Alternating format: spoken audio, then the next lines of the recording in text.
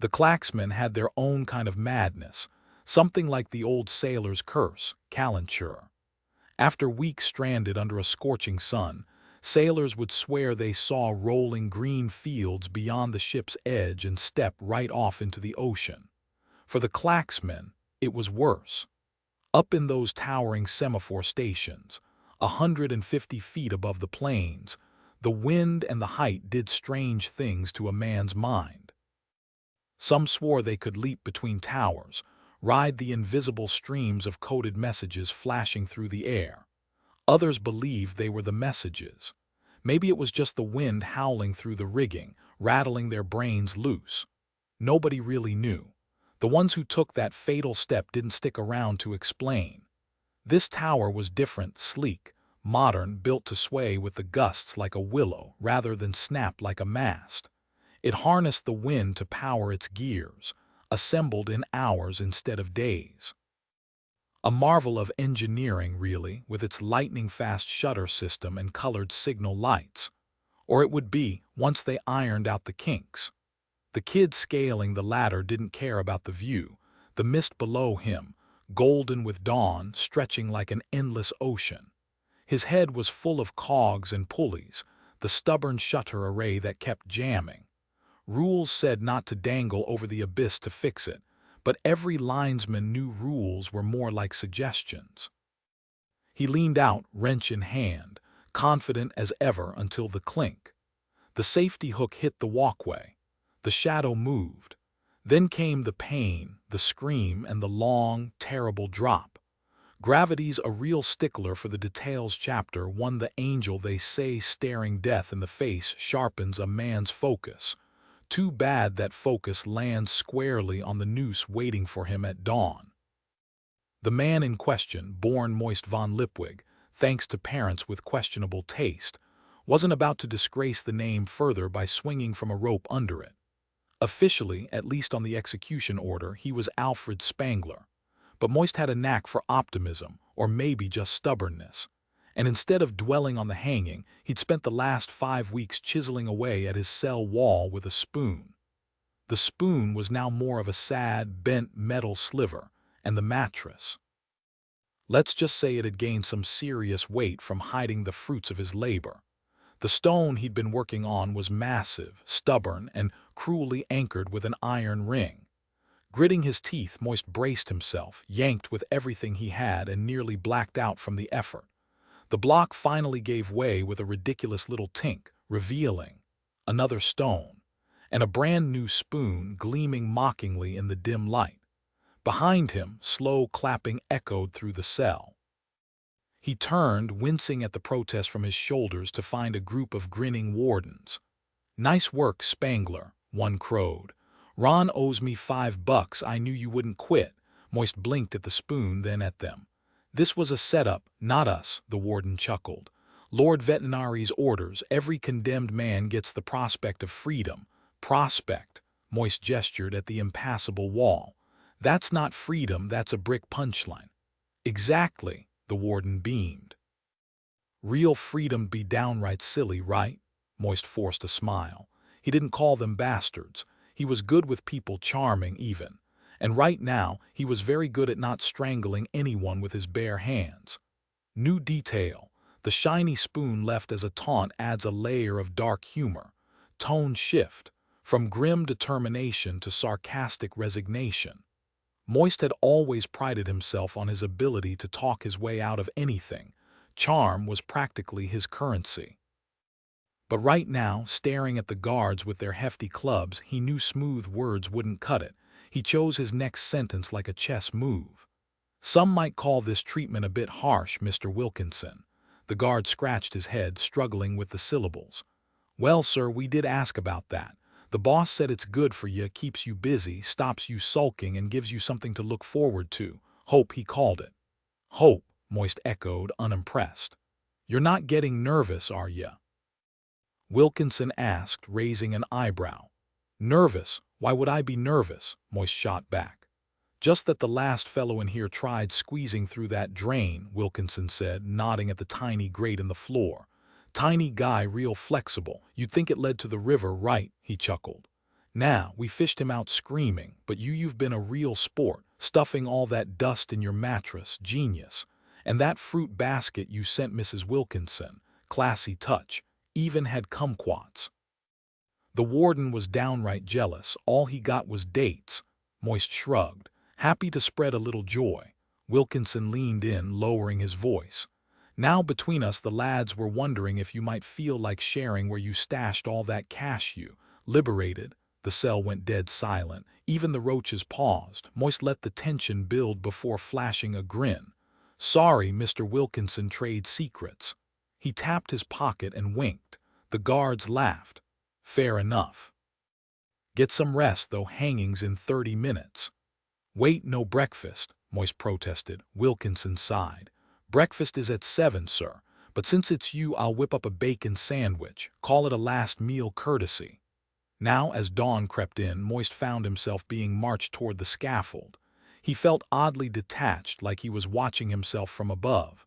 A man holding onto a balloon string, ready to let go any second.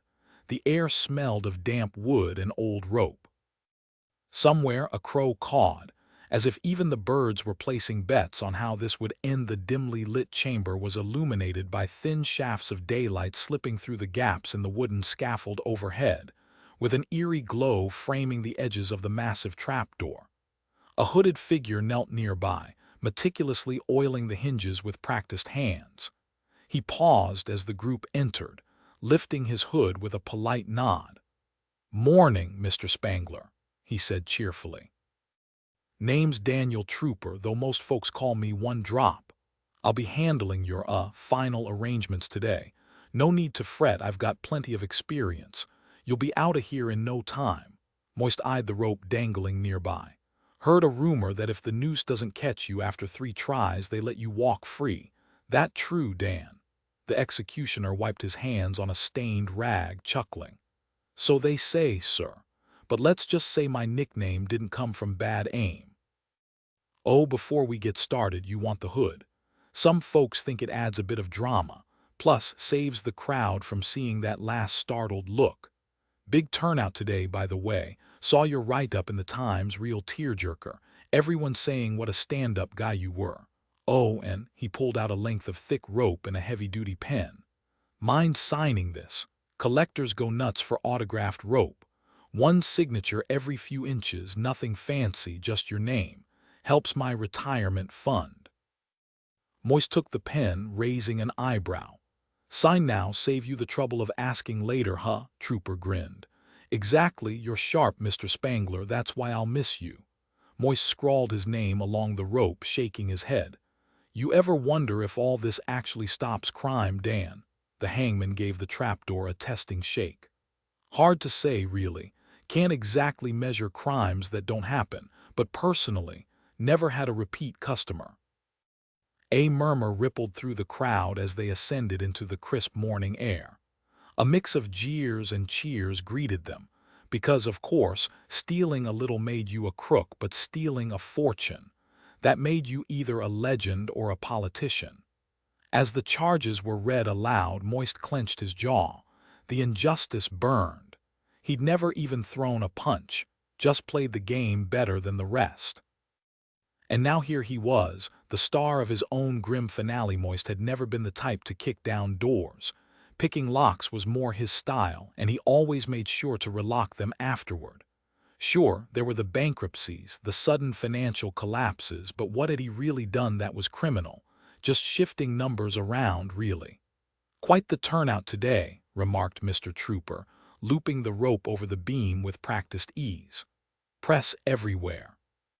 The Gallows Gazette never misses an execution, of course, but we've also got the Times and the Pseudopolis Herald, probably because of that bank fiasco. Oh, and someone from the Stowe Plains dealer, too. Solid financial section. I always check their used rope prices. Seems like a lot of folks are eager to see you swing, sir." Moist noticed the sleek black coach pulling up at the back of the crowd. No insignia on the door, unless you knew the secret. Lord Veterinari's coat of arms was a black shield on black. Subtle, the man had flair. "Huh, what?" Moist snapped back to reality as the hangman nudged him. "Any last words, Mr. Spangler?" the man asked. "Tradition, you know, got anything profound to share?" "Honestly, I wasn't planning on dying today," Moist admitted, and it hit him he'd been so sure something would come through at the last second. "Nice one," chuckled Mr. Wilkinson. "We'll use that, shall we?" Moist squinted. The coach window's curtain twitched. The door cracked open. A flicker of hope that stubborn little thief dared to spark. "Wait, no, those aren't my real last words," he backpedaled. "Let me think." A thin, bookish figure stepped out of the coach, struggling through the crowd. It's not as bad as it looks." Now it made sense. Veterinary was playing mind games, classic move. A last-minute pardon was coming. I. Down below, the clerk was getting jostled by the spectators. "Mind picking up the pace, Mr. Spangler?" The hangman grumbled. "Fair's fair." "I'm crafting my legacy here," Moist shot back, watching the clerk dodge a particularly bulky troll. "Yeah, but there's a time limit," the hangman huffed. "Otherwise you'd be hemming and hawing till next week. Short and sweet, that's the tradition." Right, Moist muttered. Then, spotting the clerk finally breaking through, "Look, that guy waving at you." The hangman glanced down. "Message from Lord Veterinary," the clerk wheezed. Finally, Moist straightened. "He says hurry up, it's past dawn." Moist's jaw dropped. Veterinary had a warden's sense of humor, too. "Come on, Mr. Spangler," the hangman sighed, giving him a sympathetic pat. "Few words, then we all move on. Well, most of us." So, this was really it. There was something oddly freeing about it, like the weight of dread had finally lifted. When you've already hit rock bottom, there's nothing left to fear. The prison guard had nailed it. Life was all about pushing past the spiky, unappetizing parts to find the sweetness underneath. Moist chuckled darkly to himself. Sure, it sounded poetic, but right now, it was about as useful as a screen door on a submarine. "Well then," Moist von Lipwig muttered, tilting his head back, "here's hoping some deity out there's feeling charitable." The executioner gave an approving nod. "Classy." Then the lever dropped and Alfred Spangler ceased to exist. Most agreed he'd gone out with style. "Ah, Mr. Lipwig." The voice was smooth, creeping closer like a shadow. "Awake, I see, and for the moment still breathing." That last bit carried a quiet threat, one that made it clear his continued existence was entirely at the speaker's mercy. Moist blinked his eyes open. He was slumped in a plush chair, the kind that screamed important meeting rather than last meal. Across from him, fingers steepled like a chess master contemplating his next move, sat Lord Havelock Veterinary, the man who'd turned Ankh-Morpork into the city people flocked to, despite its quirks. Moist didn't need to turn around to know there were armed men behind him, but none of them unsettled him as much as the patrician himself, lean, precise, with the calculating gaze of a man who'd already decided how this conversation would end. "Shall we discuss angels, Mr. Lipwig?" Veterinary's tone was almost cheerful. "I happen to know two particularly fascinating things about them." Moist groaned. His neck burned like fire and the room had exactly 0 exits. "Ah yes, the hanging." Veterinary waved a hand dismissively. "A delicate art, really. Mr. Trooper is an absolute virtuoso. Rope thickness, not placement, the perfect balance between drop and weight. Why, the man could teach a master class. You, my dear fraudster, were hanged to within a hair's breadth of your life. Only an expert would have noticed, and lucky for you, our Mr. Trooper was standing right there. Alfred Spangler is dead. 300 witnesses will swear to it." He leaned in, eyes glinting. "Which brings me back to angels." Moist managed a weak grunt. "First," Veterinary continued, "angels have a habit of appearing when a man's made such a spectacular mess of things that death seems the only logical next step. And then, rarely, mind you, they offer him a chance to go back, to fix it. Do it right," he smiled. "Consider me your angel, Mr. Lipwig." Moist gaped. He'd felt the rope snap. He'd seen the darkness swallow him. He'd died. "I'm offering you a job." Alfred Spangler might be 6 feet under, but Moist von Lipwig was very much alive, for now at least. One wrong move and that could change in a hurry. "You're being offered a job, Mr. Lipwig, paid work." I know, shocking concept, Lord Vetinari said, his voice dripping with dry amusement. Moist barely suppressed a scoff. Paid work, more like a glorified prison sentence. The position is Postmaster General of Ankh-Morpork's Postal Service, Vetinari continued, watching Moist's expression with mild interest. And just so we're clear, that door behind you, walk through it any time and you'll never hear from me again. Moist mentally filed that under too good to be true. Your duties, Vetinari went on, include reviving the city's postal system, handling international mail, maintaining post office property, the usual bureaucratic drudgery. Moist's mouth moved before his brain could stop it. Stick a broom in my backside and I'll sweep the floors too. Silence. Vetinari's gaze sharpened. If you insist, he said, turning to his assistant. Drumknot, does the housekeeper keep spare brooms on this floor? Moist blanched. That was a joke. Ah, my mistake, Vetinari replied smoothly. Do warn me next time you attempt humor. It'll save us both the confusion. Moist rubbed his temples. Look, I don't even know how to deliver mail. This morning you had zero experience being dead, Vetinari countered, and yet you were about to excel at it. Funny how life or lack thereof works. But when you sentenced me, Vetinari held up a hand. Ah, Moist's brain finally kicked into gear. When you sentenced Alfred Spangler. You called him a pathological liar, a con artist, and a menace to society. Vetinari leaned forward. So are you taking the job? Moist hesitated, then stood abruptly. 1 second. Behind him, 2 men in nondescript black suits, the kind that hid stains rather than made statements, watched him with unsettling calm. They stepped aside as he approached the door. He opened it. Nothing. No floor, no walls, just endless black. He fished the broken spoon from his pocket and dropped it. The distant clink took far too long to reach his ears. He shut the door and sat back down. Freedom's just an illusion, then, Vetinari smiled. Precisely. New detail, the spoon drop, a small but telling moment that underscores the sheer absurdity of Moist's predicament. Tone shift, from sarcastic defiance to grim realization, highlighting the dark humor of his situation. There's always a choice, Vetinari said, leaning back in his chair with the calm of a man who had already won. Moist scoffed. You mean the choice between certain death and... What exactly? Precisely, Vetinari replied smoothly. Freedom, Mr. Lipwig, is a fascinating concept. People claim to adore it, yet they flee from its consequences. But true freedom, it demands accountability, otherwise it's just an illusion. So what'll it be? Take the job or, well, you know the alternative. Moist rolled his eyes. Fine. I accept as a professional swindler, pathological liar, and all-around untrustworthy genius. Happy. Delighted, Vetinari beamed, shaking his hand like they'd just closed a business deal. $20 a week, a cramped apartment in the post office, and, oh yes, a hat, reports due weekly. Now, unless you'd like to admire my paperwork further, I suggest you get moving. Moist blinked. That's it. 1 second I'm dangling from a noose, the next I'm a government employee. Vetinari barely glanced up. Drumknot, the keys. The clerk handed over a rusted keyring that looked like it belonged in a dungeon, followed by a clipboard. Moist hesitated, 1 city, countless escape routes, then scribbled a fake name. Ethel Snake, Vetinari sighed without looking. Try again, Mr. Lipwig, properly this time. Moist signed his real name, already calculating his next move. And your parole officer, Vetinari added, still absorbed in his documents.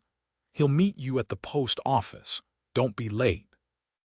The moment Moist was gone, Drumknot cleared his throat. Do you really think he'll show? Vetinari smirked, twirling a stolen pencil between his fingers. Psychology, Drumknot, he's already running, just not in the direction he thinks. 10 minutes later, Moist was sprinting down a dirt road, the city gates shrinking behind him. Fast, always move fast, because whatever was chasing him, it was definitely faster. He'd picked up a horse. Not exactly a prize winner, but it got the job done. Speed was everything, and he'd barely had time to grab a hidden stash of cash before snagging the cheapest nag at Hobson's livery. At least this way, nobody would report him to the watch. The city gates stood wide open, and the open plain stretched ahead, ripe with possibilities. He had a knack for turning nothing into something, and this scrawny old horse was just the first step. By the time he reached the next town, he'd work his usual magic, a quick polish, a little something in the feed, and suddenly the horse would look twice as valuable. Long enough to sell it anyway. A few towns later, he'd have a decent ride, but that was just a warm-up. Hidden in his coat were 3 fake diamond rings, one real one tucked in his sleeve, and a counterfeit gold dollar stitched into the collar, tools of the trade. They say you can't fool an honest man, but Moist knew better. Honest men made terrible marks. They complained, and the watch was getting harder to bribe these days. Dishonest men. Now they were fun. They thought they were too smart to be tricked, which made them perfect targets. And there were plenty to choose from. Half an hour after rolling into Hapley, he was slumped outside an inn, looking like a man down on his luck, just a desperate soul with a diamond ring, trying to get home to his dying mother in Genua. 11 minutes later, a jeweler was whispering to a local about the real value of the ring Moist was practically giving away. And by the time he rode out of town, he had a better horse, a few extra bucks, and left behind a smug customer who was about to learn a very expensive lesson. The world was full of people who thought they could spot a con. That's what made it so easy. Moist patted his jacket pocket and grinned. The guards had confiscated the map from him, naturally, likely while he was too preoccupied playing dead to notice. It was a detailed map, one that would teach Mr. Wilkinson and his cronies plenty about coded messages, terrain, and deceptive map-making. But they wouldn't uncover the location of $150,000 in assorted cash, because the whole thing was an elaborate lie. Still, Moist got a quiet thrill knowing they'd cling to that most precious of treasures, hope. In his book, if you couldn't even recall where you'd hidden a fortune, you didn't deserve to keep it. For now, though, he'd have to stay clear of it, something to look forward to later. The name of the next town didn't even register with him. As long as it had an inn, that was good enough. He booked a room overlooking a quiet, abandoned alley, tested the window just in case, choked down a mediocre dinner, and turned in early. Not a bad day, all things considered. That morning he'd been seconds from hanging with a noose around his neck. Now, he was already back in the game. All he needed was to grow out his beard again and avoid Ankh-Morpork for a few months. Maybe even less. Moist had a gift. He'd honed his skills so well they were practically instinct. He knew how to charm, but something in his DNA made him forgettable. He had a knack for blending in, for being just another face in the crowd.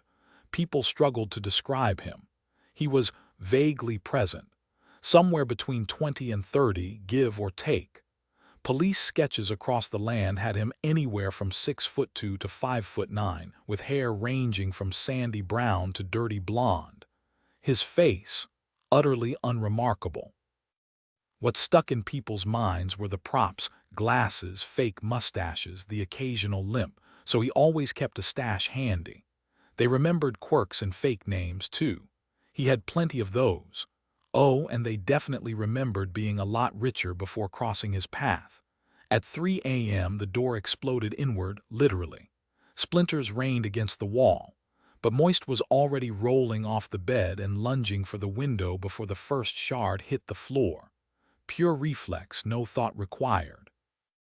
He'd scoped the escape route earlier. There was supposed to be a water barrel below to cushion his landing, except now it was gone. Some thief had swiped it, but they'd left the hard-packed dirt behind, which did a fine job of snapping his ankle instead. Gritting his teeth against the pain, he dragged himself upright and hobbled down the alley, one hand braced against the wall. The stables were just around back. All he needed was to get on a horse, any horse. Mr. Lipwig. A voice boomed, loud enough to rattle his bonzo grate, just what he needed, a troll. Not just any troll, but one with a voice that could shake the rafters. Since when did they even come this far south? Moist Lipwig hadn't exactly advertised his real name here, so how the hell did this thing know it? None of that mattered now. Someone or something was after him, and his only options were run, hop, or pray. He made it to the stable gate, risking a glance back. His room was lit up like a bonfire. Seriously, over a few bucks. Some people just didn't get the art of passing off a bad deal. His horse stood there, utterly unimpressed by his frantic arrival. No time for a saddle, he'd ridden bareback plenty of times. Hell, once he'd even done it without pants, though the tar and feathers had at least kept him glued in place. But when he yanked the bridle on and tried to lead the horse out, he heard the unmistakable clink. A bright yellow clamp locked the horse's legs together. Of course. Because why make escaping easy? Now they'd both be hopping. "Oh, Mr. Lipwig," the voice rolled through the stable like thunder. "Care to learn the rules? Weapons, useless." He'd always relied on fast talk, faster feet, and the occasional well-timed distraction. But out here no one was listening. His options, a broom and a feed bucket. He jammed the broom under his arm as a makeshift crutch and gripped the bucket like a club. The door creaked open. He swung hard, wood splintering on impact. Something heavy hit the ground. Moist didn't stick around to check. He lurched forward only for something to snag his good ankle. The broom handle snapped and he face-planted into something suspiciously soft. "Nothing but goodwill for you, Mr. Lipwig," the voice chimed, way too cheerful. Moist groaned. Of course the broom was decorative. This stable hadn't seen a proper cleaning in years. On the bright side, at least the landing was cushioned. By what? He didn't want to know the downside. He'd landed in something squishy and unpleasant. Before he could process it, a massive hand yanked him up by his coat collar like a kitten. "Rise and shine, Mr. Lipwig." "Lipwig, you idiot," Moist groaned, spitting out mud. "There's no W in my name." "Understood, Mr. Lipwig," boomed the voice as a broom handle was shoved under his armpit. Moist squinted way up into the glowing red eyes of what looked like a sentient gingerbread man with a furnace for a mouth. "What in the hell are you?" "Your parole officer." The golem hoisted him onto its shoulder like a sack of potatoes before ducking into the stables. Moist, now upside down with his face pressed against the creature's clay body, realized it had just scooped up his horse in its other hand. The animal let out a startled whinny. "No time for delays. Lord Veterinary expects you by 8 sharp, then straight to work by 9, Moist groaned. By the time they arrived, his ankle had miraculously healed, but the rest of him felt like roadkill. "That thing marched all night," he wheezed, swaying in front of Veterinari's desk. "Carrying a full-grown horse the whole way." Veterinary barely glanced up from the intricate stone game board in front of him, dwarf and troll figurines locked in silent battle. "Do sit, Mr. Lipwig. And for the record, it is a he. A courtesy title, but one I expect you to respect. Meet Mr. Pump." Moist turned just in time to see the golem's eerie red grin flicker across the walls. "Mr. Pump," Moist repeated, jerking a thumb at the towering figure. "That's Mr. Pump." Veterinary finally met his gaze, sharp as a blade. "No, he is Mr. Pump, a government official who doesn't sleep, eat, or most importantly stop," Moist scoffed. "So what if I bolt for the nearest ship to Forex? He'll just plod after me. Precisely. You'll need rest. He won't. The ocean floor. A minor inconvenience. 4 miles an hour may not sound fast, but over a week, that's 672 miles. And when he catches you, hold on," Moist cut in, wagging a finger. "Golems can't harm humans. It's in there. Whatever their sacred scroll thing." Veterinary's eyebrows arched. My, who told you that fairy tale?" Moist's confidence wavered as the patrician's words hung in the air. "Oh, wonderful," he muttered under his breath. Lord Veterinary exhaled dramatically. "Mr. Pump, if you wouldn't mind, snap one of Mr. Lipwig's fingers cleanly if possible."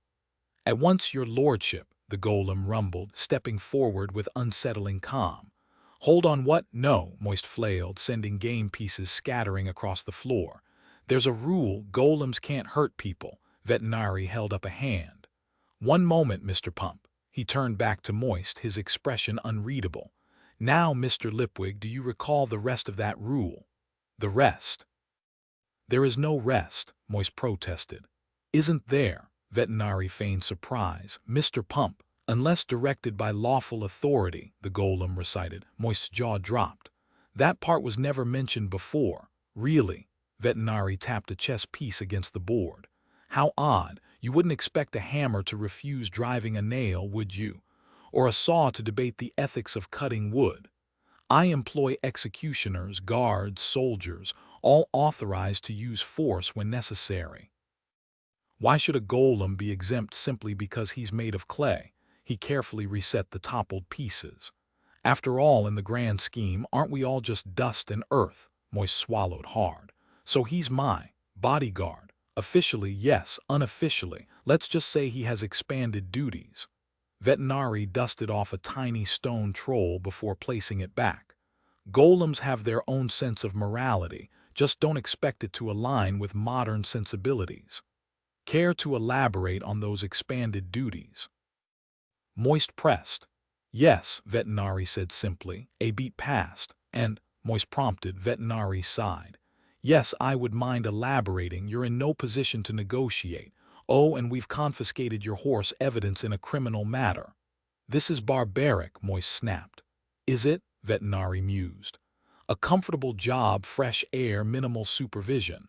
Unusual, perhaps, but barbaric, hardly. Though if you'd prefer, the sellers hold truly barbaric options, some quite inventive. Or there's always the classic hemp fandango. The what? Moist blinked. Drumknot leaned in, whispering. Veterinary waved a hand. Ah, my mistake. The hemp fandango. The point stands, Mr. Lipwig. You always have a choice, always. Moist's head was still spinning from Veterinary's cryptic comment about angels when the conversation shifted abruptly. Wait, what angels? He snapped, frustration bubbling up. Oh dear, you really weren't paying attention, were you? Veterinary sighed, as if explaining to a particularly slow student. The first interesting fact, yesterday. Ring any bells? No. Well, the second thing about angels, Mr. Lipwig, is that you only ever get one. The post office loomed ahead, its grand facade a mix of half-hearted architecture and urban decay.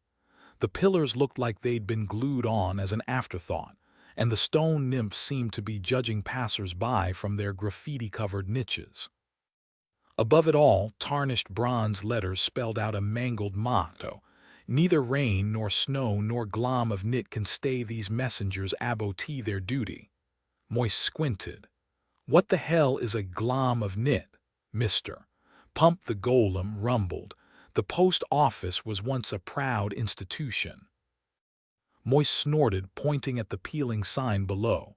Don't ask us about rocks, trolls with sticks, all sorts of dragons, Mrs. Cake, huge green things with teeth, black dogs with orange eyebrows, reigns of spaniels, fog, Mrs. Cake. Who's Mrs. Cake? Moist asked, intrigued despite himself. I regret I cannot assist you there, Mr. Lipwig. Seems like everyone else is terrified of her, Moist muttered, scanning the chaotic intersection. The city pulsed around him. Carriages rattling, merchants shouting, the ever-present hum of Ankh-Morpork's barely contained madness. He exhaled, weighing his options. Sure, he was technically free, but freedom with Veterinary always came with strings. Still, uncertain death beats certain death, and if there was one thing Moist excelled at, it was turning barren ground into opportunity. Maybe he'd play along for now, let his foot heal, and see what cracks he could find in this so-called proud institution. After all, golems were just pottery, right? And pottery could break.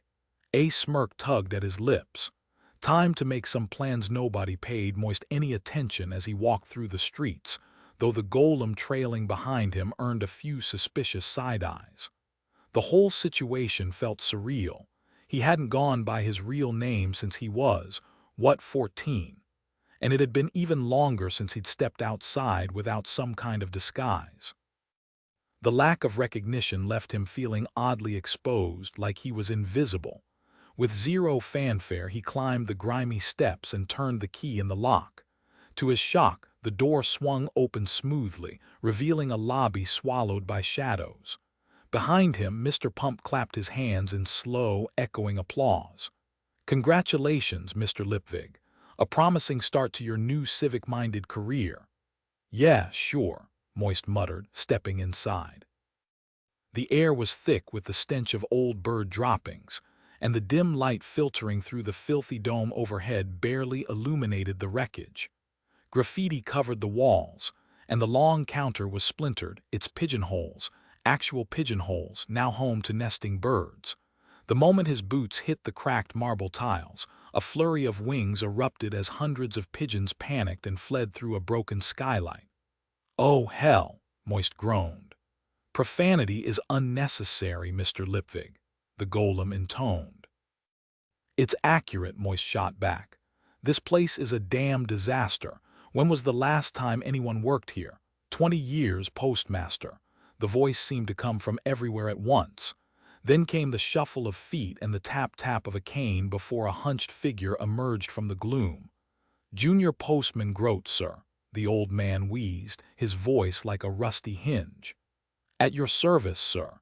Just say the word and I'll spring into action, sir." He punctuated this with a coughing fit that sounded like a sack of gravel being dumped down a staircase. Moist eyed the man's patchy beard, as if he'd started chewing a broom and given up halfway before raising an eyebrow. "Junior postman."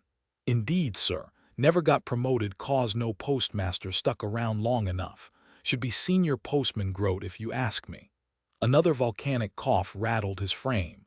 More like retired in place Grote, Moist thought. Aloud, he said, "And you work here?" "Aye, sir." "Just me and the lad. We keep things tidy, regulations, you see." Moist couldn't tear his eyes away from the man's toupee. Somewhere in the world there might be a man who could pull off a hairpiece, but Grote was not that man. It was the wrong shade, the wrong fit, and just wrong in every possible way. Like a dead squirrel glued to his head, Grote beamed as his toupee did a slow twirl, catching the dim light. "Noticed my hair, eh? All natural, not a single strand of syrup in sight," he declared proudly, patting the wiry mess. Moist blinked. "Syrup? Ah, pardon the local lingo, syrup of prunes means wig where I'm from. Dimwell talk. Most blokes my age are bald as eggs, but clean livin' keeps mine intact."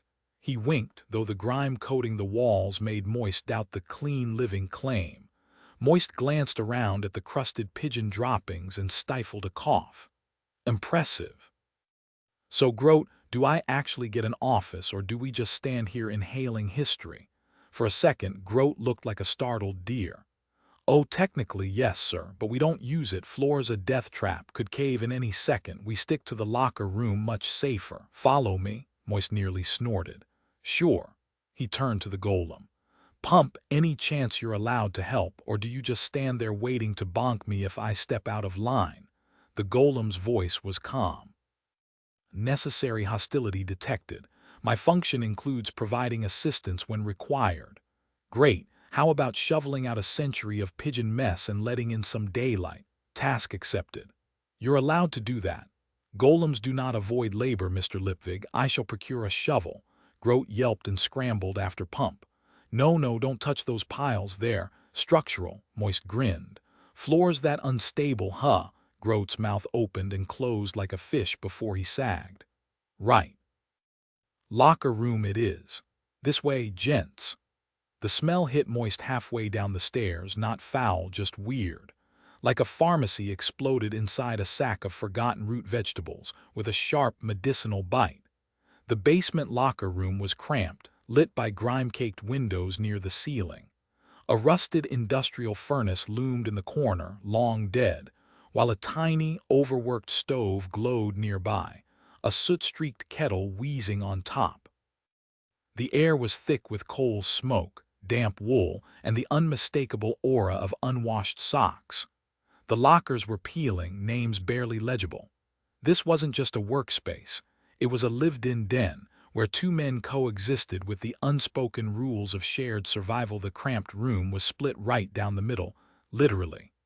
A thick painted line ran across the floor, up the walls, even over the ceiling, marking two territories like some bizarre Cold War standoff.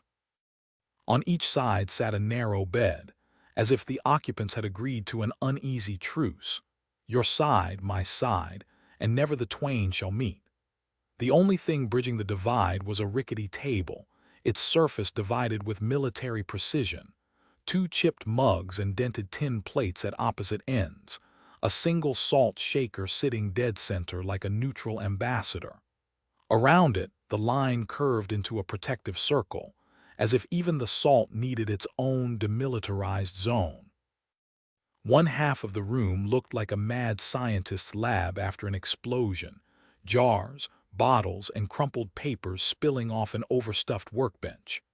The other side was unnervingly pristine, with a small card table stacked with black felt rolls and tiny boxes arranged like a museum exhibit. A massive magnifying glass perched on a stand, gleaming under the dim light. The clean side was spotless. The messy side was a disaster waiting to spill over the line. And judging by the neatly sliced corner of one rogue scrap of paper, someone had taken a razor to enforce the border. Standing rigidly in the tidy half was a lanky young man who seemed to have only half learned the concept of standing at attention. His right side was ramrod straight, his left slumped slightly, leaving him bent like a question mark. His grin was too wide, his eyes too bright, the kind of enthusiasm that bordered on mania. His shirt screamed "Ask me about pins" in bold letters as if daring the world to challenge him. Moist hesitated. Apprentice postman Stanley, Grote muttered. Orphan, tragic story. Parents died of swamp fever out in the back country, raised by peas. On peas, surely, Moist corrected. By peas, Grote insisted. Whole field of 'em. Odd kid, but harmless. Just don't let him get too excited, or he starts leaning towards sunlight like a damn sunflower. Moist turned to Stanley, forcing a grin. So you know about pins, huh? Stanley snapped to attention. Well, half of him did. Nassir, he barked. But your shirt says, I know everything about pins, sir, everything. His voice climbed an octave. Test me, go on, ask me anything, anything at all. Moist scrambled for a question. All right, how many pins were made in the city last? He froze. Stanley's grin widened.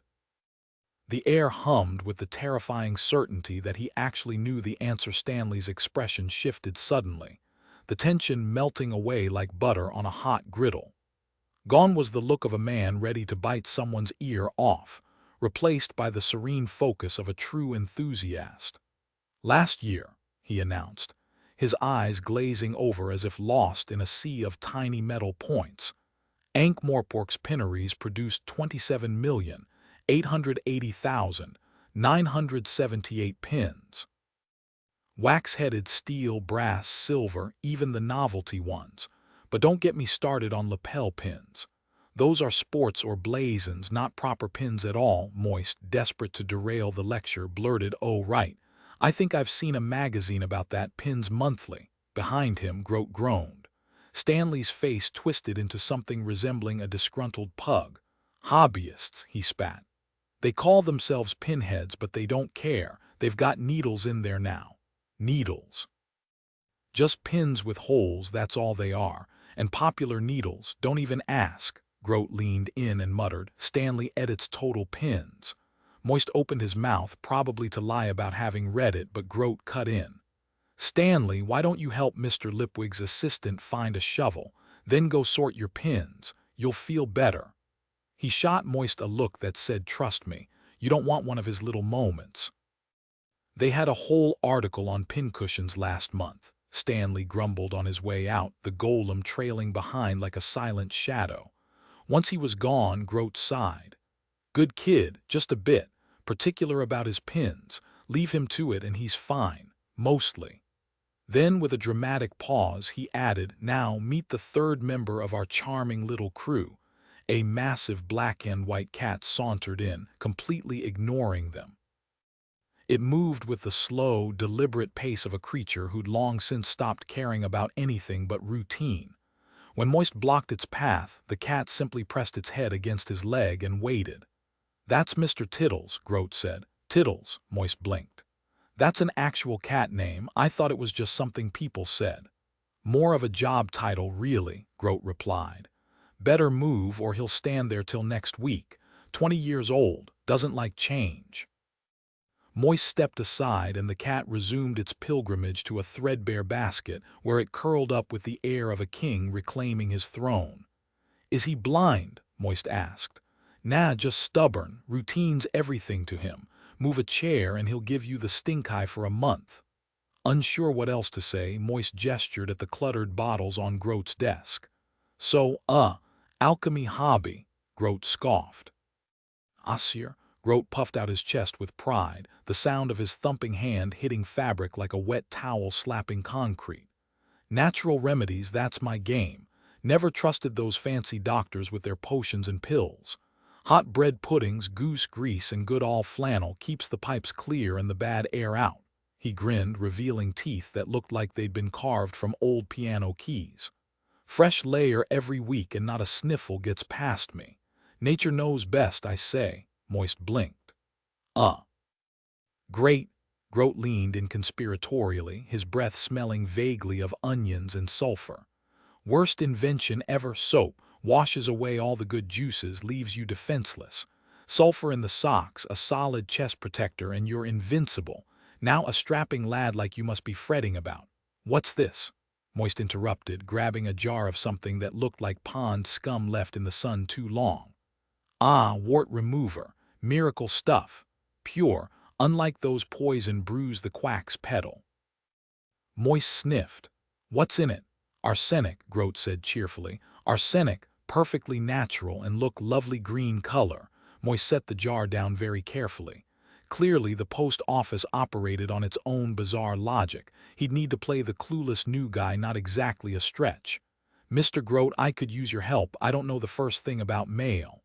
Well, sir, what did you do before this? Lie, swindle, forge, but never violence, that was key. Moist had always been meticulous about that. No sneaking around in the dead of night either. Why skulk in shadows when you could waltz in at noon with a convincing smile and the right paperwork? A firm handshake, a trustworthy face, people saw what they wanted to see. That was the real magic. Make them believe in the illusion so deeply they'd defend it for you. But how had Veterinary known? The man had unraveled him like a cheap suit. And the watch here, terrifying. And then there was the golem. Moist cleared his throat. I was a clerk. Grote squinted at Moist, his eyes sharp with curiosity. Paperwork, huh? That's the gig. Pretty much, Moist admitted, though he conveniently left out the part about forged checks, doctored letters, and the occasional high-stakes poker game. Grote chuckled, shaking his head. Well, ain't much else going on here. Plenty of space if you wanna squeeze in. Moist frowned. I was told to bring this place back to life, Mr. Grote, make it run like it used to. The old man snorted. Oh, sure. Come on, Mr. Lipwig. Bet there's a few things they forgot to mention. He shuffled out into the dim, cavernous hall, a faint trail of yellow dust trickling from his worn-out boots. Used to come here with my dad when I was a kid, Grote mused, his voice tinged with nostalgia. Back then, whole families worked for the post office. Place was a palace, chandeliers dripping light, brass polished so bright it hurt your eyes. Balconies like iron lacework, counters made of wood so rare it whispered when you touched it. Moist raised an eyebrow. Sounds impressive. Grote's eyes gleamed. You don't know the half of it, nights. Oh, nights were something else. Coaches rollin' in, horses snortin' steam, men shoutin', whole yard lit up like daylight. They had this system, see, coach in and out in 60 seconds flat. Folks used to joke, mail a letter to yourself across town, and you'd better sprint home if you wanted to beat the postman. Moist barely had time to process the image before his gaze snagged on Mr. Pump, who'd been methodically digging through what they'd assumed was just another pile of pigeon droppings. The golem straightened, holding up something small and yellowed. Grote's rambling cut off as Moist stepped forward. Find something, the golem's voice rumbled. A correction, postmaster. These mounds are not avian waste. The volume exceeds biological feasibility. Moist frowned. Then what is it? Letters, sir. Groat coughed, suddenly sheepish. Ah, yeah, was getting to that. Letters, they were everywhere. Rooms choked with them, hallways buried under them. The postmaster's office. Forget about it, 12 feet deep in undelivered mail. Moist stared, the sheer scale of neglect hitting him like a punch to the gut. Somewhere in the distance, a single, rusted hinge groaned, as if the building itself was sighing. The entire building was drowning in undelivered letters. Hallways were barricaded by towering stacks, closets crammed to bursting. One wrong move and you'd trigger a landslide of brittle, yellowed envelopes. The floors sagged ominously, and cracks in the ceiling revealed glimpses of more paper pressing through. The sorting room, nearly the size of a high school gym, had drifts so deep they swallowed entire filing cabinets, leaving only the tops visible like shipwrecks in a paper ocean. After just 30 minutes inside, Moist felt like he'd crawled through an ancient library buried in sand. His lungs burned from the dust, his throat coated in the stale taste of forgotten words. "I was told there's an apartment here," he rasped. "Aye, sir," Groat replied, wiping his hands on his grimy apron. "Me and the lad went hunting for it. Figured it was past your office, so we sent Stanley in on a rope. Poor kid sank 6 feet deep before he even found a doorknob. Had to yank him out before the mail swallowed him whole." Back in the locker room, the air was thick with steam from a dented kettle. Stanley sat hunched at a tiny table, obsessively lining up his pins while Groat scrubbed 2 tin mugs in murky water. "So the whole damn place is just undelivered mail," Moist snapped. "Mostly, sir. 'Cept the basements and stables," Groat admitted, avoiding eye contact. "Wait, you're telling me my office is packed floor to ceiling, but the basements are empty?" "What kind of logic is that?" Groat flinched like Moist had cursed in church. "Oh, you can't use the basement, sir. Damp as a swamp down there. Letters'd rot in a week." "Rot," Moist echoed flatly. "Right, because nothing ruins mail like moisture, not say a century of neglect." "We ain't got proof them letters are for dead folks," Groat protested, wringing his hands. "Oh, sure, 100 years is nothing." "Bet the local vampires are still checking their mailboxes daily," Moist shot back, his patience fraying. The old man's evasiveness was like a splinter under his skin. Groat's expression darkened. "Tamperin' with the mail ain't just a crime, sir. It's sacrilege. Back in my day, Chief Inspector Rumbelow would have skinned you alive for less. Gods forgive sins, Rumbelow. He just made you disappear." Moist studied Groat's face, searching for reason beneath the wild beard streaked with what might have been tea stains. Or something far stranger. The man wasn't just hiding mail. He was guarding secrets like a rusty old vault. Moist studied the man in front of him, wild beard, wilder wig, and wondered if he'd stumbled into the lair of some eccentric recluse. "Hold on," he said, keeping his voice steady. "You're telling me stuffing letters under the floor for a century doesn't count as tampering?" Groat's face crumpled like a discarded envelope. His beard trembled before he erupted into a coughing fit so violent it rattled the jars on the shelves and sent up a faint yellow dust from his pant cuffs. "Pardon me, sir," he wheezed, fishing out a dented tin. "Care for one. Number 3's gentle on the throat. Homemade, all natural. Gotta keep the pipes clear or they'll rebel." Moist took a purple lozenge, sniffing its faint licorice scent.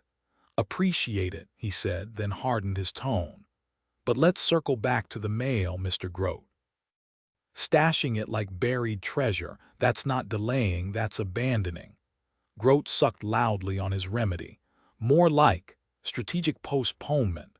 No intention of never delivering, sir, just logistics got complicated." Moist pinched the bridge of his nose. This wasn't just incompetence, it was like talking to a castaway stranded in his own crumbling empire of undelivered promises. "There's literal tons of mail out there," he said slowly, "buried under what I can only describe as fossilized pigeon waste." "Ah, but that's the thing, sir." Groat brightened as if this were a selling point. "Pigeon droppings dry real nice, form a protective seal, Like nature's own packaging, Moist exhaled. People's skills do not strangle him. Why are they here? Groat scuffed his boot. You know how it is. Busy routes, hogswatch rush, inspectors breathing down your neck. A man thinks I'll just stash a few, catch up later. But then later turns into never, and suddenly you're drowning in undelivered guilt. His voice cracked. They just kept pushing, sir, like the mail was alive and hunting him down. A beat. Moist glanced at the mountain of letters. Somewhere in that pile, he realized, was the ghost of a postman who'd cracked under the weight of his own good intentions. Things had gotten messy, way messier than they should have. We pushed too hard, sir, crossed a line. Some things break so completely, it's better to walk away than try gluing the shattered bits back together. Where would you even begin? Moist smirked. Oh, I see the picture you're painting, Mr. Groat, but here's the thing, you're leaving out the best parts. I've made a career out of bending the truth, and let's just say your version is missing a few brushstrokes. Groat's face twitched into a weak smile, oblivious to Moist's silent judgment. But the real issue, what's your first name again? Tolliver, sir. Right. Tolliver, the picture you're giving me. That's like a tiny postage stamp compared to the full mural we're standing in. We're talking grand historical tapestries, celestial ceilings, maybe even a cryptic lady smirking in the corner. You're holding back, and I know it. Groat shifted, defiance flickering behind his nervous stare. Sorry, sir, just how it is. Moist leaned in. I could fire you, you know, a slow, quiet chuckle. You could try, sir, but face it, I'm all you've got. That kid, useless, and you. You don't know the first thing about this place. The regulations, the inkwells, you wouldn't last a morning without me. Inkwells, Moist threw his hands up. We're a museum of dust and forgotten paper. No customers, no mail, just inkwells. Groat's voice turned rigid. Post office regulations, sir. Inkwells get filled, brass gets polished, we follow the rules. What rules for an office that doesn't do anything? We're ready, sir, Groat insisted, a stubborn glint in his eye. If mail ever came, we'd handle it, but it won't. Not with those damn Clacks towers stealing the show. Fast as lightning, they say, soulless if you ask me, Moist scoffed. So people would rather toss their letters in the gutter than trust this place. Groat's voice dropped, almost mournful.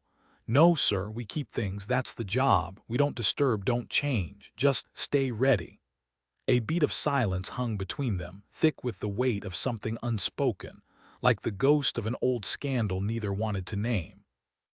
Moist narrowed his eyes. There's more here. And I'll dig it up. Moist hesitated at the way the words were spoken, slow, deliberate, like someone tiptoeing around a sleeping bear. What exactly are we not disturbing? He pressed, glancing around the dimly lit room. The air smelled of old paper and dust, but nothing supernatural. Still, the back of his neck prickled. He'd heard once that humans inherited that instinct from monkeys, a warning that something dangerous was lurking behind them. And sure enough, there was Mr. Pump, looming like a furnace with eyes, worse than a tiger. At least tigers didn't follow you across oceans or work overtime. Moist sighed. Groat was lost in his own strange little world, surrounded by relics of a forgotten time. Is this really how you want to live? Moist asked, sharper than he intended. For the first time, Groat met his gaze. Better than the alternative, sir. Outside, Moist spun on the golem. All right, what's the deal? Are you my shadow now? You know I can't exactly sprint away. The golem's voice rumbled like distant thunder. You have freedom within the city, but until you adjust, my duty is to ensure your safety. Safety from what? Angry great-grandkids demanding their overdue mail. I couldn't say, sir, Moist exhaled sharply. I need air. What's the deal with this place? Why does it feel like stepping into a ghost story? The golem remained infuriatingly calm. I couldn't say, sir. You don't know, it's your city, Moist snapped. Or were you buried underground for the last century? 240 years, Mr. Lipwig. Moist blinked. What? My name isn't Pump, it's my function. Pump 19 to be exact. I spent 2 centuries in a hole moving water. Now I walk in sunlight. This is better. That night, staring at the ceiling just 3 feet above him, Moist wondered if better was relative. The safety lantern flickered. Stanley had insisted on it, and for good reason. The whole place was a tinderbox. Grote had been right, damn him. The post office was Grote. And after a day like this, with exhaustion weighing him down and the memory of being tossed over a golem's shoulder still fresh, Moist wasn't sure if he was trapped in a nightmare or just a really bad career move. Sleeping in this mess wasn't his first choice, not by a long shot. But with no place left to crash and housing prices in this overcrowded city sky high, beggars couldn't be choosers. The locker room. No thanks. So here he was, sprawled on a mountain of forgotten letters in what was technically his office. Not the worst spot, really. A guy like him had learned to snooze anywhere, even with angry mobs breathing down his neck just a thin wall away. At least the paper was dry, warm, and unlike some of his past acquaintances, not armed. The crinkling under him sounded like a campfire as he shifted, grabbing a random envelope. Antimony Parker, one lob in clout, and on the back bold letters screamed SWALK. He pried it open, the paper flaking like ancient parchment. My very dearest Timony, the words dripped with old-fashioned passion, some love-struck woman gushing about honor and marriage. Moist checked the date, 41 years ago. Normally, he wasn't one for deep thoughts bad for business, but he couldn't help it. Did your loving Agnathea ever walk down the aisle, or did her dreams rot in this paper tomb? Chill ran down his spine. He stuffed the letter into his coat. Grote would know what SWALK meant. Mr. Pump, the golem's glowing eyes flickered from the corner buried in mail. Yes, Mr. Lipwig. Can you not stare at me? Creepy glowing eyes aren't exactly a lullaby. Apologies, I could face the wall. Still gonna see the reflection. Look, where am I gonna go? The door's right there. The golem pondered. I will wait in the hall. It lumbered off, leaving Moist in blessed darkness. Good. And tomorrow, find me a real bedroom. Some of these offices have space above the stacks. Move the letters there. Mr. Grote disapproves of rearranging mail. Mr. Grote isn't in charge. I am. As the red glow faded, Moist groaned. Postmaster. More like lab rat in a bureaucratic experiment. What kind of lunatic puts a con artist in charge of an entire government office? Well, besides voters, but that's democracy for you. He racked his brain for an escape plan, but one thought kept echoing. Picture a hole. 100 feet deep, pitch black and filled with water. Now imagine drowning in it. Deep in the pit, a shadowy figure shaped like a man turned a massive crank every 8 seconds, pump, pump, pump for 2.5 centuries. Moist couldn't wrap his head around it. You didn't mind being stuck down there, he asked. The golem's voice was steady. Resentment, Mr. Lipwig. No, the work was necessary. And in the silence, I had time to think. Think, while drowning in 100 feet of murky water, what could possibly occupy your mind? Pumping, Mr. Lipwig. Then came the moment of change. Chains loosened, light seeped in, and the golem rose into a world of color, noise, and others like him. Moist knew the basics. Golems, ancient clay constructs brought to life by hidden scrolls, never wore out, never stopped working. Most swept streets or hauled timber unseen, keeping the world's hidden gears turning. They were honest by design until now. This was a revolution unlike any other. Quiet, orderly. Golems weren't smashing chains, they were buying their freedom 1 copper at a time. And here was the irony. Mr. Pump was financing his own liberation by making sure Moist didn't escape. Somewhere in the universe, the gods were laughing. Moist coughed violently, the dust in the room thick enough to choke a horse. He fished out the cough drop Grote had given him, innocent-looking, diamond-shaped. 1 second later, Mr. Pump's massive hand slammed between his shoulders, launching the lozenge across the room like a bullet. By dawn, it had eaten halfway through the wall. Meanwhile, Grote measured out his nightly dose of rhubarb and cayenne tincture, swearing by nature's remedies over Dr. Poison. The dead mole around his neck. Essential. Everyone knew physicians were just plague bringers in fancy coats. He smacked his lips, savoring the burn, then adjusted his sulfur-stuffed socks, tonight's health boost.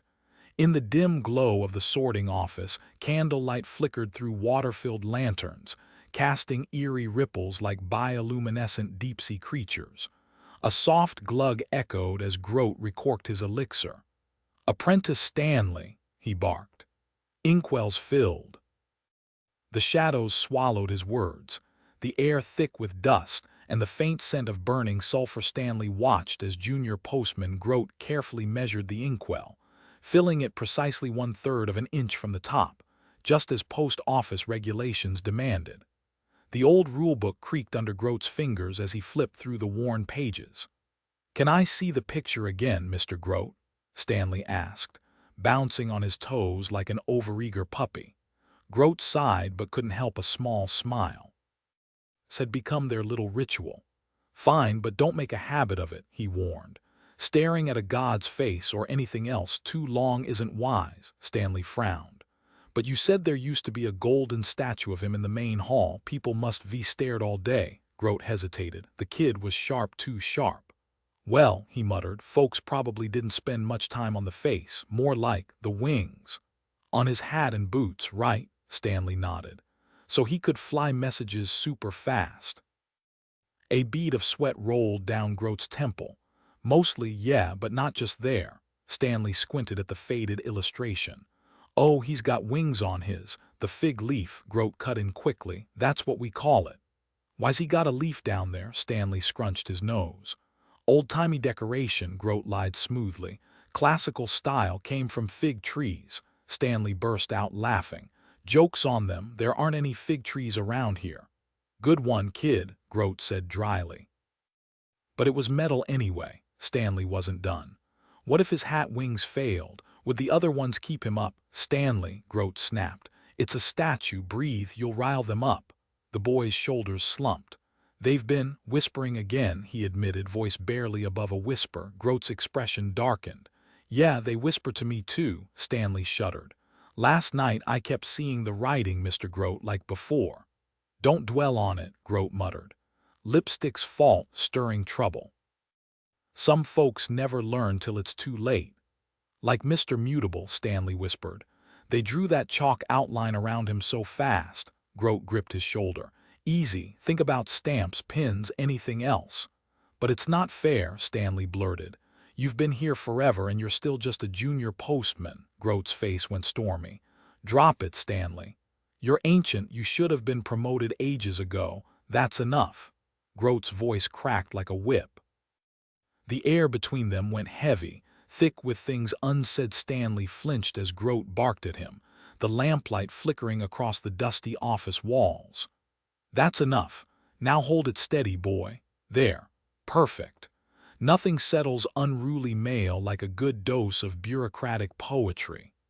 With theatrical flourish, Groat cracked open the weathered book of regulations and cleared his throat like a man preparing for battle. Section 14B, Metropolitan Delivery Timetables, excluding Sundays and Octadays, he announced, voice echoing as if addressing an invisible jury. "Let the record show. First drop by 8 p.m. sharp for overnight service. Second run at 8 a.m., third at 10, fourth by noon, don't dawdle. Fifth by 2 p.m., sixth at 4, and the grand finale by 6 p.m. sharp. Thus spake the regulations." He snapped the book shut with finality, the sound like a judge's gavel. Stanley fiddled with his pin collection, voice small. "But why's it matter now, Mr. Groat?" "Hubris, lad," Groat muttered, rubbing his temples. "Hubris, greed, and that lunatic Johnson's new pie experiment. A pie sank us, Stanley, a flaky, gravy-filled doom." Stanley's eyes widened. "But how does a pie—" "Stop right there. Trust me, you don't want to fall down that rabbit hole. Pins are simpler." As they snuffed the candles, the shadows seemed to rustle with whispers no one dared acknowledge. Chapter 3, Our Own Hand, or None, in which our hero discovers pins, punctuation crimes, and the perils of karmic surveillance. Moist von Lipwig awoke face down in a sea of envelopes, his mouth tasting like a tax collector's ledger. A clay finger tapped his shoulder repeatedly. "Rise and shine, postmaster," Moist groaned. "Oh, wonderful, a golem with a side gig as a wake-up call." He spat out a paperclip. My tongue's staging a rebellion." Staggering upright, he nearly tripped over a mound of undelivered complaints. "I need clothes that don't smell like a mailbag," he announced, wobbling toward the door. "And coffee, so much coffee. He jabbed a finger at Mr. Pump. "Play interior decorator, scrub the walls, make this place look less like a crime scene." "As you wish." Moist took one triumphant step, then yelped as his ankle protested. "Karmic signature, sir," the golem intoned, unblinking. "I always know where you are." Moist glared. "That's not creepy at all." Hobbling into the frost-kissed morning, he inhaled air just shy of toxic. The city stretched before him, a puzzle box of grime and opportunity. For the first time, Moist von Lipwig walked through Ankh-Morpork without a noose around his neck. Progress. New detail. The frost had etched delicate patterns on the cobblestones, like lacework left by some drunken frost giant. Moist pretended not to notice. Alfred Spangler was gone, just like Mundo Smith, Edwin Streep, and a handful of other identities Moist had worn and shed over the years. Sure, he'd always been Moist underneath. Yeah, he'd endured every possible joke about that name. But those personas had been his armor, his buffer against the world. Edwin Streep, a masterpiece. The guy was so hilariously bad at running crooked card games and street cons that people practically lined up to outsmart the hapless swindler, walking away smug, until they tried spending the coins they'd snatched. Here's the trick with forgery. In the rush of greed, people finish the job for you. Their own excitement fills in the gaps, making those half-baked coins seem real. All you had to do was nudge their imagination. But that was just the warm-up. Some marks never even realized they'd been duped, too busy gloating over their win to notice their purse was lighter, or that Streep now knew exactly where they kept it. Later, they'd learn that while Edwin couldn't bluff his way through a game of Go Fish, his fingers were exceptionally light. Now, though, Moist felt exposed like a shrimp stripped of its shell. No disguises, no aliases, just him. And yet, nobody cared. No shouts of "Stop that thief." No angry mobs, just another face in the crowd. It was unsettling.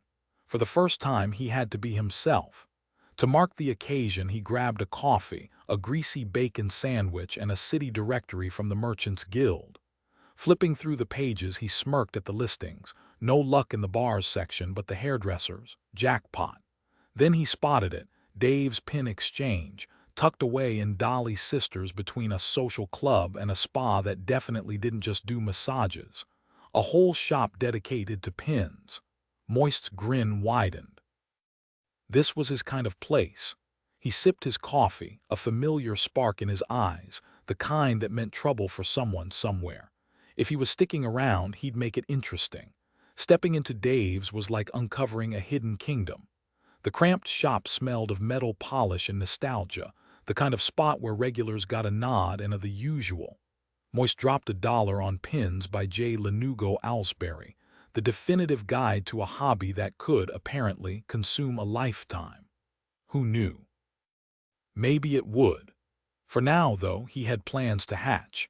And a city full of people who had no idea what was coming, Moist had to admit.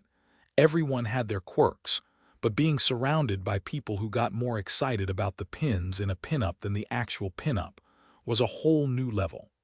The shop was packed with guys hunched over books with titles like Misaligned Needles and The Art of the Perfect Pin, their eyes practically glued to the display cases full of gleaming metal.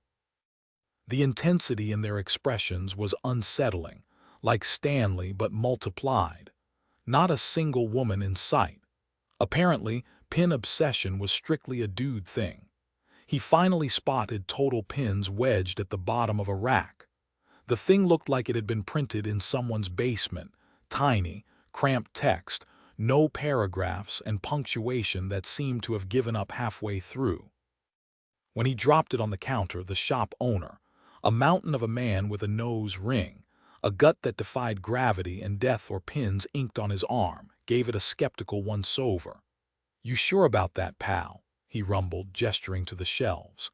"We got Pins Monthly, Pins and Pins, International Pin Quarterly, Pins for Beginners, Comes with a free pin every week, pin enthusiast, pin digest. Moist zoned out until the guy leaned in with a conspiratorial grin. Then there's back alley pins. Lots of illustrations, but to be fair, the ladies are usually holding pins. Moist shrugged. I'll stick with total pins. The shopkeeper sighed like he was watching a man walk off a cliff. Suit yourself, just know the editors. Intense about pins. Moist glanced around at the walls plastered with pin charts and diagrams. You don't say. He ducked into a coffee shop to skim the magazine. One of his old hustler talents was absorbing just enough jargon to fake expertise. By the time he returned, the shop had emptied out except for a few stragglers. Big Dave was hunched over a microscope, inspecting a pin like it held the secrets of the universe. Back so soon, Dave grunted without looking up. Moist smirked. Everyone had a weakness: greed, pride, desperation. Stanley. Easy. But first he had to play the game. Moist stepped into the dimly lit shop, the bell above the door jingling like a nervous laugh. The air smelled faintly of earth and overripe apples.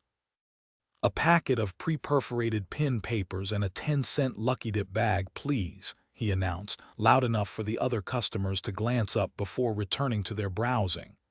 Dave, the burly shopkeeper, plucked the items from their hooks with practiced ease. Leaning in, Moist dropped his voice to a conspiratorial whisper. You wouldn't happen to have anything sharper, would you? Dave's expression went carefully blank. Sharper. You know, Moist said, clearing his throat. More precise. The last customer shuffled out, the door clicking shut behind them.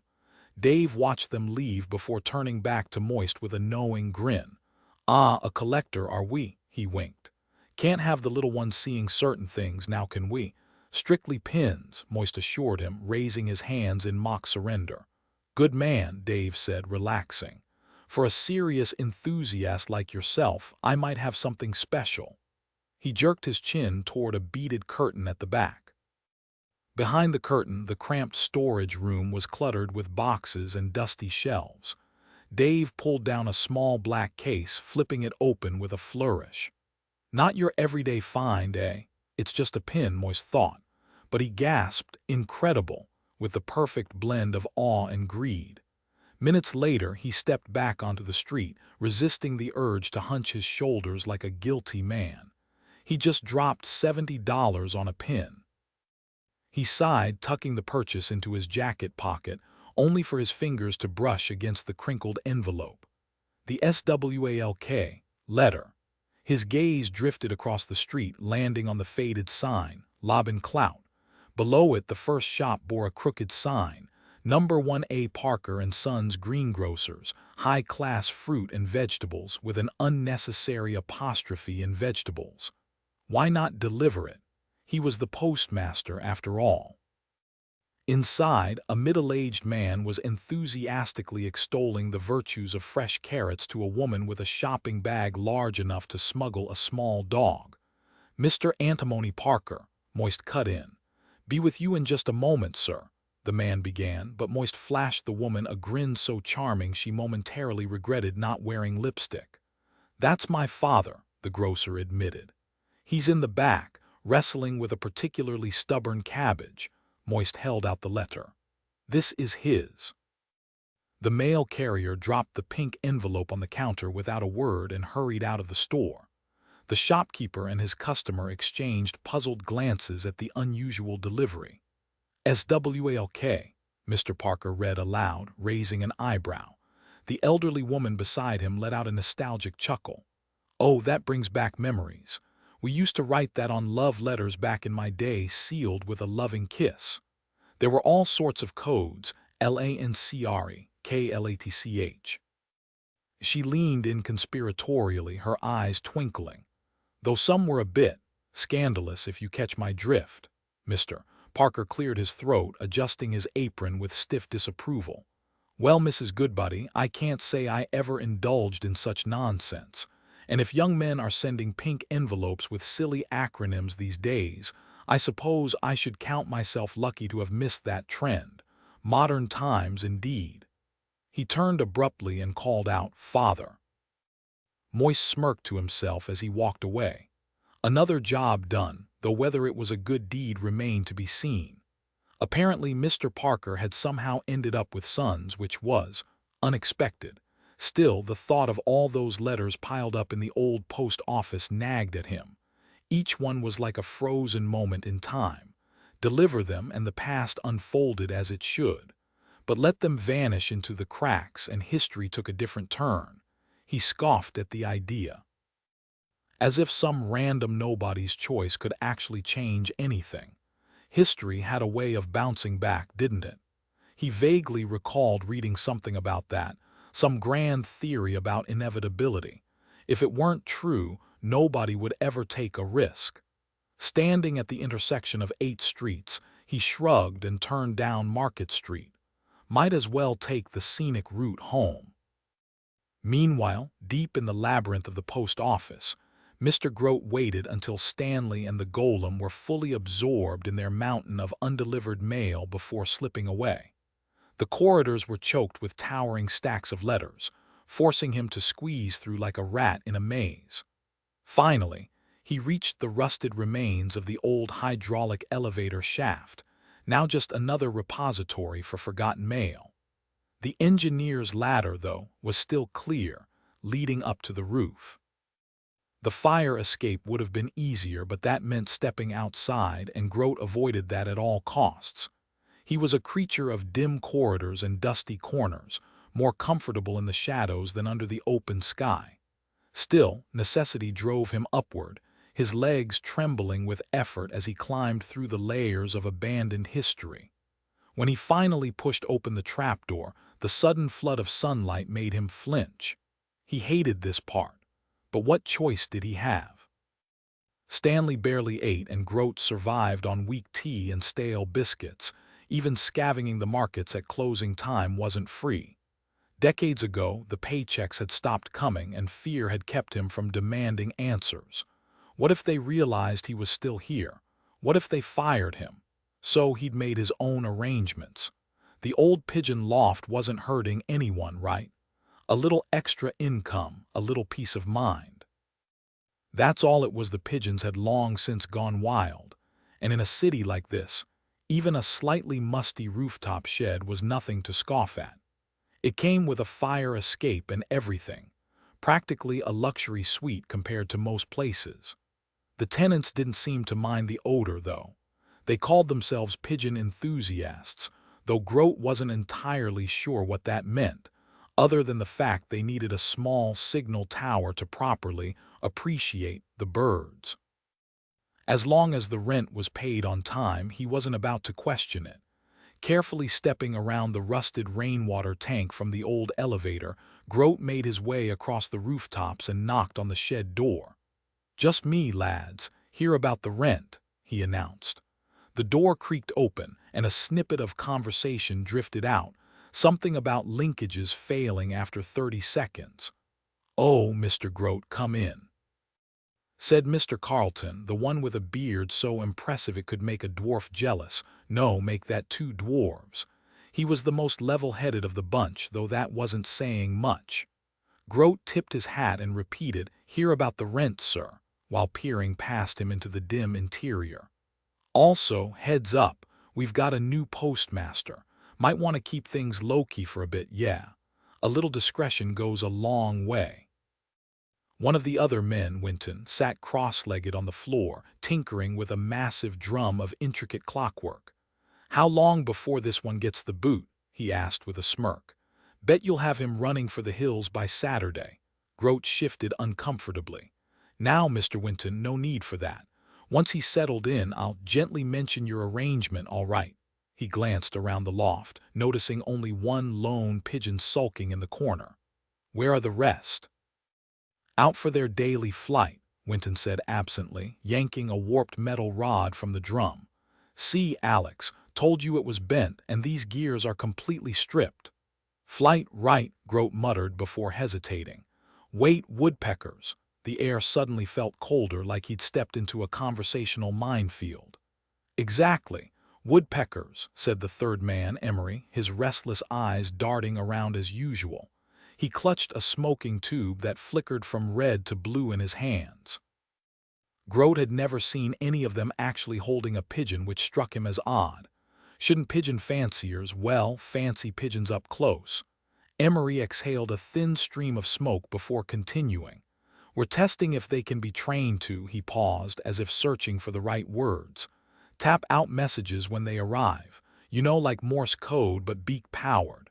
Grote blinked. That was a new one. Way better than messenger pigeons, Emery said with a smirk. Grote squinted. How so? For a second, Emery looked like he was trying to explain gravity to a rock. Because they can deliver messages at night, he offered weakly.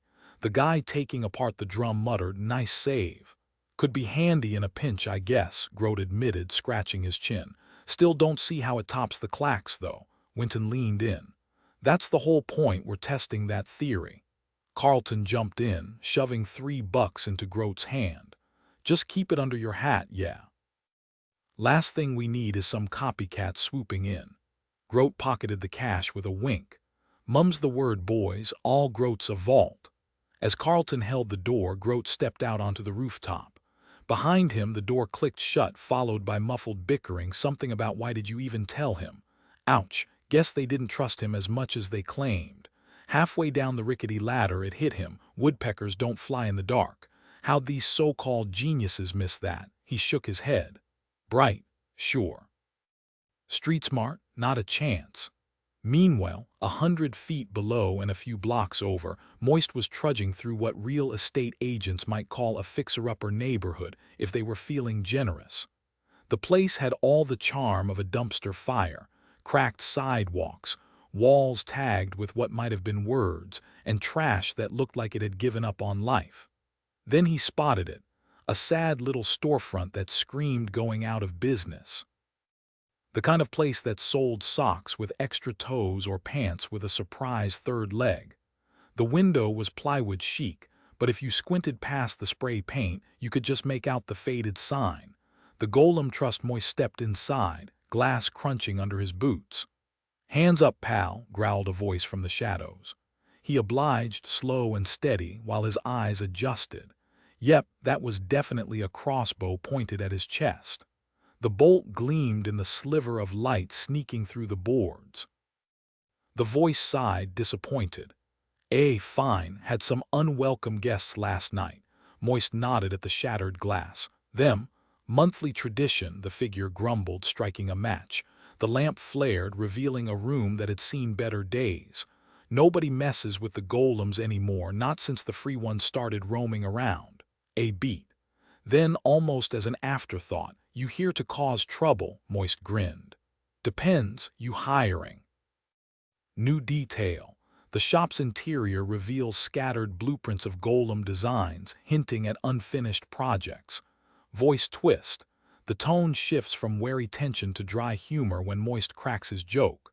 The lamp flickered brighter, revealing a statuesque woman in a fitted gray wool dress, her jet-black hair slicked back into a severe bun that gave her the look of a porcelain doll. Her eyes were slightly puffy, as if she'd been crying. Lucky timing, she said dryly. I was just checking inventory. Here to sell or hire, and relax, hands down. She slid the crossbow beneath the counter with practiced ease. Moist lowered his arms cautiously. Sell or hire, he echoed.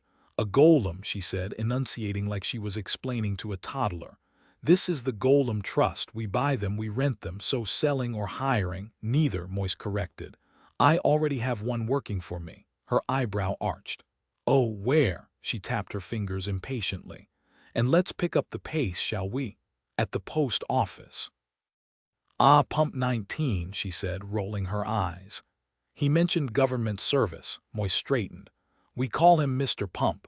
Really? Her lips twitched. Does that give you a fuzzy, virtuous glow inside? Moist blinked. Excuse me. He couldn't tell if she was mocking him or just perpetually annoyed. She exhaled sharply. Sorry, rough morning. A brick through the window tends to sour the mood. She scooped up the offending object from the shattered glass on her desk, studied it, then casually filed it under B in a dented cabinet. Point is, golems don't think like we do. They feel, sure, just not the way you or I do. Now what do you want, Mr. Von Lipwig, Moist said, bracing himself. Moist von Lipwig, no reaction. Lipwig, she mused. Small town near Uberwald, famous for two things, dogs and beer, except during Sektoberfest when it's famous for regurgitated beer. I wouldn't know, Moist muttered. Left as a kid, the name's just unfortunate, she smirked. Try Adora Bell Dearheart, Moist winced. Okay, that's not funny. Exactly, she said, deadpan. Humor died in me years ago. Now, since we've dispensed with pleasantries, what do you actually want? Moist hesitated. Look, veterinary stuck me with Mr. Pump as an assistant, but I don't know how to handle him. She stared. Just treat him like anyone else. Like a human or like a walking kiln with a soul. To his shock, she pulled out a cigarette and lit it. Misreading his surprise, she offered him one. He waved it off. Women smoking. That was new.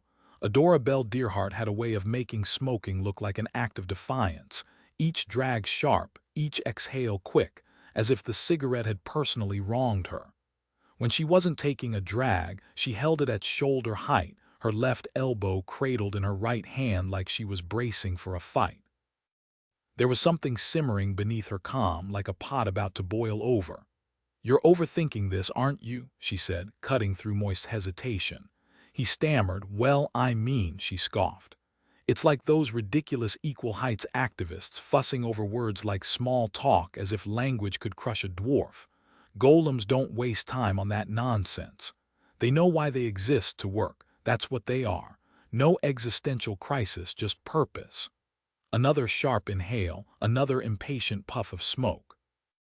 Then you've got idiots calling them persons of clay or Mr. Spanner, like they're doing them some grand favor. Golems get free will. They also get that they don't have it, unless they buy it, Moist frowned. How does property buy itself? They save up, she said flatly. The free ones pool their earnings, buy others from the trust, and those new golems pay themselves off at cost. It's simple, efficient. They work nonstop, don't eat, don't sleep, just earn, buy, repeat. And somehow they still end up paying my salary and the ridiculous rent for this place. She gestured at the dingy office. Landlord jacks up the price because he knows they won't argue. They just pay. Ceramic cement, Moist noted absently, filing it away. His attention kept drifting back to the way her no-nonsense dress clung just right, sharp lines doing nothing to hide the fire underneath. But they can't be hurt, can they? He asked, half distracted. Adora Bell gave him a look. Sledgehammer to the right spot, absolutely. Own golems won't lift a finger to stop it, but the free ones, try swinging a hammer at one and you'll find it very quickly snatched from your grip, Moist smirked. Mr. Pump's allowed to hit people, I hear. Debated endlessly, she said dryly. Some say a tool isn't responsible for its use. Others disagree. They'll argue for weeks. No rings on her fingers, Moist noticed. What kind of woman throws her lot in with a bunch of clay laborers? Absolutely riveting, he said, not entirely lying. Where can I get more info? Moist asked, eyeing the woman he was pretty sure was Miss Dearheart. She yanked open a desk drawer and slid a thin pamphlet across the wood. 5 cents, she said flatly. The cover read common clay in bold letters. Moist tossed down a dollar bill with a smirk. Keep it. Miss Dearheart's eyes narrowed as she dug through the drawer for change. Number, didn't you see the sign above the door? Moist grinned. Yeah, the one that says smash the bar studs. She rubbed her temples like he was giving her a headache. The painter's late, but the real motto's on the back, look. She flipped the pamphlet over. Moist skimmed the odd symbols. It's their own language, she explained, a hint of reverence in her voice. Supposedly spoken by angels, means by our own hand or none. They don't take help from anyone, you wouldn't understand. She's got a thing for them, Moist realized, and angels, that was new. Oh, thanks, he said, backing toward the door. Yeah, thanks. What's a guy like you doing at the post office, Mr. Von Lipwig? She called as he reached for the handle. Call me Moist, he said, cringing internally at the nickname. I'm the new postmaster. Miss Dearheart raised an eyebrow. Seriously, good thing you've got Pump 19 then. The last few didn't exactly stick around long, Moist chuckled. Heard it was a rough gig back in the day. Back in the day, she gave him a deadpan look. Try last month. Meanwhile, Lord Vetinari stood at his office window, watching the city's skyline, now cluttered with Clack's towers blinking in the sunlight. The Grand Trunk's main tower on the tump flashed signals non-stop, a lifeline of trade and secrets stretching thousands of miles. At least it used to. He sighed and turned back to his desk, flipping open a file. Commander Vim's report was full of angry scribbles, while Clerk Alfred's was more restrained. Vetinari's finger tapped the circled heading, the smoking new, a soft knock. Drumknot slipped in like a shadow. The Grand Trunk executives are here, sir. He placed a stack of shorthand notes on the desk. Vetinari barely glanced at them. Small talk. Excessive small talk, my lord, Drumknot murmured. But the speaking tubes hidden perfectly inside a gilded cherub. Quite clever, really. Clerk Brian had transformed the device into a sound-gathering marvel, a swiveling cornucopia that could capture voices from any direction. You don't need eyes to recognize the obvious, Drumknot, Vetinari remarked, tapping the report. These men aren't fools, well, most of them anyway. Do we have the files? For a brief moment, Drumknot's face twisted like a librarian forced to burn his own books. In a loose sense, my lord, the evidence is thin. We've set up a concludium in the long gallery, but it's all whispers and rumors.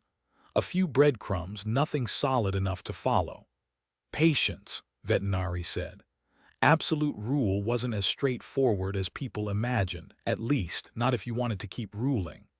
Sure, you could storm houses and toss dissenters into cells without a second thought, but that kind of brute force was bad for commerce, addictive, tacky, and frankly, a quick way to end up with a knife in your back. A tyrant with a brain had it harder than some elected official who could just blame the voters when things went south. Normally, we wouldn't even open individual dossiers this early, Drumknot fretted. I'd just cross-reference them in the daily logs. Your dedication is, as always, commendable, Vetinari interrupted. And yet I notice you've prepared a few folders anyway. Drumknot winced, as if the mere act of bending his own filing system rules was torture. Yes, my lord, I patted them with Clerk Harold's report on genuine pork exports. Excellent. Vetinari stacked the folders on his desk, then casually buried them under another file and a scattering of papers. Now send them in. Mr. Slant is with them, sir, Drumknot added. Vetinari's lips curled in a humorless smirk. Shocking. And, reach your guilt. Drumknot watched his lord closely. Naturally. When the group entered moments later, the polished conference table held only a notepad and the neatly obscured files. Vetinari stood by the window, gazing out. Ah, gentlemen, so good of you to join our little discussion, he said without turning. I was just admiring the scenery. He spun abruptly, meeting a row of bewildered expressions, except for two. One belonged to Mr. Slant, the city's most notorious and undead lawyer, whose transition from living to deceased had barely altered his demeanor. The other was Reacher Guilt, his single visible eye glinting like a predator's. His grin was all teeth. Vetinari leaned back in his chair, his fingers steepled. How delightful to see the Grand Trunk running smoothly again, he mused, deliberately ignoring the tense expressions around him. Such a pity it was out of service yesterday. Imagine an entire day without it. Almost makes one wish there were alternatives, doesn't it? Though I hear the new Trunk's investors are currently indisposed. How fortunate for your monopoly, gentlemen. But where are my manners? Please sit. His gaze lingered on Slant for a moment before sweeping over the others. I don't believe I've had the pleasure of meeting everyone here. Slant exhaled as if bracing himself. Allow me to introduce Mr. Greeningham from Ankstow Associates, the Grand Trunk's treasurer. Then we have Mr. Nutmeg of Stowe Plains Holdings, Mr. Horsefree from the Ankh-Morpork Mercantile Credit Bank, Mr. Stoley of Ankh Futures, financial advisors naturally, and of course Mr. Guilt. Standing alone, as always, the one-eyed man remarked dryly. Veterinari's smile didn't waver. Ah, reach your guilt. What an honor, I've heard so much. You'd hear more if you ever attended my gatherings, my lord. Regrettably, governance leaves little room for leisure, Veterinary replied, his tone clipped. All work and no play, my lord, Guilt countered smoothly. Even tyrants need hobbies. A few breaths hitched around the table, but Veterinary merely tilted his head. Fascinating. He flipped open a file with deliberate calm.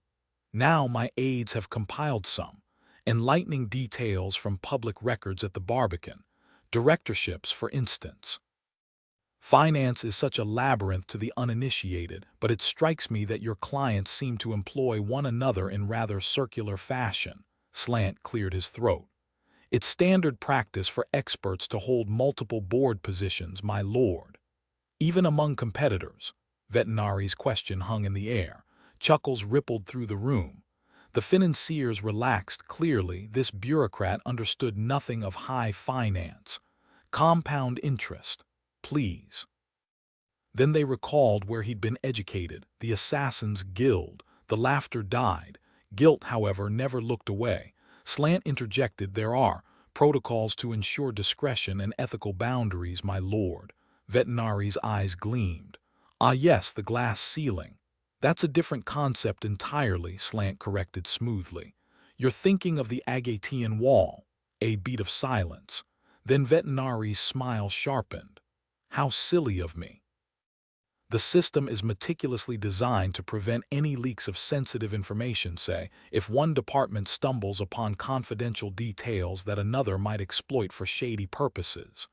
Veterinary leaned in, intrigued. Fascinating. How exactly does this work? People simply agree not to cross the line, Mr. Slant replied. Veterinary blinked. Wait, I thought you mentioned an actual barrier, Slant chuckled. Just a name, my lord. It's about mutual restraint. Really? And they actually honor it, Veterinary mused, a sly glint in his eye. Even when this so-called wall has to cut straight through their own self-interest. A voice piped up from the back. We have a code of conduct, you know. Every head except Slant's turned toward the outburst. The speaker, a man who'd been squirming in his seat, now sat rigid with indignation. Slant, a seasoned observer of the patricians' tactics, knew this was the moment to pay attention. Vetinary's innocent questions were never just questions. Delighted to hear it, Mr. Veterinary prompted. Crisp and horsefree, my lord, the man snapped, jowls quivering with outrage. And I don't appreciate your insinuations. The room seemed to recoil. Horsefree was a man in his 30s, but his relationship with gravity was already strained. His body had surrendered to excess with alarming enthusiasm. His chins wobbled like jelly in an earthquake. Veterinary remained unruffled. Oh, I have plenty of other insinuations in reserve should you prefer one.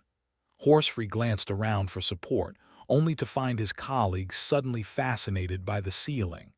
I just meant to clarify that we've done nothing improper, he muttered. The code exists for a reason.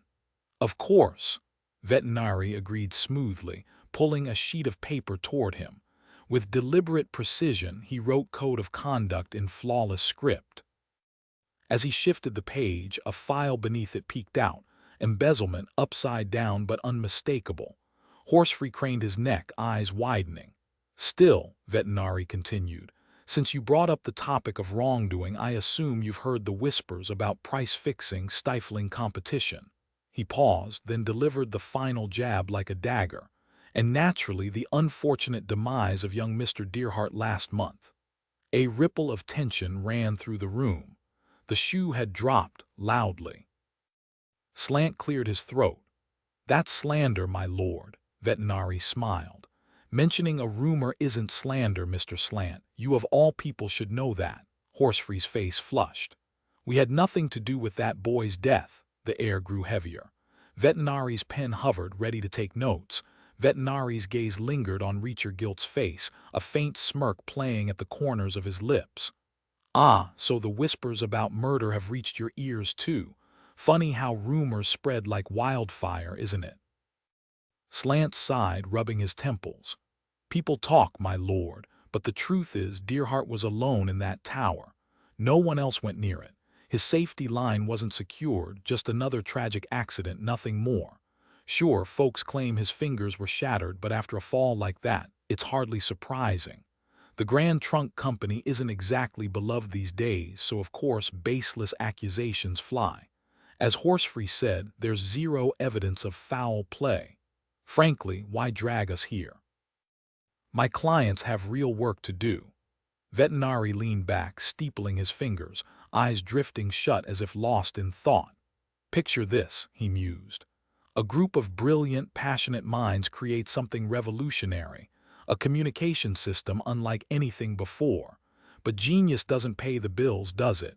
So they meet helpful individuals who offer cash, for a modest 40% stake, of course, along with fatherly advice and top-tier accountants. Money flows in, money flows out, yet somehow they're always broke. No worries, though. Another 15% here, a signature there. What's the harm? It's just paper, right? His voice sharpened. Until they realize it's everything. Those friendly faces, gone. Those rushed signatures, ironclad. Suddenly they own nothing, not their patents, not their ideas, not even their own damn thoughts. Some flee. Some beg for scraps. Some foolishly fight, only to learn the hard way. It's all perfectly legal. Business as usual. Vetinari's eyes snapped open, meeting the stunned silence around the table. Just musing aloud, he said lightly. I'm sure you'll argue this isn't the government's concern. Guilt, especially, will insist. A beat. Won't you? Added detail, Vetinari's smirk and the lingering tension in the room. Shifted tone from dry observation to biting sarcasm in the middle passage. It's interesting how things have changed since you took over the Grand Trunk at a bargain price. Service has tanked, messages crawl, breakdowns pile up, and prices keep climbing. Just last week, the whole system was down for nearly 3 days. Couldn't even get a word to Stolat. Not exactly living up to that as fast as light slogan, is it, gentlemen? Essential maintenance, Mr. Slant started, but Vetinari cut him off. Repairs, let's call it what it is. The old owners shut things down for an hour a day, that was maintenance. Now, you run the towers into the ground. What exactly is your strategy here? Reacher Gilt finally spoke up, smooth as ever. With all due respect, my lord, that's none of your concern. Vetinari's smile sharpened.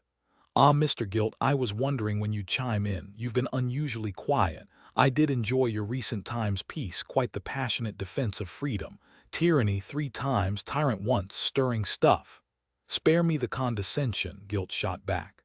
The trunk is ours. Property equals freedom, basic economics. Sure, customers whine about prices and delays, but they always do. And yet they keep paying. Before Semaphore, news from Genua took months. Now, a day, that's progress. We answer to shareholders, not to you. This is a free city, after all. Such respect, Vetinari mused. Though your customers' only real choice is you or nothing. Gilt smirked. Exactly. They can ride a horse cross-country or wait their turn. Freedom of choice. Vetinari's grin flashed like a blade. Or fund a competitor. Though funny thing, everyone who's tried lately has met with unfortunate accidents. Tower falls, mysterious mishaps. Tragic, Slant muttered. Tragic, Vetinari echoed, scribbling the word on a document before pushing it aside. Now, since we're all here, I should mention I'm reopening the post office. Just a courtesy, given we're in the same line of work. And as for those recent accidents, Gilt let out a dry laugh. Wait, my lord, did I hear you right? You're seriously still pushing this ridiculous idea, the post office. Everyone knows it was a bloated, inefficient mess, a classic case of government waste. Barely scraped by, always a drain on the public. The perfect example of why bureaucracy shouldn't run businesses. Vetinari's voice was icy. True, profits were slim, but in the city's busiest districts, mail arrived 7 times a day. Horsefree scoffed. Yeah, right, until the end. Then it was completely worthless, Gilt smirked. Exactly, a crumbling relic sucking taxpayer money dry. Damn right, Horsefree snapped. People joked you could ditch a body there and it'd vanish forever. Veterinary arched a brow. Did it? Did what? Ever turn up again? Horsefree's face twitched. How should I know? Ah, just a joke then. Veterinary shuffled his papers. The post office lost its way, became a piggy bank instead of a service, collapsed under its own greed. A cautionary tale. But I have faith in Mr. Lipwig. Bright, innovative, and given his past, I doubt he'll be scaling any towers soon. Slant cleared his throat. Let's hope this revival doesn't bleed the treasury dry. Rest assured, Veterinary replied, aside from a small startup sum, it'll sustain itself. No more burdens on the public. Now, gentlemen, I won't keep you from your pressing affairs. I trust the trunk will be operational again. Very soon. As they rose, Gilt leaned in with a grin. My lord, may I offer my congratulations? How unexpected. On what precisely? Gilt gestured to a rough-hewn stone slab on a side table. An authentic H-Naffle-Biffle-Sniffle-Wiffle-Taffle board, isn't it? Lamido's bluestone and those pieces basalt nearly impossible to carve. A rare antique. A gift from the Low King, Veterinary said smoothly. Quite ancient. And you're mid-game, I see, playing the dwarven side. Indeed, my opponent is in Uberwald. We play by clacks. Your little outage bought me extra time to strategize. Their gazes locked. Gilt burst into booming laughter. Veterinary's smile was razor-thin. The others, desperate to lighten the mood, joined in nervous chuckles all around. See, just colleagues sharing a laugh. Nothing sinister here. The laughter faded, leaving an uneasy silence. New detail. Veterinary subtly adjusts a pawn on the game board as Gilt watches, a silent power play hidden in the motion.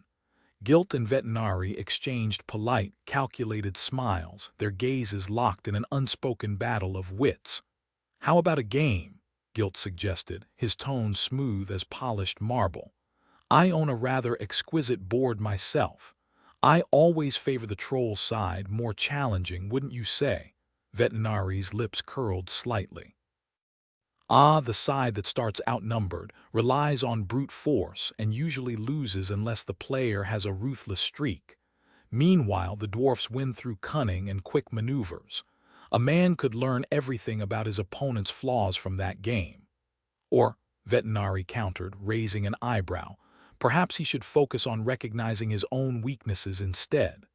That's just thud. It's child's play. Horsefree's voice cut in, gratingly cheerful. He'd been stewing in his own relief and now bubbled over with misplaced confidence. I played it all the time as a kid. Dwarfs always win boring. Gilt and Veterinary shared a glance so loaded it could have sunk a ship. It said, I despise everything you stand for, but at least you're not this idiot. Gilt clapped Horsefree on the back with exaggerated enthusiasm. Oh, Crispin, appearances can be deceiving. A skilled troll player never loses if he's clever enough. Horsefree beamed, oblivious. Once I got a dwarf piece stuck up my nose. Mom had to fish it out with a bobby pin. He delivered this like it was a grand achievement.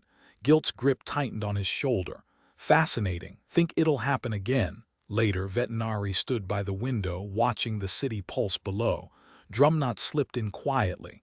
There was a brief discussion in the anteroom, my lord. Without turning, Veterinary held up a hand. Let me guess. One of them started with, do you think he, and Slant immediately shut him down. Horsefree, no doubt. Drumknot checked his notes. Word for word, sir. Veterinary sighed. Hardly clairvoyant. Slant is. Reliably predictable. Honestly, if he weren't already undead, I'd have him zombified on principle. Should I authorize a full investigation on Gilt, my lord? Good grief, no, he's too sharp for that. Investigate Horsefree instead. Drumknot blinked. But yesterday you called him a greedy imbecile. Precisely. A nervous imbecile, far more useful. The man's a coward with expensive tastes. I once watched him devour a bowl of stew so messily it looked like a food explosion. And those ridiculous pink shirts, over $100 each. He embezzles in the most mediocre way possible. Send. Clerk Brian. Brian, sir.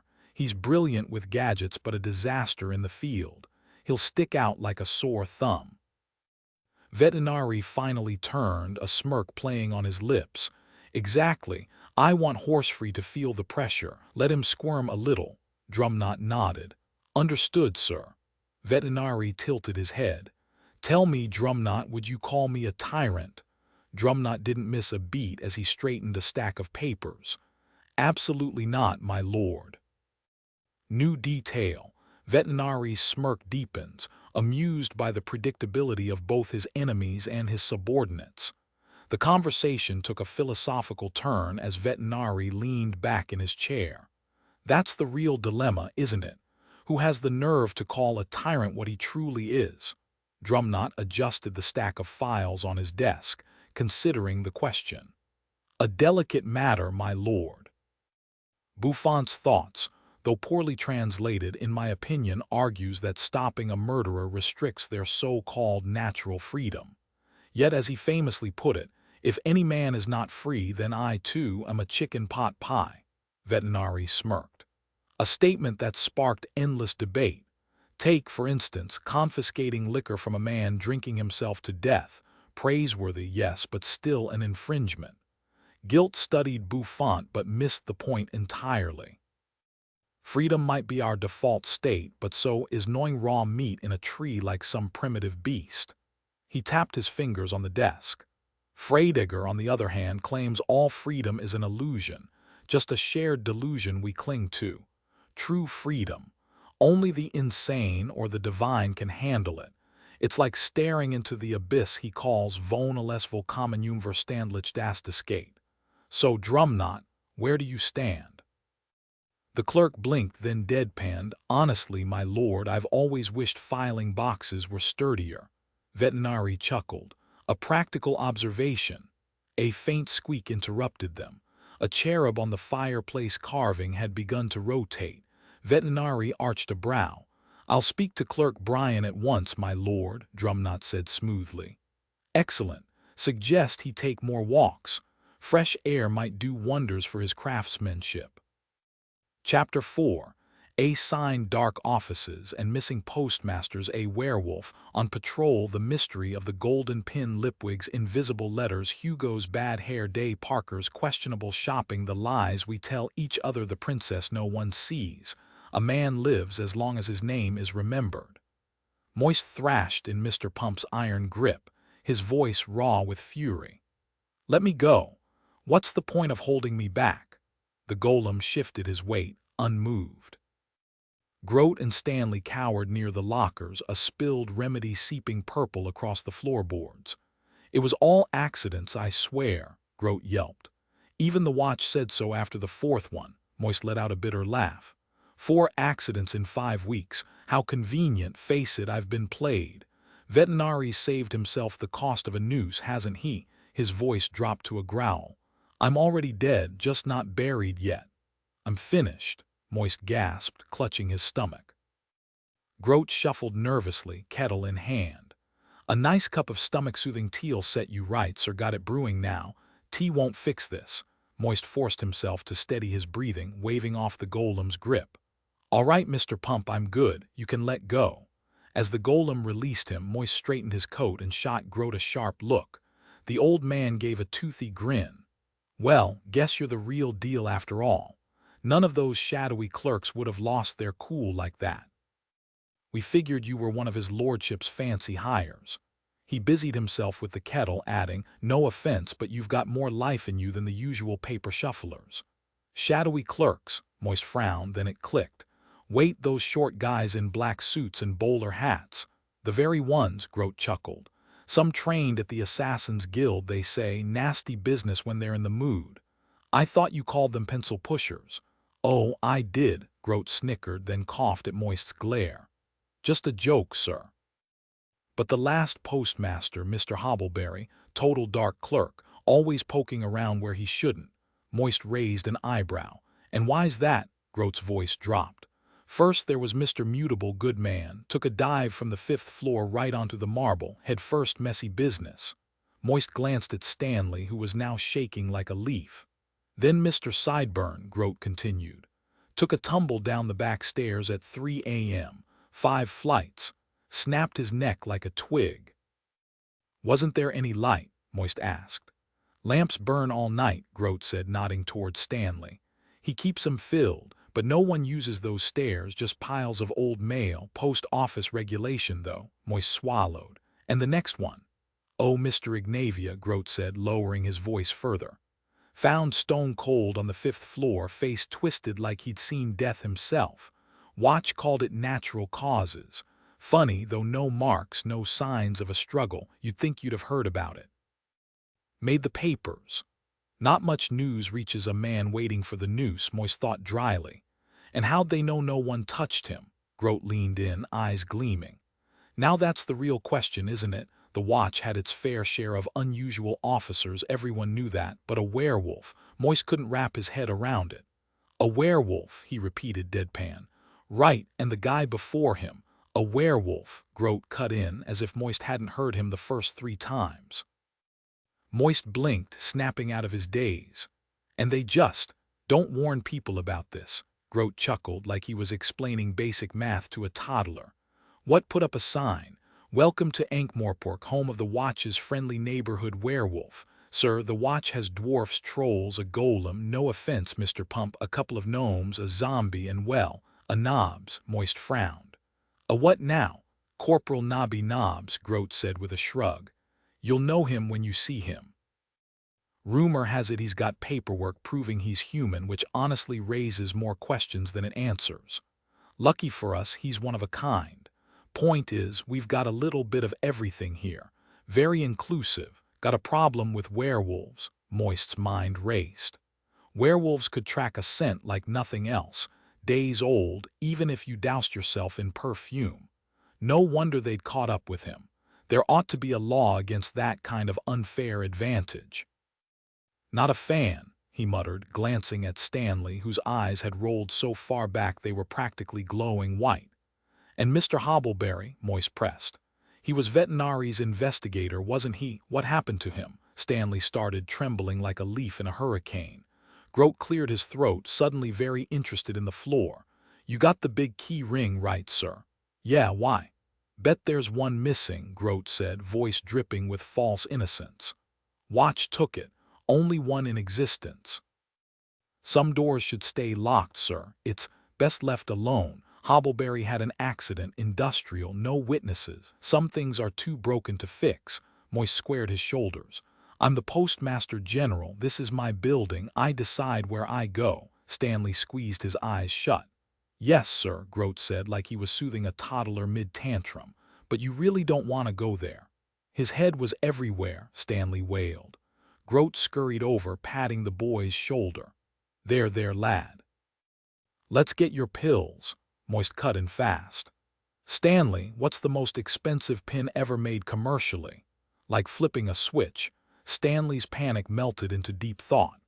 Commercially, he echoed, already calculating when it comes to rare and valuable pins, excluding those flashy exhibition pieces like the legendary Great Pin of 1899. The real treasure among collectors is the number 3 broad-headed chicken, extra longs. These were crafted by the renowned pinmaker Josiah Doldrum specifically for lace makers, each one hand-drawn with his signature silver head featuring a tiny engraved rooster. Rumor has it fewer than 100 were ever made before Doldrum passed, and according to Hubert Spider's pin catalog, they can sell for anywhere between $50 and $65, depending on how well they've held up. Any serious pin enthusiast would kill to have one in their collection. Moist casually pulled a pin from his lapel. Funny thing, I found this lying in the street, he said, as if it were no big deal. Just sitting there between the cobblestones on Market Street. Looked a little unusual, so I picked it up. Stanley, ignoring Grote's nervous hovering, took the pin with the reverence of a priest handling a sacred relic. A magnifying glass materialized in his other hand, and the room went silent as he examined it. When he finally looked up, his eyes were wide. You knew what this was, and you just found it, his voice cracked with disbelief.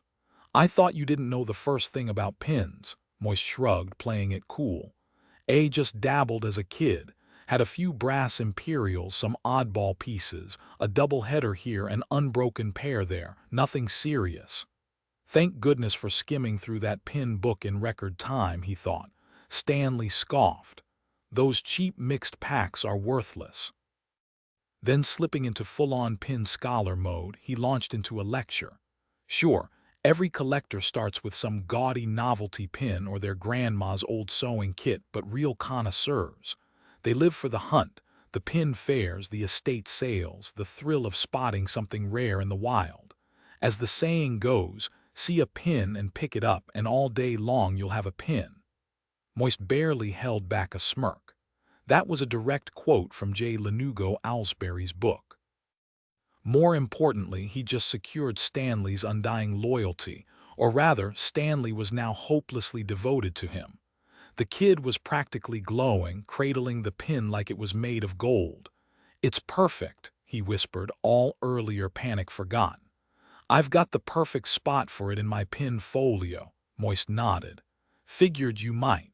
Meanwhile, his mind was racing. Somewhere in this mess there was a locked door, and he still didn't have the key. 4 of the men who'd held his job before him had met their ends inside these very walls. There was no way out. Once you became Postmaster General, the position lasted a lifetime, whether you liked it or not. Vetinari had placed him here for a reason. He needed someone who couldn't just walk away, someone entirely disposable. Moist von Lipwig was already a dead man walking, so what did it matter if he died again? The thought of Mr. Pump sent a chill down his spine. How many other golems had earned their freedom serving the city? Had there been a Mr. Saw, finally released after centuries buried in sawdust, or a Mr. Shovel, Mr. Axe? And what if, just as the last poor soul had found the key, or a decent lockpick, someone like Mr. Hammer had been waiting behind him? One swift, crushing blow, and suddenly it was just another tragic workplace accident. No witnesses, no questions. Golems weren't people after all, just tools. Moist clenched his fists. I need answers. If I don't figure this out, it'll come for me next. Everyone would lie to him, but he was the king of liars. He snapped back to reality, realizing he'd missed something. Stanley was staring at him, clutching some odd trinket. "Can I add this to my collection, Postmaster?" "What? Oh, yeah, sure. Give it a good shine while you're at it." As the lanky boy shuffled off, and shuffled was putting it kindly, Moist caught Grote watching him with a knowing look. "Nicely done, Mr. Lipwig," the old man said. "Thanks, Mr. Grote." "Sharp eyes you've got," Grote mused. "Must have been the way the light caught it. I meant spotting cobbles on Market Street, seeing as it's all brick up there." Moist blinked. "Bricks, cobbles, what's the difference?" "Right, doesn't matter really," Grote muttered. Moist exhaled sharply. "Anyway, I've got a quick errand." "You're coming with me, Mr. Grote. Grab a crowbar on the way. And you too, Mr. Pump." Werewolves and golems and werewolves. He was stuck in this nightmare, so he might as well play the game. Time to leave a mark. "There's this little habit I have," Moist said as they moved through the streets. "It involves signs." "Signs, sir?" Grote asked, hugging the walls like a shadow. "Yeah, Junior Postman Grote," Moist said, smirking at the way the man flinched at the title. "Especially signs with missing letters. When I see one, I can't help but read what should be there." "But how, sir, if the letters are gone?" "No wonder you're still stuck in that crumbling ruin brewing twig tea," Moist thought. Out loud, he said, "Talent. Now, I could be wrong, but left here." The street was bustling, and there it was, the shop he'd been looking for. Perfect. Just what he needed. Moist gestured grandly toward the shop front, flashing his trademark grin. "And there you have it," he said, switching to a more casual tone for Grote's benefit. Grote squinted at the sign. "A salon, for women, sharp as a tack, Tolliver, no pulling the wool over your eyes," Moist chuckled. "Now those fancy teal letters above the door, what do they say?" "Hugo's," Grote muttered. "So, exactly, Hugo's. Notice anything missing? Maybe a little punctuation mark." Moist tapped his chin, waiting for Grote to catch on. The old postman scrunched his face, glaring at the sign like it owed him money. Close enough," Moist sighed. No apostrophe because there never was one, just like the motto on our dear old post office. He paused, watching the gears turn in Groat's head. Those letters stolen right off our building, front and center. That's why we've got glom of nit now. Groat's face went through a full emotional journey. Confusion, realization, then outright fury. He lunged forward, but Moist caught him by the collar, nearly yanking him off balance. Whoa there, that's not how we handle things, remember. That's post office property. It's not just theft, it's a crime against the city, Groat bellowed. Exactly, Moist said smoothly. Mr. Pump, keep our passionate colleague company while I go have a friendly chat. He dusted off his slightly wrinkled coat, no time for perfection, and flashed Groat a dazzling smile. What's your plan? Groat demanded. Moist winked. What I do best, my friend, talking. The salon's bell jingled as he stepped inside. The air was thick with floral perfume and the hum of hairdryers. Pink seemed to be the unofficial theme. A prim receptionist eyed him with the kind of disdain that usually preceded a hefty fine. Moist leaned in, his voice a stage whisper that carried just far enough. I need to speak with Mr. Hugo. Urgently. She arched a brow. Regarding delicate matters, he murmured, noting the curious glances from nearby customers. But tell him it's good news. I might convince Lord Vetinari to drop the charges. Maybe. Her face paled. You what? Before she could fumble with the ornate speaking tube, Moist plucked it from her hands, whistled sharply into it, then pressed it to his ear with a disarming grin. Much obliged. Moist von Lipwig knew the game well. Confidence was everything. Flash a charming grin, drop the right words in the smoothest tone, and shine like a star no one could ignore. A whisper, thin as a moth trapped in a tin can, crackled through the speaking tube. Scritch wobble nab-nab. Hugo, Moist replied, oozing effortless charm. Moist von Lipwig here, Postmaster General. So generous of you to spare a moment. His eyes flicked toward the tube snaking into the ceiling. We've got a little issue, 5 missing letters to be precise. Scrick. Shabadatwick, Scritch vit Bodafix. Afraid we don't stock those, Hugo, Moist said cheerfully. But take a peek out your window, you'll spot my associate, Mr. Pump. Big fellow, other side of the street. Big was an understatement. 8 feet tall, crowbar in hand, subtlety wasn't his strong suit. Moist winked at the wide-eyed clerk behind the desk. People's skills were his currency, after all. A muffled curse vibrated through the floorboards, warped by the tube into Vugger's nickbable. Tell you what, Moist purred. Maybe I should pop up for a chat. 10 minutes later, Moist strolled back across the street, tossing a coin purse to Tolliver Groat. Mr. Pump, be a gem and fetch our letters, would you? Gently now, Hugo's been exceptionally cooperative.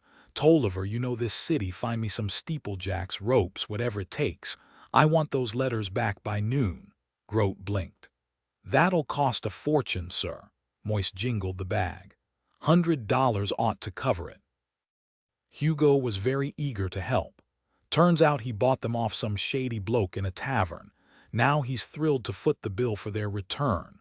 Funny how polite folks get with the right persuasion. Across the street, the H clattered to the ground, wrenched free by Pump's effortless strength. Speak softly and carry a giant with a crowbar, Moist mused. Maybe this job wouldn't be so bad. Weak sunlight glinted off the S as workers hoisted it into place. A crowd had gathered. Ankh-Morporkers never missed a rooftop spectacle, just in case someone decided to take a dramatic leap. They cheered when the last letter was hammered home, because why not? 4 dead men, Moist thought, squinting at the roof. Would the watch even recognize me? Do they think I'm a ghost? No looking back. The only way out was forward, damn Vetinari, but there had to be a way to win. He was government now, governments took money. And if there was one thing Moist had, it was the skill to make people hand it over. Moist von Lipwig had a gift. He could convince anyone of anything. He could make brass pass for gold with just a little polish, sell glass as diamonds, and promise free beer tomorrow with a straight face. He wasn't about to run, not yet. If a golem could earn its freedom, so could he. He'd play the part, busy, efficient, billing everything to Vetinari's office. After all, this was government work. Who could argue with that? And if Moist couldn't skim a little, no, a lot off the top, bottom, and sides, then he didn't deserve the title of conman. Once the money started flowing, then he'd plan his grand exit. Enough cash could buy a whole crew with sledgehammers. The workmen scrambled back onto the roof, and the crowd below cheered, not because anyone had fallen, but because it had been decent entertainment. Moist turned to Grote as they walked back toward the post office. "What do you think?" "Looks fine, sir, just fine," Grote muttered, watching the crowd drift away. Not causing any trouble, Grote gave Moist an unexpected pat on the arm. "Don't know why his lordship sent you here," he whispered. "You mean well, I can tell, but take my advice, get out while you can." Moist glanced toward the doors where Mr. Pump stood motionless, his glowing eyes dimmed to embers. "I can't," he said. Grote sighed. "You're young, got a future. Stanley's happy with his pins, but you could go far." Moist shook his head. "No, I don't think so. My place is here." Grote's eyes welled up. "Gods bless you for saying that," he choked out. "We used to be heroes, people needed us, knew us, this place was something once, we were postmen." Just then a shout cut through the air. "Mister!" Moist spun around, 3 people were rushing toward him. His instincts screamed run, especially when one of them pointed and yelled, "That's him!" He recognized the greengrocer from earlier. Behind him, an elderly couple hurried to catch up. The old man, built like a man who'd spent a lifetime wrestling cabbages, stopped inches from Moist's face and bellowed, "Are you the postman, young man?" Moist swallowed. "Yes, sir. How can I? You delivered this letter from Aggie here. I'm Antimony Parker," the man roared. "Some folks might say it was a tad late." Moist opened his mouth to apologize, but Parker wasn't having it. "Sorry," Parker boomed. "What in blazes do you have to be sorry about? Don't blame yourself, kid. You weren't even around back then." The old man's face flushed deeper as he chuckled. "Guess I was a fool for thinking she didn't care, huh? Broke my heart so bad I ran off and joined the place with the camels, the ridiculous hats, all that sand, where folks go to disappear." "The Clatchian Foreign Legion," Moist guessed. "That's the one," Parker boomed. "Came back, met Sadie, and Aggie found her Frederick. We both moved on, pretended the other never existed. Then out of nowhere, this letter from Aggie shows up. Spent half the morning tracking her down, and long story short, son, we're tying the knot this Saturday. All thanks to you." Parker was the kind of man who aged like oak, hard and unyielding. His slap on Moist's back nearly knocked the wind out of him. "Won't Frederick and Sadie have something to say about this?" Moist managed between coughs. "Doubt it. Frederick's been gone 10 years and Sadie's resting up in small gods for the last 5, Parker roared, oddly cheerful. "We mourned 'em, sure, but Aggie says it was fate, and you were the messenger the universe sent. And I say it takes guts to deliver a letter like that after all this time. Most would have tossed it aside like junk." He leaned in, eyes gleaming. "You're gonna be our guest of honor, no arguments. I'm Grandmaster of the Merchants Guild this year, not as fancy as those assassins or alchemists, but we've got numbers. I'll put in a good word for you, count on that. George here'll drop off the invites later since you're back in business and all." He thrust out a hand like a shovel. "Now shake like an honest man." Moist took it, reflexively locking eyes, grip firm. "Knew it, you're the real deal," Parker declared, clapping him hard enough to rattle teeth. "What's your name, boy?" "Lipwig. Moist von Lipwig." His ears were still ringing. "Avon, eh?" Parker grinned. "Doing mighty fine for an outsider, and I'll shout it to the rooftops. Gotta run, Aggie's got a hankering for lace and ribbons." The woman Aggie tiptoed to plant a kiss on Moist's cheek. "You're a good one," she whispered. "Got a sweetheart?" No, absolutely not," Moist stammered. "You will," she said with a wink. "And take my advice, propose in person. See you Saturday." She hurried off after Parker, leaving Moist dazed. Grote gaped. "You delivered a letter," Moist sighed. "Yeah, Mr. Grote, I did." Moist hadn't planned for this, but somehow he'd ended up. "You actually took one of those ancient letters and delivered it." Grote's voice cracked with disbelief, like the idea was too big for his skull, which, given how scattered his thoughts seemed, might have been literal. Moist rubbed his temples. Yeah, That's kind of the whole point of the postal service, remember? Mail, delivery, basic stuff. Grote looked like he'd just been told gravity was optional. You delivered a letter. How old was it? 40-something years, maybe. Look, it was just some dusty old envelope. Moist snapped, noticing the growing crowd, because in Ankh-Morpork any hint of drama was basically an open invitation. And guess what? It mattered. Two people's lives got tangled because it never arrived. Now they're happy. So what's the actual issue here, Grote? Wait, what? A woman yanked at his sleeve. Is it true you're reopening the old post office? My granddad worked there. Fantastic, Moist deadpanned. She leaned in, grinning. He said the place was cursed. Perfect, Moist sighed. Just what I need, a curse to spice things up. It lives under the floorboards and drives you insane, she drawled, savoring the word like it was candy. Right, because insanity is exactly what we prioritize in mail delivery, Moist said, then froze. Grote's face had gone pale, his eyes wide. You idiot. Grote shrieked at the woman.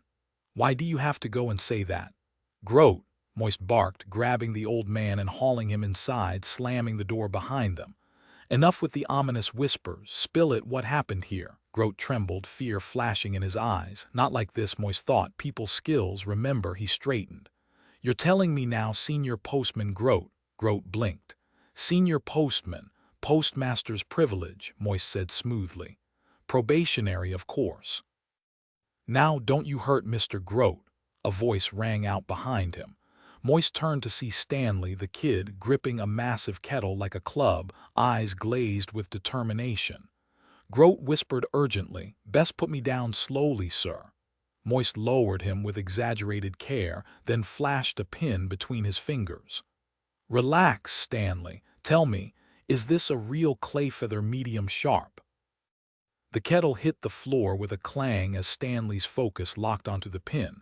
All fury forgotten, Moist watched as Stanley eagerly pulled out his magnifying glass, examining the pin with exaggerated focus. Let's take a closer look, he muttered, his voice steady but unimpressed. Ah, nope. Common mistake. See these markings on the shoulder, and the head's all wrong, no coil. Definitely mass-produced, probably by the Happily brothers. No signature, though. Might have been an overeager apprentice trying their hand at it. Not exactly collector's material, unless you stumble on someone obsessed with Happily Pinnery trivia. Grote, meanwhile, fumbled with the rolling kettle on the floor. Suppose I'll, put the kettle on then, he mumbled, glancing between Moist and Stanley. Another brilliant catch, Mr. Moist. Senior Postman Grote, right? Moist forced a patient smile. Yes, Stanley, off you go with probationary Senior Postman Grote. His tone sharpened as he added, I need a word with Mr. Pump here. Stanley spun around, only to nearly jump out of his skin when he found the golem looming right behind him, fist raised like some ancient, vengeful statue. The thing moved like a ghost. Oh, didn't see you there, Mr. Pump, Stanley chirped, unfazed. Why's your hand up? The golem's hollow eyes glowed red. I wish to pose a question to the postmaster, it rumbled, slow and deliberate. Stanley shrugged as if the golem hadn't been seconds away from turning him into paste. All right then. Oh, Mr. Moist, do you want your pin back? When Moist dismissed him with a wave, Stanley nodded. Right, I'll toss it in next month's charity auction. The moment the door clicked shut, Moist glared up at Pump. You lied to him. Since when are you allowed to lie? He gestured at the still-raised fist. And put that down, for goodness' sake. I have been educated on the nuances of social deception, the golem intoned. You were about to pulp his skull, Moist snapped. I would have exercised restraint, Pump replied. However, I cannot permit you to suffer undue harm. That kettle was substantial, Moist groaned. You can't just wait undue harm. What does that even mean? Should I have allowed him to kill you? Pump countered. It would not have been his fault. His mind is unstable. I handled it, Moist threw his hands up. Indeed, you possess a talent. It is unfortunate you waste it. Moist's temper flared. Do you even hear yourself? You can't just go around murdering people. Why not? The golem finally lowered its arm. You do, Moist froze. Excuse me. I have calculated that you have killed 2.338 people, Pump stated, eerily calm. Moist sputtered. I've never touched anyone. I might be a lot of things, but I'm not a killer. I've never even held a sword. No, but you have stolen. Swindled, left ruin in your wake. When banks collapse, Mr. Lipwig, it is rarely the bankers who starve. The room fell silent. Moist opened his mouth, then shut it. For once he had no clever retort. Moist Lipwig stood frozen, his usual quick wit failing him as the golem's words hit like a hammer. Pump 19's accusation hung in the air, sharp, unflinching. You took from the desperate, the ones already clinging to the edge. Not for survival, not even for greed, but for the thrill of it. Moist's mouth opened and closed like a fish gasping on dry land. When had a walking clay pot ever outmaneuvered him? You're just a glorified watering can, he shot back, but the insult sounded weak even to him. Since when do you get philosophical? The golem's glowing eyes never wavered. I have studied your exploits, Mr. Lipwig. Water teaches patience. You exploited because you could. Half those idiots thought they were scamming me. Moist protested, jabbing a finger in the air before remembering how bad an idea it was to poke a creature made of literal rock. You lured them in, Pump rumbled. And now you complain about consequences. Moist scoffed. I paid for it. I nearly danced at the end of a rope. The golem's voice shifted suddenly, smooth and cold, Lord Vetinari's unmistakable tone dripping with amused disdain. Ah, Lipwig, still missing the obvious. Mr. Pump cannot be ordered to self-destruct. Try again and I'll have to make your life inconvenient. Moist blinked. How did you? Perfect recall, Pump intoned back to his usual gravelly monotone. I can reproduce any voice ever spoken to me. Oh, fantastic, Moist muttered, glaring at the impassive face. No eyebrows to raise, no lips to smirk, just that eternal, judgmental stare. It was bad enough being judged by people, but being judged by something that was basically mud. That stung. Can you actually read my mind? He snapped. No, but your patterns are predictable, Moist exhaled sharply. He was used to anger, to outrage, even hatred had a certain warmth to it, but this was like being scolded by a brick wall. Just go do whatever it is you do, he grumbled, waving a hand. Pump water, stack rocks, stare at a wall, whatever makes you happy. Somewhere in the distance, the faint hum of the Clack's towers carried on, oblivious. Tower 181 loomed in his thoughts, the lucky one they called it. Moist wasn't feeling very lucky right now, tucked high in the Uberwald Mountains. Tower 181 was just far enough from the town of Bonk to keep management from bothering with inspections, but close enough for the crew to sneak off for a hot bath and a decent bed when they got the chance. Last year, when the Hour of the Dead synchronized across the network, the place had been lively. Extra hands meant easier maintenance. Now, like every other tower, they fixed things on the fly or not at all. Still, it had a reputation as one of the better posts. Down on the plains, people joked that 181 was run by vampires and werewolves. The truth? It was mostly kids. Everyone knew it, even if the higher-ups pretended not to. Unpaid labor was hard to pass up. The real tower crews were a mix of drifters, outlaws, and dreamers, men who worked through storms and freezing nights for barely enough coin to survive. They claimed the clacks got inside your head, that after a while you could hear the messages in the shutter of the shutters. They drank tea from wide-bottomed mugs that wouldn't tip in the wind and liquor from whatever was handy when they weren't on duty. Their slang was its own language, donkey for smooth operation, flock for disaster, hot-footing for urgent messages, nonsense to outsiders, gospel to them. And they took to the kids who wandered up, bright-eyed and restless. The boys and girls who lingered weren't just running errands. They were running away without ever really leaving. They learned the levers and codes like it was second nature, memorized distant city names they'd never visit, and stared at the horizon like they could see the edge of the world. To them, the tower wasn't just a job, it was a lifeline. The men called her Princess, though her name was Alice at 13. Princess was already a skilled linesman, capable of handling the signals for hours without assistance. She'd go on to have a fascinating career later, but this particular conversation stuck with her. Something about it felt off. Not every signal flashing through the Grand Trunk carried a message. Some were commands for the towers, others triggered mechanisms in her own station as she worked the levers. She knew the drill. Most of what traveled the network was called the overhead. Encrypted tower instructions, reports, even forbidden operator chatter. Plain text in the overhead, almost unheard of. Then it happened again. "This can't be right," she muttered. "No origin code, no address, it's overhead, but it's in plain." Across the tower, Roger, 17 and already studying for his Tower Master certification, barely glanced up from his upline controls. What'd it say? Knew which is code, then just a name, John Dearheart.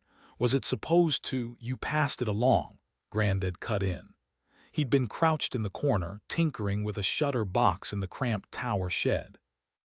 At 26, he was the youngest Tower Master anyone knew, but everyone called him Grandad anyway. He always seemed to be nearby when she was on duty, though she didn't realize why until much later. "Yes, it was a G code," Princess said. "Then you did right, don't sweat it. But I've seen that name before, just floating up and down the line, no message attached." A prickle of unease crept up her spine. She couldn't resist showing off a little. "A U means it loops back, and N means not logged.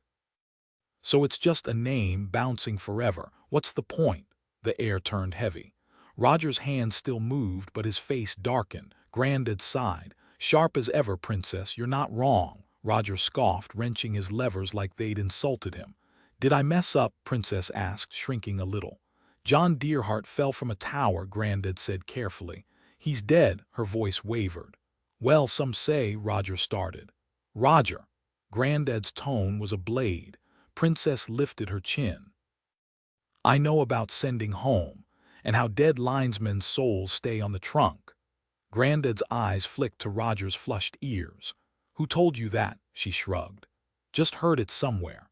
"Someone was trying to spook you," Grandad said, but the way Roger stiffened told her there was more to it. New detail. The flickering lantern light made the shadows on the tower walls twist like grasping fingers, and for the first time, Princess wondered if the Grand Trunk carried more than just messages. Voice twist, from curious to unnerved, because what if the dead really were listening? Princess didn't find the idea frightening at all. If death was inevitable, soaring between towers sounded far better than being buried in the dirt. But she was sharp enough to recognize when to let a topic go. After a long silence filled only by the creaking of the newly installed shutter bars, Grandad finally spoke, his voice heavy with something unspoken. "We keep his name alive in the overhead," he murmured, and suddenly the wind whistling through the shutters above seemed to carry a deeper melancholy, the rhythmic clicking growing more insistent. He wouldn't have wanted to go back. A true linesman never does.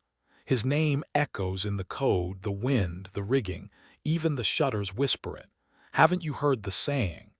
A man isn't gone while his name still lingers on the air. Chapter 5, Lost in the Mail, in which Stanley discovers the thrill of mystery parcels, Mr. Grote's family superstitions, Horsefree's growing unease, Reacher guilt. A man of influence. The staircase of forgotten letters, a sudden mail avalanche. Mr. Lipwig's unexpected realization. A clever deception. The postman's path. The hat that changed everything. Stanley buffed his pins with the reverence of a monk in meditation, his expression blissful, as if lost in a waking dream. The carefully arranged pins gleamed against the strips of brown paper and black felt, his own miniature world of precision. Beside him, his magnifying glass stood ready, and at his feet sat an unopened sack of assorted pins, a recent purchase from an elderly seamstress. He was savoring the anticipation, delaying the moment of discovery. Sure, it'd probably be full of ordinary brass pins, maybe a few flawed or oddly shaped ones, but that was the magic of unopened sacks, the unknown. Most people dismissed pins as mere tools, but Stanley knew better. Hidden treasures often lurked in the most mundane bundles, And now, thanks to Mr. Lipwig's generosity, he owned a rare #3 broad-headed chicken extra long. Life glittered as brightly as his meticulously organized collection. Nearby, Grote gnawed at his fingernails, muttering darkly to himself. Stanley barely noticed. Unless it was about pins, it didn't hold his interest. Appointed, right. Doesn't matter what the order claims. He can promote anyone, yeah. That means I get the extra gold button and the pay bump, right?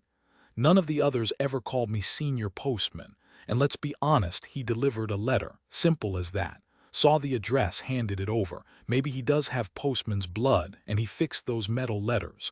Letters, see, that's a sign if I ever saw one. Ha, the man reads words that aren't even there. Grote spat out a nail fragment, then scowled. But then he'll start asking about the new pie. New detail added. Stanley's quiet joy over the unopened sack mirrors a gambler's thrill, heightening the sense of anticipation. The tone shifts from whimsical to slightly ominous with Grote's mutterings, adding tension. Oh yeah, but digging into this would be like picking at an old wound, could turn ugly. Real ugly. Still, the way he managed to retrieve those letters for us, that was impressive. Maybe the old stories are true, and one day we'll get a real postmaster again. You know, the kind who'd trample the forgotten roller skates under his boots while the world's mutts gnash their teeth in vain. And hey, he did give us a sign. Okay, sure, it was above some fancy salon for ladies, but a sign's a sign. If it were obvious, anyone could have pointed it out. Another sliver of fingernail hit the glowing stove with a hiss. Time ain't exactly on my side either. Probationary status. That's a joke. What if I kick the bucket tomorrow?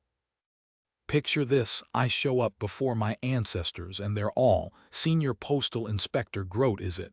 Nope, Postal Inspector then, not exactly. Senior Postman, now wait, you mean to tell us you never made it past Junior Postman? What kind of Grote are you? He groaned.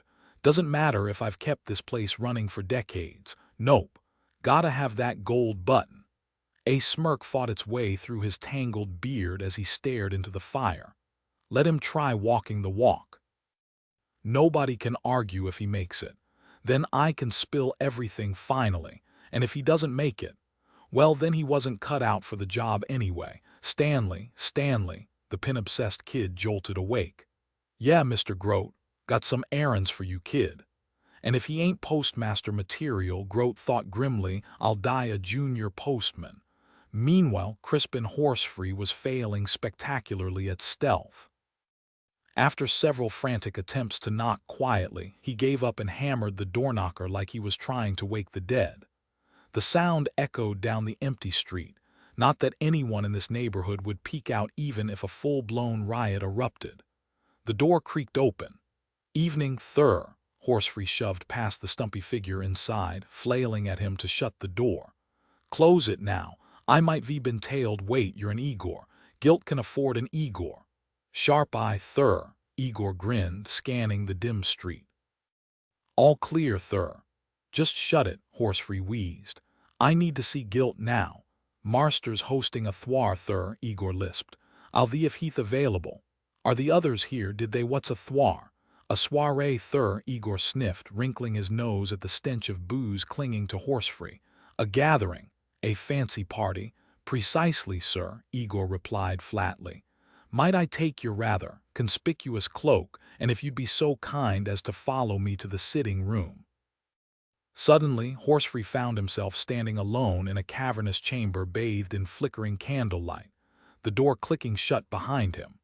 The shadows seemed alive, crowded with the painted gazes of portraits lining every inch of the walls, dusty, ornate frames packed edge to edge.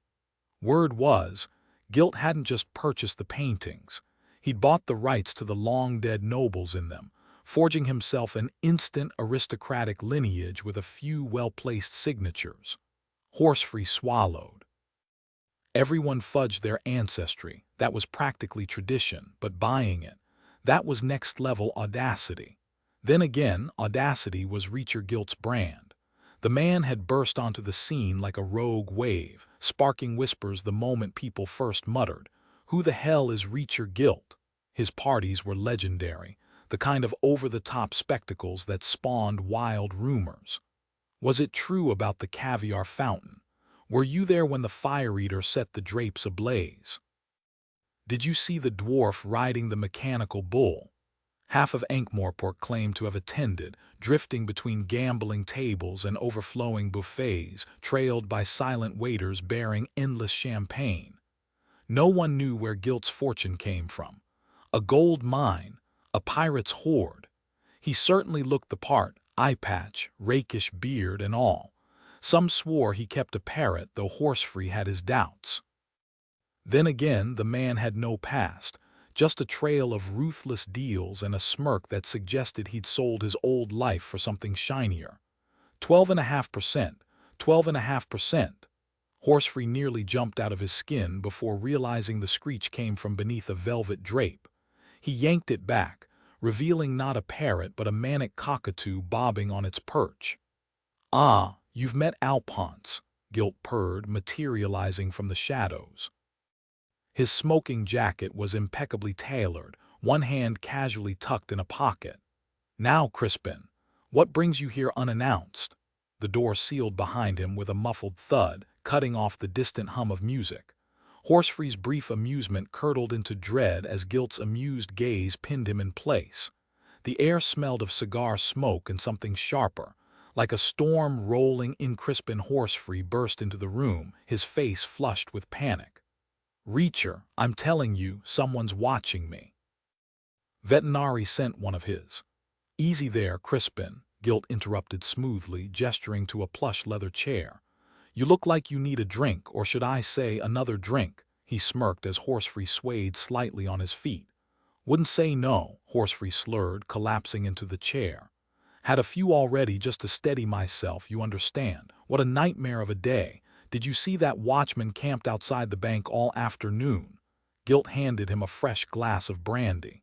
"Big fell. Sergeant, maybe? Fat, yeah, didn't catch his rank," Horsefree muttered before downing half the glass in one gulp. "Never had much to do with the watch myself." "Lucky you," Gilt said dryly, wincing as Horsefree treated the expensive liquor like cheap whiskey. "Sergeant Colin's harmless, just a lazy old man who likes smoking where the wind won't blow out his match. Nothing to lose sleep over." Horsefree wasn't convinced. Then this morning some tax inspector showed up to bother old Cheeseborough. "Is that really so strange?" Gilt refilled Horsefree's glass with practiced ease. "They drop by regularly, don't they?" "Well, yeah, but—" Horsefree gulped the brandy, his hands shaking. "Vetinari's got people following me.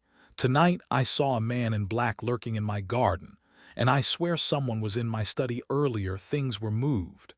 Gilt sighed, patting his shoulder like he was calming a spooked horse. "You're jumping at shadows, Crispin. Breathe. There won't be an audit, you know that." "But the paperwork, Cheeseborough still has half of it locked up," Horsefree's voice cracked. "Vetinari's got those little rat-faced clerks who live for numbers. They'll figure it out. We bought the Grand Trunk with its own damn money." Gilt's smile never wavered. "Money isn't real, Crispin. It's just a story we all agree to believe. A shiny coin buys a steak dinner because we say it does. Once you realize that, the whole game changes." Horsefree wasn't buying the philosophy. Sweat beaded on his forehead. "Then Greenyham's screwing it all up," he spat. "Remember that tower near Lancre, the one they blamed on witches? Well, guess what? Only the first time was witches." His beady eyes burned with frantic anger. "The rest, that was just greed and bad math." Gilt's expression darkened for just a second, long enough for Horsefree to wonder if he'd pushed too far. Then the smooth charm slid back into place. "Another drink, my friend." Greenyham pulled off another shady move, greasing the palms of a few new guys in the signal tower to fake a breakdown. One of them raced downstream like his life depended on it, delivering the Genua market data a full 2 hours before anyone else. That's how he locked up the dried prawn trade, not to mention fish maw and ground shrimp. And let's be real, this wasn't his first rodeo. The guy's practically printing money at this point. Gilt studied the man in front of him, weighing whether it'd be smarter to just end him right then and there. Vetinari wasn't a fool. You didn't stay in charge of this chaotic mess of a city by being careless. If you spotted one of his spies, it was because he wanted you to see them. The real proof he was watching. You'd spin around fast and find absolutely nothing. And Greenyham, the man was clueless. Some people just didn't get it. They were small-time, playing at schemes way above their pay grade. Using the clack system like that was reckless, but letting a bottom feeder like Horsefree catch wind of it, that was just plain stupid.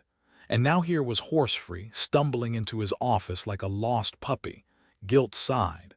The room was soundproof, sure, and the carpet could be swapped out easily. Igor's were famously tight-lipped, but someone had definitely seen Horsefree walk in, which meant he had to walk out. "You're a good man, Reacher Guilt," Horsefree slurred, waving his nearly empty brandy glass before setting it down or trying to. His drunk brain misfired and the glass shattered on the floor. Sorry about that," he mumbled. "But you know what, you're decent, so I'm gonna give you this. Can't keep it at my place, not with Veterinari's goons sniffing around. Can't burn it either, got all the records in here. Every little deal, important stuff. The others, wouldn't trust 'em as far as I could throw 'em. You take it, yeah." He fumbled out a worn red ledger, shoving it toward Guilt, who flipped it open and skimmed the pages, his eyebrow arched. "You wrote everything down, Crispin, seriously." Horsefree looked offended, swaying slightly. "Gotta keep track, Reacher. Can't cover your trail if you don't know where you stepped. Then, you can fix it later, make it all legal-like." He tried to tap his nose conspiratorially and missed by a mile. Guilt smiled thinly. "I'll guard it with my life, Crispin." "Smart move bringing it to me." Horsefree's eyes welled up. "Means a lot, Reacher. You actually listen. Not like Greenyham and his crew, they treat me like garbage, but you're solid. Funny though." He let out a massive belch. "Funny you got an Igor working for you, heard they only serve the real nut jobs." Reacher Guilt gave Crispin a firm but friendly shake, cutting off his slurred rambling about eccentric characters and questionable mental states. "You've had enough, my friend," Reacher said with a smirk. "Time to call in Igor." "Yeth, thir." Igor materialized behind them like a shadow, the kind of discreet service only the wealthy could command. "Who'll escort you home in my carriage? Make sure his valet puts him to bed, Igor. Oh, and while you're at it, track down Mr. Greil for me. I've got a small job for him." Reacher gave Crispin's flushed cheek a patronizing pat. "Sleep tight. By morning, all those little concerns of yours, poof, gone." "Decent bloke," Crispin hiccuped, grinning. "For a bloke who ain't from round here." Igor hauled Crispin away, the man now belting out a bawdy tune that would have had rugby teams and schoolkids in stitches. Getting him through his front door was a spectacle, especially when he kept looping back to that bit about the camel, much to the neighbors' dismay. Once the drunk was safely deposited, Igor returned the carriage, tended to the horse, and then slipped into the pigeon coop out back. These weren't your scrawny city birds. These were well-fed, sturdy messengers. He strapped a silver ring to the leg of the plumpest one and sent it into the night. Ankh-Morpork pigeons were sharp. Stupidity didn't last long here. This one would find Greil's rooftop perch no problem. Still, it bugged Igor that none of his birds ever came back. Meanwhile, Moist stormed through the post office's abandoned halls, kicking up decades' worth of dust and crumpled envelopes. He was fuming. Trapped. Hadn't he tried everything? Maybe the place really was cursed. Groat would have been a fitting name for whatever hex hung over it. He shoved open a door and stepped into the sprawling coach yard, the building curving around it like a horseshoe.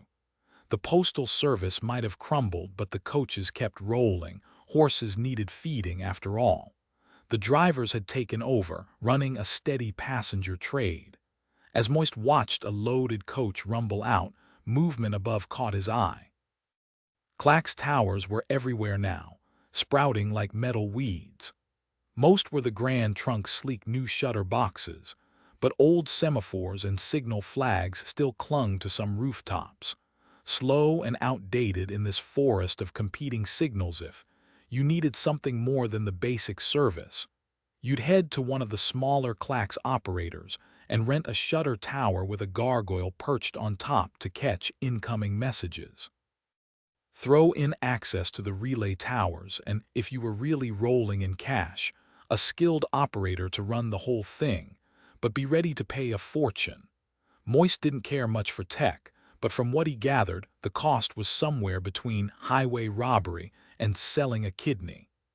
Still, all those thoughts circled his mind like distant moons around one burning question. Why in the world do we have a tower up there? It was definitely on the roof. He could see it, hear the faint clatter of the shutters, and even catch glimpses of movement before someone ducked out of sight. Who was using it? And why? He bolted back inside. He'd never noticed a staircase leading up, but then again in this place, who knew what was buried under mountains of undelivered mail? Squeezing past yet another corridor choked with sacks, he stumbled into a wider space where heavy double doors led back to the yard. A set of stairs spiraled upward, barely lit by flickering safety lamps that barely fought the darkness. Classic post office. Regulations demanded the stairs stay illuminated, so they were, decades after anyone but Stanley the lamplighter had bothered with them. There was even an ancient freight elevator, the kind that relied on a rooftop water tank to function, but it looked like a death trap. Grote had already warned him it was busted. At the base of the stairs, a faint chalk outline marked the floor, the kind you'd see at a crime scene. The limbs were sprawled unnaturally. Moist swallowed hard but grabbed the banister and climbed. The first door he reached practically exploded open at his touch, unleashing a tidal wave of letters that surged past him, tumbling down the steps in a whispering avalanche. He barely kept his footing. The next floor was no better. Another door, another flood of mail, this time slamming into his legs as he barely dodged aside. The sound of all those dead letters rustling past was eerie, like ghostly voices murmuring in the dark. If I keep this up, I'll lose it like Grote, he thought. But there had to be more to this place. Somewhere there had to be answers. His mind was racing, spinning wild theories. All right, imagination, he scolded himself, if you're going to freak out, I'm leaving you behind. But of course it didn't listen. He'd never been violent, always the type to bolt before throwing a punch. And murder. That wasn't something you could half commit to. You couldn't just kinda kill someone, right? Pump had this wild idea that even a ruler could be a murder weapon. Sure, maybe someone miles away might get tangled up in the consequences of a crime, but where do you draw the line? Bankers, landlords, even the guy pouring your drink. Technically, every action ripples out. Here's your whiskey, pal, and by the way, I just shaved 0.0003 seconds off your lifespan. Life's one big chain reaction, and half the so-called crimes weren't even illegal. Take that ring scam. He never claimed it was a real diamond. Honestly, it was depressing how fast so-called upstanding citizens jumped at the chance to swindle a clueless traveler. Enough to make a guy lose all faith in humanity, if he had any to begin with. The third floor was just another paper avalanche, letters spilling everywhere, but the hallway ahead was still barricaded by a solid wall of envelopes. A few loose ones fluttered down as Moist edged forward, threatening another collapse. Retreat sounded great, but the stairs were already buried under a shifting sea of mail. Not exactly the best time to test his balance. The fifth floor had to be clear, right? Otherwise, how would Sideburn have made it to his fatal meeting? Sure enough, a frayed black and yellow rope lay tangled in the drift on the fourth floor landing. The watch had been here. Still, Moist opened the door carefully, just like they must have. A handful of letters tumbled out, but the real landslide had already happened. Beyond, the corridor was packed tight as sedimentary rock. Someone had tried tunneling through. Moist could see the hole where an arm had been shoved in, just like he was doing now. Their fingers, like his, had only grazed more compressed mail. No one had reached the stairs from here. The wall of envelopes was at least 6 feet thick. One last flight. Moist climbed cautiously, halfway up when the slide started below him. He must have nudged the unstable wall of letters. The mail surged forward like an unstoppable tide, chunks breaking off and plummeting into the abyss. Wood groaned and splintered far below. The whole staircase trembled. Moist bolted up the last steps, yanked open the fifth-floor door and clung to it as another wave of mail roared past. The structure shuddered violently. Then, with a sharp crack, the stairs collapsed entirely, leaving him dangling from the handle, envelopes whipping past like angry birds. He hung there, eyes squeezed shut, until the chaos settled into uneasy creaks. The stairs were gone. Carefully he shifted his grip, fingers tight on both sides of the door handle, and inched his feet up until they found the edge of the corridor. Breathing felt like tempting fate. New detail. As he steadied himself, a single envelope fluttered down, landing on his shoulder. The return address was smudged, but the handwriting looked eerily familiar, like his own. Moist edged his way down the hallway, his boots shuffling through the sea of forgotten letters scattered across the floor. With a quick yank on the inner handle, he managed to pull the door shut behind him, barely keeping his balance as the floor beneath him seemed to shift. The air smelled like old paper and dust, thick enough to taste. He scrambled, arms flailing, body twisting like a fish fighting the line. Somehow, he didn't plummet into the abyss of splintered wood and mail below. Gripping the lamp he'd snatched from the doorframe, he turned to face the corridor, only to find it pristine. No letters, no chaos. Just plush carpet and warm light. His stomach dropped. He knew what he'd seen. The letters had been real, crammed tight like a dam ready to burst. But now, nothing. A cold prickle ran down his spine as he turned back toward where the staircase should have been. Instead, just more carpet stretching smoothly to the far wall. He crouched, fingers hovering over the spot where the steps had been, and felt the unmistakable bite of cold air as his hand passed through the illusion. Did the last guy fall for this too? Moist thought, picturing some poor soul stepping confidently onto what looked like solid ground, only to tumble headfirst into the void. He backed away, moving cautiously toward the growing hum of noise ahead. The sound swelled, shouts, machinery, the rhythmic thrum of a building alive with work. Then he reached the balcony railing, polished brass gleaming under the light, and froze, because this wasn't real. The post office he knew was a graveyard of undelivered mail, not this bustling hive of activity. No customers, no clerks, no shining railings, just dust and ghosts. Unless I'm seeing the past. His fingers had felt the stairwell his eyes couldn't see. So maybe he wasn't in the past, just seeing it, which meant the floor beneath him wasn't just an illusion, it was a trap. Poor old Sideburn hadn't stood a chance. Moist exhaled sharply. Yeah, definitely the post office. Moist hesitated at the balcony's edge, fingers brushing the carpet's chill surface. The memory hit him. Mr. Mutable had stood right here, leaned too far, and thud, right onto the marble below. Steadying himself against the wall, Moist peered into the grand hall. Sunlight streamed through the crystal dome, casting prisms across the bustling floor. No pigeons here, just clerks darting like ants, sorting letters into endless wooden slots. The air hummed with urgency, a symphony of clattering belts and rolling wire carts.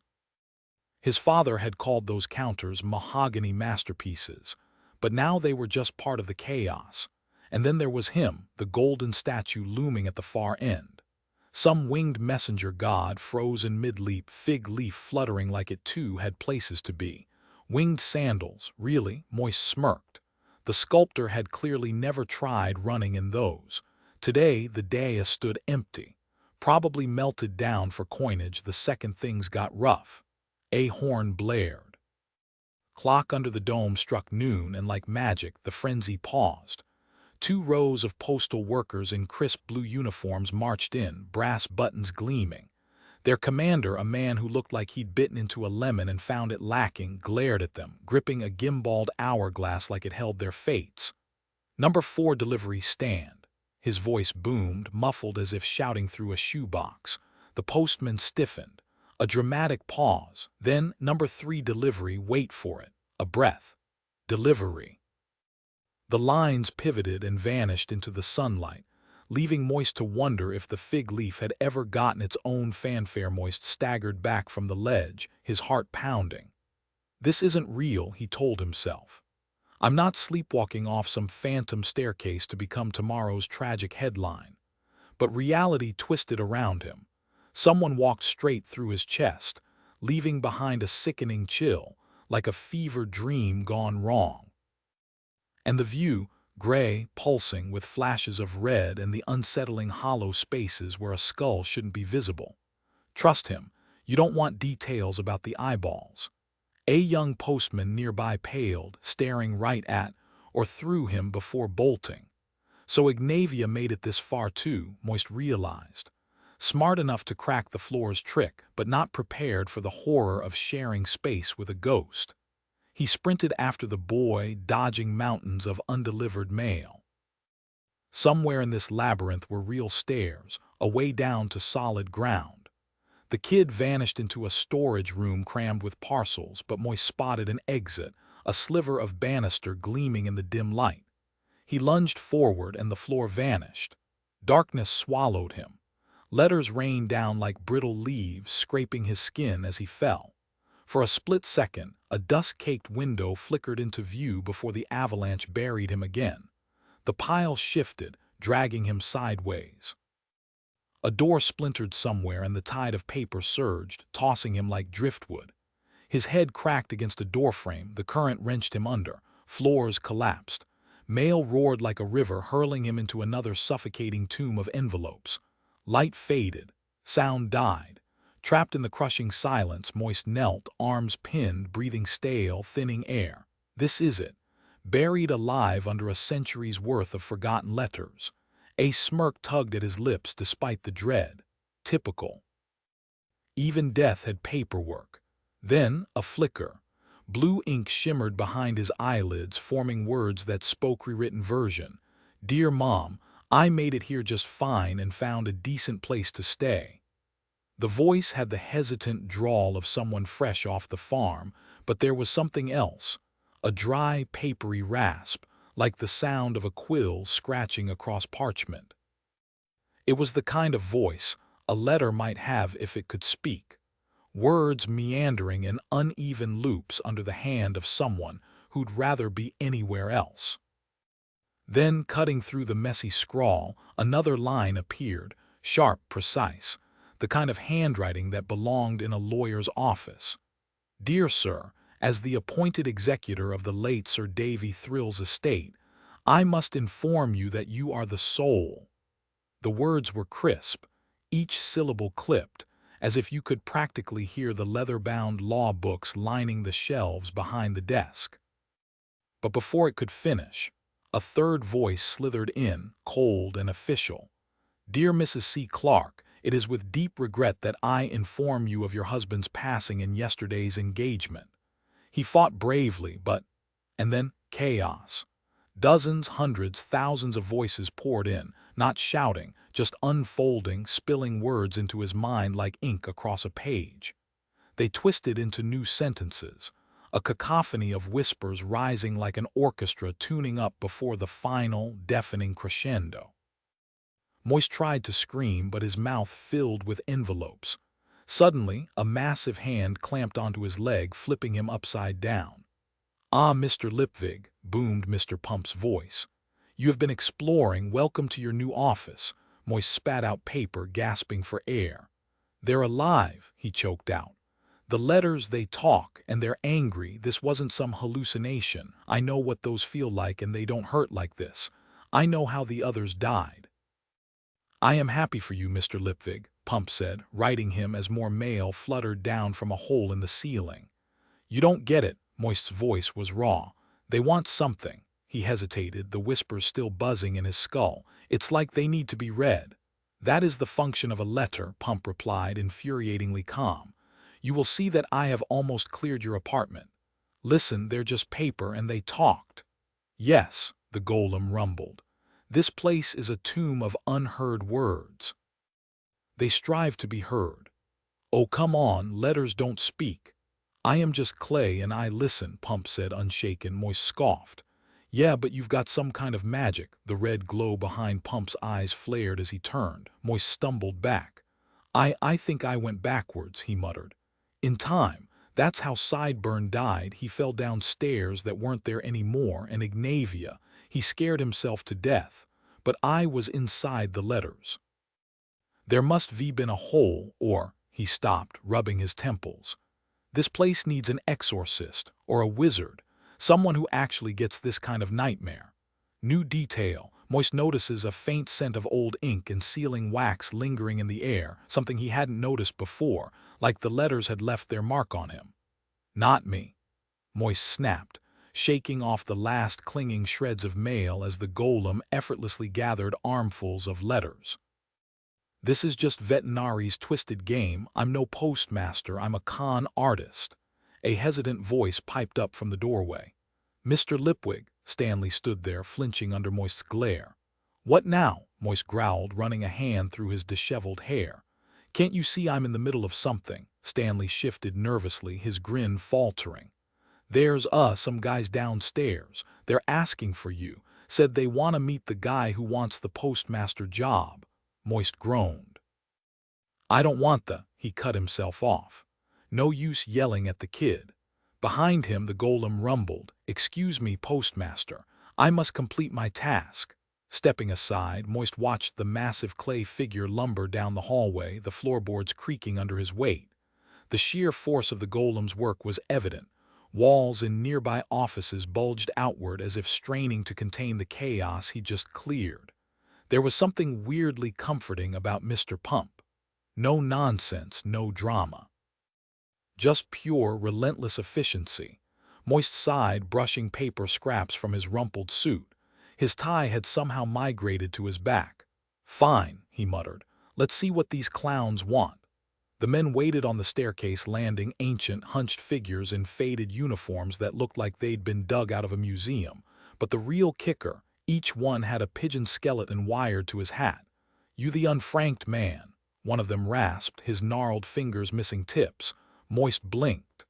Am I?" Stanley nudged him. "You gotta say yes, sir. This is so exciting." The old man scowled. "Last chance. Are you the unfranked man?" Moist threw his hands up. "Sure, why not? Yes, I'm the unfranked man. Happy." A rough sack yanked over his head cut off his next words, the drawstring cinching tight. "The unfranked man is late," a voice hissed in his ear as unseen hands seized him. Stanley's voice, weirdly cheerful, echoed through the darkness. "Don't worry, sir, Mr. Groat's got you." Moist thrashed, but the grip was iron. "Great, just another day in the life of a man who never asked for any of this." "You'll handle this just fine, sir," one of the old postmen insisted, his grip tightening on Moist's arm. "Do what exactly?" Moist snapped, twisting against their hold. "Let go of me, you senile relics." "The unmarked man fears the path," whispered the first, his breath stale with the scent of peppermints. "Oh yes, he'll be returned to sender before sunrise," chuckled another. "The scales will weigh his worth," intoned a third, as if reciting some ancient postal scripture. "Stanley, get Mr. Pump down here now," Moist barked, but the hood over his head muffled his voice like a sack of undelivered mail. "Can't do that, sir," Stanley replied, far too cheerful for the situation. "Absolutely not allowed, sir. It's all part of the process, just a little trial, really. The order of the post demands it, sir." Funny hats, Moist thought, and despite himself, he felt the tension ease. Hood's ominous whispers, this was just cheap theatrics, the kind of nonsense every small-time secret society loved. He joined enough of them to know the drill. Probably had more fake initiation scars than a carnival knife thrower. Unmarked man, please. This was about as threatening as a kindergarten recess. He let them guide him down the stairs, turning him this way and that like a misaddressed parcel. He'd been through worse, like that time with the men of the furrow, where they'd made him shake hands with a goat's hoof in the dark. He'd laughed then, right before swindling 3 of his so-called brothers out of a week's wages. The memory didn't sit as well now. The air shifted, bigger space, echoes bouncing off stone. Other bodies, too. Maybe something with teeth if that low growl was any indication. But that was the point, wasn't it? Scare the new guy, make him sweat, then slap him on the back and hand him a drink. The hands gripping him vanished. For a heartbeat there was nothing but darkness. Then a familiar bony grip seized his elbow. "It's me, Sir Probationary Senior Postman Grote," came the whisper. "Your guide for the evening, sir. No need to fret." Moist exhaled through his nose. "Is this really necessary, Grote? I was appointed postmaster in case you forgot." "Appointed, yes. Accepted." Grote clucked his tongue. "Proof of posting ain't proof of delivery, sir," Moist groaned. "What in the world does that even mean?" "Can't spill secrets to an unmarked man, sir," Grote said, with the solemnity of a man who took his junk mail very seriously. "You've done well to make it this far," Moist forced a chuckle. "Fine, what's the worst that could happen, right?" Silence. Then slowly, "I was just calculating that, sir." Moist's grin faltered. "I said, and the answer, sir." Grote's voice dropped to a whisper. "Let's just say, it's creative. The absolute worst-case scenario. You could lose every finger on one hand, end up permanently disabled and shatter half the bones in your body. Oh, and then they might still reject your application. But hey, no need to stress over it, pal, not a single thing to worry about." Ahead, a deep voice thundered through the darkness. "Who presents the unmarked one?" Beside Moist, Grote cleared his throat nervously, his voice trembling as he answered. "I, Probationary Senior Postman Tolliver Grote, do present the unmarked one." Moist leaned in, whispering through gritted teeth. "You were just messing with me about the broken bones, right? That was a joke." "Does he stand in the shadow of midnight?" the voice demanded. Grote beamed, shouting back, "He does now, honored master," before muttering to Moist, "Some of the old-timers are thrilled you recovered the sigil. Great. Now about those shattered bones." "Then let him begin the trial," the unseen voice commanded. Grote nudged him forward, whispering urgently, "Just walk straight ahead, nice and easy. That's it, stop here." Moist swallowed hard. "Listen, all that talk earlier, that was just to psych me out, wasn't it?" "Trust me, sir," Grote murmured, but Moist wasn't done. But the part about his protest was cut short as the hood slipped over his mouth. "Let him wear the boots," the voice boomed. Moist couldn't help but notice how some people just radiated authority, even when you couldn't see them. "Boots right in front of you, sir," Grote rasped. "Slip 'em on, no big deal." Moist fumbled with his shoes, nearly toppling over before shoving his feet into the unseen boots, which felt like they were lined with bricks. "The burden of the unmarked one is great," the voice intoned. "Let him proceed." Moist took a cautious step, only to step on something round, sending him crashing face first into what felt like a steel beam. Pain exploded through his jaw. "Postman," the voice demanded, "what is the first vow?" A chorus of voices echoed from the shadows. "Honestly, can you believe it? Bikes, scooters, lawn gnomes, people just leave anything lying around in the dark." "Did the unmarked one cry out?" the voice asked. "I think I just cracked my jaw," Moist thought as Grote hauled him upright. "Excellent work, sir," Grote whispered before announcing loudly. "He remained steadfast, honored master." "Then bestow upon him the satchel," the voice boomed. Moist was really starting to hate that voice. Something heavy was slung around his neck, dragging him forward like an anchor. "The postman's load is heavy, but soon it shall be light," the walls echoed. Nobody mentioned agony, Moist thought. Well, okay, they did, but they made it sound optional. "Keep moving, sir," Grote urged from somewhere beside him. "This is the postman's path, no turning back now." Moist shuffled forward, wincing as something clattered away underfoot. He avoided the skateboard, honored master. Grote reported triumphantly. Moist stumbled forward, his body sore but his spirits lifting, managing 2 shaky steps before something clattered against his boot. "The mighty beer bottle of doom has been defeated," Grote crowed, pumping a fist in the air. Buoyed by the cheer, Moist took another step, only for his foot to slide out from under him on something slick. He crashed onto his back, his skull smacking the floor hard enough to make his teeth rattle. For a second he swore he heard his own head split open. "Postman," boomed the unseen voice echoing through the room. "Recite the second oath." Dogs, someone shouted back. Every last one of 'em's a menace. If they ain't sinking teeth into your leg, they're leaving landmines on the sidewalk worse than stepping in motor oil. Moist groaned, pushing himself onto his knees, his vision swimming. That's it, keep moving, Grote hissed, yanking him up by the elbow. Rain, sleet, or hail, you push through. He leaned in closer, voice dropping to a whisper. Remember the motto on the building. Mrs. Cake, Moist muttered, then thought, wait, was it sleet or just rain? Before he could decide, icy water sloshed over him, followed by a bucket bouncing off his skull. Definitely rain. He barely had time to straighten before a freezing trickle slid down his collar and he barely stifled a yelp. Special delivery, ice cubes, Grote whispered conspiratorially. Snagged 'em from the morgue, but don't fret, sir, barely touched. Best we could do for snow in this heat. My apologies, just keep going. Let the mail be tested, the commanding voice thundered. Grote's hand dove into the bag as Moist swayed in place, pulling out a letter with a flourish. I, probationary senior, hold on a sec, worshipful master. Moist felt Grote yank his head down. Quick, did you say probationary or full senior postman? What? Full, definitely full. Moist yelped as freezing water seeped into his shoes. I, senior postman Grote, declare this mail bone-dry, worshipful master, Grote announced, triumphant. The unseen voice dripped with mocking delight. Then let him deliver it. Under the suffocating hood, Moist's instincts screamed at him to bolt. The chanting grew louder, the air thick with anticipation. This wasn't just hazing anymore, this was the real deal. Small problem, I didn't actually write anything down, he slurred, swaying dangerously. Steady now, almost there, Grote urged, ignoring his protest. Doors right ahead, letterboxes waiting, worshipful master, could we pause a moment? Took a nasty knock to the head. A pause, brother Grote, so you can feed him more answers, eh? The voice sneered.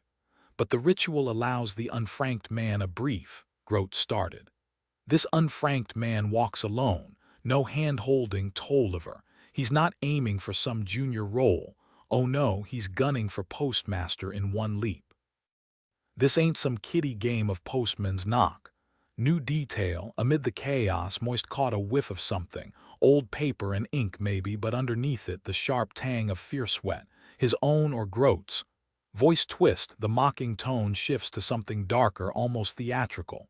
On your feet, postmaster, the voice purred. The mailbox awaits, and so does your fate. You dragged us into this mess. We're not playing games here, he needs to prove himself.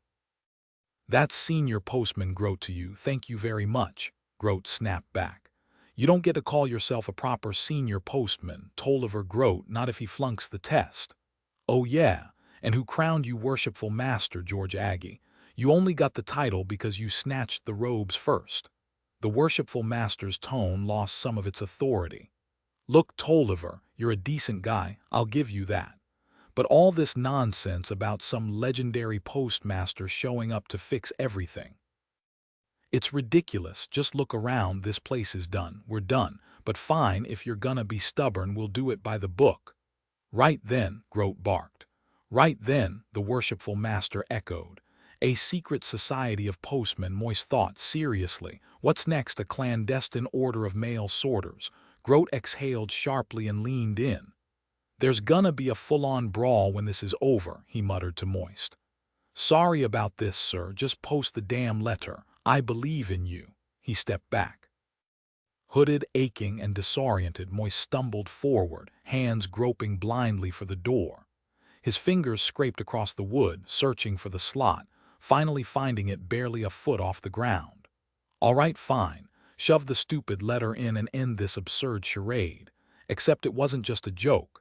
This wasn't some silly initiation where everyone winks and nods while the new guy stumbles through the motions. These people were dead serious.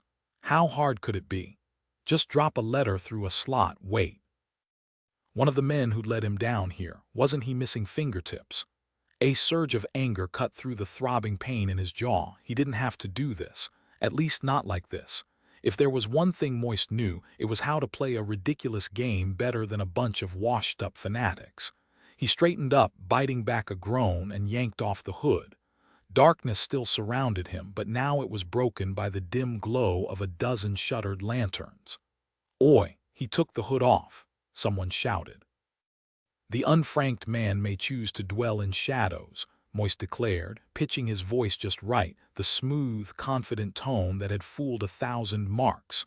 "But the postman walks in the light." It was nonsense, sure, but it sounded official. From the darkness, a confused voice piped up. "Wait, where's that in the rule book? I don't remember that part." No time to hesitate. Moist wrapped the hood around his hand, jammed it under the letterbox flap, and flicked a random letter inside. As he yanked his hand back, the fabric tore clean through. As if sliced by a blade, Groat's voice boomed through the dimly lit hall, his excitement barely contained. "All right, postman, let's hear it. What's the third oath? Come on, all together now." A reluctant murmur rose from the robed figures. One muttered under his breath, "Blimey, these flaps feel like they're lined with knives."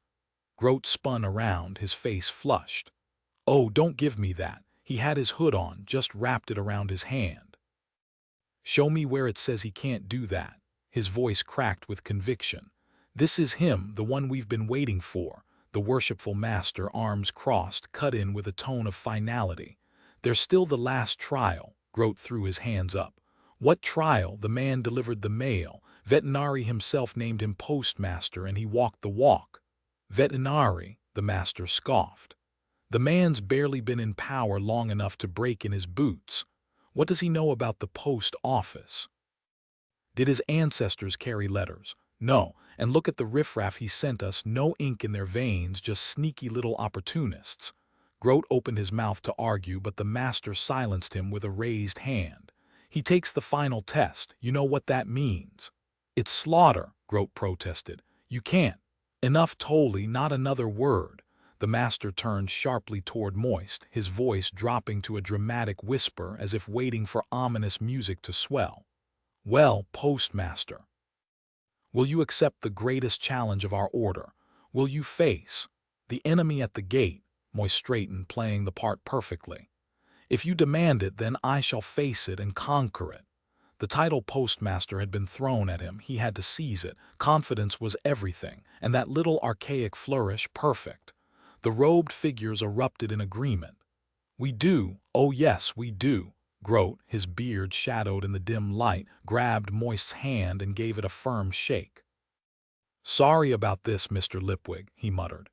"Didn't see this coming. They're bending the rules, but you'll manage. Just trust in Senior Postman Groat."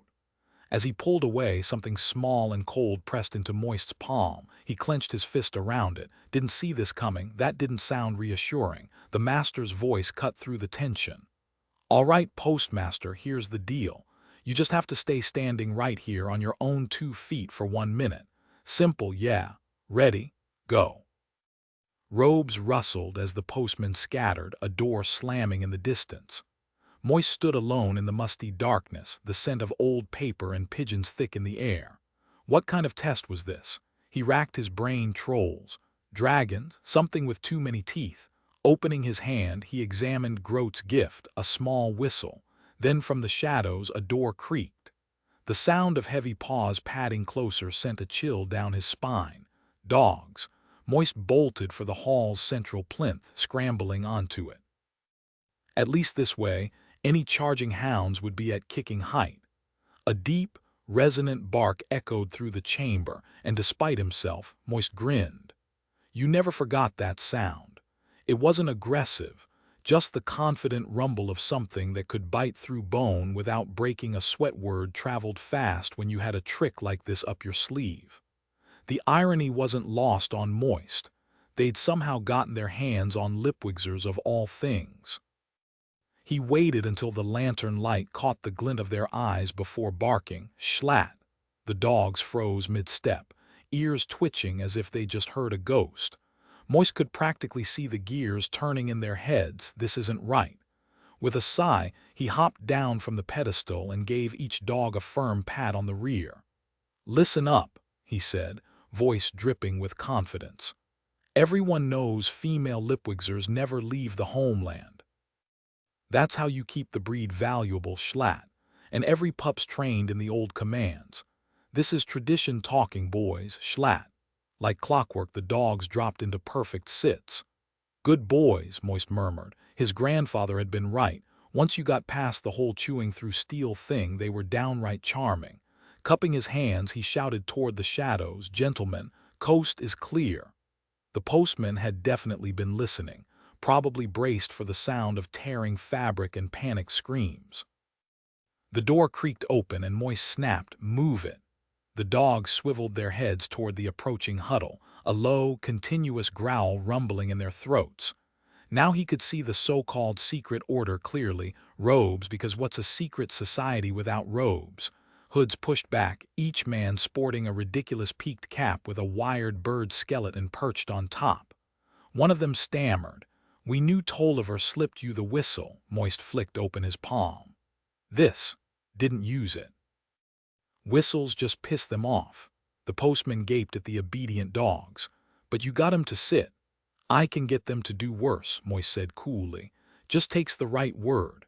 Groat, edging backward, muttered, "We've got lads outside with muzzles, if that's all right. Postmen and dogs not exactly best pals." "Trust me," Moist lied smoothly, "my voice has them locked down tighter than a vault." One of the dogs' growls sharpened, the kind that usually meant someone's about to lose a kneecap. "It." He barked, then added with a smirk, "Sorry, fellas, they've got a sixth sense for fear, occupational hazard." The supposed worshipful master threw up his hands. All right, we had to be sure." "So I'm the postmaster now?" Moist arched a brow. "Absolutely, sir. Welcome aboard, fast learner," Moist mused. Just then, the double doors at the far end burst open. Not that doors stood a chance against Mr. Pump. The golem strode in, arms full of a massive box, because why bother with handles when you're made of clay? The doors had a mind of their own. They could swing open or stubbornly stay closed, and frankly, they didn't seem to care either way. The dogs bolted like they'd been shot out of a cannon, while the postman scrambled backward with surprising agility for men their age, practically vaulting onto the platform behind Moist. Mr. Pump, unbothered, lumbered forward, crushing scattered debris underfoot as the dogs lunged at him. He barely flinched before calmly setting down his box and grabbing the mutts by their collars. "Some gentlemen outside are asking about these dogs, Mr. Lipwig," the golem announced in his usual monotone. "They've got nets, gloves, and what looks like armor. Says they work for a Mr. Harry King. Wondering if you're done with them." Moist blinked. "Harry King, the scrap guy," Groat nodded. "Biggest in the business, sir. Reckoned these dogs were borrowed from his yards. He lets 'em loose at night, keeps thieves out. Or well in, depending on how you look at it." Moist smirked. "Saves on dog food, huh? Take 'em away, Mr. Pump." Lipwigzers, the word echoed in his head. It had all been too easy.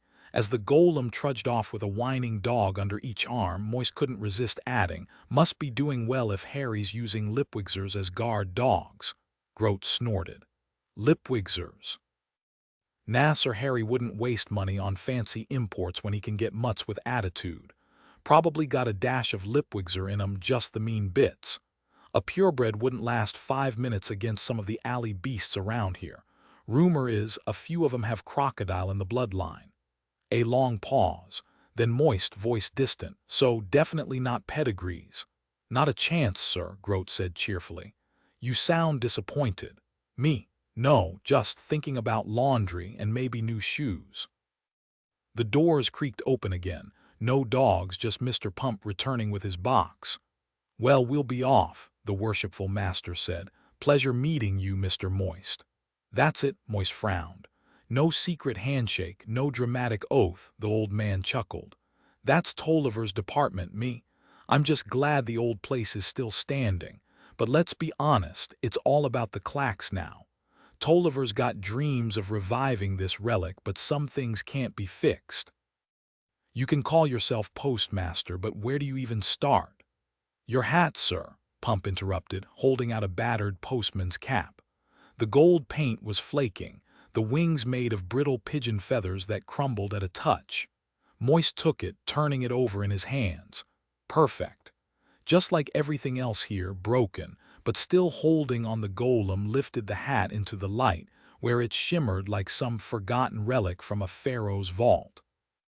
But when Moist took it, the thing practically crumbled in his grip, shedding flecks of gold and reeking of mothballs and old cedar chests. Inside the brim, a faded label read, "Bolt and Lock, Military and Ceremonial Outfitters, Peach Pie Street, Am size, 7 1/4. There's also a pair of winged boots," Mr. Pump added, "and some kind of stretchy." "Never mind that part," Grote cut in, practically vibrating with excitement. "Where in blazes did you dig this up?" "We've turned this place upside down for decades. It was beneath the mail piles in the postmaster's office, Mr. Grote." "Impossible. We've combed through every inch of that room, every thread of carpet, every dust bunny," Grote sputtered. Moist cleared his throat. "Yeah, well, let's just say the mail got rearranged today." "Indeed," the golem confirmed. Mr. Lipwig made a dramatic entrance through the ceiling. Grote's eyes lit up. "See, he found it, just like the prophecy said." The worshipful master sighed, rubbing his temples. "Tolliver, there is no prophecy. Wishing for a miracle doesn't make it divine destiny, it just makes you delusional." "But the letters, they've been whispering again," Grote insisted. "We have to read 'em the regulations at night just to shut 'em up, just like the old wizard warned." The worshipful master gave a tired chuckle. "You know what they say, you've gotta be a little crazy to work here, but it's over, Tolliver. The city's moved on. We're relics." Grote thrust the hat toward Moist. "Put it on. This is fate, plain and simple. Just try it, see what happens." Moist hesitated, holding the hat aloft. "Nothing's actually going to happen, right? Because I've had enough weirdness for one lifetime." "Oh, nothing ever happens," the worshipful master muttered. "We used to hope, every time someone promised to fix the chandeliers or restart deliveries, we'd think maybe this time. And you, Tolliver, you lit up like a firework when Lipwig hung that sign back up. But it's always the same. This place isn't just cursed, it's cursed." With an extra ed, Moist raised an eyebrow. "The worst kind, but hey, at least the hat'll keep your head dry." As Moist finally went to lower it onto his head, he noticed the old postman shuffling backward. "Oh, come on," he snapped. "You're not sure either, are you? You're all thinking, what if this time's different? I can see it. Hope's a cruel joke, gentlemen." He dropped his hand. After a long pause, Grote whispered, "Feel anything?" "It itches," Moist admitted. Grote's face fell, but he rallied. "Ah, that's probably just mystic energy seeping through," Moist sighed. "Yeah, or it's just a really old, really dusty hat." New detail. Moist notices a faint, almost imperceptible hum when the hat touches his hair, like the distant echo of a tuning fork. But he dismisses it as exhaustion. "Sorry about that." The worshipful master chuckled as the tension in the room eased. "Most postmasters I've worked with despised wearing that ridiculous hat, though I'll admit you've got the height to pull it off." Poor old postmaster Atkinson barely cleared 5 feet, made him look like a grumpy hen. He gave Moist's shoulder a reassuring pat. "Don't beat yourself up, kid, you gave it a shot." Then thwack, an envelope smacked Moist right on the forehead. Before he could react, another slid down his shoulder like a clumsy bird landing. All around them, letters began raining down, hitting the floor like hailstones in a freak storm. Moist craned his neck upward, sheets of paper poured from the darkness above, the flurry thickening by the second. "Stanley," Grote's voice barely cut through the paper blizzard. "You messin' around up there," the worshipful master groaned. "I told them those attic floors weren't built for this." "Just another maelstrom, probably set off by all our racket. Come on, let's scram before we get buried." "Then douse those lanterns," Grote bellowed. "You want a stumbling blind down here." "Oh sure, because burning to death is so much better than tripping over a box," someone shot back. The lanterns flickered out, and in the sudden dark, Moist von Lipwig saw it. A glowing blue script, swirling in midair like ink spilled in water. The unseen pen slashed through the darkness, looping and curling into letters that pulsed with eerie light. "Moist von Lipwig," it wrote. Yeah," Moist swallowed hard. "You are the postmaster. Look, I think you've got the wrong guy." Moist von Lipwig, right now any guy will do, but I'm not exactly qualified. Then get qualified and fast. The words blazed brighter. Bring back the light, open the doors, quit holding up the mail. Golden light surged around his feet, spiraling up his legs, his arms. It fizzed under his skin like champagne. His heels lifted off the ground as the words buoyed him up, spinning him gently. In the beginning was the word, but what's a word without someone to carry it? You are the postmaster. Moist's voice cracked. Then stronger, I am the postmaster. The mail must move, Moist von Lipwig. Too long it's been trapped here. I'll move it, I swear I will, Moist von Lipwig. What? The reply came as a hurricane of paper and light, shaking the walls. Deliver us. Chapter 6. Little Pictures. Postman exposed a monstrous machine. The Pie of Doom. Mr. Lipwig stamped dilemma. A visitor from the dawn of letters. Mr. Lipwig. Moist groaned, peeling his face off the musty mattress. Mr. Pump's glowing eyes hovered inches from his own. There had to be a better wake-up call than a 7-foot clay golem. Normal people used alarms. His new apartment reeked of old parchment, and every muscle screamed in protest. Somewhere in his foggy brain, Pump's voice registered. The postmen are waiting, sir. Moist groaned as he stared at the ceiling, the words Postal Inspector Grote echoing in his pounding head. Wait, I promoted him to Postal Inspector, he muttered, rubbing his temples. Indeed, sir, the golem replied. You were quite enthusiastic. Fragments of the previous night flickered in Moist's mind like a bad vaudeville act, postmen, speeches, and promises he definitely shouldn't have made. The Brotherhood of the Order of the Post, he groaned. Those are retired mail carriers, aren't they? Old-timers who volunteered to sort mail at dawn. Great. I hired a crew of senior citizens even more ancient than Grote. Did I, by any chance, do anything remotely reasonable last night? Moist asked, already dreading the answer. You delivered a rather stirring speech, sir, the golem said. The part about angel meaning messenger was particularly enlightening, not common knowledge. Moist buried his face in his hands. Oh no, what else? You vowed to restore the grand chandeliers and the polished counter. They were quite moved, though no one knows where those items disappeared to. Fantastic. Moist's stomach twisted. Please tell me I didn't promise anything worse. The statue of the god, sir, that really inspired them. Especially since it was melted down decades ago. Moist let out a strangled noise. Was there any moment last night where I appeared even slightly sane? The golem hesitated. I'm not certain I follow, sir. But Moist remembered the glow of the mail, the whispers filling his mind with knowledge he never learned. Unfinished stories, he muttered. Correct, sir. You spoke at length about them. I did, indeed. You described undelivered letters as fragments of time without resolution, bundles of emotion drifting untethered. You said that in great numbers they reshape reality itself. Moist blinked. And did I, levitate at any point, glowing gold maybe? I must have missed that part, sir. So it didn't happen. Metaphorically speaking, it did, the golem clarified. You were illuminated from within. The postman found it quite inspiring. Moist's gaze landed on the winged hat tossed carelessly on the desk. They want a legend, Mr. Pump, not a fraud like me. Perhaps a legend isn't what they need, sir. Moist sat up abruptly, the blanket slipping away. Wait, where are my clothes? I attempted to clean your suit with spot remover, sir.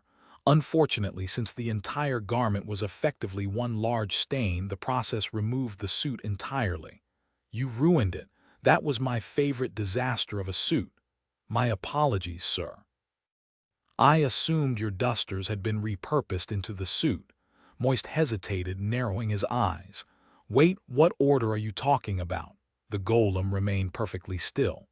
Last night, sir, you specifically requested a postmaster's suit. Stitcher 22 at the costume shop was able to accommodate your rather vivid instructions.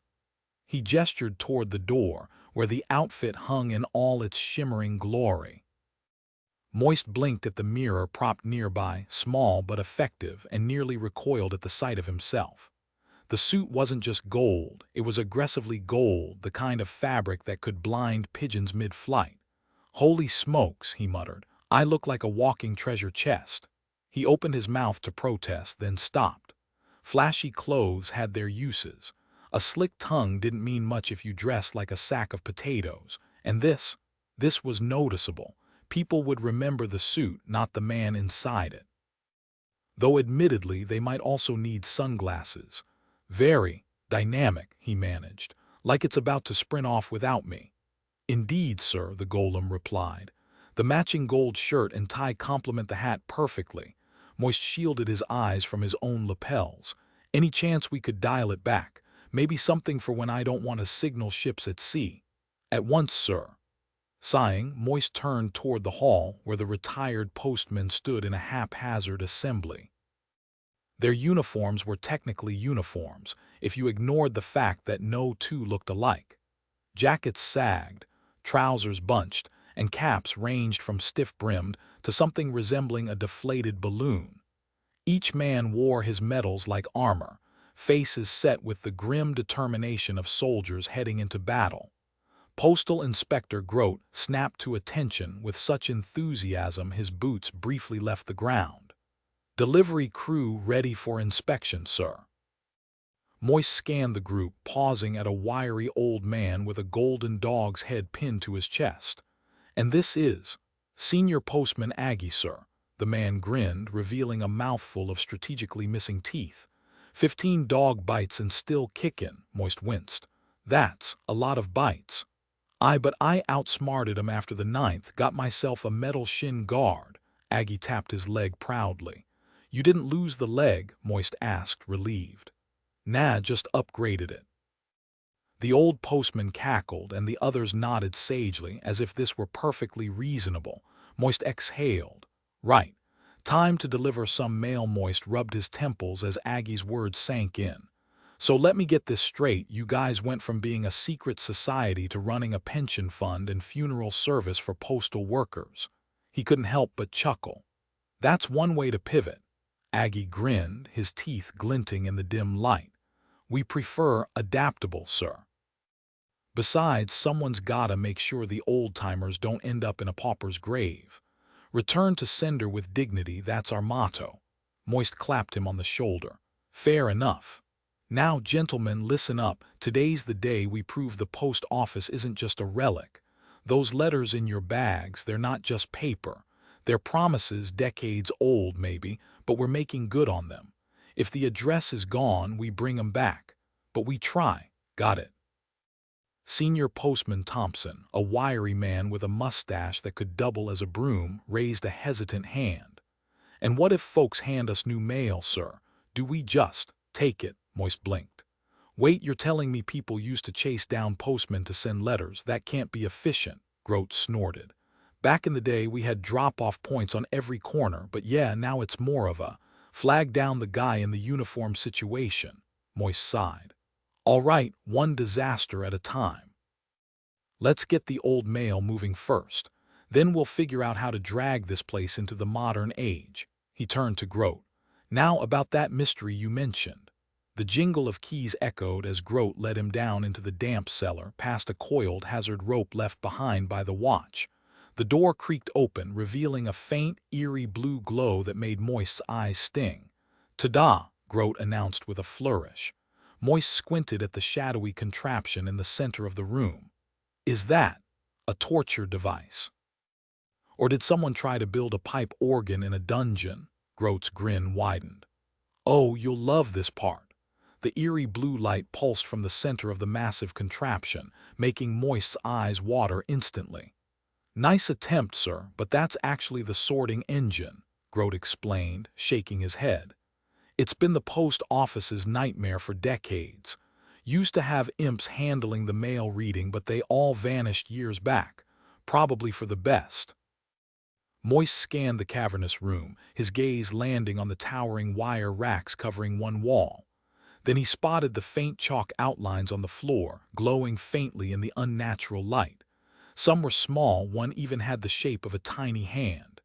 "Industrial accident, huh?" he muttered dryly. "All right, Grote, spill it." Stay clear of that glow, sir, Groat warned, his voice dropping. Told Mr. Hobbleberry the same thing, but he snuck down here alone later. Poor Stanley found him after spotting little Tittles dragging something down the hallway. Let's just say it wasn't pretty, sir. You can't even imagine the mess. Moist clenched his jaw. Oh, I think I can. Doubt it, sir. I can. Not a chance, sir. I can, Moist snapped, his voice echoing. You think I don't see those creepy little outlines? Can we just move on before I lose my lunch? Groat hesitated. Right, sir. Ever heard of Bloody Stupid Johnson, local legend around here? Wasn't he that architect whose designs always backfired? I think I read something about him. That's the one, sir. Built all sorts of things, but every single one had a major flaw. A memory flickered in Moist's mind. Wait, wasn't he the guy who tried using quicksand as a building material to speed things up? Groat nodded grimly. Exactly, sir. Though to be fair, most of his contraptions worked, just not the way they were supposed to. This thing started as an organ, ended up sorting mail. Postmaster Cowerby meant well, obsessed with efficiency. My granddad said they poured a fortune into making it function. So they wasted their money, Moist guessed. Oh no, sir, it worked too well, in fact, drove people mad in the end, Moist smirked. Let me guess, postmen couldn't keep up. Groat didn't blink. Postmen always work too hard, sir. No, the real problem was letters showing up in the sorting tray a full year before they were even written. The silence stretched. Moist cycled through responses. You're joking. That's insane. But they all sounded ridiculous. Groat's expression was dead serious. Finally, Moist settled on, how? The old postman just pointed at the pulsing blue glow. Moist cautiously leaned in toward the machine, squinting into its eerie glow. At its core, a small wheel spun lazily, defying logic. Behind him, Groat's voice carried the weight of a lifetime spent in the post office. Born right in the sorting room, weighed on the official scales, he said with nostalgic pride. Learned my letters from envelopes, my numbers from ledgers, my geography from city maps. Better than any classroom, sir, but geometry. Never quite got the hang of all those angles and circles. Though this is all about pie. Moist jerked back from the unnatural light. You mean like apple pie? Groat shook his head. No, sir, pie as in the number 3 and a bit, the one that makes wheels roll proper. Moist frowned, his mind scrambling through half-remembered math lessons. He'd always been quick with odds and money, but geometry, pointless. Still, he tried. Wait, it's the ratio of a circle's circumference to its diameter. Close enough, sir, Groat said with a shrug. 3 and a bit, that's the gist, but Bloody Stupid Johnson, bless his mad genius, decided that was too messy. So he built a wheel where pi was exactly 3, and that's what's spinning in there. Moist's eyes widened.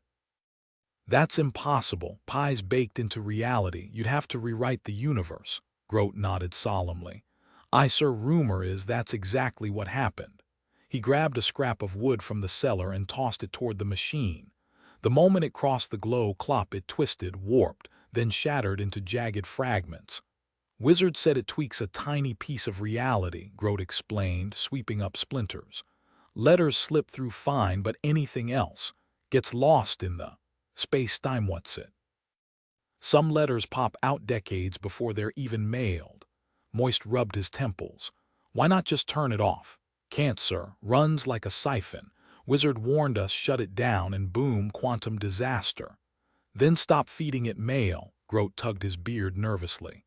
There's the rub, sir. You've hit the nail square on the head. New detail. Moist notices a faint, metallic hum from the machine, like a distant choir of tuning forks, adding to the unease. Tone shift. From bewildered to darkly amused, of course. Because why wouldn't the universe's most unhinged postal device also defy basic causality? Perfect. Just another day in the grand, glitchy symphony of bureaucracy. We should have gone that route, sir. We really should have. But we got greedy, thought we could outsmart the system. Management had these wild ideas, like delivering a letter in Dolly's sister's half a minute after it was dropped off downtown. Sure, it wouldn't be proper to hand it over before we got it, but we could cut it close, right? We were already fast, so why not push it further? And yet Moist couldn't shake the feeling he'd heard this before. He slumped in his chair, listening as Groat rambled on. Time travel, just another flavor of magic, and magic always came with a price. That's why farmers still plowed fields instead of conjuring wheat, why fishermen cast nets instead of summoning fish straight to the pan. Sure, you could do it all with a flick of a wand, fresh bread, cooked salmon, even gold coins plucked from thin air. But sooner or later the bill would come due, and magic always charged interest. Wizards knew better. Their real skill wasn't casting spells, it was not casting them. Any idiot could fail to turn you into a toad, but resisting the urge when you could, that took discipline. The world was littered with places where wizards got careless, spots where nothing grew anymore, not even weeds. People loved being fooled, though. They wanted to believe in gold lying in the dirt, in lucky charms that were actually diamonds. Groat's words tumbled out like letters spilling from a broken mailbox.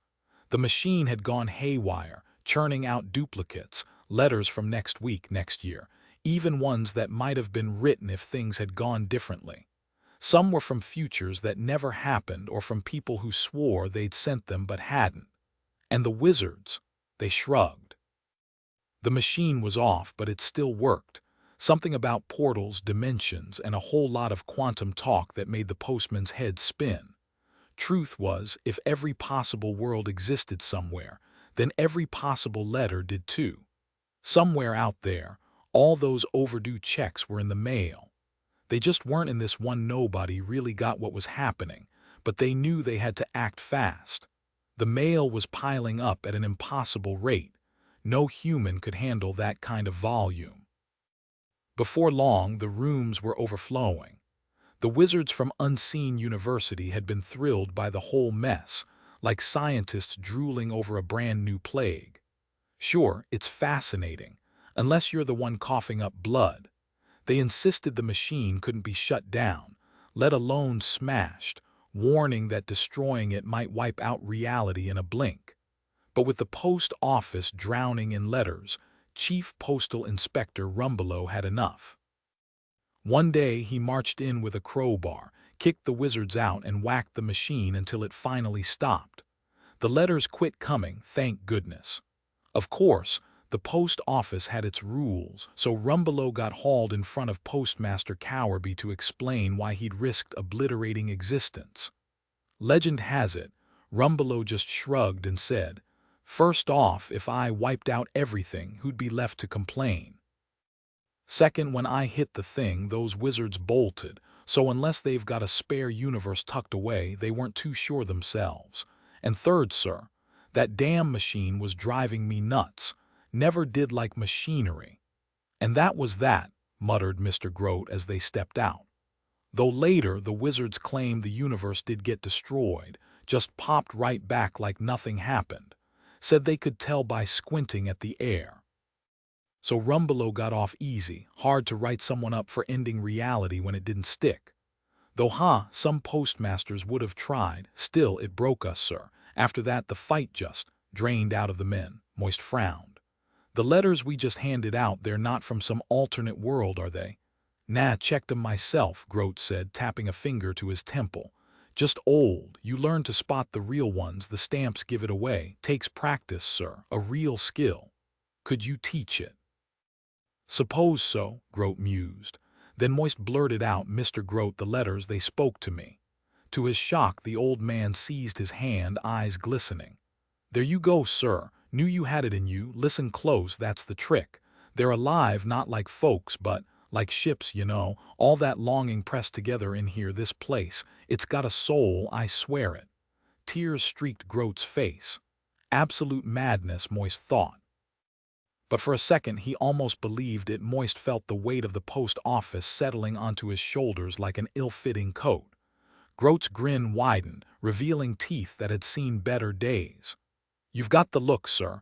Oh yes, you do," he cackled. "Once this place sinks its hooks into you, there's no wriggling free. Generations of folks have lived and breathed these halls, and now you're one of them. "The mail's got you, sir, stamped and sealed."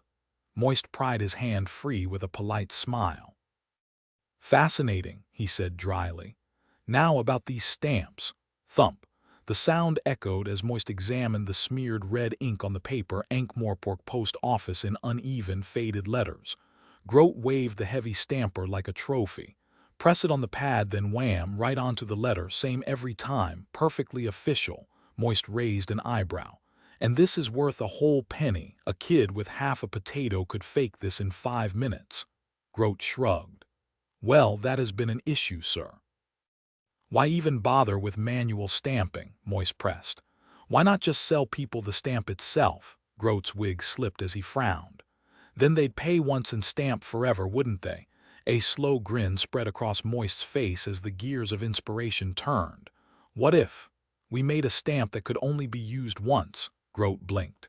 "You mean, like running out of ink?" Moist ignored the wig's slow, unsettling crawl back into place. "No, I mean, what if we printed the stamp directly onto the paper? Cut it out, stick it on, done. One use, no cheating." He tapped the desk. "City delivery's a penny, right? Except the shades, that's 5 pence for the armed escort," Grote added. Moist's eyes gleamed. "Perfect." He glanced at Mr. Pump, who smoldered ominously in the corner.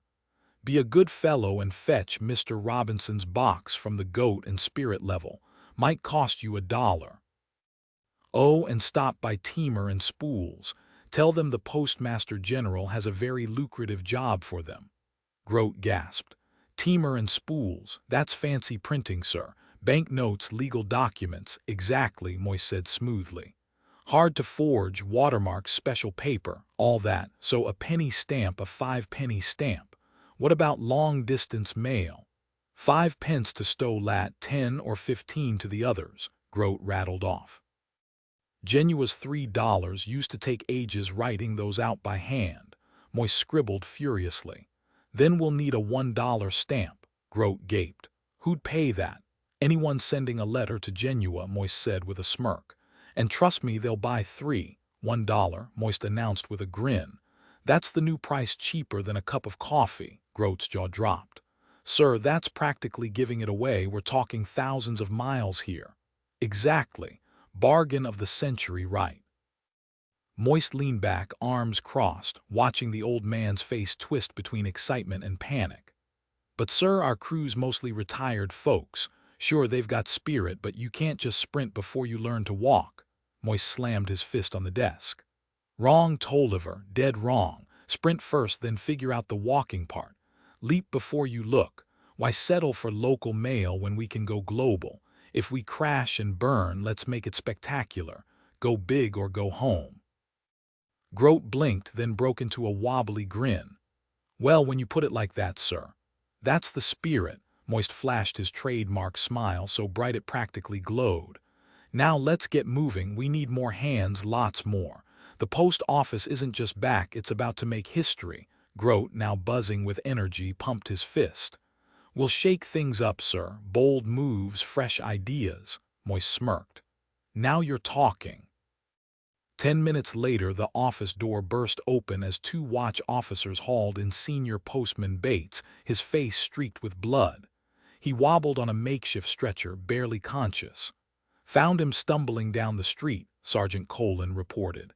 "Some thugs jumped him, tossed his mailbag in the river." Moist's stomach dropped.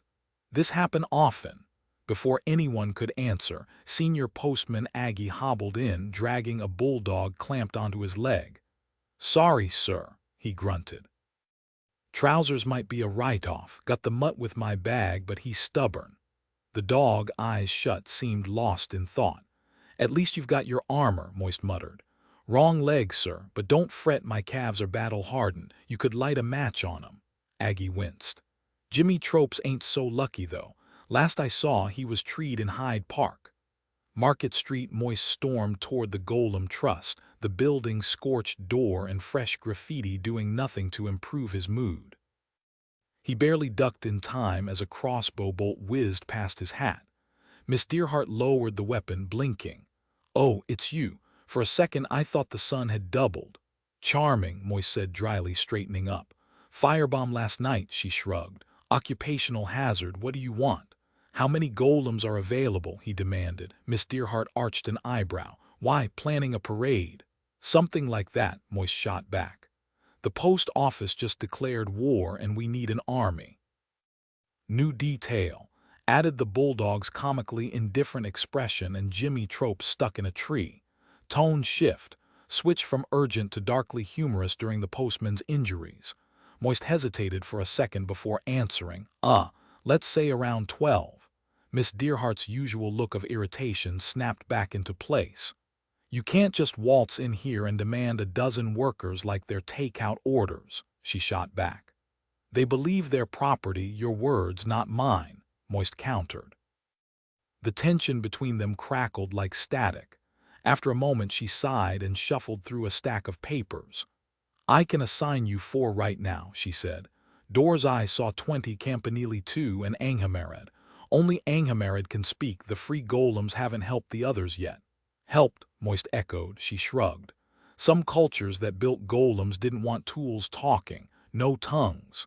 So the trust just patches them up with extra clay, Moist grinned. She shot him a withering glare. It's a bit more sacred than that. Dumb's fine as long as they're not clueless, Moist said, trying to keep a straight face. Ankh-Morpork, that's an actual name, not just a serial number. The ancient ones usually have names, she replied. Now what exactly do you need them for? Postmen, public-facing work. Miss Dearheart raised an eyebrow. Secret postmen aren't really a thing, are they? Moist briefly imagined shadowy figures slipping letters under doors. Wouldn't be very effective. Problem with that? Well, no, but people get nervous. Last time someone set fire to the shop. I'll send them over soon, she paused. You did read the pamphlet, right? Own golems get a day off every week. Time off, Moist blinked. Hammers don't get vacations. It's so they can be golems, they just sit somewhere, probably a cellar. It's how they remember they're not hammers, Mr. Lipwig. So, Mr. Pump's due for a break. Moist filed that under useful intel. Obviously, she said. Great, thanks. Moist hesitated, words tangling in his throat. Asking her to dinner should have been easy. He was usually smooth, but something about her made him fumble. That sharp, knowing look of hers said, I've got your number and it's unlisted. Anything else? She asked dryly. You're just standing there gaping. No, that's all. Her smile hit him like a spark. Then go shine somewhere else, Mr. Lipwig. Be someone else's sunbeam. Back at the post office, 4 out of 5 postmen were out of commission, nursing tea in their cluttered rest room. Aggie had been sent home after a bulldog incident. Moist sent a fruit basket. Never a bad move. Added detail. Moist's awkward dinner invite hesitation, reinforcing his usual confidence faltering around her. Tone shift. Playful sarcasm in their exchange about golem rights versus his flustered reaction to her. The impact had definitely been made, both by the bulldog and the long-overdue mail finally arriving. The air in the post office didn't feel so stale anymore, less like a crypt and more like a place where things actually happened. Moist had retreated to his office, deep in creative mode, when Stanley's voice cut through his focus. Tea, Mr. Lipwig. Moist glanced up, taking in Stanley's earnest expression before eyeing the cup. Almost a perfect pour this time, he said with a grin, setting his pen aside. Progress. Stanley leaned in, squinting at the sketches. Is that the post office? You're really good at drawing, sir. Sharp eye, Moist replied, flipping through the designs. That's the penny stamp Lord Veterinari's face, straight off a coin. Then we've got the city crest for 2 pence, Morporkia with her trident for 5, and the Tower of Art for the $1 stamp. Maybe even a 10-penny one. Stanley's eyes widened. They look proper fancy, sir. All those little lines, what's that called? Cross-hatching makes forgery tricky, Moist explained. And once a letter comes in, we'll cancel the stamp with an old rubber mark so it can't be reused. Like money, Stanley blurted.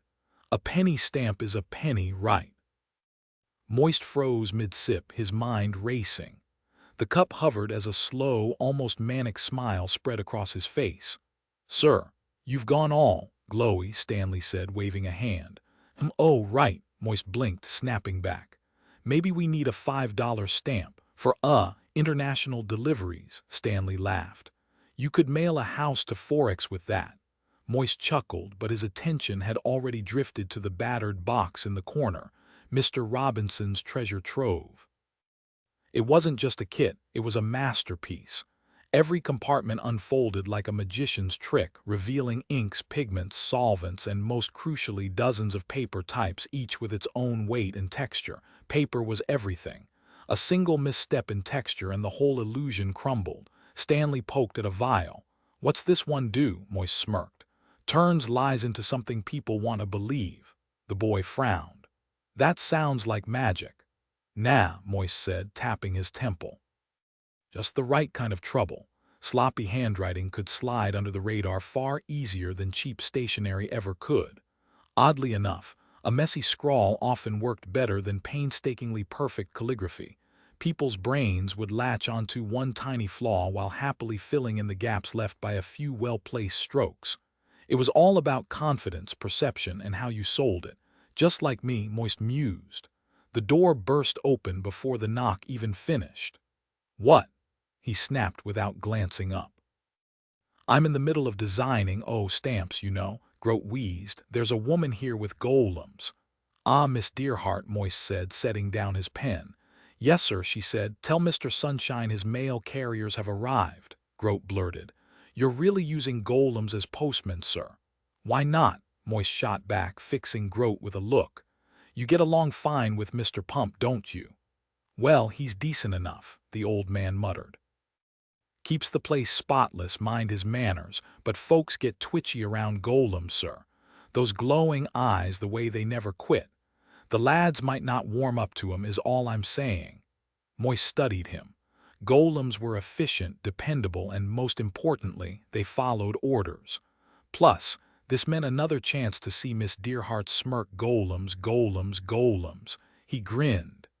"Even if I prove they're better postmen than humans."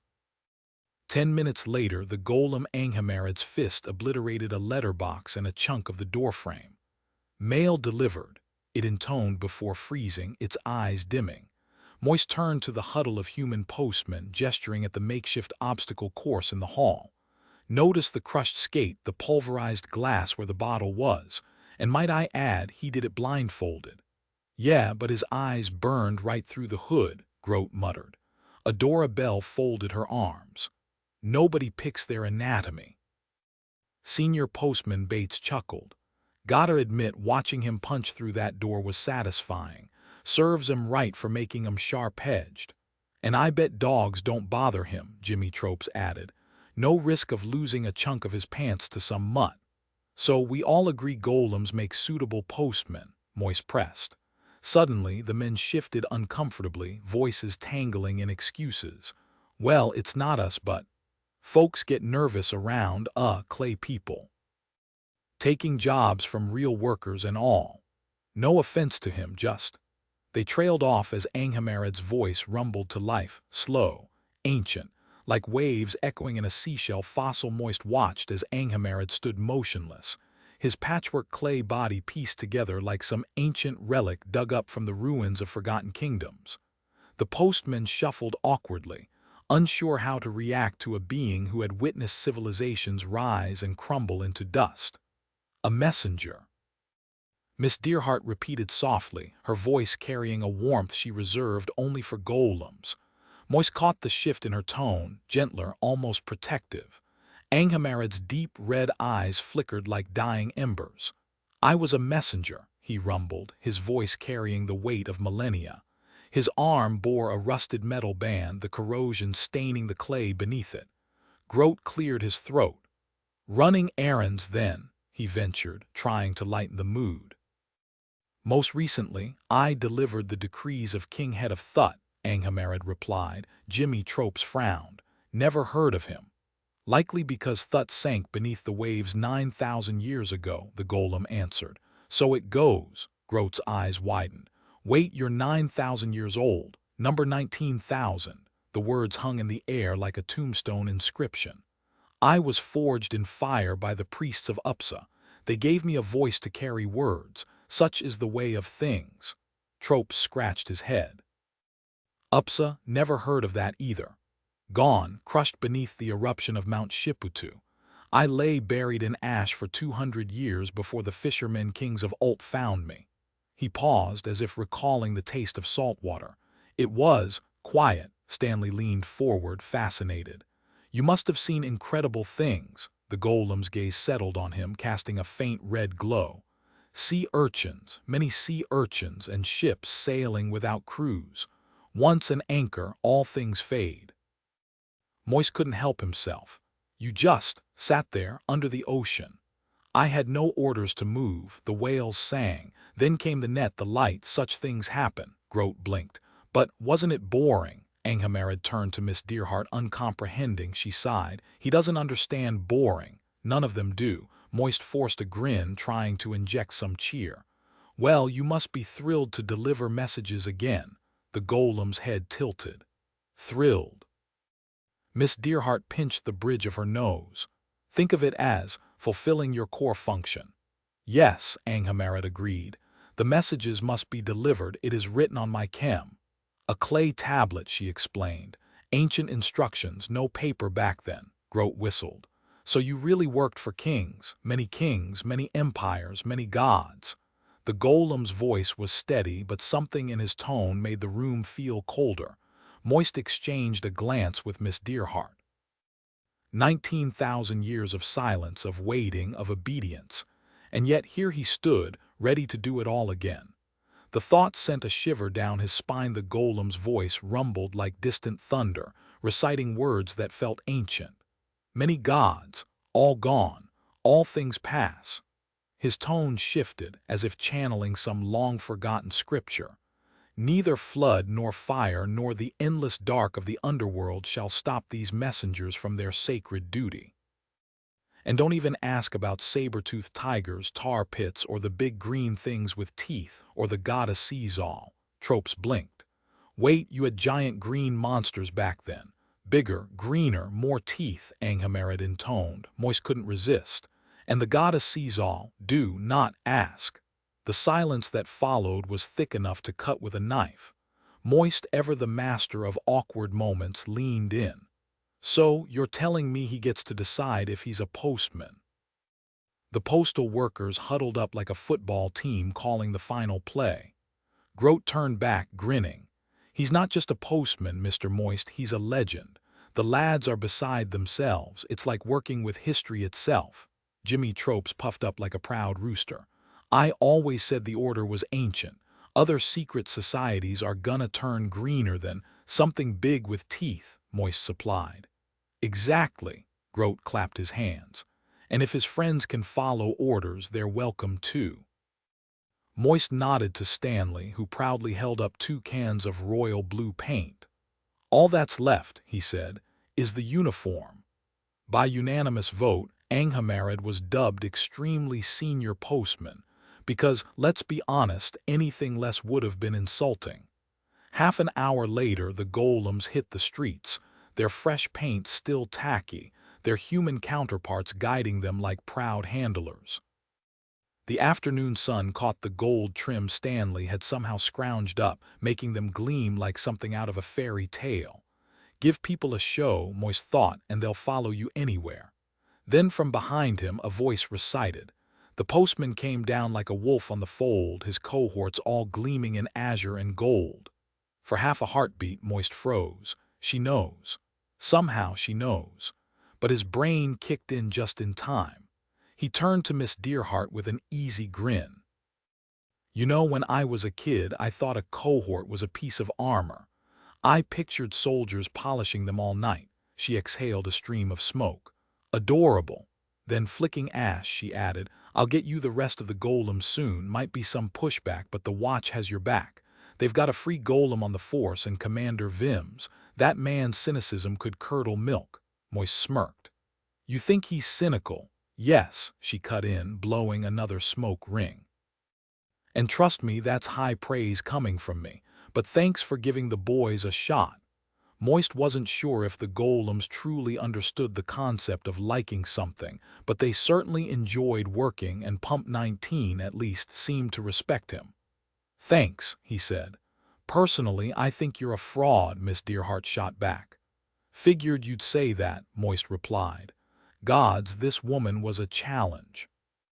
He'd met his share of unimpressed women before, but she was on another level, like scaling a glacier in dress shoes.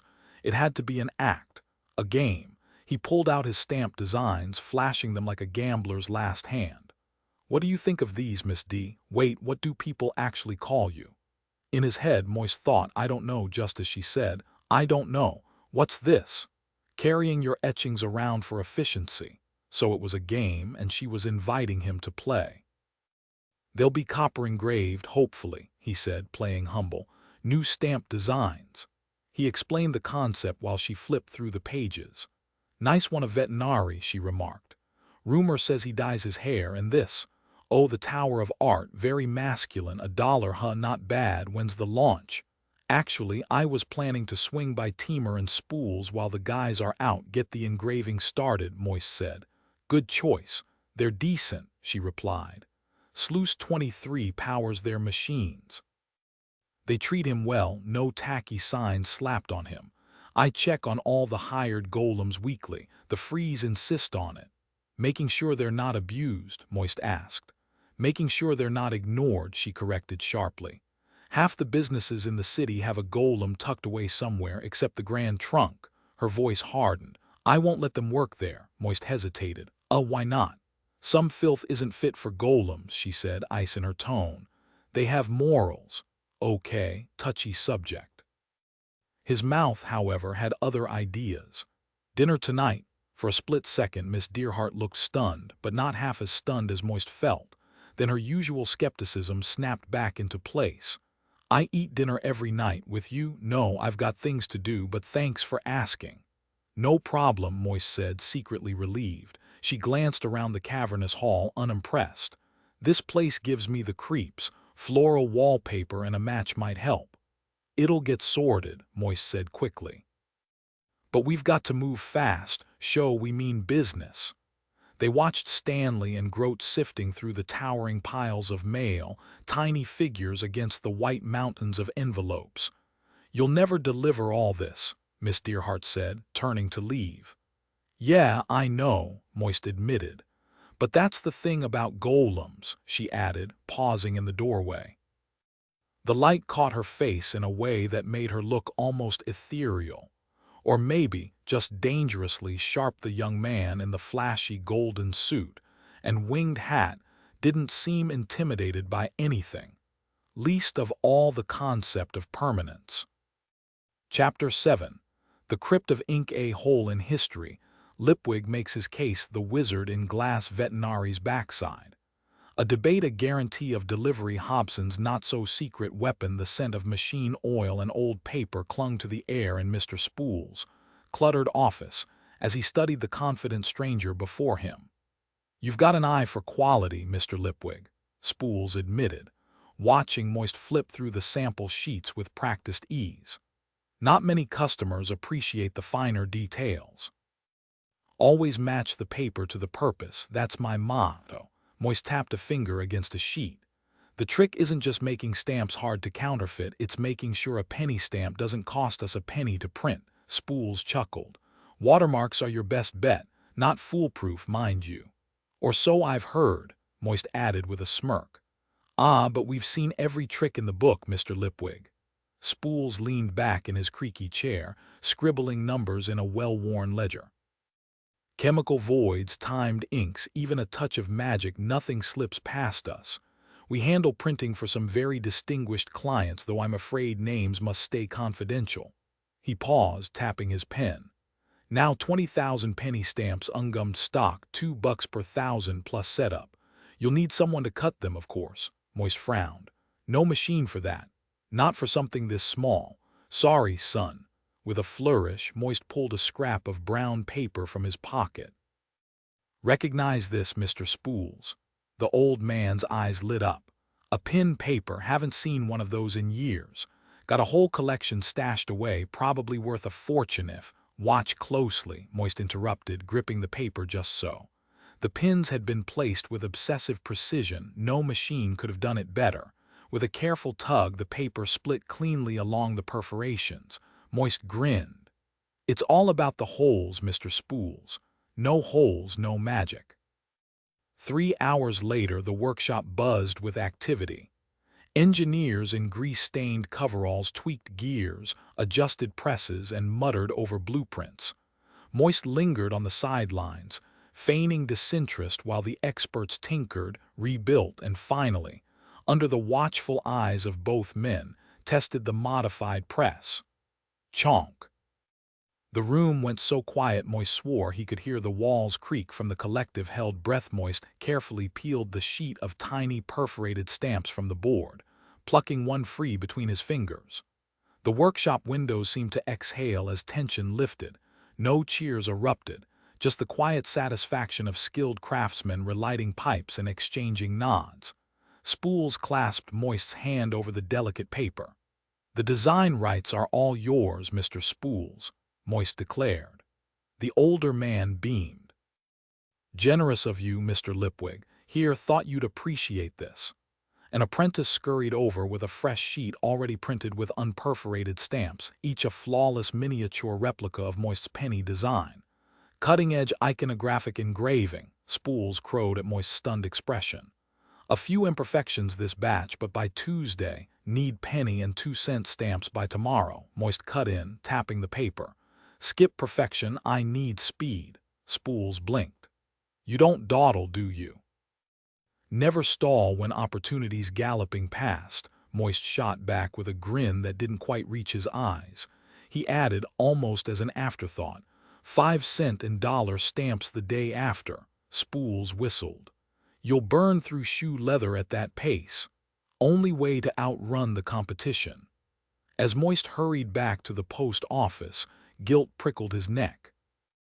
Teamer and Spools was the kind of honest workshop where the owner still swept sawdust from the floor. No corporate sharks, just craftsmen who treated tools like extensions of their hands. These were men who'd never dream of palming a handful of prototype stationery when no one was looking, which, incidentally, now bulged uncomfortably inside his jacket. He told himself he was just curating samples, but the weight of stolen paper felt like a lead apron. Old habits cling like printer's ink, he thought bitterly. Veterinary had known exactly what he was hiring. The postmen were returning as he entered, groat practically vibrating with news. "Letters, sir, real ones." The old man proudly displayed 7 cents worth of copper. "Mostly jesters scribbling nonsense, but it's a start." Moist pocketed the letters, forcing cheer. "Celebratory mutton chops tonight, eh?" At Groat's confused frown, he waved it off. "Never mind. Solid work." The envelopes crinkled accusingly against his ribs. Somewhere in the pile, he knew, was a crude drawing of a donkey someone had mailed to the postmaster's sense of dignity. Progress indeed. Added detail. The stolen stationery includes experimental watermarked sheet Spools had been saving for high denomination stamps, now destined for Moist's private experiments. Twist. His guilt manifests as imagining the donkey sketch mocking him specifically. Moist hesitated, then leaned forward slightly. "You mentioned good news earlier. Is there less pleasant news to go with it?" The old man shifted uncomfortably. "Well, sir, let's just say not everyone was thrilled about receiving their mail. Turns out old letters can stir up trouble, especially when they're, say, a will. You know, the kind that decides who gets grandma's pearls 20 years too late." Moist winced. "That bad?" "Bad enough the watch had to step in. There was a real scene over on Weaver Street. Newspapers are calling it a ruckus." "Oh, and there's a woman waiting in your office, sir," Moist groaned. "Please tell me it's not one of the daughters." "No, sir, worse. A reporter from the Times. Nosy lot, though their crosswords are decent," Groat muttered like he was sharing a secret. Moist sighed. "What does she want with me?" "Probably because you're the postmaster, sir, hard to miss." "Right, go stall her with tea or something. I need a minute to compose myself." 2 minutes later, after discreetly tucking away a certain borrowed document, Moist walked into his office. Mr. Pump stood motionless by the door, glowing faintly, while a woman sat waiting, blonde, polished, and dressed with the kind of precision that said, "I'm professional, but I know exactly what I'm doing." The city's latest fashion craze, bustles, had clearly been dismissed in favor of a subtle bum roll, just enough to hint at curves without the risk of accidental spring-loaded catastrophe. Her hair was pinned neatly under a net, topped with a hat that seemed more decorative than functional. A notebook rested on her lap, a hefty bag at her feet, and a wedding ring glinted on her finger. "Mr. Lipwig," she said, smiling. "Miss Cripslock, Times reporter. Miss with a ring," Moist noted. "Tread carefully, opinions ahead." "How can I help the Times?" he asked, offering his best trust me grin. She didn't blink. "Do you really plan to deliver all the backlogged mail?" "That's the job." Rain, gloom of night, you know the motto. Even after the chaos in Weaver Street, I heard it was a rumpus. It's escalated. A house was burning when I left. Doesn't that concern you? Her pencil hovered ready. Moist kept his face neutral. Of course, arson's never good. But did you know Mr. Parker from the Merchants Guild is finally marrying his childhood sweetheart this weekend? She hadn't. Her pencil flew across the page as he spun the tale of the greengrocer's long-lost letter. "Fascinating," she said, though her tone suggested she was already drafting the headline. "Postmaster prioritizes love letters over flaming debris." Moist straightened his coat and took a deep breath. "I'll head over right away. So delivering all that backlogged mail, you really think it's worth the effort?" "Worth it. It's the only thing that matters," Moist shot back, then paused. A faint murmur tickled the edge of his hearing, like paper rustling in the wind.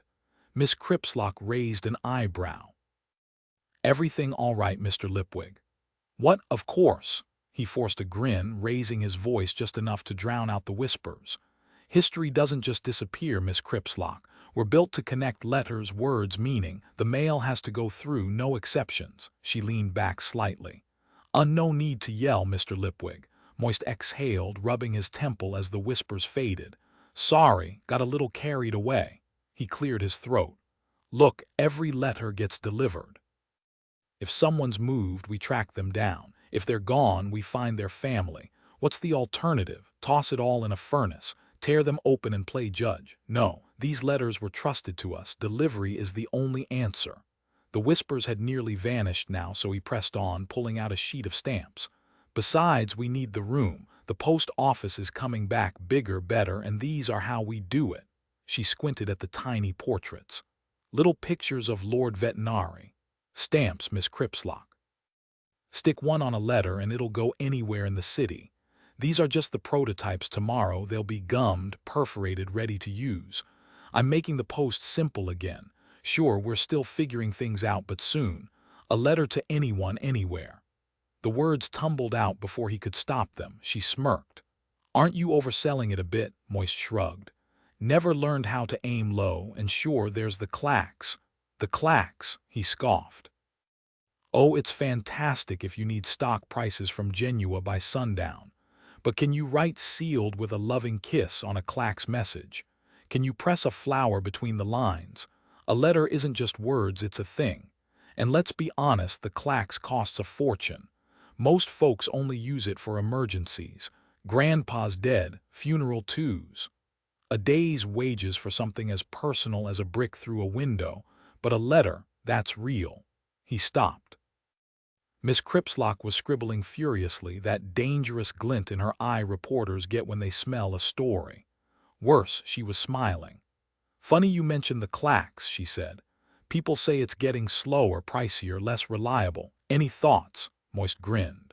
"All I know is today we hired a postman who's been around since the glaciers melted." New detail. Moist absent-mindedly taps the stamps against his palm, leaving tiny inky smudges, nervous energy, or the weight of history pressing in. Voice twist, shifts from defensive passion to dry sarcasm when mocking the clacks, then back to earnest conviction. Moist studied the reporter's expression, somewhere between amusement and skepticism, before answering. "He doesn't crack under pressure easily," he said, leaning back in his chair. The golems, Saccharissa mused, tapping her pen against her notebook. People say, hold on, Moist interrupted, flashing a grin. What's your first name again? Miss Cripslock sounds so formal. A faint blush crept up her cheeks before she replied, it's Saccharissa. Perfect, I'm Moist. Try not to giggle, I know it's ridiculous. He caught the twitch of her lips. You are laughing, she coughed into her hand, poorly disguising it. Just a tickle in my throat, I swear. Moist rolled his eyes. Right. Anyway, Saccharissa, I need workers, postmen, clerks, sorters, anyone who can keep this place running. The mail will move and I need hands to make it happen. He glanced up as Stanley shuffled in with 2 chipped mugs of tea. One featured a kitten that looked like it had survived a back alley brawl, while the other bore the remnants of a joke about workplace insanity, now just a cryptic message. You don't have to be mad to work here, but it helps Stanley set them down with exaggerated care, as if handling priceless artifacts. Thanks, Moist said. You can head back to sorting now. There's a vampire in the lobby, Mr. Lipwig, Stanley announced, unfazed. Saccharissa jumped in. That's Otto, he's harmless, our top photographer. You're not weird about vampires, are you? Moist threw his hands up. If he can hold a pen and walk in daylight, he's hired, she laughed. Too late, he's already got a job. He's here to snap your picture for the front page. Moist recoiled. Absolutely not. Oh, come on, she teased. You're the face of this operation, gold suit, winged hat, the whole show. Fine, you want the truth, Moist sighed dramatically. It's against my religion. Images steal bits of your soul, Saccharissa arched a brow. Really? Well, no, he admitted. But you can't just pick and choose beliefs like a salad bar. I'll take the eternal bliss, hold the commandments. That's how you end up with chaos. She tilted her head, studying him.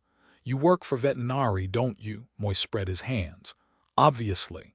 New detail. The kitten mug's scratched design now resembles a deranged alley cat, adding a darkly humorous touch. Tone shift. Moist's frantic deflection about religion turns into playful sarcasm, undercutting his own argument. This is a legitimate position, Moist insisted, leaning back in his chair with a smirk. Saccharissa Cripslock arched an eyebrow. Let me guess, your last job was something dull like filing paperwork. Exactly, Moist replied smoothly. And your name is actually Moist von Lipwig, she scoffed. No one in their right mind would pick that as an alias. Thanks for the laugh. Sounds like you're daring me to prove myself, Moist shot back. The clack system is a mess, workers overworked, people fired, public outrage, and here I am ready to shake things up.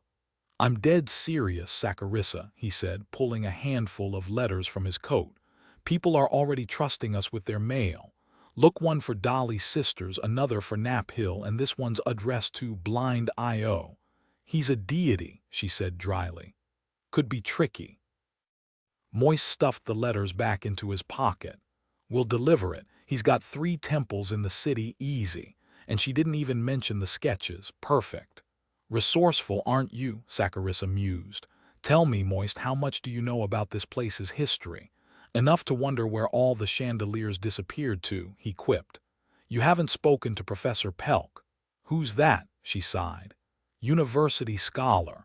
Wrote an entire chapter on this building in his book about. Well, let's just say living ideas. You do know people have died here, right? Obviously. He claims the place drove them insane. Well, that's the simple version. His actual theory was denser, she smirked. I'll give you credit, Moist. Taking a job that's killed 4 men before you, that takes a special kind of recklessness. Or stupidity, Moist thought. Noticed anything unusual yet? She pressed. Oh, just time-traveling body parts, near death by mail avalanche, and letters whispering in my ear. But sure, let's keep it professional. Instead, he grinned. Nope, just a charming old building waiting for its comeback. Good, how old are you, by the way? 26. Why? Thoroughness, she said sweetly. Also, it's helpful for your obituary. Moist strode out, Groat shuffling behind. He shoved the new letters into the old man's gnarled hands. Deliver these. Gods get temple deliveries. Anything weird lands on my desk.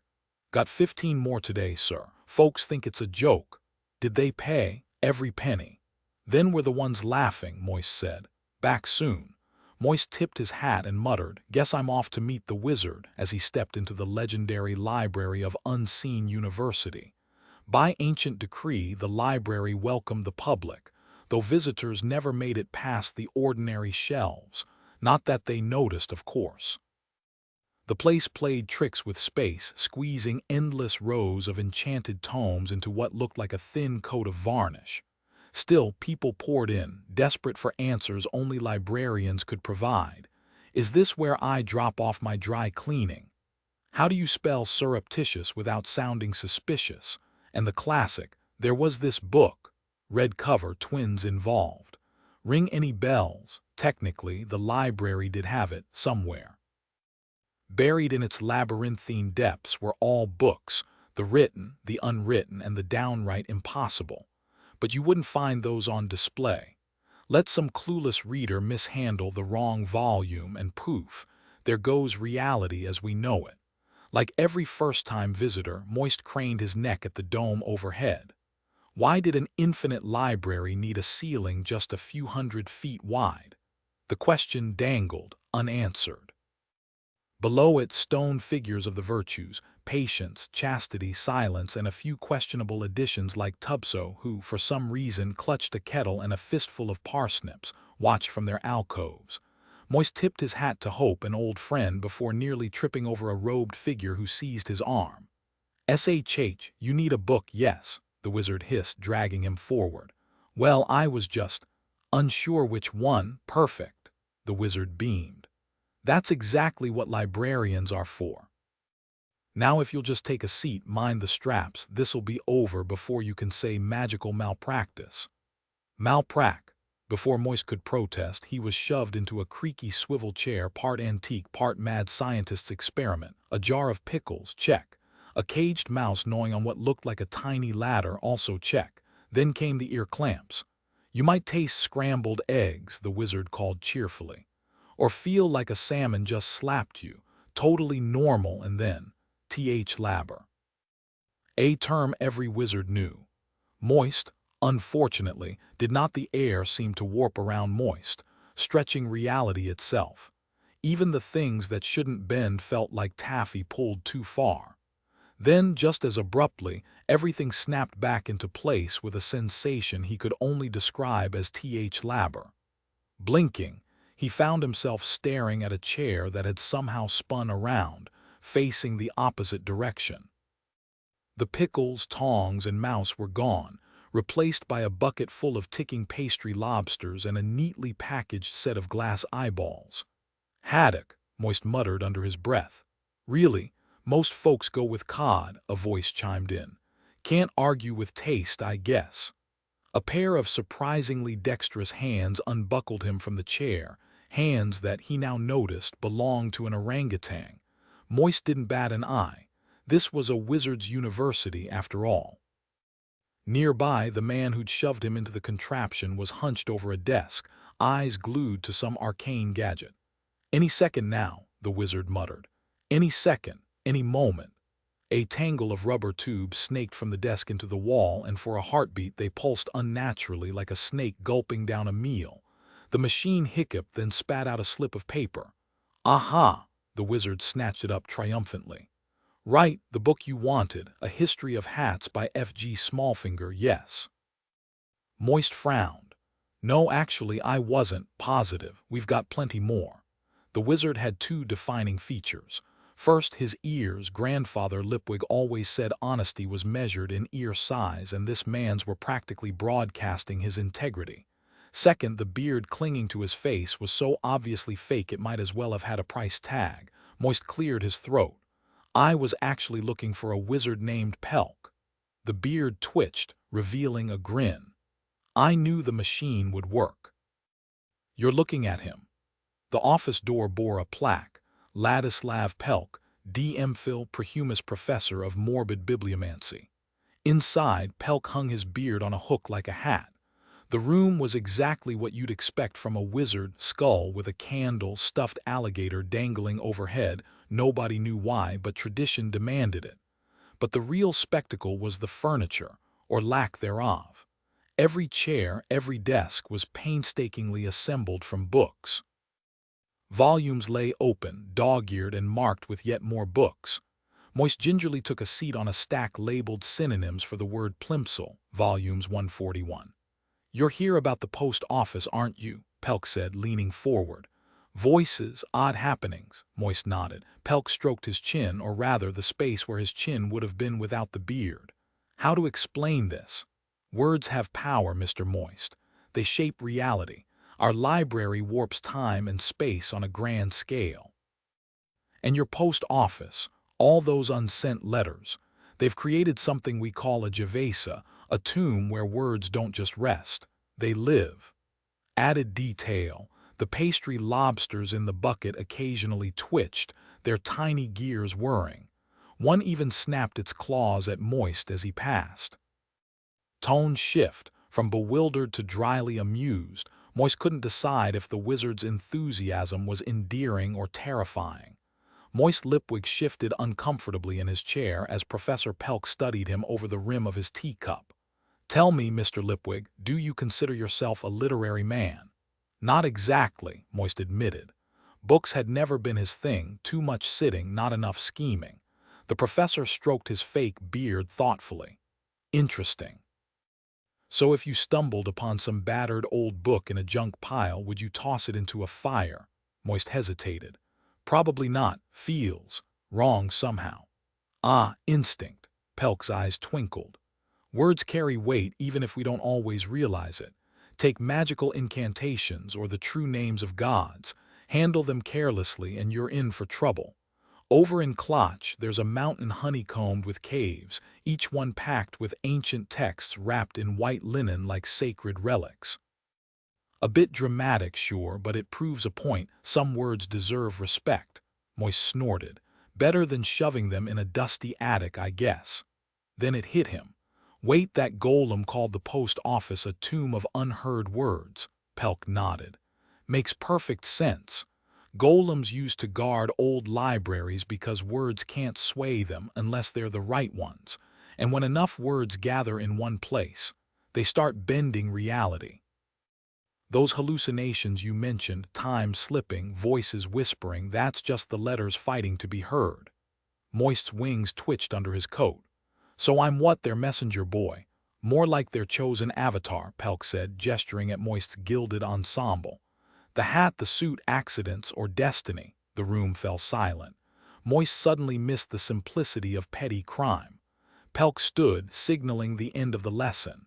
"Deliver what you can. It'll ease their restlessness." His smile was unsettlingly cheerful, like a man announcing a storm was only mostly deadly. As Moist turned to leave, he paused. "One last thing, any idea where the chandeliers disappeared to?" "Ah," Pelk's fake beard quivered. "You'll want Professor Goiter for that, our resident expert on posthumous literature. How about we swing by and visit him on our way out? He's hanging out in the wizard's pantry," Pelk suggested as they stepped into the dimly lit hallway. Moist frowned. "Posthumous. That sounds final." "Oh, he's dead, all right," Pelk said with a shrug. "But don't worry, he picked the early retirement package. Very popular these days." Moist blinked. The smart move here would be to bolt, but the maze of shadowy corridors made that a bad idea. Who knew what might be lurking in the dark? They paused outside a door where faint chatter and the occasional clink of glasses could be heard, until Pelk pushed it open and the sounds vanished instantly. The pantry was eerily empty, its shelves lined with tiny jars, each containing a miniature wizard. Moist's instincts screamed at him to run as Pelk grabbed one, unscrewed the lid, and fished around inside. "Relax," Pelk chuckled, noticing Moist's alarm. "This is just a knitted doll, housekeeping's way of keeping the jars from being reused. Had a peanut butter mishap once." He plucked out the tiny figure. "Gotta clear the way so he doesn't sound like he's talking through a pillow." Moist eyed the jar warily. "So, where is the professor exactly?" "Well, in the jar, in a manner of speaking," Pelk said. "Hard to explain if you're not in the field. He's only technically dead. For a given value of dead," Moist cut in, Exactly, and he can pop back with a week's notice. The older wizards love it like a sabbatical, but with more afterlife. Where do they go? Nobody's sure, Pelk admitted, holding the jar to his lips. But you can hear silverware clinking. He raised his voice slightly. Professor Goiter, any chance you remember what happened to those post office chandeliers? Moist braced for a tiny, distant reply, but the voice that answered was clear and lively, right beside his ear. What? Oh, one went to the opera house, the other to the Assassin's Guild. Now scram, the dessert cart's coming. Pelk nodded solemnly. Thank you, Professor, everything's under control, like I care, the voice snapped. Shoo, we're dining. Pelk tucked the doll back in and sealed the jar. Opera house and Assassin's Guild. Good luck getting those back. Yeah, I'll table that for now, Moist muttered, backing toward the door. Not the kind of folks you mess with lightly. Wise choice, Pelk agreed, shutting the door behind them. Just as the muffled chatter and clinking resumed, as if nothing had happened, Moist woke up in a cold sweat, his head still buzzing with the echoes of a bizarre dream. Bottled wizards screaming his name, some inexplicably smeared in strawberry jam. The nightmare faded as reality kicked in, replaced by the deep, gravelly voice of Mr. Pump shaking him awake. Mr. Lipwig, you have an appointment with Lord Vetinari. Moist blinked, still half-trapped in dream logic. What? No, I don't. Wait, do I? He says you do, therefore you do. The golem's tone left no room for debate. We'll use the back exit. There's a crowd at the front. Moist froze mid-pants. Are they holding torches, pitchforks, any flammable liquids? Unknown. My instructions are clear. I suggest you follow yours. Minutes later, they were slipping through the misty back alleys, the air thick with the scent of damp cobblestones. What kind of ungodly hour is this? Moist groaned. 6:45, Mr. Lipwig. That's practically still dark. Does the man even sleep? What's so urgent that I have to abandon my perfectly good bed of undelivered mail? The clock in Vetinari's waiting room was a psychological weapon. The ticks and tocks didn't just keep time, they toyed with it. Some beats dragged, others rushed, and every so often one just didn't happen. After 5 minutes, it felt like ants were marching through Moist's skull. Drumknot appeared like a ghost, barely disturbing the air. Coffee, postmaster, Moist rubbed his temples. Am I about to be fired, Mr. Drumknot? Hard to say, sir. Have you seen today's Times? Moist's stomach dropped. Yesterday's interview had gone well, hadn't it? He'd been charming, persuasive, the perfect face of postal reform. Drumknot returned with the paper. Moist took one look at the headline and groaned, covering his face. Oh, come on. Did you catch the cartoon? Drumknot asked, almost too politely. Some might call it amusing. Moist forced himself to look again. His eyes had mercifully skipped it before, a sketch of two grubby street kids, one proudly waving a strip of stamps. Perfect. Just another day in the life of Ankh-Morpork's most reluctant civil servant. The first street kid, clutching a handful of the freshly printed stamps, nudged his friend. Hey, you ever get a look at Lord Vetinari's backside? The second kid wrinkled his nose. Nope, and I wouldn't touch it for $1 either. Moist's face paled. He's seen this already, he choked out. Drumknot gave a slow nod. Oh yes, quite thoroughly. Moist shot to his feet. It's not too late, Trooper's probably still at his desk. If I sprint, maybe he can squeeze me in, skip the red tape. I'll handle it myself, no fuss. Drumknot pressed a firm hand on his shoulder, easing him back down. Easy, postmaster, no need to panic just yet. His lordship is unpredictable, best not to assume the worst. Moist swallowed hard. Are you saying I might actually survive this? Drumknot tilted his head, studying the ceiling as if it held the answer. Yes, I'd say so. Breathing, limbs intact, reasonable odds. Then I can go in. By all means. Moist crept into the patrician's office like a man stepping onto thin ice. Only Vetinari's fingers were visible, gripping the edges of the Times. Moist's stomach dropped as he scanned the headlines. Postmaster vows, we never fail. Clack's system under siege, new stamps, promised delivery anywhere beside it. A smaller but eye-catching piece. Grand Trunk collapse leaves continent stranded, and at the bottom in bold, almost mocking type. History has its ways, a collection of oddball stories followed, ordinary lives nudged off course by the return of the Postal Service. A brawl turned riot, a postponed wedding, tiny ripples in time. It was like peeking through a crack in history. The only other notable item was a blurb about the watch hunting a banker's killer. No leads, Moist smirked. If their so-called werewolf cop couldn't track a trail of blood, maybe he stood a chance after all. Brains over snouts, right? Veterinary still hadn't acknowledged him. Moist debated clearing his throat, then the paper rustled. The letters section claims, Veterinary mused. Stick it up your jumper traces back to ancient Ephebia, 2,000 years old apparently. Which raises the question, no jumpers back then but plenty of sticking. He lowered the paper, eyes sharp over the edge. Are you keeping up with this riveting linguistic discourse? Not even a little, sir, Moist admitted. Moist shifted uncomfortably under Lord Vetinary's piercing gaze. You might recall, he said, I've spent the last month and a half locked up in a cell meant for the gallows. Veterinary set aside his newspaper, fingers pressed together like a steeple, his expression unreadable. Ah yes, quite the vacation, Mr. Lipwig, how enlightening. Moist opened his mouth to apologize, but Veterinary cut him off. Anywhere in the world, even to the gods, your postman must be made of sterner stuff than most. History marches on, doesn't it? You've certainly made waves, he added with a smirk, like a drowning man tied to an anchor. I didn't actually say. Miss Cripslock has a habit of recording exactly what people say, Veterinary mused. A dreadful habit, really. Takes all the spontaneity out of conversation. And now I hear you're selling promises too, Moist blinked. What? The stamps, Mr. Lipwig. A promise to deliver a letter for a penny. A promise you can't break. Come here. Veterinary rose and motioned toward the window. Don't be shy. Moist hesitated, half expecting to be shoved out onto the cobblestones below, but curiosity won out. See that Clack's tower on the tump, Veterinary pointed. Not much activity today. Some issue out on the plains, nothing's getting through to Sto-Lat, but look down. It took Moist a second to process the sight. That's a line outside the post office. Indeed, Veterinary said, almost gleeful, for your stamps. Ankh-Morporkers do love a good spectacle. Run along, postmaster. I'm sure you've got plenty of ideas. As Veterinary returned to his desk, Moist's eyes flicked to the newspaper. It's right there on the front page, he can't have missed it.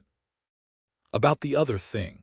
What other thing would that be? Veterinary didn't look up. Moist swallowed. Never mind, I'll be going. Of course, the mail waits for no one. Once Moist was gone, Veterinary lingered by the window watching the golden-suited figure dash across the courtyard. Drumknot entered, tidying the desk. Nicely done, sir. Thank you, Drumknot. I see Mr. Horsefree has met an unfortunate end. So it seems. Outside, the crowd murmured as Moist approached. Relief flooded him when he spotted Mr. Spools waiting with one of his printers. Spools hurried over, pulling a package from his coat.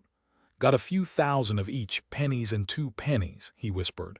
Not our best work, but figured you'd need them fast. Heard the clacks went down again. You're a saint, Spools, just get them inside. Hey, how much does it cost to send a clacks message to Sto-Lat? Moist asked casually.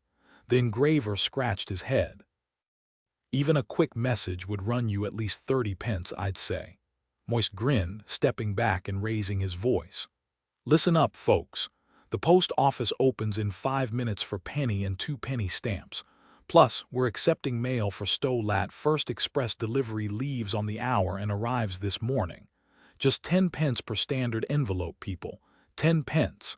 The mail, trust it, don't settle for anything less.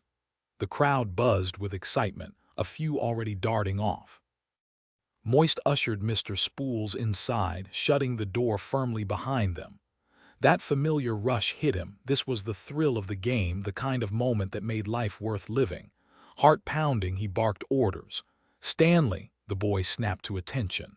Yes, Mr. Lipwig. Get to Hobson's livery and grab their fastest horse, something with fire in its step, not some half-dead nag. I want it here in 30 minutes. Move, he turned. Mr. Grote, sir. Grote saluted so hard he nearly knocked his own hat off. Set up a makeshift counter. We're opening in 5 for stamps and mail.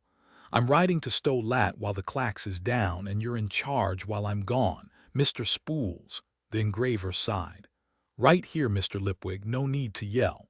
Sorry, more stamps. I'll need extras for the return trip. And get those 5s and dollar stamps ready ASAP, he paused. Mr. Grote, you okay? The old man swayed, muttering under his breath. Acting postmaster. That's right, Mr. Grote.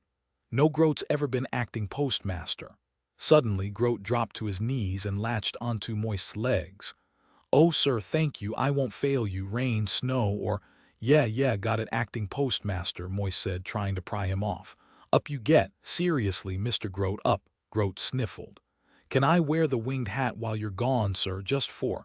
Not today. Today the hat's flying to Stow-Lat. Grote wobbled to his feet. But, sir, should you really be the one delivering? Who else? Golems are too slow, Stanley's. Well, Stanley and the rest of you are experienced. Moist clapped his hands. No debates, Postmaster Grote. Now let's move some stamps. The doors swung open and the crowd poured in. Vetinari had nailed it. Ankh-Morpork loved a spectacle. Penny stamps flew across the makeshift counter like wildfire. The logic was simple. If you paid a penny, you got something worth a penny, right? Even if it was just a novelty, it was as safe as buying cash itself. Meanwhile, envelopes were flying the opposite direction. People were actually writing letters right there in the post office. Moist grinned to himself. Why not sell pre-stamped envelopes with blank paper inside? Call it the instant letter kit. Just add ink. That was the golden rule of any hustle. Make it effortless for people to hand over their money. Just then Drumknot shouldered through the crowd, clutching a small but weighty leather package sealed with the city's crest and a bold V. It was marked for the mayor of Stow-Lat. Official government business, he declared, handing it over. Care to buy stamps for it? Moist asked, taking the parcel. Drumknot raised an eyebrow. What do you think, postmaster? Moist smirked. I think government mail rides for free. Precisely. The patrician appreciates a quick study. Other letters bound for Stow-Lat weren't so lucky. Stamps were slapped on them left and right. The place was alive with scribbling, people pressing paper against walls just to jot something down. Penny and 2-penny stamps vanished like hotcakes. Across the hall, golems tirelessly sorted towering stacks of mail. For the first time in ages, the post office had a pulse. You should have seen it, old man, you should have seen it. Lipwig, that you. Moist blinked, pulled from his daydream of grand chandeliers and bustling halls. A burly figure loomed before him, Willie Hobson, owner of the infamous Hobson's livery stable. The place had a reputation, though probably exaggerated. Sure, it was full of rough-looking men with nothing better to do than glare. And yeah, Hobson employed an Igor, practical for vet bills, but still, the rumors. Ah, Mr. Hobson, Moist said smoothly. Or does you think I rent out broken-down nags, Hobson said, his grin more threat than smile. Stanley hovered nervously behind him. Hobson wasn't fat, more like a bear shaved and stuffed into a coat. I've ridden a few that, Hobson cut him off with a raised hand. Heard you wanted speed. Well, I aim to please, brought you Boris. Boris, huh, Moist said. He'll get me to Stow-Lat. At minimum, Hobson drawled, the slow amusement of a man watching a mouse sniff the cheese. You any good in the saddle? When it comes to leaving town in a hurry, nobody's quicker. Good, Hobson rumbled, savoring the moment. Boris has his quirks, but a rider like you won't break a sweat. Ready to meet him, he's right outside.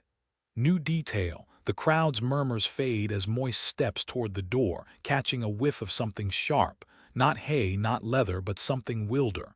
Boris isn't just a horse. This'll be interesting. The massive black stallion thrashed violently against the 4 men struggling to restrain him with ropes, his hooves striking the air as he snapped at anyone within reach. A 5th man already lay sprawled in the dirt. Boris wasn't just unruly, he was downright deadly. Like I told you, sir, Hobson smirked. He's got his quirks, but nobody would dare call him some broken-down nag. Still think you want a horse with spirit. His grin was pure challenge. This was his way of humbling know-it-alls who thought they could handle anything. Moist studied Boris, who was now trying to stomp the fallen handler, then glanced at the gathered crowd. Forget the ridiculous gold suit, this was about reputation. If he backed down now, he'd just be another flashy fraud. Time to double down. Take the saddle off, he ordered. Hobson's grin froze. You what? Lose the saddle, Moist repeated, hefting his heavy bag. Just give me a blanket and a belly band. The smirk evaporated. Hobson's face paled. You got a death wish or something. Boris doesn't just bite, he collects fingers, crushes ribs, scrapes riders off on walls. That horse isn't just mean, he's possessed. Will he run? Oh, he'll run straight to hell probably. You'd need a pry bar just to steer him. Hobson swallowed. Look, no shame in backing out. Plenty of other. Moist cut him off with a razor-sharp smile. You picked him. I'm riding him. Just point him toward Broadway while I wrap up some business. Inside, Moist bolted up the stairs, slammed his office door, and stuffed a handkerchief in his mouth to muffle the scream. Sure, he'd ridden bareback before, usually while fleeing angry creditors, but Boris. That horse had the look of something that chewed up heroes and spat out legends. Still, backing out now meant humiliation. Better to give them a show, make it unforgettable. He'd just have to survive long enough to bail out somewhere discreet, then limp into Stow-Lat later with a tall tale about bandit ambushes. People would believe it. They wanted to believe the impossible. When he stepped back outside, the crowd erupted. Sunlight gleamed off his ridiculous winged suit, and Boris stood unnervingly still, lips working the bit.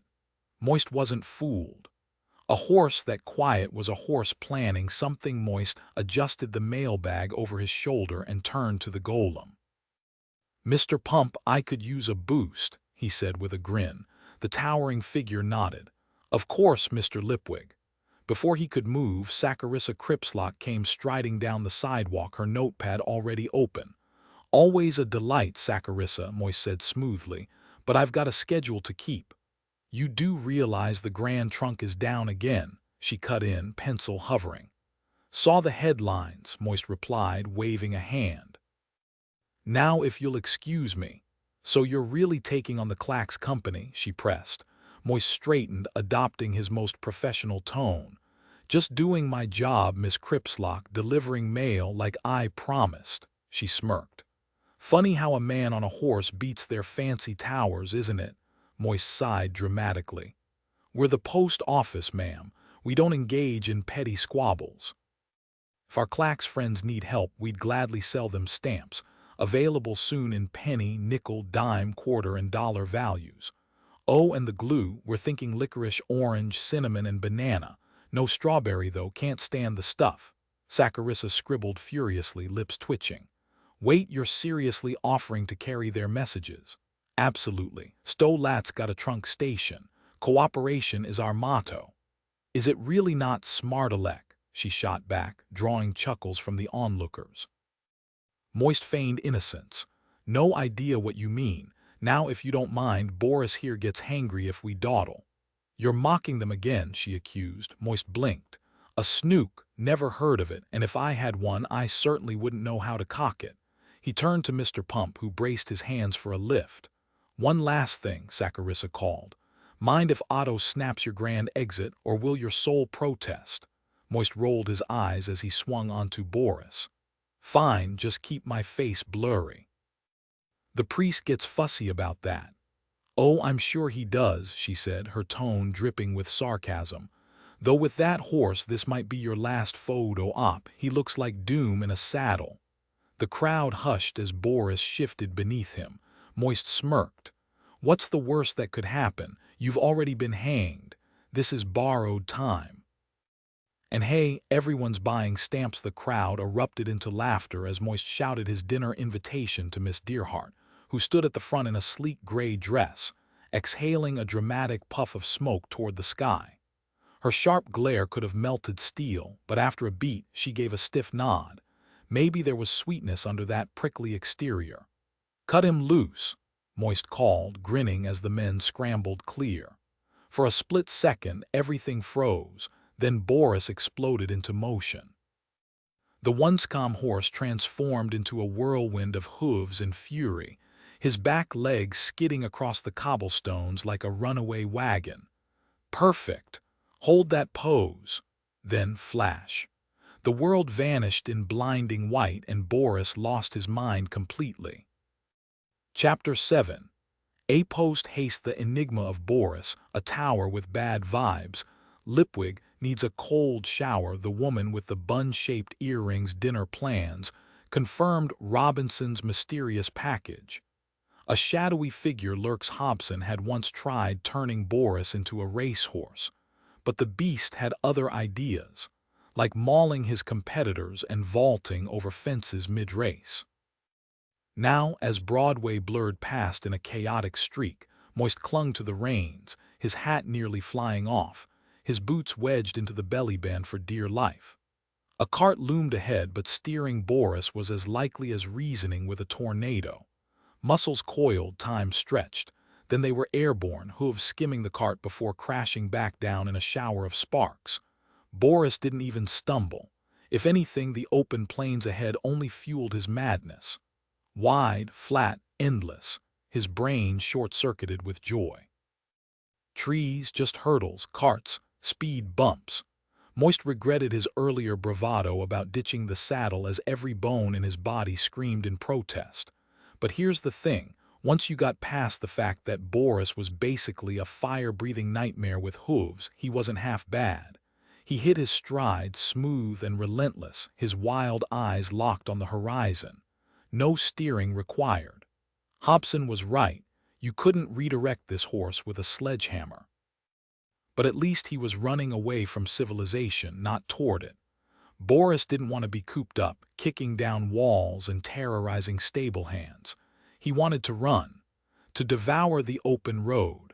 Moist, teeth clenched around his hat, could only hold on and pray Moist gripped his hat tighter, knowing full well that losing it before the end of this mad ride would be disastrous. Style wasn't just a choice, it was a necessity. Up ahead, the skeletal frame of a Grand Trunk tower loomed, its shutters froze in mid-message. Workers scrambled like ants on the broken structure, and Moist couldn't help but smirk. Good luck fixing that mess before morning.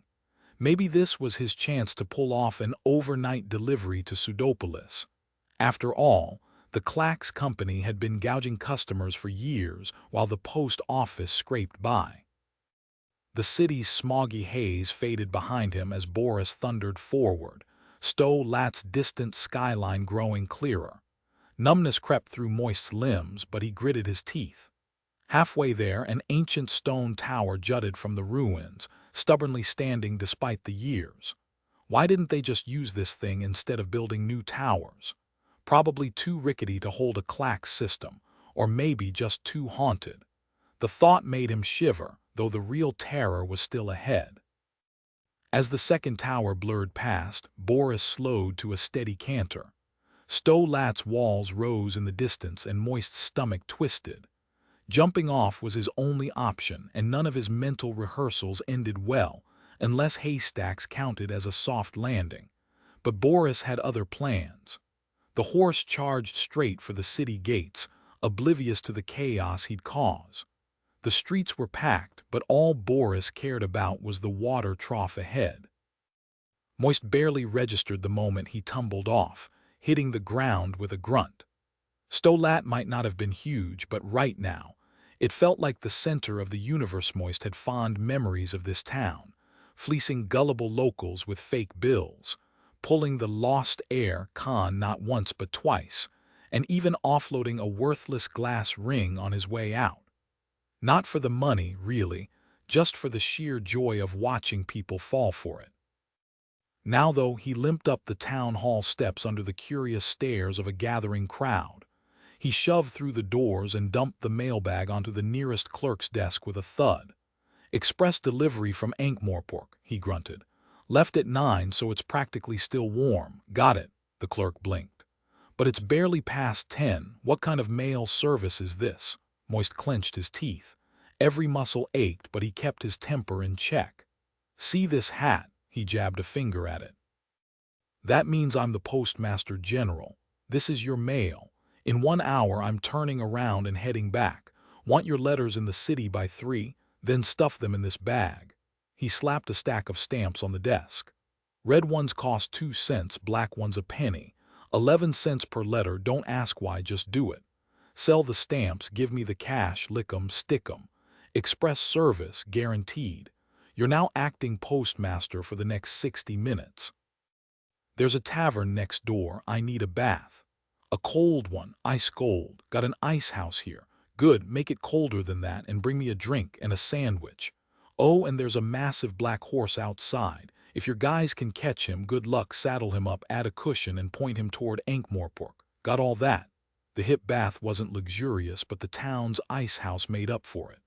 Moist lounged in bliss, brandy in hand, listening to the chaos outside. A knock interrupted his icy sanctuary. Decent postmaster, a voice called. Morally, yes, clothed, not so much, Moist replied, plopping his winged hat back on. Come in. The mayor of Stow-Lat was a wiry little man drowning in a robe that dragged behind him like a wedding train, his chain of office hanging low enough to trip over. Joe Camels, sir, he said, fidgeting. Mayor here. Pleasure, Joe, Moist said, raising his glass. Forgive me if I don't stand. Your horse, got away after kicking 3 men. Sorry about that. Moist sighed, shifting in the icy water. That's new. Don't sweat it, he'll turn up. And if not, I'll take whatever slowpoke nag you've got. The mayor leaned in with a knowing grin. Oh, I've read about you in the Times, Mr. Lipwig. A real go-getter, a man of action, my kind of guy. His wink was so exaggerated it looked painful. Moist took another sip, thinking, great. Another fan. Moist found himself staring at a beaming face as the mayor barged into his bath like a man on a mission. You shoot for the stars, don't you? Spot an opportunity and chase it full throttle just like me. That's how real business gets done. Let me shake your hand, sir. Where? Moist shifted uncomfortably in the now tepid water before reluctantly clasping the outstretched hand. So, what exactly do you do, Mr. Camels? Parasols, my boy. And let me tell you that Clack's company's been taking us for a ride. The mayor's face darkened. Used to be worth the outrageous fees, messages flew faster than a bullet. But now, constant breakdowns, endless technical delays, and not a word of warning. They've even got a sign in their office apologizing for the inconvenience, cold as a banker's smile, just like you said. So we paid young Davy at the tower a visit. Decent kid. Handed over all the backlogged messages they never bothered to send. How's that for justice? Moist frowned. Won't he get fired? Claims he's quitting anyway. None of the lads are happy with how things are run. They've all been stamped, your words, not mine. The mayor chuckled before pausing at the door. Oh, one more thing about those stamps. Moist raised an eyebrow. Problem. Nothing against Lord Vetinari or Ankh-Morpork, the mayor added quickly, glancing around as if the city itself might overhear, but licking their stamps feels wrong. We've got a queen, you know. She'd look mighty fine on a stamp. Think you could arrange that? Moist grinned. Got a portrait handy. As he dressed, his mind raced. Every town would want their own stamp like a badge of pride. A deal with Mr. Spools could make this huge. Who needed a post office when you had your own stamp? Outside, a cheering crowd sent him off on a horse that, while no champion, at least understood the concept of steering. The saddle cushion was a nice touch, proof he'd ridden hard enough to need one. The mailbag was full, too. People weren't just buying stamps to send letters, they wanted a piece of history. But as he rode across the fields, the excitement faded. Stanley, a handful of elderly recruits and some golems weren't enough to sustain this. Yet somehow, when he promised the impossible, people believed him. Anyone could have done this ride. No one had.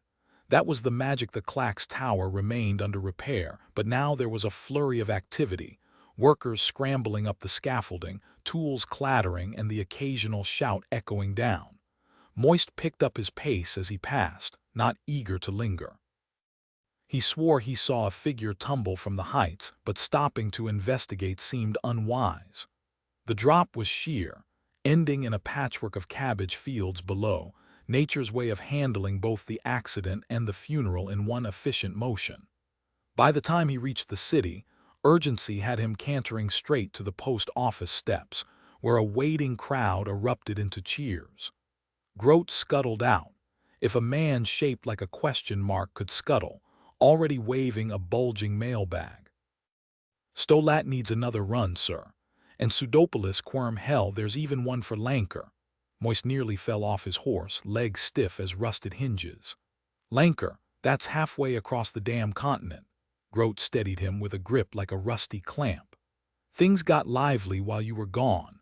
We've got folks lining up for jobs, old postal families, retired carriers, even a few who swore they'd never touch a mailbag again. Hired 'em on the spot, acting postmaster's privilege. Hope you don't mind." Inside, the hall was chaos, makeshift tables piled with envelopes, ink pots passed around like party favors. "Miss McAlariat's idea," Grote added proudly. "She brought in cheap paper from spools." Moist blinked. "Who the hell is Miss McAlariat? Post office royalty, sir. Decided you needed her." "She decided." A voice sliced through the noise like a blade. "Are you the postmaster?" It wasn't just a question. It was an audit of his soul, digging up every childhood scolding, every authority figure who'd ever made him sweat. Moist turned slowly, already knowing, somehow, that this was Frau Chambers, and his life was about to get complicated. The transition from the cozy, paint-scented chaos of Frau Tissel's kindergarten to Frau Chambers' rigid classroom felt like being shoved into an ice bath, except without the comfort of your mother waiting to dry you off. Moist's eyes instinctively dropped to the floor, where the evidence of Frau Chambers' reign of terror stood. Those sensible shoes, the scratchy black stockings, the lumpy cardigan stuffed with handkerchiefs. Just the memory made him shudder, and those coiled braids on either side of her head, like iced buns glued to her ears. Back in Uberwald they called them snails, but here in Ankh-Morpork they just screamed, "I will destroy your spirit." Inside his head, Moist was a fearless postmaster, standing tall against tyranny. "Listen here, Miss McAlariat," his brain declared. "I run this place, and I won't be intimidated by some clerk clinging to family legacy. Your clunky shoes don't scare me, and your icy glare, please, I've faced worse. I'm a grown man now, and no sharp voice or judgmental stare will make me wet myself. Oh no, not today." What actually came out of his mouth? A pathetic yes, in a voice 3 octaves too high. Then she hit him with the curveball. "Mr. Lipwig, are these golems in my post office men or women?" Moist blinked. "What does it matter? They're made of clay. A little more here, a little less there, who cares?" Miss McAlariat folded her arms, and both Moist and Mr. Grote instinctively took a step back. "Are you mocking me, Mr. Lipwig?" "Mocking? Never. I am a completely mock-free zone." Moist scrambled to regain control. The last thing he needed was to be banished to the corner like a misbehaving child. "I take this very seriously, Miss McAlariat. What's the issue?" "One of them was in the ladies' restroom," she said, her tone dripping with suspicion. "Doing what? They don't even eat, cleaning it, allegedly." Her voice suggested she had her doubts. "But they're called Mr." Moist sighed. "They work non-stop because they love it." "Mr. is just polite, it feels wrong, and let's be honest, not everyone suits Miss McAlariat." "It's about principle, Mr. Lipwig," she snapped. Moist resisted the urge to groan. Some battles, it seemed, never changed. Moist found himself staring at Miss McAlariat in disbelief. The idea of a Mr. entering the ladies' section was apparently a scandal waiting to happen, at least, according to her. He glanced up at the ever-present Mr. Pump, raising an eyebrow. "Tell me, Mr. Pump, is there any rule stopping a golem from picking a new name? Just to, keep things proper." The golem's deep voice rumbled back. "No, Mr. Lipwig." Moist turned back to Miss McAlariat, flashing his most diplomatic smile. "How about Gladys? Would that pass inspection?" "Gladys will suffice," she replied, her tone dripping with satisfaction. But she must be properly dressed, of course. Dressed, Moist sputtered. But golems don't exactly, well, they don't need, he faltered under her withering glare.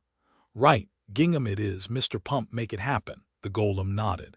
It shall be done, postmaster, Moist sighed. Will that settle things, Miss McAlariat? For now, she sniffed, as if disappointed there wasn't more to protest. Mr. Grote has my requirements. Now if you'll excuse me, I have pens to guard. Some people act like they grow on trees. As she marched off, Grote leaned in. Solid woman, that one. Fifth in a line of McAlariats, kept the name for professional pride naturally. Moist blinked. They actually marry, from the crowd, her voice rang out. Put that pen down, Grote nodded. Oh yes, sir, Moist smirked. Do they devour their husbands on the honeymoon? Grote turned pink.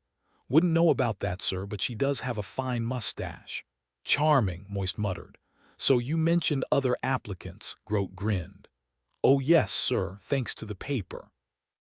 This morning's edition helped, sure, but the lunchtime one really got folks talking. Moist froze. What lunchtime edition? Front page news, sir, Grote beamed. Left a copy on your desk. Moist shoved the Stolat mailbag into his arms. Sort this. If there's enough for another run, grab some eager kid, stick him on a horse, and call it the overnight delivery. Tell him to check in with the mayor and bring back any fresh mail by morning. Right away, sir. Grote hesitated. We could do the same for Quirm and Pseudopolis if we had fresh horses. Moist cut him off. Wait, why aren't the mail coaches handling this? They're still called mail coaches, aren't they? They take private parcels on the sly. Well, guess what? The post office is back. They work for us now. Go find whoever's in charge and make it clear. Grote's grin widened. Yes, sir.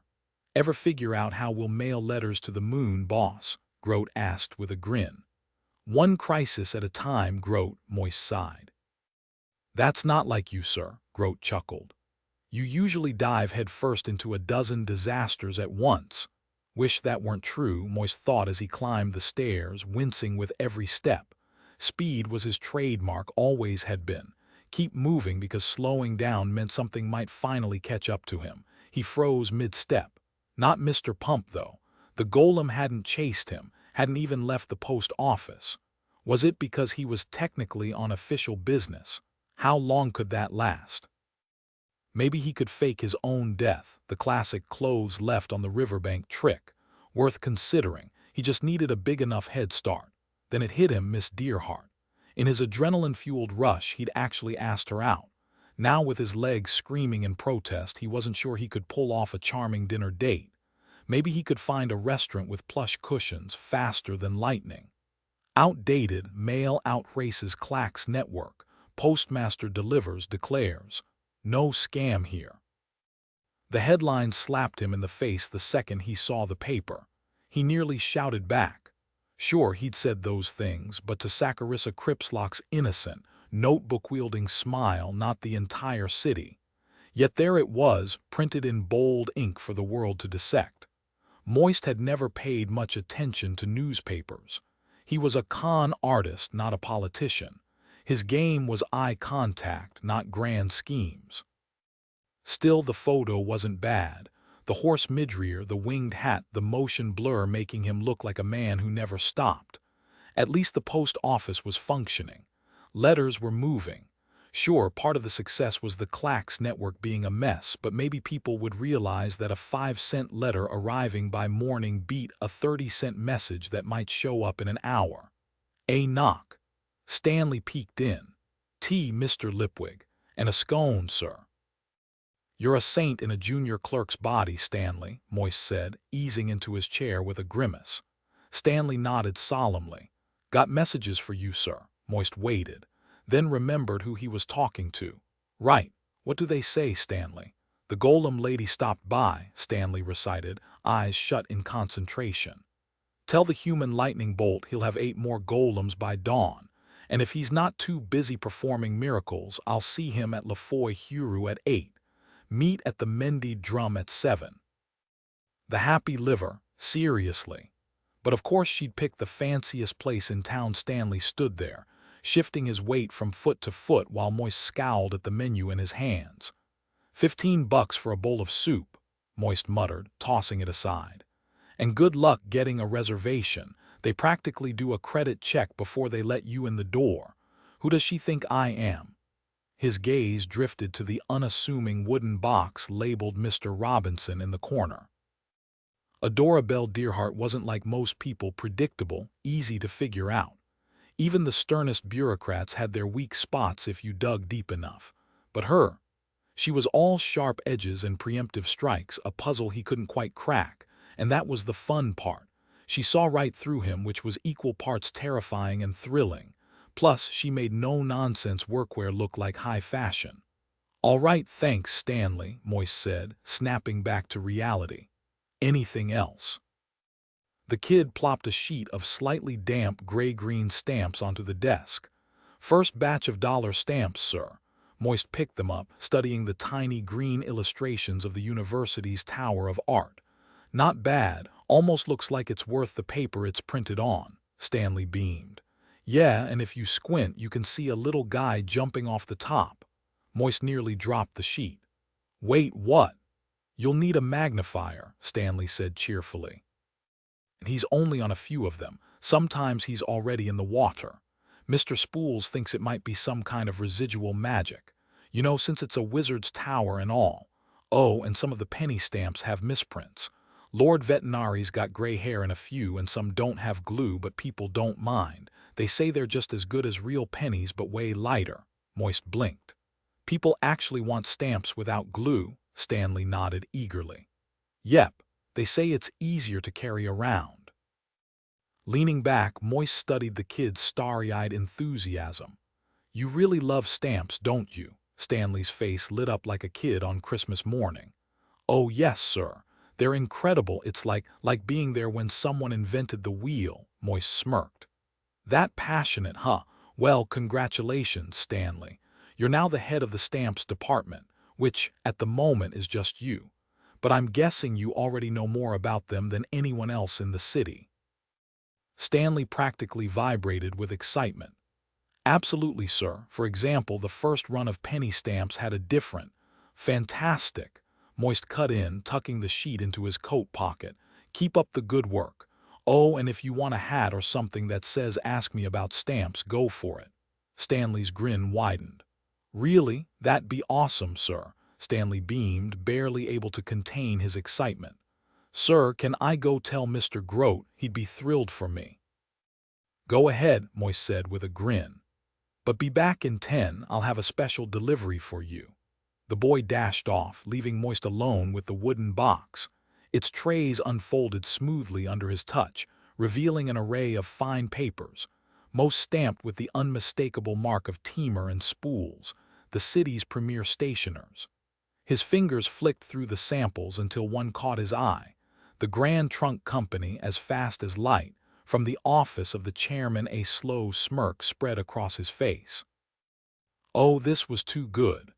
The Grand Trunk was rolling in gold, even with their recent troubles, and Moist had yet to meet a maitre d' who didn't worship at the altar of a generous tip.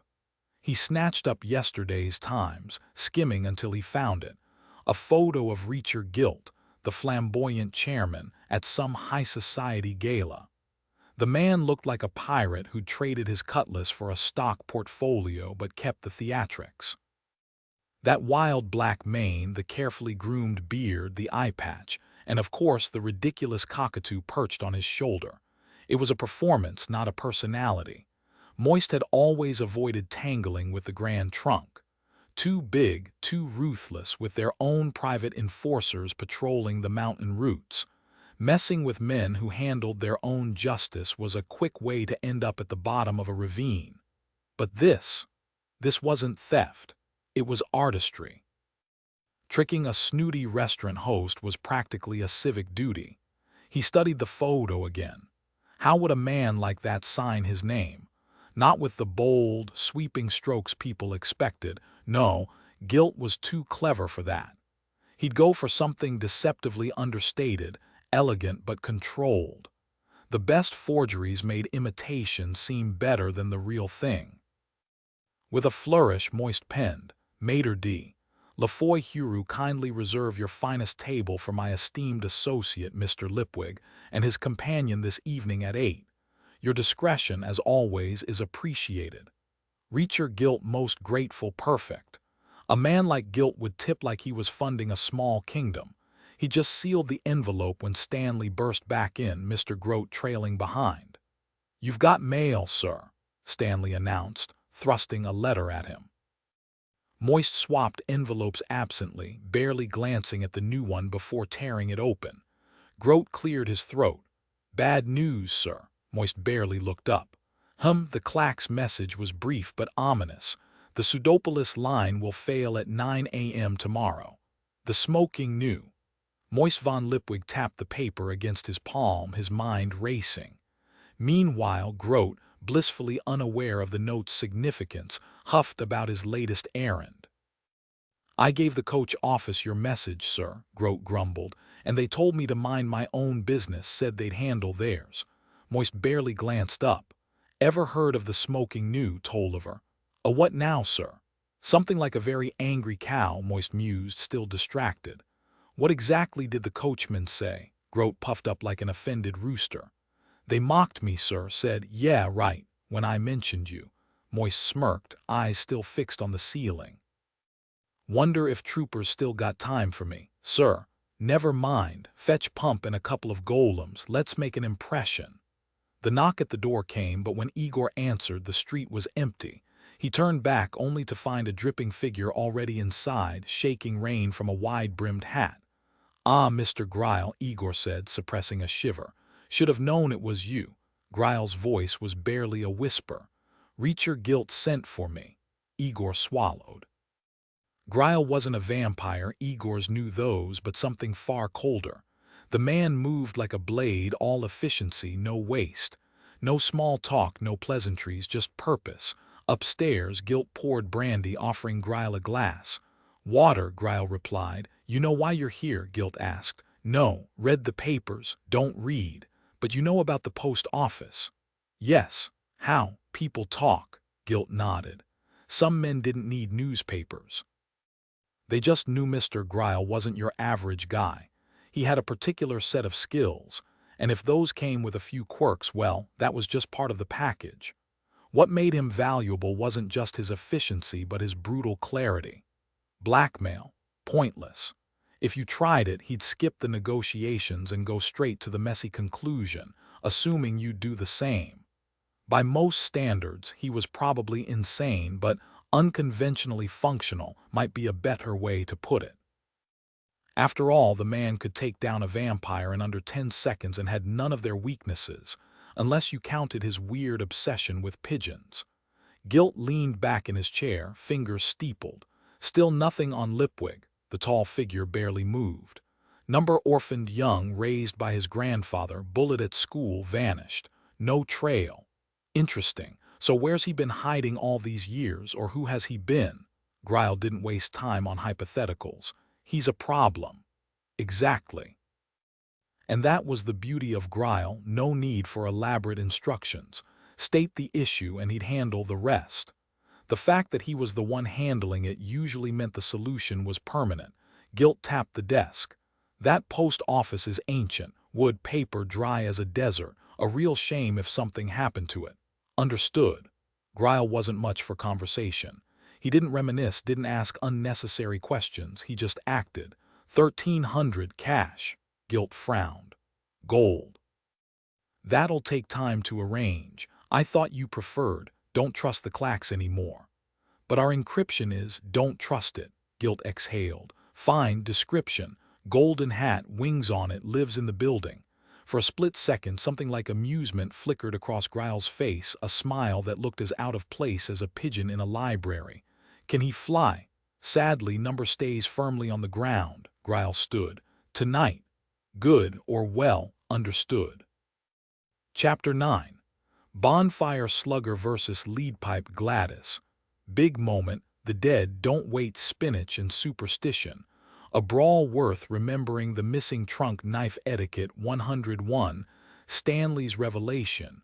Face to face, Ashes, the mail coaches had outlasted the post office's collapse for one simple reason. Horses don't run on optimism. They need food. The coach service had always operated in the shadows of the post office, a thriving business despite the eerie silence of the halls and the vanishing chandeliers. The coaches weren't exactly stolen, more like they'd slipped into the hands of the coachmen through a mix of neglect and opportunity. According to Old Groat, the self-proclaimed keeper of postal lore, Big Jim, still standing, upright, had taken over the operation after a brutal bare-knuckle brawl against Harold, the hog Boots, using his winnings to buy out the competition. Now his sons, Harry Slugger, upright, and Little Jim, Leadpipe, upright, ran the show with the subtlety of a sledgehammer. Moist knew he'd have to tread carefully. The heart of their operation was a ramshackle shed beside the stables, reeking of horses, sweat-soaked leather, and something that might have been veterinary medicine, or possibly just rot. The air was thick enough to carve into bricks, a noxious blend of coal smoke, cheap liquor, and cigars that smelled like burning socks. Inside, two mountainous men, layered in enough coats to survive an Arctic winter, were deep in discussion. One was roasting his backside by the stove, while the other hovered over a clerk's shoulder, squinting at paperwork. "Just stick young Alfred on the evening run if he's—" The man by the fire cut himself off when Moist walked in. His grin was all teeth, no warmth. "Help you with something, sir?" "You can start by hauling my mail bags," Moist said cheerfully. The brothers exchanged glances before bursting into laughter. The uprights weren't just big, they were constructed big, like someone had sculpted them out of ham hocks and sheer stubbornness. "So you're the fancy new postmaster we've been hearin' about," the toasting one drawled. "Guilty as charged." "Yeah, well, your little errand boy was already here yammerin' about rules and schedules, never mentioned payment." Moist waved a hand like it was nothing. "Payment, that's the easiest part." He turned and bellowed, "All right, Gladys, bring it in." Shouts erupted from the yard, followed by the groan of straining wood. The spherical man's grin vanished. "What the hell'd you just do?" "My price is simple," Moist said, still smiling. "You carry my mail, and I won't let my golems dismantle your coaches one wheel at a time. Seems fair, doesn't it?" The man lurched forward, fists clenched, but his brother yanked him back. "Easy, Jim. He's got the law and golems on his side." Right on cue, Mr. Pump ducked through the doorway, his clay frame barely fitting. Jim glowered. "Ain't scared. Golems can't hurt people." Moist's smile turned razor-sharp. "Try me." "You're dead wrong about that," Moist said coolly. Harry upright tightened his grip on his brother's arm, barely holding him back. "Then we'll get the watch involved, nice and official. How's that sound?" "Perfect," Moist replied, unfazed. "And I'll tell them I'm just reclaiming stolen property." He raised his voice. "Gladys!" Another crash echoed from outside. "Stolen? Those are our coaches," Harry snapped. "Afraid not," Moist said smoothly. "Mr. Pump," the golem's deep voice rumbled like distant thunder, "the mail coaches were never legally sold. They belonged to the post office. No compensation was ever paid for their use." Jim finally shook free from his brother's hold, fists clenched. "That's it," he roared. Mr. Pump's massive hands lifted instantly, freezing the moment in place. "Hold on, Jim, just hold on," Harry said carefully, eyes narrowing at Moist. "What's your angle here, postman?" "Our father ran these coaches back in the day, took passengers too. When the mail dried up, people still needed to travel. The horses needed feeding, the vets needed paying, nobody stepped into—" "Just take my mail," Moist interrupted. "That's all. Every coach carries the bags and drops them where I say. Tell me, where else will you get a deal like that tonight? You could argue finders keepers with veterinary, but good luck waiting months in court while your profits vanish." "No, fine. Glad. Wait." Harry cut in. "Just the mail, that's seriously it," Jim scowled. "Why negotiate? Possession's 9/10 of the law, and I possess a lot of golems," Moist said with a smirk. "You, on the other hand, possess 0 deeds, mortgages, or proof of ownership." Jim lurched forward. "Yeah, well, you won't possess any teeth in a second." Moist sidestepped smoothly, blocking Mr. Pump with a raised hand. "Easy now, Mr. Upright, don't kill me again." Both brothers blinked in confusion. "Jim never laid a finger on you," Harry insisted. "What kind of game are you playing?" "Oh, but he did, Harry," Moist said, voice dripping with mock regret. "Lost his temper, swung at me, I went down, cracked my head on that bench over there. Got up dazed, you tried to hold him back, but then wham, Jim smashed that chair right into me. Golems grabbed you, but Jim bolted, only to get caught by the watch and stow lat. Oh, the drama, the chase. Ended up in the tanty, both charged with murder. I didn't hit you with the chair," Harry protested, panic creeping in. "That was Jim, wait, hold on. And this morning Mr. Trooper fitted you for your final necktie. There you stood under the gallows, realizing you'd lost everything, your business, your coaches, your prized horses, and in 2 minutes." Moist let the silence stretch, thick with implication. "And?" Harry whispered. The Upright brothers stared at Moist with expressions that teetered between bewilderment and barely contained rage. Another few seconds and things would get ugly. The key was keeping them off balance. Moist flashed a serene smile, counting silently to 4 before delivering his line. "And then an angel appeared," he announced. 10 minutes. That's all it took for everything to shift. Enough time to brew tea strong enough to stand a spoon in. Not that the Uprights were the type to believe in divine messengers.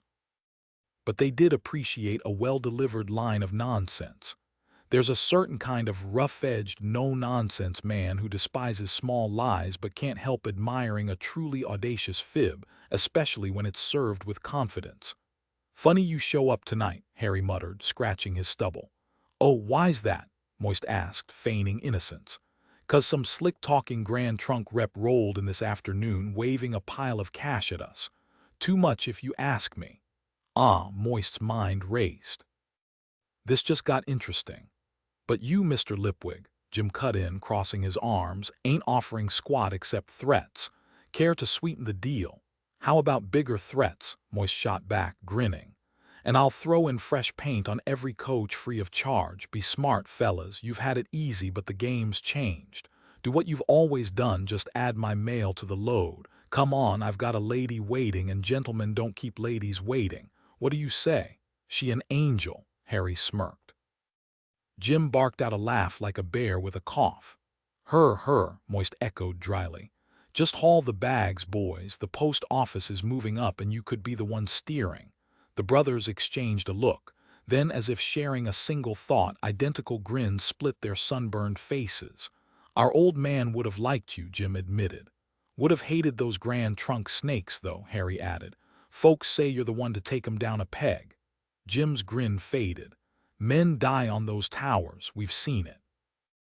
Used to haul workers out there, heard 'em talk. They had this 1 hour right before dawn when the whole system shut down for fixes." "The hour of the dead," Harry said, voice dropping. "That's when it happens." Across the land, in the pale glow before sunrise, the line of signal towers flickered like dying stars. Then one by one the shutters stilled. The men who worked them prided themselves on speed, switching modes mid-transmission, clinging to ladders in the wind, the shutters clattering around them like bones. But in that silent hour the only sound was the whisper of ghosts. New detail. Moist notices a faded tattoo on Jim's forearm, an old coachman's symbol, worn but proud. A reminder that these men weren't just hired muscle, they had history. Tone shift. From tense negotiation to dark humor. Moist's smirk hides the realization that he's playing with fire, and the Uprights might just be the kind of allies who'd laugh while holding the match. The tower keepers had legends. Heroes who could light all 16 lamps on the tallest signal tower in under 60 seconds, sliding down ladders, swinging from ropes like acrobats, keeping the tower alive. And alive was the word they used, because no one wanted a dark tower, not even for a heartbeat. The hour of the dead was the only exception. A single hour for repairs, replacements, or if you were really unlucky, paperwork. Mostly it was replacements. Trying to fix a jammed shutter 50 feet up in a howling wind, fingers numb from the cold, was a fool's errand. Easier to just yank the old one out and slot in a new one. But when time was running out, some fools still tried. Sometimes the wind won, and sometimes men lost. When a keeper died, they sent him home by clacks. Moist's jaw went slack. That's what they call it, Harry explained. Not literally, of course, but they send his name racing down the Grand Trunk, tower to tower, until it reaches the one closest to his hometown. Jim leaned in, lowering his voice. Some say the dead don't really leave. They stick around, living in the overhead, they call it. Harry snorted. Yeah, but that's usually after a few too many drinks. Damn right, Jim agreed. They work those boys to the bone now. No more hour of the dead, just 20 lousy minutes. Cut the cruise in half, too. Used to be a slow service on octadays, but now it's full speed day and night. Towers break down, men come down shaking, eyes spinning, not even sure what month it is. Drives 'em right off the edge. Except they were already off the edge, Harry added. You'd have to be crazy to work up there in the first place. Jim nodded. So crazy that regular crazy folks think they're the sane ones, but they still go back. The Clacks owns them, gets in their blood, pays a joke, but I swear they'd climb those towers for free. The Grand Trunk runs on blood now, Jim muttered. Ever since the new bosses took over, it's been killing men for profit. Harry drained his beer and slammed the mug down. Not us. We'll run your mail, Mr. Lipwig, even if you do wear that ridiculous hat. Moist leaned forward. Ever heard of the smoking new? Jim shrugged. Some outlaw signalers, maybe. Something about the overhead. Why? What is the overhead? Dead people just live there. Jim held up his hands. Look, we just listen, all right.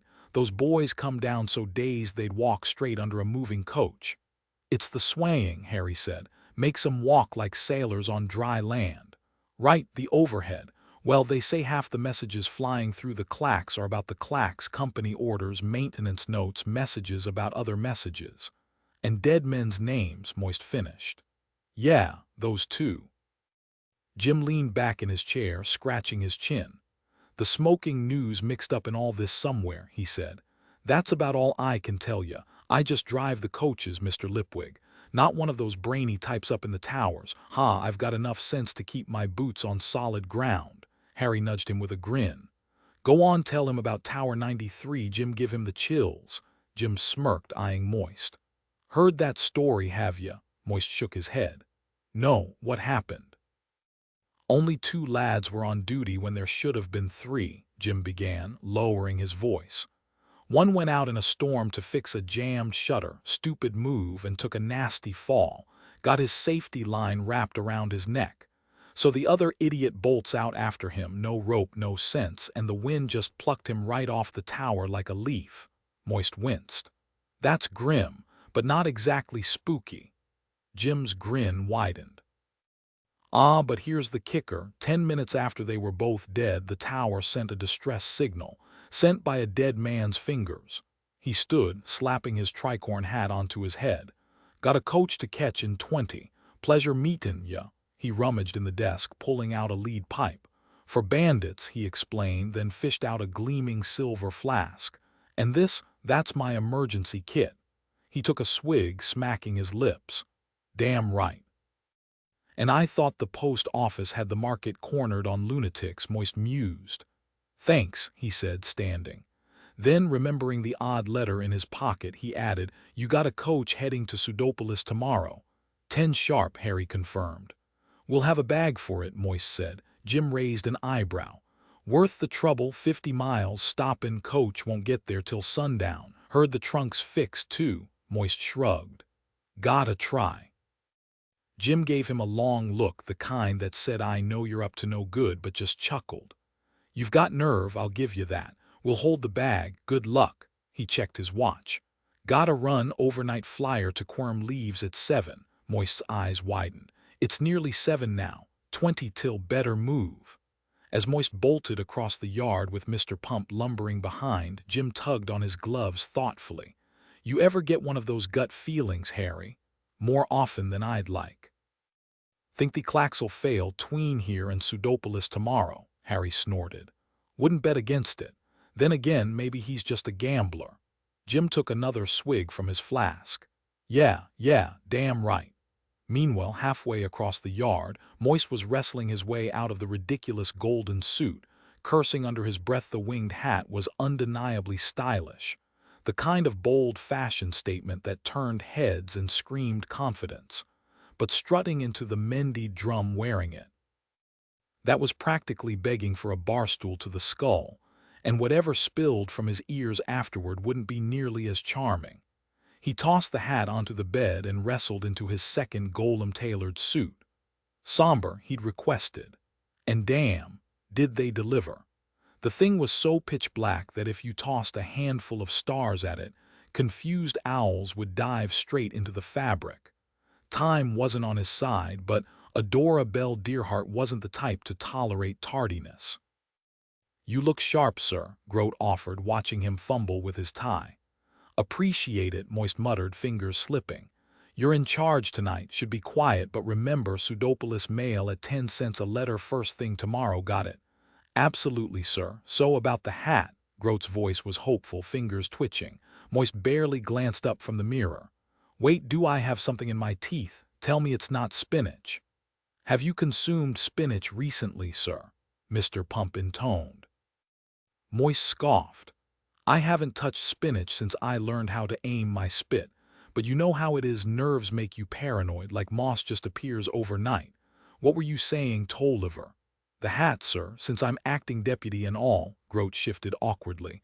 "Just for a bit, feels official-like." Moist exhaled. "Fine, wear the damn hat, Mr. Pump." "Yes, sir. Grote's in command tonight, and you do not follow me. My shift concludes now. All golems depart until tomorrow sunset." Their weekly day off, Adora Bell's rule. A little heads-up would have been nice. We're stretched thin as it is. "You were informed, Mr. Lipwig." Yeah, rules, but tomorrow's not to worry, sir," Grote cut in. "Hired some lads today, postman's blood runs in M. They'll handle deliveries smooth as you please." Moist gave his tie a final tug. Black on black on black, finding the knot was like hunting a shadow in a coal cellar. "Good. Mr. Pump, still no spinach crisis. I'm off to see a lady." "Indeed, Mr. Lipwig, Miss Dearheart." Moist blinked. "How'd you?" "You announced it to a crowd of 100, sir," the golem replied. "We golems wish her happiness. She seeks someone with—" "A working lighter," Moist interrupted. "Hold up, Mr. Pump. Cupids are chubby toddlers in diapers, got it? Not sentient clay matchmakers." New detail, added the moss comparison for humor, expanded Grote's eagerness about the hat, and emphasized the absurdity of the spinach paranoia. Tone shift, started with playful sarcasm, pivoted to exasperation during the golem exchange. Moist frowned at the golem's comparison. "Big clay people, really?" Ankh-Morpork had claimed she resembled Lela, the volcano goddess, perpetually smoking because the rain god kept dousing her lava. Moist scoffed. "Women always find something to complain about." He turned to Grote, adjusting his cuffs. "Do I look presentable?" Grote chuckled. "Sir, I doubt Moist von Lipwig ever needs to fret over impressing a lady." The thought struck Moist as he weaved through the bustling streets. He'd never actually gone to meet a woman before. Not properly. Albert and the others had their share of misadventures, including a memorable night that ended with a dislocated jaw. Fun only in the way a punch to the face is fun. But Moist, always behind a disguise, a fake name, a performance. Now, without his golden suit, he felt exposed. The Mendy drum loomed ahead, a reassuring constant in Ankh-Morpork's so-called civilized era. Sure, the Watch and the guilds had cleaned things up, streets were scrubbed, random assaults were now merely probable instead of guaranteed. But the drum, it never disappointed. If a patron wasn't flung backward through the door mid-brawl, the universe itself was off-kilter. Inside, the chaos had evolved. Gone were the days of mindless axe swinging. Modern bar fights had standards. A cluster of battle-scarred regulars huddled like strategists planning a siege. "Listen, Bob," one growled. "This ain't just swinging fists anymore, it's art. Oyster Dave's your frontline enemy, helmet on, Dave, and Basalt's the sneaky rear attack. Skip the knuckles, assume Gravy's already bench swiped someone, add some knife flair, chandelier acrobatics. Then you, as second chair, intercept their number 5. Chair overhead, whoops, sorry, pointy, then wham, right into number 5's face. 6 easy points. If it's a dwarf, chair's useless, just smack his ears. 3 more points. Trust me, Strongentheum here hates that move. Moist smirked.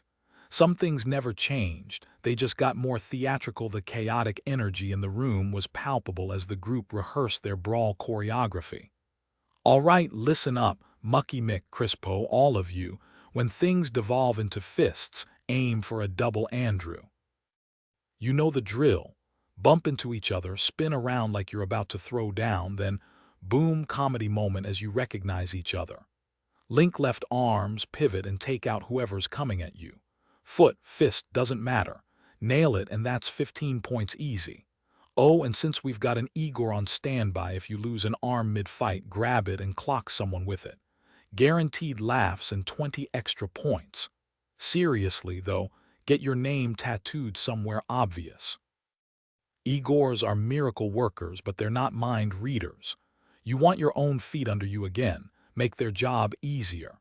Moist slipped past the group, keeping his pace brisk. Hesitation invited attention. His eyes locked onto a wisp of blue smoke curling above the crowd.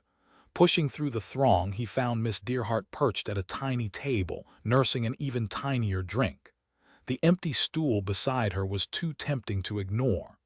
"Come here often?" he asked, sliding into the seat before anyone else could. She arched an eyebrow. "Obviously, got a problem with that." "Well, I just figured," Moist fumbled. "A place like this isn't exactly safe for a woman alone." Her smirk was razor-sharp. "Oh, please, with all these gentlemen around. Go get your drink before you start worrying about my safety." Moist made his way to the bar, scattering loose change behind him to thin the crowd. By the time he returned, his seat was occupied by a drunk of temporary friendliness, emphasis on temporary. The man was already slurring his way into unwelcome advances, leaning way too close. Miss Dearheart had recoiled, less from fear and more from the assault on her nostrils. "Listen, right," the drunk hiccuped. "All I'm saying is, why not right? Just one lil kiss. Come on, be nice." "Great. Now I've got to step in," Moist thought, eyeing the man's size and the hulking blade at his hip. One wrong word, and this guy would escalate straight to violent and unpredictable. But before Moist could intervene, Miss Dearheart shot him a look, "Stand down." There was a muffled thud under the table. The drunk went pale, doubling over with a whimper. Her voice was silk wrapped around steel. That's a Mitzi Pretty Lucretia stiletto heel. Sharpest 4 inches you'll ever meet. Think of it as a very focused elephant standing on your foot." The drunk staggered away, newfound sobriety in his step. Moist exhaled. Maybe she didn't need saving after all now. I bet you're wondering, can she really push that heel all the way down? Honestly, I'm not even sure. Your boot sole might put up a fight, but that's the least of your problems. The real issue, my childhood ballet lessons forced on me like some kind of tiny pink tutu prison sentence, mean I can kick with the force of a startled stallion. And guess what? You're right in front of me. Oh, and I've got another shoe. Yeah, I see that sinking in.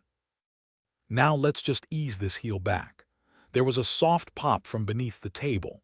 The man rose carefully, swayed like a drunk tightrope walker, and staggered off without so much as a glance back. "Mind if I join you?" Moist asked.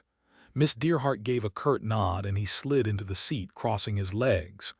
"He was just some drunk," Moist offered. "Funny how men always say that," she replied, exhaling a thin stream of smoke. "But let's be real, if I hadn't done that, you'd be scooping your teeth off the floor right now. And by the way, where's your hat? Oh wait, this must be your incognito look. Too much, you just spilled your drink." Moist dabbed at the beer on his jacket. "Nope, this is the real me, no disguises today." "You barely know me, yet here we are on a date," she said, narrowing her eyes. "Why? Because you called me out as a fraud. Because you didn't pin me to the wall with that crossbow of yours. Because small talk with you is like negotiating with a brick wall, and somehow I like it. Because I want to know if the fire you put into lighting a cigarette is the same fire you'd bring to, say, kissing me. Because, Miss Adora Bell Dearheart, I'd risk a scandal just to find out what makes you tick, starting with the hanky, maybe working up to the panky later. What he actually said was, because I don't know you. Same goes for me, she shot back. Exactly what I was counting on, Moist replied, earning a smirk. Smooth, slick, so where are we actually eating tonight? Lafoy Huru, he said casually, her eyebrows shot up. You got a reservation? Yep. Let me guess cousin works there, blackmailed the host. Nope, just a table tonight. She leaned in, cigarette dangling. Then it's a con color me impressed, but enjoy the meal might be your last. What? The Grand Trunk Company doesn't play nice, Mr. Lipwig. Reacher Gilt's probably already sharpening something with your name on it. Come on, I'm just a minor nuisance. And what do people do to nuisances? She countered. The trunk's a sinking ship. They've cut every corner, squeezed every penny. These aren't the kind of people who laugh off a threat. You really think Reacher Gilt would hesitate to crush you like a bug? Moist tried to interject, but I'm being careful. This isn't some childish prank, ringing doorbells and dashing off. The other voice cut in. Gilt's got his sights set on becoming patrician, and here you are, some fool in a gaudy hat, making a joke out of the clack's mess while reviving the post office. You think that won't get his attention? Moist held up his hands. Hold on, this is a major city, not some backwater. People don't just murder their competition here, do they? In Ankh-Morpork, seriously. The scoff was sharp. Oh, he won't kill you himself. He won't even bother hiring an assassin. You'll just die, like my brother did. And Gilt's hands will stay clean. Your brother, Moist frowned. Across the dimly lit room, a bar fight erupted with a well-placed you looking at me. Punch earning its thrower a bloody knuckle and a cheer from the crowd. Miss Dearheart leaned in, her voice low. He and a few others, former trunk workers before Gilt stole it, were setting up a new line. They scraped together funds for demo towers. Faster, smarter, better coding. People believed in them, workers who'd trusted my father. Most of the best engineers quit when Gilt took over, couldn't stand his thieving crew. My brother was going to win it all back. Moist blinked. Wait, I'm lost. An axe thunked into the table between them, wobbling. Miss Dearheart exhaled smoke past his ear. My father, she said coldly, was Robert Dearheart, the man who built the Grand Trunk. The clacks was his dream, half those tower mechanisms, his designs. He and his team mortgaged everything, poured their lives into it. Cities were lining up to invest. We had stables. I had a horse, hated the thing, but still. Her voice turned bitter. Then came the letters, the meetings. Suddenly, he was lucky not to be in prison over some legal nonsense. Meanwhile, Gilt's crew played nice while buying up debts, manipulating banks, shuffling numbers. They stole it. They don't care about the trunk, just the profit. Run it into the ground, sell the scraps. When my father ran it, people took pride in their work. She crushed her cigarette, eyes blazing. Now, it's just another pile of gold for vultures like Gilt. Added detail, the axe landing in the table mid-conversation, heightening tension. Shifted tone from disbelief to raw anger in Miss Dearheart's speech. The engineers took pride in their work, ensuring the towers operated flawlessly around the clock. They even designed portable versions, prefabricated structures mounted on large carts, so if a tower malfunctioned, they could quickly set up a replacement without disrupting service. No codes dropped, no delays. It was a point of pride for everyone involved, a testament to their skill and dedication. Moist muttered under his breath, "You should have been there, you should have seen it." He hadn't meant to say it aloud.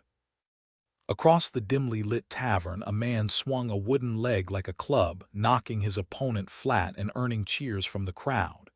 Miss Dearheart's sharp voice cut through the noise. Yes, you should have. 3 months ago, my brother John tried to compete with the trunk. Raising the funds alone was a miracle. Gilt's influence stretches everywhere.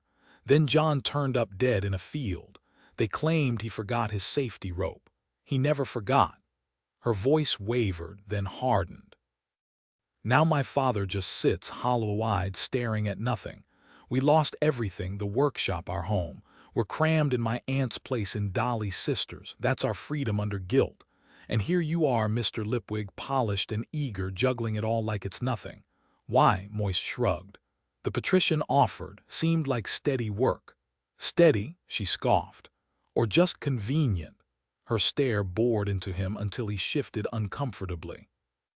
Then with a flicker of amusement she added, though I'll admit getting a table at Lafoy Huru on short notice is impressive. A knife thudded into the wall behind her. Still planning to lie if I ask how? Absolutely. Good, shall we? Meanwhile, in the cramped locker room, Stanley hunched over his stamps under the glow of a pressure lamp, its light sharp and bright. This was bliss. Meticulous by nature, he catalogued every misprint, every flaw with the precision of a scholar. A twinge of guilt nagged at him. Stamps were better than pins. Endless possibilities, no risk of pinhead's thumb, no sudden existential crises like the ones described in pin magazines. Some collectors snapped, selling everything in a fit or flinging their pins in the air, screaming, "They're just pins," unthinkable until now. He paused, clutching his little sack of unsorted pins, and frowned. What if stamps weren't forever? Just a few nights back, the idea of spending an evening organizing his stamp collection would have filled Stanley with cozy satisfaction. But now, childish hobbies had to wait. A raw, guttural shriek tore through the air, something primal, hungry, and vicious. It was the kind of sound that would have sent tiny, trembling creatures scurrying through ancient swamps. Heart pounding, Stanley forced himself to creep toward the door and peer into the shadowy hallway. Hello, his voice wobbled. Anyone there? Silence, then scratching, right above him. We're closed, he stammered, trying to sound professional. But we open at 7 sharp. Best rates for mail to Pseudopolis, guaranteed delivery, maybe not lightning fast, but reliable. He paused, struggling to recall the exact pitch Mr. Lipwig had drilled into them. Ever thought of sending your grandma a letter? A rasping voice echoed from the rafters. Ate my grandmother, crunched her bones. Stanley blinked. Sales training hadn't covered this. Right, well, an aunt maybe, he sniffed. Why did the air reek of kerosene? Before he could react, something wet and heavy smacked into his shoulder and hit the floor with a sickening splat. Groping in the dark, his fingers closed around. Half a pigeon, still warm, still dripping. Above him, Mr. Gryle perched on a beam, stomach churning. Old instincts were hard to shake. The moment those plump, fluttering shadows had burst into the air, his self-control had vanished. 6 pigeons down before he'd even landed, then another dozen, swallowed in a frenzy. Now, regret. These weren't fresh country birds, they were flying garbage disposals, feasting on Ankh-Morpork's finest alley scraps. Eating them was like chugging sewer water with a side of moldy bread. He groaned. Finish the job, flee and pray his stomach didn't revolt midair. A match scraped.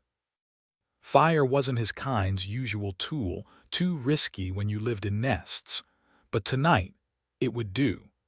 The bottle of oil tumbled, and flames erupted across the stacks of mail, racing up the walls in hungry blue tongues. Stanley stumbled back as the firelight revealed a crumpled figure on the floor. Beside it, the golden-winged hat gleamed ominously. Stanley's eyes burned crimson in the flickering firelight as a shadowy figure lunged from above, jaws wide, only to realize too late that Stanley was having one of his little moments. You see, attitude is everything, and Stanley had mastered it. Moist von Lipwig knew a thing or two about attitude himself. It was that unshakable confidence, the kind old money aristocrats wore like a second skin, the absolute certainty that the world would bend to their will. The maitre d' didn't hesitate for a second, guiding them to their table with practiced ease. Miss Dearheart arched an eyebrow. Tell me, Mr. Lipwig, does a government salary actually cover a place like this? Or should I start memorizing the kitchen exit routes? Moist flashed a grin. I'm sure I can manage. He probably couldn't. A restaurant that assigned a dedicated mustard attendant didn't exactly cater to budget-conscious diners, but worrying about the bill now was pointless. Bills had a way of sorting themselves out, preferably after a good meal. They ordered appetizers that cost more than most people spend on groceries in a week. The cheapest item on the menu, a myth. No matter how hard you squinted, it remained stubbornly invisible. Meanwhile, the priciest options practically waved at you. "How are the boys adjusting?" Miss Dearheart asked, swirling her wine. Moist smirked. "Ankh-Morpork's a natural, born to deliver mail or reborn, I suppose." She nodded toward the metal box fused to the golem's arm. "What's the deal with that?" "Oh, that. A message he's determined to deliver, not the original clay tablet, those don't last. He's recast it in bronze a few times, but even that corrodes eventually when you're immortal. It's a warning to some ancient king about an angry sea goddess and the rituals needed to calm her." "Didn't the whole kingdom sink?" "Yep. Tidal wave, island swallowed by the ocean. Ankh-Morpork got there too late." Miss Dearheart leaned in. "So delivering it now is what exactly?" "A cosmic apology note," Moist chuckled. "You're thinking like a human. Golems see time differently. To them the universe is a giant donut. Glazed or jelly-filled. Definitely glazed, and before you make a joke, yes, they believe everything loops. No beginning, no end. We just keep cycling through, making different choices each time." "Ah," Moist said, snapping his fingers. "So he's waiting for the next go-round to deliver it properly." "Exactly. And before you ask, no, millions of years don't faze him. Golems don't get bored. To them, time's just extra waiting room." Miss Dearheart sighed. "Well, at least someone's patient." Moist raised his glass. "To eternal optimism and very, very slow mail delivery." The things were practically indestructible, self-repairing, surviving underwater or even in molten lava. Maybe he could pull it off, but who knew? For now, he kept himself occupied. "Just like you, Mr. Lipwig." "You've been very busy." Her voice cut off abruptly, eyes locked on something behind him. Her fingers fumbled through the silverware before seizing a knife. "That snake just walked in," she whispered sharply. "Reach your guilt, I'll gut him and be back in time for dessert." "You can't," Moist hissed. "Oh, why the hell not?" "That's the fish knife, you'll make a scene." Her grip loosened, but her glare could have melted steel. A smirk tugged at her lips. "What, they don't serve cutlery for stabbing greedy, backstabbing thieves?" "You have to order that special," Moist shot back. "This isn't some dive where they toss bodies in the river. They'll call the watch, get a grip, not on the knife, and be ready to bolt." "Why?" "Because I forged his signature on Grand Trunk stationery to get us in here. That's why." Moist finally turned to see the man himself in the flesh, Reacher Guilt, larger than life, built like a grizzly stuffed into a coat that could fit two men. Gold trim glinted on his waistcoat, and perched on his shoulder was a cockatoo, though a waiter was already rushing over with a polished brass stand and what was probably a gourmet birdseed menu. Gilt's entourage of well-dressed sycophants trailed behind him, and the entire room seemed to orbit around him, drawn in by the gravitational pull of wealth. Waiters scurried like ants, turning trivial tasks into grand performances. It wouldn't be long before one of them mentioned the unexpected guests at Moist's table. His eyes darted across the room there, two hulking bodyguards, their suits straining at the seams. One watched the door, the other scanned the crowd. No doubt a third lurked near the kitchen. The maitre d' was already whispering to Guilt, earning his tip by pointing out the uninvited company. Then the lion's head turned, fixing them with a stare. Miss Dearheart muttered, "Oh hell, he's coming over." Moist rose to his feet. The muscles shifted, ready to act. They wouldn't start anything here, but nobody would blink if he was escorted outside for a chat in a dark alley. Guilt strode forward, leaving his confused guests behind. Time for charm or a quick exit through the nearest window. "Mr. Reacher Guilt," Moist said smoothly. Gilt's smile was all teeth, no warmth. "Indeed, and you seem to have me at a disadvantage." Moist matched his grin. "Let's hope not, sir." Moist blinked as the imposing figure of Reacher Gilt loomed over their table, his single eye gleaming with amusement. "Seems I might have reserved a spot for you, Mr. Lipwig," Gilt mused, his voice smooth as aged whiskey. Moist flashed his most disarming grin. "Funny you mention that. We just wandered in hoping for a free table. Imagine our luck. Then one of us has been played for a fool," Gilt chuckled, though his gaze never wavered. "But tell me, are you really the infamous Moist von Lipwig, postmaster extraordinaire? Guilty as charged. Without your signature hat," Moist cleared his throat. "Not exactly part of the uniform code." For a heartbeat, Gilt studied him in silence before thrusting out a hand that could have crushed coal into diamonds. "A pleasure, Mr. Lipwig. May fortune keep smiling on you." The handshake wasn't the vice grip Moist expected, just firm, confident, and that steady, unblinking stare. Pure calculated brilliance. Moist had conned his way through half the continent, but standing here, he felt like a street magician watching Houdini. If he weren't already a career criminal, he'd beg to be this man's errand boy just to learn how to swindle empires with a wink. The eye patch, the parrot, the audacity to charge 12.5%. Genius. People knew he was robbing them blind and thanked him for it. Then, like a minnow darting past a shark, Moist caught it, a flicker in Gilt's eye. Not surprise, dread. The world had hiccuped just for a nanosecond before Gilt smoothed it over like a pro. Moist barely let go of his hand, half expecting spontaneous combustion. If he'd seen through Gilt, surely the reverse was true. "Appreciate the gesture, Mr. Gilt," Moist said lightly. "Heard you've been handling some of our mail. Generous of you." Gilt's laugh rumbled like distant thunder. "Think nothing of it. My door's always open." He turned to leave, then paused. "Dinner's on me. Order whatever you like, I'll settle the bill."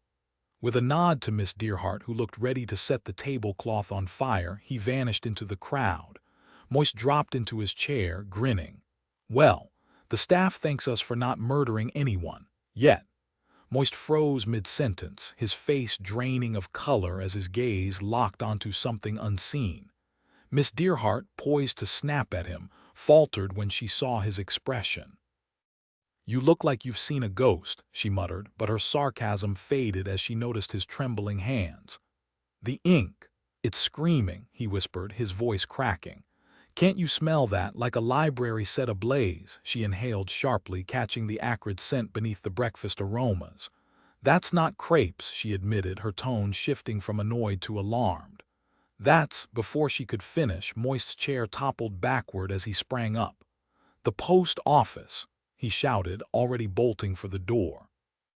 Miss Dearheart barely managed to grab his arm as one of Gilt's goons intercepted them in the hallway. With a swift, practiced motion, she distracted the man with a sharp heel to his instep, then yanked Moist free while he howled in pain. "Water! We need buckets, hoses, anything!" Moist gasped, his eyes wild. "Every letter in that place is burning." Chapter 10. When words ignite, Stanley keeps his cool. Moist plays the unlikely hero. The perils of cat-chasing shadows stir a fateful meeting with Mr. Gryle, flames versus floods. Lipwig lends the watch a hand, dancing with disaster, a sudden spiritual awakening. A moment of truth, Miss McAlariat's missing hairpin. The unexpected miracle, the letters weren't just burning. They were howling. A section of the ceiling collapsed, raining flaming envelopes onto the growing inferno below. Stanley, steady as ever, hauled Mr. Grote across the floor just as another chunk of plaster shattered, unleashing a fresh wave of burning mail. The smoke hung thick, choking the air as he dragged the old man into the locker room and propped him onto the cot. He even remembered to snatch the golden hat. Mr. Lipwig would throw a fit if it got singed. With eerie calm, Stanley pulled down the book of regulations and flipped to the section on fires. Step 1. Remain calm. Check. Step 2. Shout fire. He did, then marked it off with his pencil. Step 3. Attempt to extinguish. He cracked the door open, took one look at the wall of flames, and promptly closed it. The next rule was less optimistic. If escape is impossible, stay put and await rescue. Or the inevitable. Stanley nodded. Rules made sense. The world of stamp collecting was orderly, predictable, unlike this chaos. He eyed the grimy windows, too small and painted shut, then carefully broke one pane for air. No sense panicking. The regulations had a plan for everything. Even this Stanley scribbled the incident in the breakage's log, his hand shaking slightly. Mr. Grote's labored breaths came out in wet, gurgling rasps, not exactly reassuring. The first aid kit in the locker room was a joke, just like most things around here. Regulations required it, sure, but all it held was a sad strip of bandage, a bottle of something that looked like tar, and Mr. Grote's spare dentures. Stanley had always steered clear of the old man's homemade remedies, especially after the time a bottle of cough syrup blew a hole in the ceiling. The rulebook definitely didn't cover what to do when attacked by a screeching monster with a sack of pins, but adding it himself would mean defacing post office property, and Stanley wasn't about to risk that. With no other options, he took a deep breath and stayed eerily calm. Meanwhile, letters rained down like snow, some still burning, others reduced to fragile black flakes drifting lazily through the air. The fire roared through the post office roof, sending up a column of angry flames. Moist shoved through the panicked crowd, tossing his jacket aside. Miss Dearheart kept pace beside him, her boots clicking sharply against the pavement. "People probably evacuated," she said, though her tone suggested she didn't believe it. Moist shot her a look. "You really think so? Not if guilt planned this." "Comforting people isn't my strong suit anymore." The fire hadn't reached the main entrance yet, but Moist knew better than to trust appearances. Fire had a way of playing dead until you got too close. Then it'd turn your face into melted wax. "I should go in," he muttered.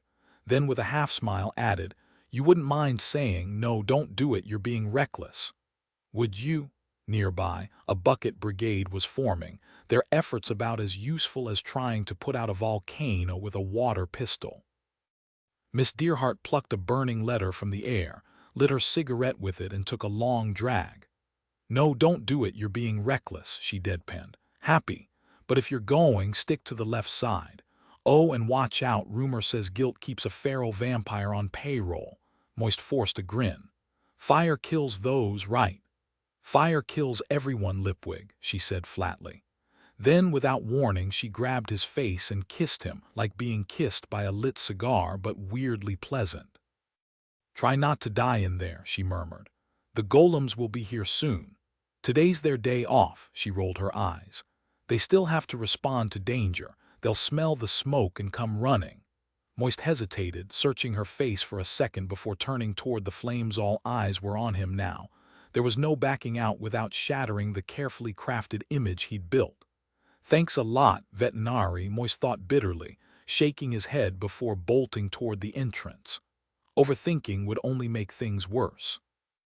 No point dwelling on how reckless this was, just focus. The door handle felt cool under his fingers. A slow push and a gust of air rushed past, but thankfully no explosion. Inside, the grand hall blazed with firelight, the flames licking the ceiling. If he zigzagged fast enough, he could reach the locker room door. He kicked it open, and there was Stanley hunched over his stamp collection. "Mr. Lipwig," the boy said, oddly composed. I stayed calm, but Mr. Grote, he's not well. The old man lay motionless on the bed, looking more like a ghost than a person. "What happened?" Moist asked, lifting him easily. Grote weighed nothing. "Some kind of giant bird," Stanley stammered. "I scared it off with a bag of pins, had a bit of a panic, sir." "Good enough," Moist muttered. "Now can you keep up?" "I grabbed everything, the stamps, the cash box, even your hat," Stanley said proudly. "Stayed calm the whole time." "Fantastic," Moist said, forcing patience. "Just stay close, got it?" Stanley hesitated. "What about Tittles, Mr. Lipwig?" Outside, a crash echoed and the fire roared louder. Moist barely stopped himself from cursing. "The cat, he's fine, probably outside feasting on charred rats. Let's go." "But he's never left the post office," Stanley protested, voice cracking. "Yeah, well, today's full of firsts," Moist thought grimly. "We'll get Mr. Grote to safety first," he said, maneuvering through the door. "Then I'll..." A flaming beam crashed down, sending sparks and burning letters spiraling into the inferno.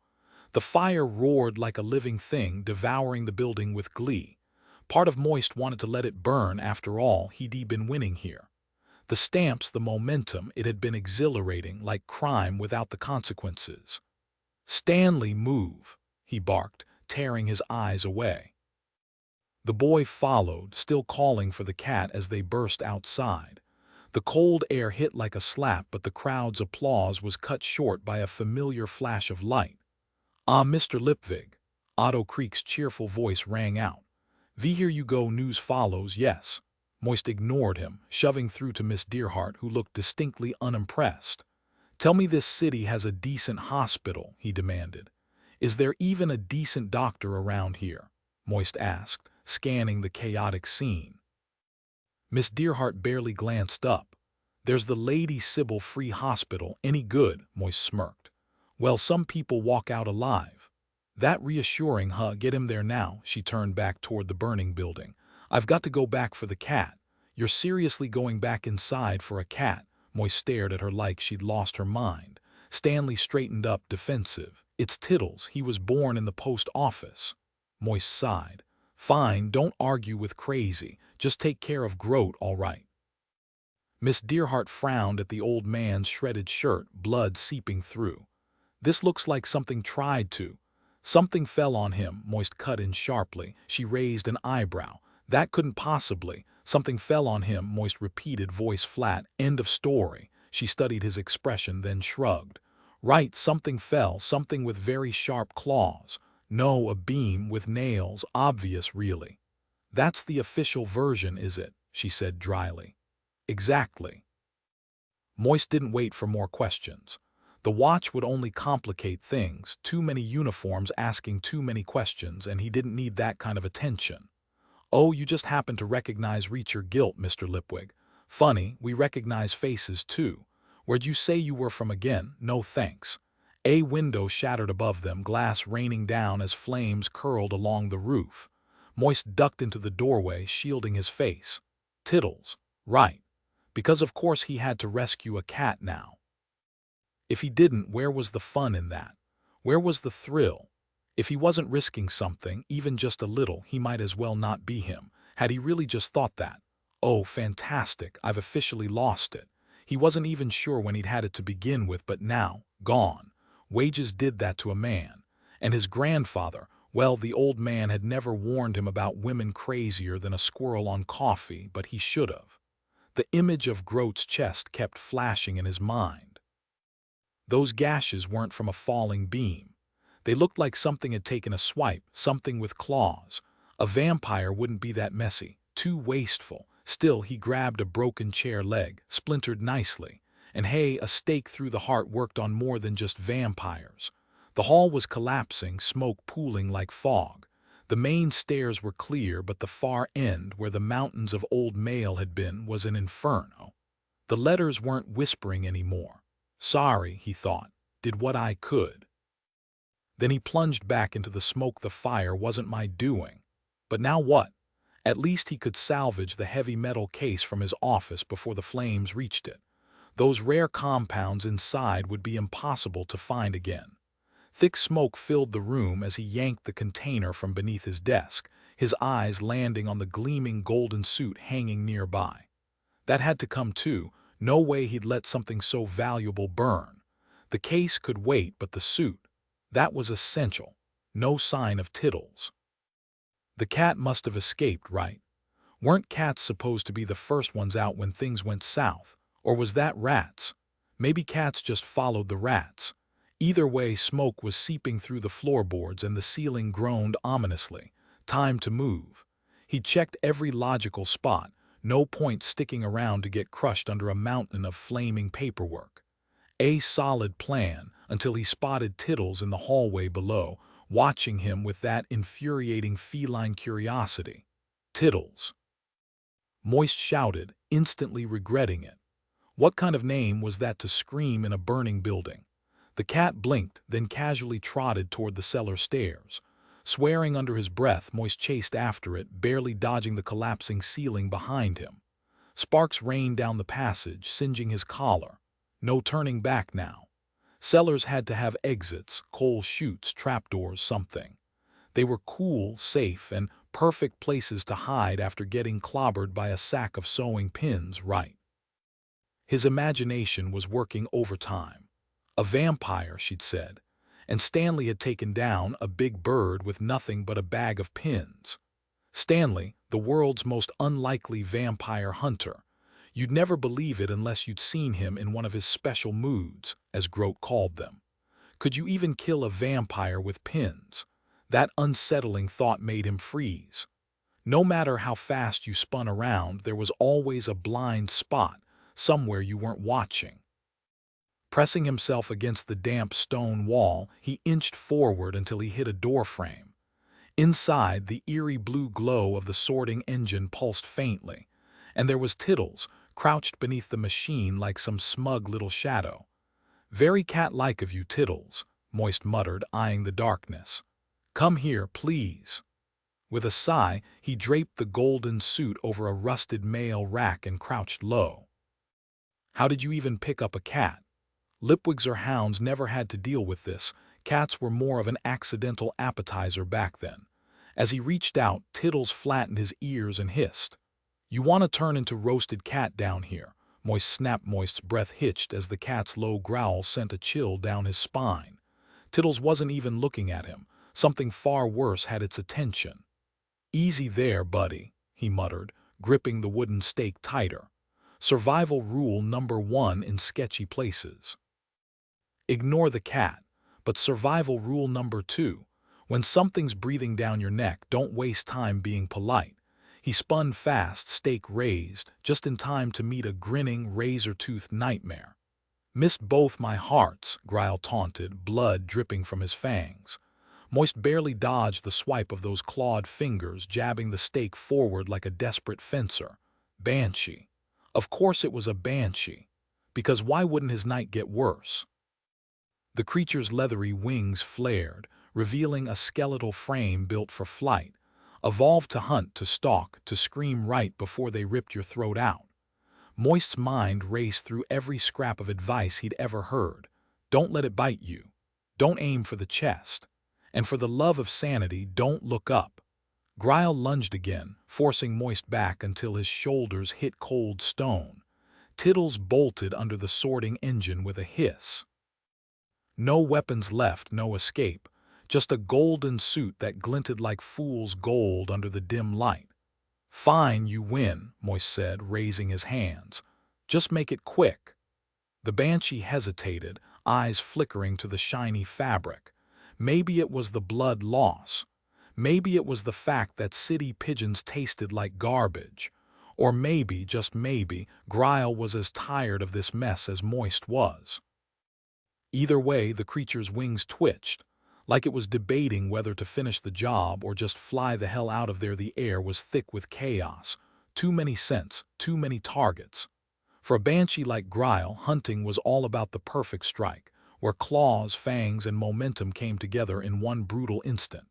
But now, trapped and disoriented, he paced frantically, instincts clashing with confusion. There was no escape, no open sky, just prey standing defiantly in front of him. Logic, rage, and primal hunger collided in his fevered mind. In the end, instinct took over. Why change a strategy that had worked for millennia? With a shriek, he lunged. Moist ducked under the slashing claws, throwing the creature off balance. The banshee wasn't expecting that. Prey was supposed to freeze or flee, not fight back. Gryle was surprisingly light, barely the weight of a kid, but his claws still tore into Moist's arm as he hurled the creature onto the sorting engine. The banshee hit the machinery with a sickening gloop, then silence. Moist stayed sprawled on the cold floor, heart hammering until he could finally hear his own pulse again.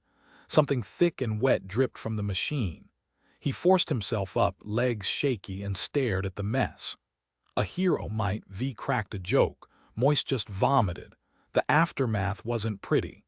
Some things just shouldn't be separated from themselves, no matter how artistically it was done. Wincing, he pressed a hand to his bleeding arm and dropped to his knees, searching for Tittles. He had to find that damn cat. Because if you run into a burning building for a pet, you'd better come out with it alive or not. Overhead, beams groaned as part of the ceiling collapsed. The heat was unbearable. Tittles hissed and swiped at him. "Listen," Moist growled. "The hero gets the cat. The cat doesn't have to like it." He snatched the squirming furball and grabbed the suit hanger with his free hand. A few banshee remnants clung to it, but he'd worry about that later. Stumbling into the hallway, he found flames blocking both ends. Perfect.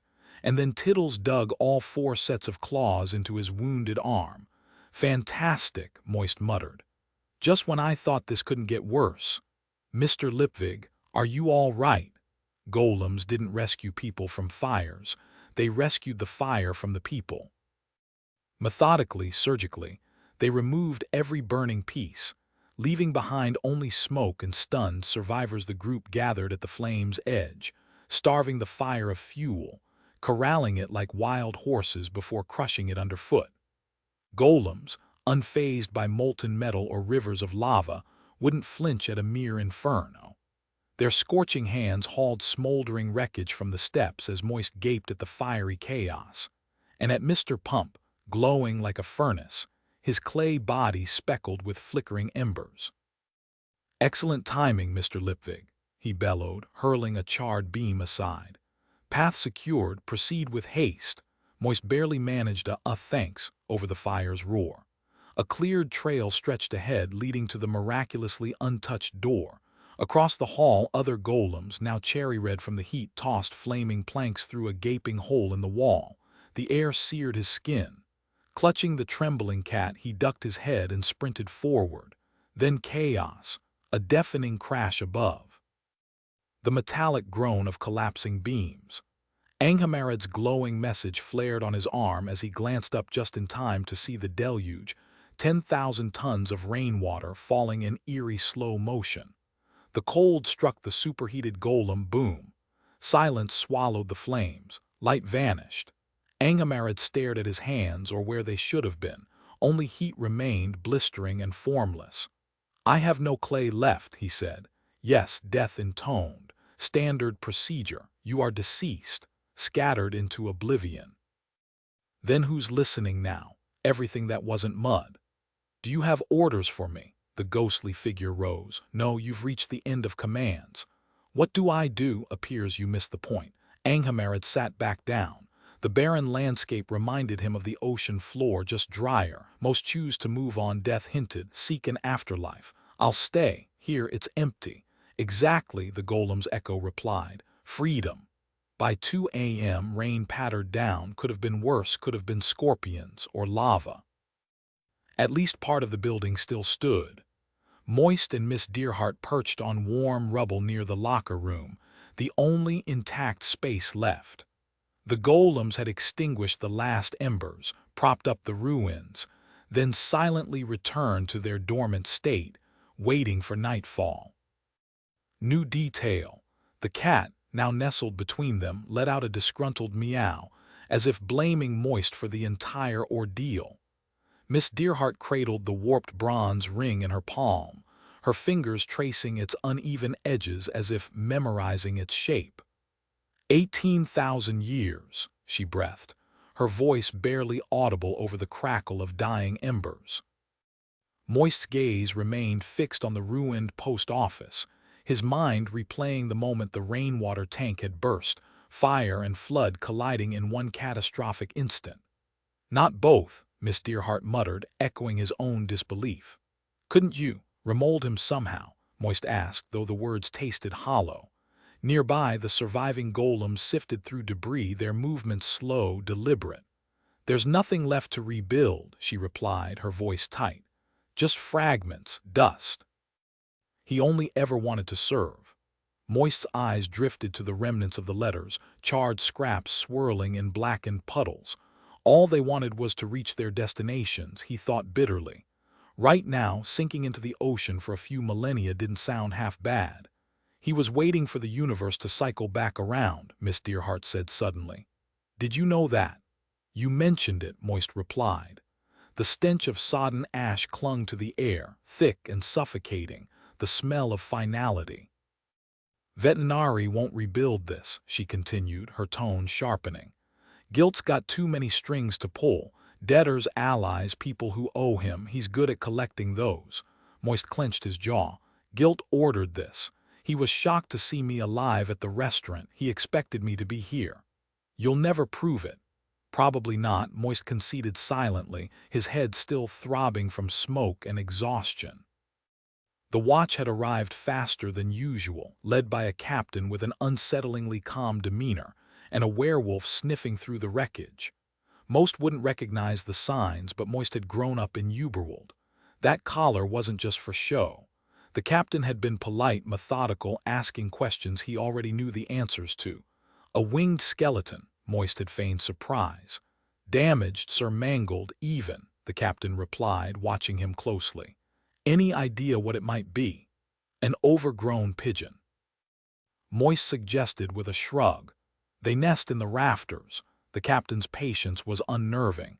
We believe it was a banshee, Mr. Lipwig, a rare one. I thought they just wailed before deaths, Moist countered. The civilized ones do, sir. The wild ones skip the warning. The captain's gaze didn't waver. Your assistant mentioned hitting something, Moist exhaled. This wasn't going to be easy. Moist wiped soot from his face as the captain studied him with weary skepticism.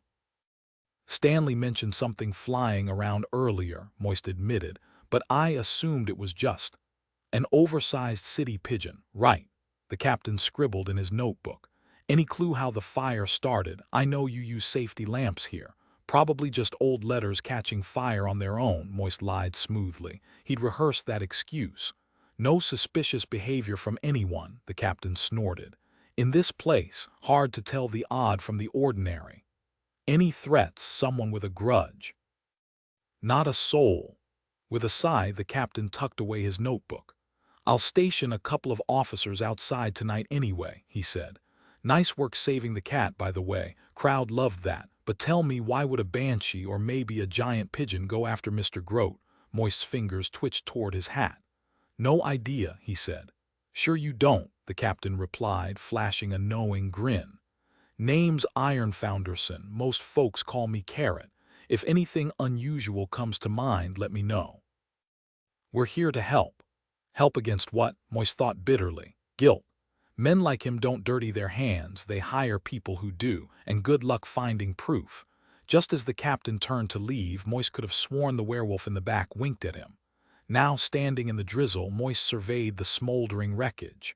The golems had dumped debris into piles that still glowed faintly, drawing the city's night dwellers like moths to a flame. The repairs would cost a fortune. But I've got money, he mused. Piles of it, not that it ever meant anything, just points in a game, except this wasn't Albert Spangler's game anymore. He lifted the golden hat, turning it in the firelight. An avatar, Pelk had called him, some divine messenger, but he was just a fraud in a shiny costume, and the act was up. Where's the angel now? Where are the gods when you need a miracle? Then click. An idea sparked, so absurdly simple only a dishonest man would see it. What we need, he announced, is what? Miss Dearheart snapped. Music, Moist grinned, cupping his hands. Hey, any banjo players, a fiddle? I'll trade a rare $1 stamp for a decent waltz. 1, 2, 3, 1, 2, 3. You've lost it, she hissed. Moist just winked. The game wasn't over yet. She barely got the words out when a scruffy-looking guy nudged Moist's arm. Banjo's my game, he announced, jerking a thumb toward his scruffier friend. Humphrey here can wail on the harmonica like it owes him money. $1 each, pal, cash only, since neither of us got much faith in paperwork. Moist turned back to Miss Dearheart with a grin that suggested he just won the lottery. Tell me, does Miss Dearheart come with a friendlier version? Something sweet, something snappy. Are you actually drunk right now? She snapped. Wish I were, Moist sighed. But give me time, so what's the secret name? I even saved my good suit for this moment. For once, her usual skepticism faltered. My brother used to, she hesitated. Go on. Killer, she muttered. But it was affectionate, don't even think about it. Spike then, she rolled her eyes but shrugged. Fine, Spike, But we're not dancing right now. Wrong, Spike, Moist cut in, eyes gleaming. This is exactly the time. We dance, then we rebuild, reopen, and get the mail flowing again. Just you watch. Miss Dearheart crossed her arms. You do realize the post office has a reputation for driving people insane. Details, Moist said, waving a hand. The money'll sort itself out. You're telling me you're praying for cash. Not praying, he corrected. Negotiating. We'll bring this place back, bankrupt, reach your guilt by Friday and make it look easy. Her eyebrows shot up. How? No clue, Moist admitted cheerfully. But if I can survive a dance with you, anything's possible. Ready? She stared at him, caught between disbelief and reluctant amusement. That was the moment Moist loved, the spark of unpredictability, the thrill of the con before the cards were even dealt. It wasn't about running the game. It was about standing there, cool as a Vegas high roller while the world bought every word. And right now, the air hummed with possibility the moment would catch up with him eventually, but for now he was soaring. Back in action, riding the high of a fresh start. Under the glow of fading regrets, he spun Miss Dearheart across the dance floor while the band played on. She left with a curious smile, baffled but amused, while he headed to his office, now missing an entire wall, and found himself struck by divine inspiration like never before. At 4 a.m., the young priest of Offler, the crocodile god, was barely awake, but the man in the winged hat and gold suit radiated confidence, so he played along. Not the sharpest tool in the shed, hence the graveyard shift. The priest squinted at the envelope shoved into his hands. You want me to deliver this to Offler, he mumbled. It's properly addressed and stamped, Moist assured him. And I brought sausages. Crocs love those, right? Technically, prayers go up to the gods, the priest hedged, glancing around the empty temple. Only an elderly janitor shuffled in the background, sweeping absent-mindedly. Moist leaned in. So the sausages reach Offler through the smell when they're cooked, yeah. Then you eat the leftovers, the priest winced. Well, no, not exactly. The divine essence ascends to Offler, we just handle the mortal remains, tastes like cardboard, honestly. Explains why the sizzle smells better than the bite, Moist mused. The priest blinked. Are you a scholar of the faith? Let's say I work in persuasion, Moist replied smoothly. But here's the thing, if you read this letter, it's like Offler's reading it too, right? Through your eyes, the message floats right up to him. Then as thanks, sausages, he paused, and honey mustard, the priest perked up. What kind? Mrs. Edith Lee calls premium reserve. Moist brandished the jar. The young man's eyes widened. That's the good stuff. Wild garlic makes all the difference, Moist said with a grin. The priest hesitated, then sighed. Fine, but Deacon Jones is gonna kill me. Or thank you, Moist countered. Depends how hungry he is. Moist hesitated for a second, glancing at the letter in his hand. Maybe I should hold off until Deacon. The priest snatched both the jar and the letter before he could finish. No need to wait, he said with a dismissive wave. You look like a man in a hurry.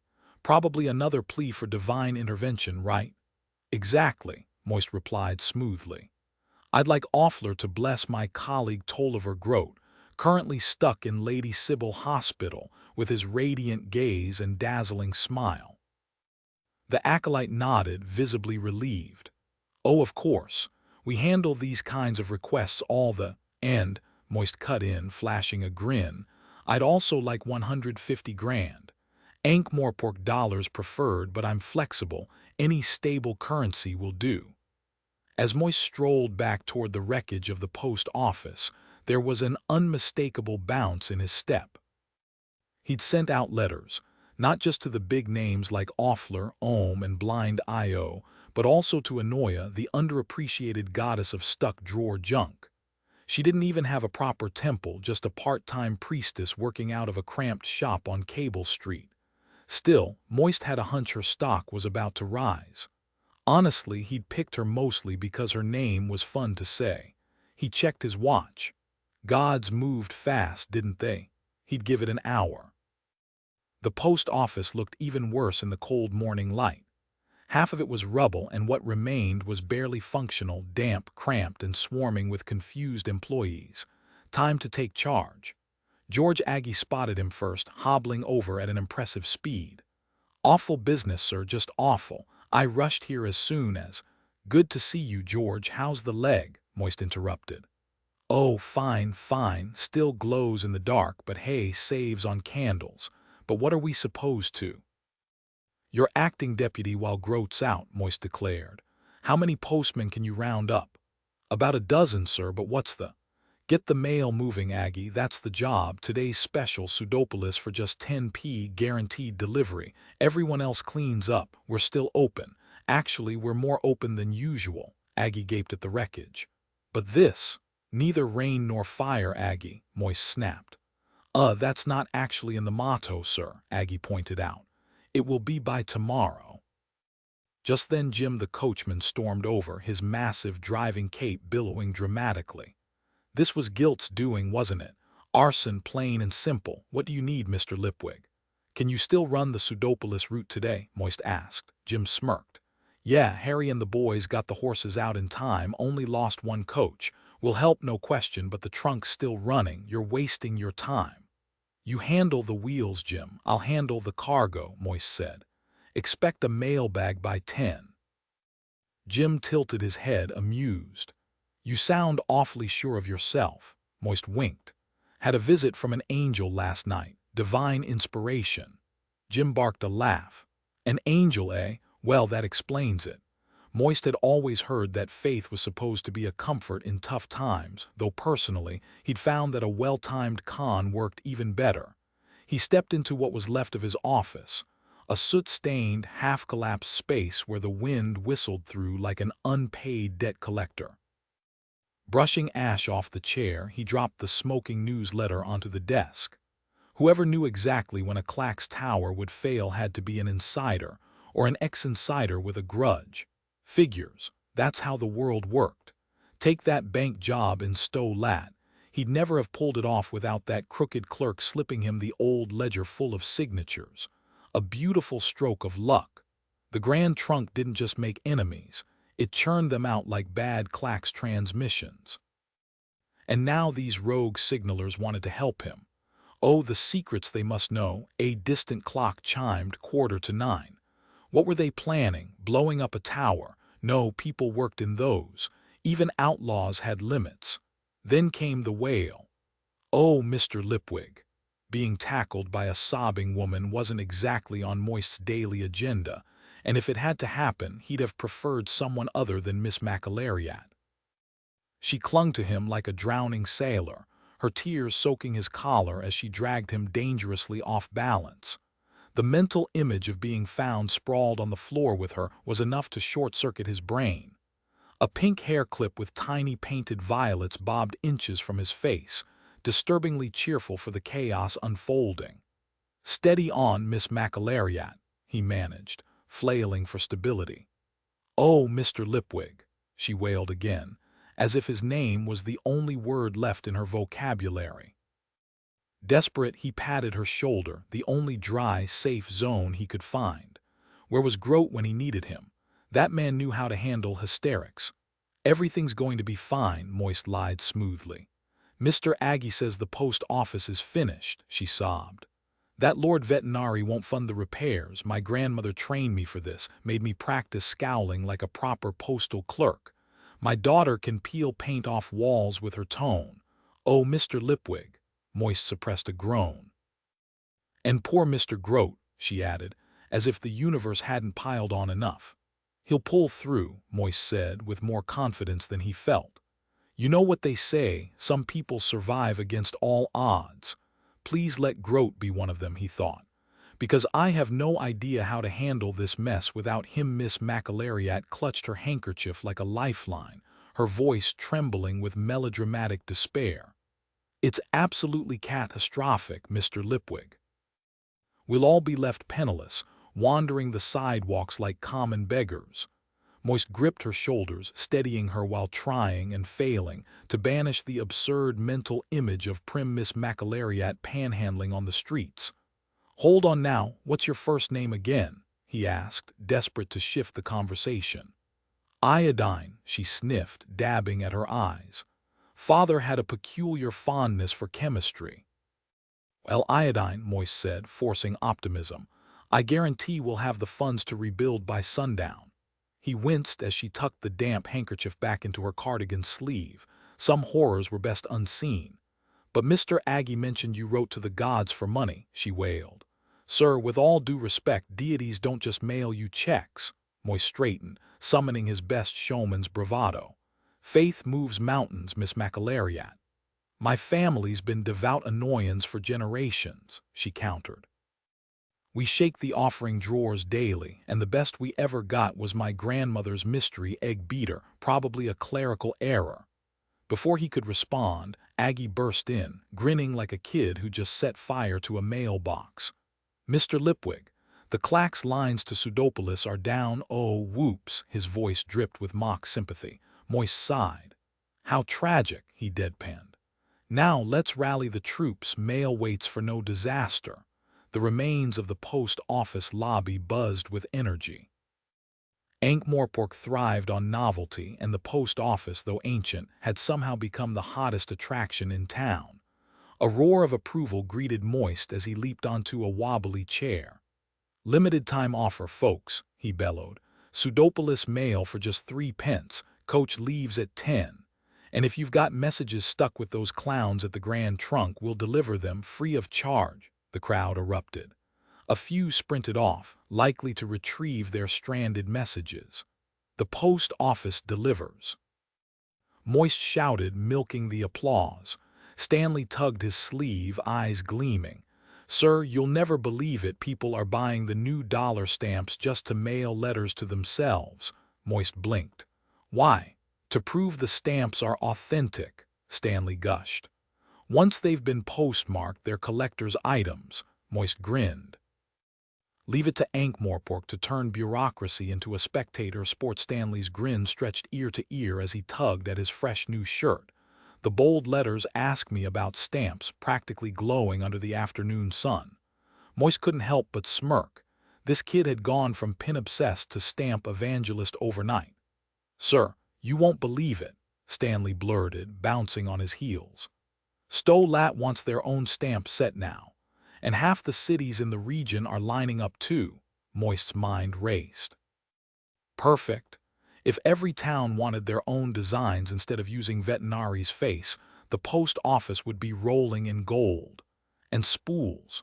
Oh, he'd owe them big time for this. Pins, Stanley scoffed when Moist mentioned them, waving a hand like he was shooing away an ancient relic. Please, those are history. Stepping outside, Moist squinted at the sky. The air smelled like opportunity, and maybe a little like the lingering sweat of a crowd that had just witnessed something big. A couple of watchmen eyed him like he was about to pull another stunt. Good. Let them wonder, because today wasn't just business as usual. Today was the kind of day where the universe leaned in and whispered, "Watch this." Chapter 11 Mission Statement. The clock struck 7 as Moist stumbled into Vetinari's office, his body protesting every movement. Ah, Mr. Lipwig, Vetinari mused, barely glancing up from his miniature battlefield of stone trolls and dwarves. How kind of you to grace us with your presence. Prophecy must be exhausting. Moist collapsed into a chair, rubbing his sore arm.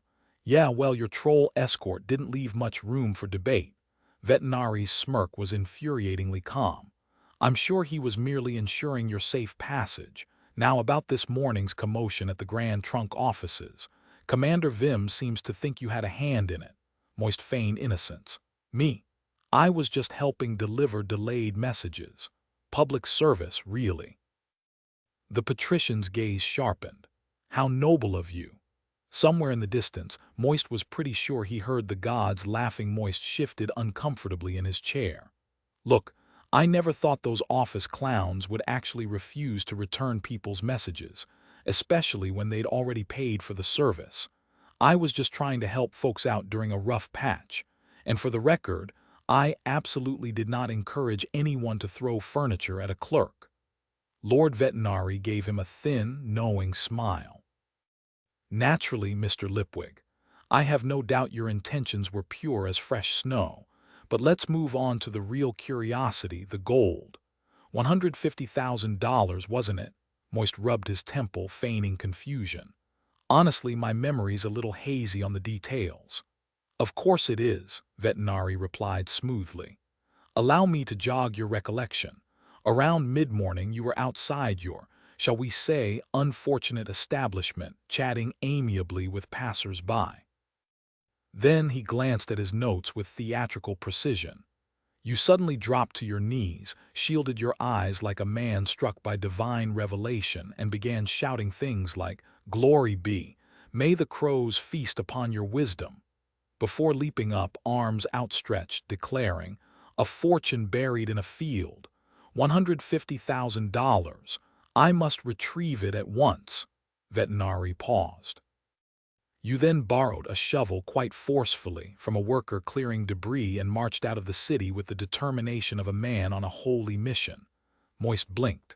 Did I? That's strange. I don't recall any of that. Fascinating, Vetinari mused. You'll be equally astonished to learn that a small crowd followed you, including 2 watch officers and your ever-loyal golem, Mr. Pump. They trailed you for hours, during which you paused frequently to commune with the heavens. Eventually, you led them to a patch of woods between the cabbage fields. Moist frowned. That sounds improbable. Yet here we are. According to the watch, you dug like a man possessed, and lo and behold, your shovel struck a chest. The Times will be running a front-page photo of the moment. Any thoughts? Moist stayed silent. Sometimes saying nothing was the safest bet. Vetinari leaned forward. 3 hours ago, I had an enlightening meeting with the high priests of 3 major religions, plus a rather confused freelance priestess who handles Anoya's earthly affairs. Each insists their deity guided you to the gold. Care to clarify which one it was? Moist hesitated. It was more of a feeling than an actual voice. Naturally, Vetinari said dryly. Oh, and they all believe their temples deserve 1/10 of the money, each. Moist shot upright. $60,000. That's robbery. Vetinari's smile widened. Ah, how refreshing to see your mental calculations remain razor-sharp, even in your alleged state of divine delirium. Moist wiped the sweat from his brow, trying to ignore the way Lord Vetinari's gaze lingered on him like a cat watching a mouse. 50,000 split 4 ways. Sounds reasonable, Moist said, forcing a grin. After all, when the heavens drop a fortune in your lap, who are we to question it? Might as well spread the blessings around before karma comes knocking. Vetinari's smirk was infuriatingly knowing. Precisely. Generous enough to avoid suspicion, modest enough to keep them humble, and the rest. Well, I assured them it would serve the city's interests. You are planning to use it for the city's interests, aren't you, Mr. Lipwig? Absolutely, Moist said a little too quickly. Good, because right now it's gathering dust in Commander Vim's lockup. Vetinari's eyes flicked downward. Still, I see you've kept the golden suit. Shame about the mud. Quite the adventure digging up treasure in a field. And yet you still can't recall how you got there. Moist swallowed. The game was obvious, Vetinari toying with him, waiting for a slip. You know, I know you know, but you can't prove it. Well, Moist said, shrugging, there was an angel involved. Ah, any particular variety. The one-time-only kind, I suspect. Vetinari leaned back, fingers steepled. How fortunate. A divine windfall, who would dare question it? The priests assure me such miracles do happen, and they would know. Anyone suggesting alternative origins would have angry clergymen and mysteriously jammed kitchen drawers to contend with. He waved a hand. Besides, the funds are earmarked for civic improvement, specifically the post office. So no one can accuse you of personal greed. Funny, though no rightful owner has stepped forward, though nearly 1,000 people suddenly remember losing that exact sum. Typical Ankh-Morpork. Moist was halfway out the door when Vetinari's voice stopped him. One last thing, Postmaster. He turned. Vetinari was idly rearranging pieces on his chessboard. Yes, sir. It's curious. The god's generosity just happens to match the rumored haul of a certain vanished thief. A coincidence, I'm sure. Moist stared at the doorframe. This man should be running continents, he thought. Instead, he's here, pulling my strings while making me dance them myself. Moist spun around, his expression carefully blank. Seriously, who was that supposed to be? He asked, voice steady. Alfred Spangler, Mr. Lipwig, came the reply. Moist didn't miss a beat. He's dead, sir. I watched the execution myself. Excellent recall, Veterinary said smoothly, sliding a dwarf piece across the chessboard. Damn it all, Moist screamed, but only inside his head. That money, well, okay, technically the banks and merchants had sweated for it, but someone had put in the effort and now a chunk of it had just been stolen. No other word fit.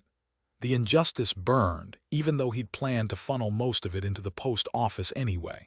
Still, a guy could dream, right? 100 grand could buy a pretty sweet headquarters and leave enough for a little personal indulgence. But then, weirdly, he felt good. Was this that warm, fuzzy feeling people yammered on about? What would he even do with the cash? Between running the post office and dodging past mistakes, he wouldn't have time to enjoy it. Besides, what does a reformed con man splurge on? A villain's lair with a lava moat and piranha-filled pools, please. The world already had Reacher Guilt playing the suave, ledger-wielding tycoon. No need for another wannabe Dark Lord with an army of trolls. Guilt proved you didn't need theatrics, just a sharp mind and a knack for paperwork. Handing over that gold to the watch had stung, but it was the only move. Veterinary had him cornered. And honestly, who was going to argue with divine intervention? Sure, the gods had never rained cash before, but hey, first time for everything. By afternoon, the Times had hit the streets, and suddenly every temple in town had lines out the door. The priests faced a dilemma. Technically, they preached against earthly riches, but packed pews were hard to ignore. So they settled for a wink-and-nudge approach. Maybe it'll happen again, maybe it won't. Who could say? Meanwhile, donation plates got heavier by the minute. Even Miss Mume's hole-in-the-wall shrine in Cable Street, catering to a ragtag pantheon of minor deities, saw a surge in hopefuls. Her banner said it all. It could be you. Was it absurd? Absolutely. But in a city where the impossible kept happening, who was to say lightning couldn't strike twice? Moist knew that glimmer of hope all too well.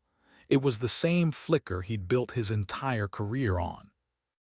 Deep down, you know the guy running the shell game will always win, that desperate people don't sell diamonds for pennies, and that life usually hands you the short end of the stick.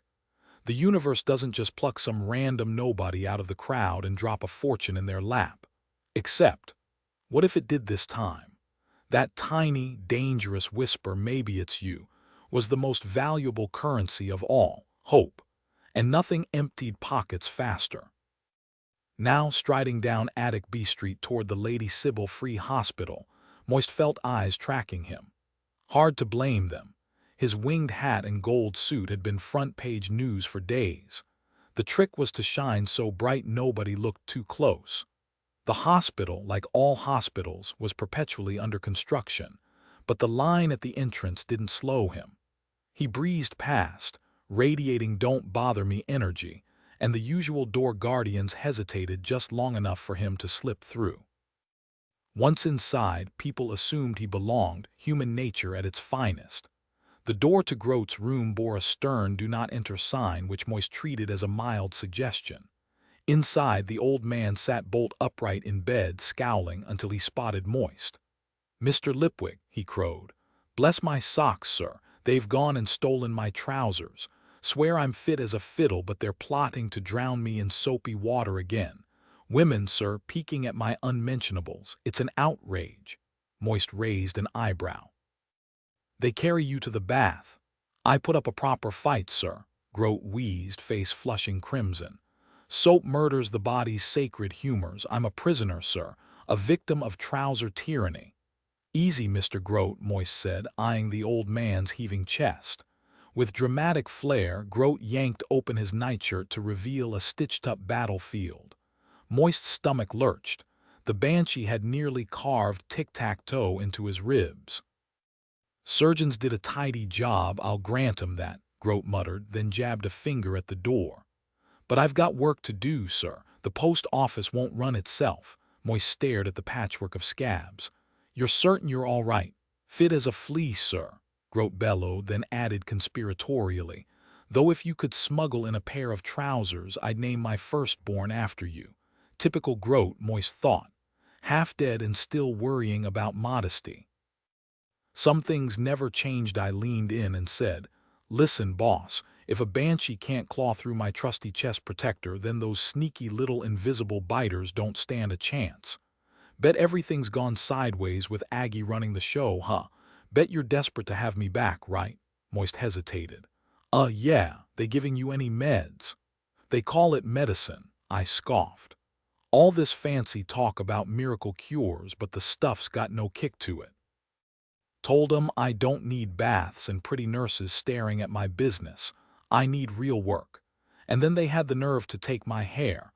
Called it unhygienic. Sure, it's got a mind of its own, but we've been together for years. It's practically family." A voice sharp enough to slice bread cut through the room. What is happening here?" Moist turned to see a woman who looked like a glacier in a nurse's uniform, if glaciers wore starched headpieces that could double as weaponry. Two smaller nurses flanked her, looking like they'd be flattened if she took a step back. "I'm just visiting Mr. Grote," Moist said weakly, while I yanked the sheets over my head like a kid hiding from monsters. "Absolutely not," the matron barked. "I am in charge here, and this patient is in no condition for visitors." Moist crossed his arms. "He seems fine to me." Her glare could be curdled milk. "His condition is critical," she snapped. "I will not release him."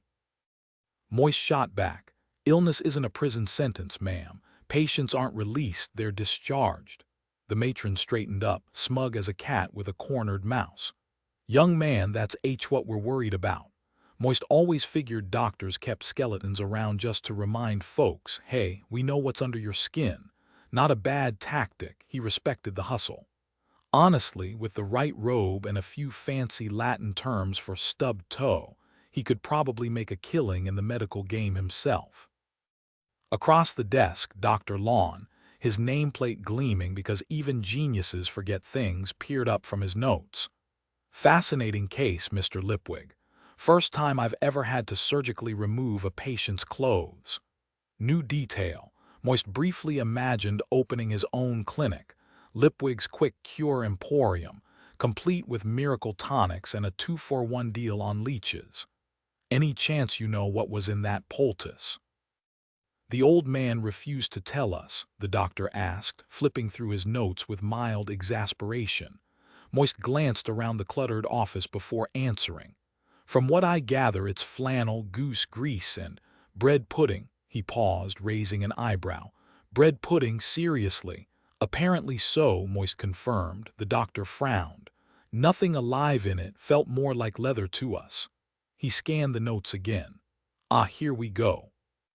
His pants had to be blown up in a controlled explosion after one of his socks went off. "Still not sure how that happened," Moist sighed. "He stuffs them with sulfur and charcoal, claims it keeps his feet fresh.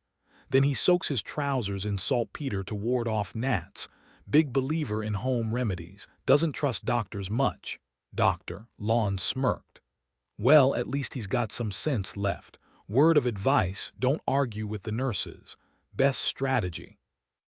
Toss some chocolates one way and bolt the other while they're distracted." He leaned back. "So Mr. Grote thinks he's his own pharmacist, huh?" "Pretty much," Moist said. "Starts every morning with a cocktail of gin, spirits of niter, sulfur flower, juniper, and onion juice. Says it clears the tubes." The doctor blinked. "I'll bet it does. Tell me he at least doesn't smoke." Moist hesitated. "Not exactly, more like steam." "And his formal training in chemistry?" "Non-existent," Moist admitted. "Though he makes these cough drops 2 minutes in and you can feel wax melting out of your ears. Oh, and he slathers his knees with some iodine concoction." "Stop." Dr. Lawn held up a hand. "Mr. Lipwig, sometimes we medical professionals just have to step back in awe, way back, preferably behind something sturdy." He shook his head. Honestly, the man's unnervingly healthy. No wonder a banshee attack barely fazed him. At this point, I'd say he's practically immortal. Just keep him away from tap dancing.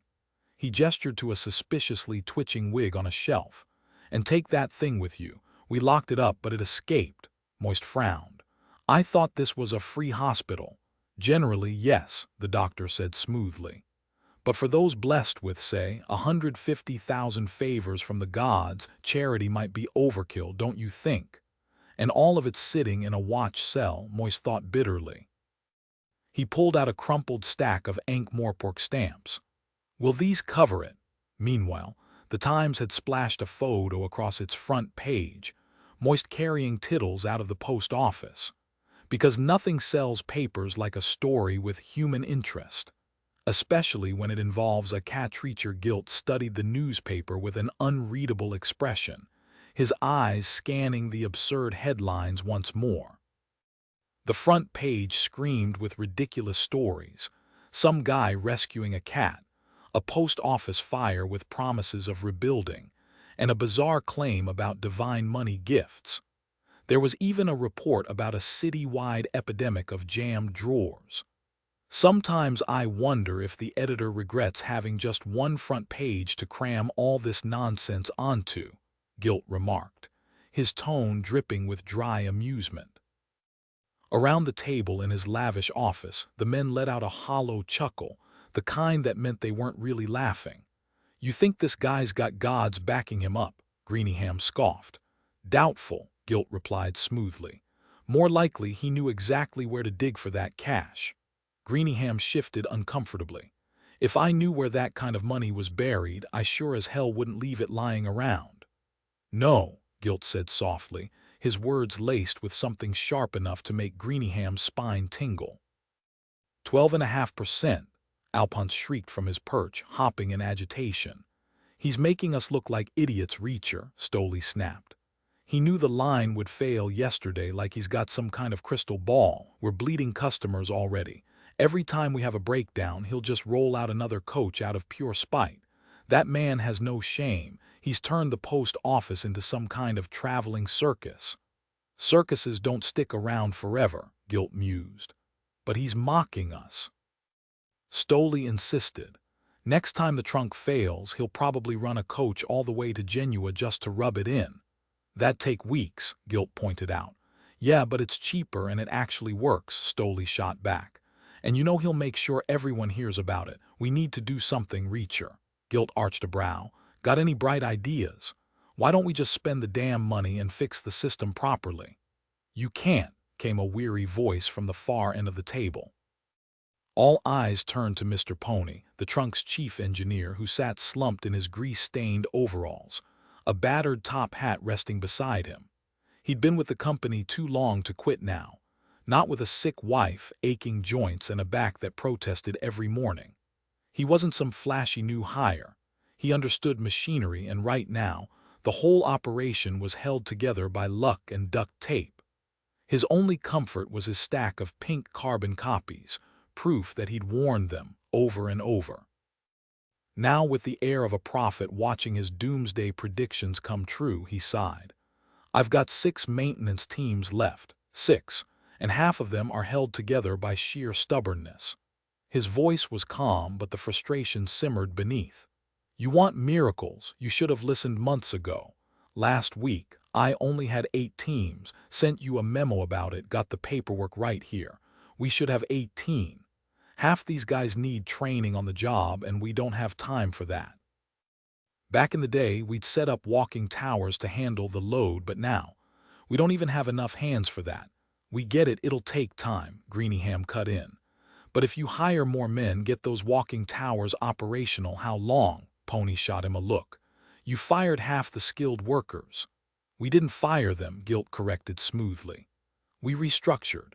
Yeah, restructured us straight into a ditch, Pony muttered, pulling out a worn notebook and a chewed-up pencil.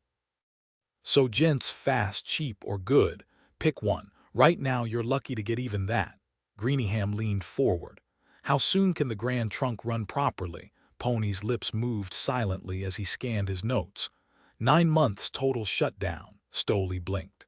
9 months of intermittent service wouldn't be so. 9 months dark, Pony snapped.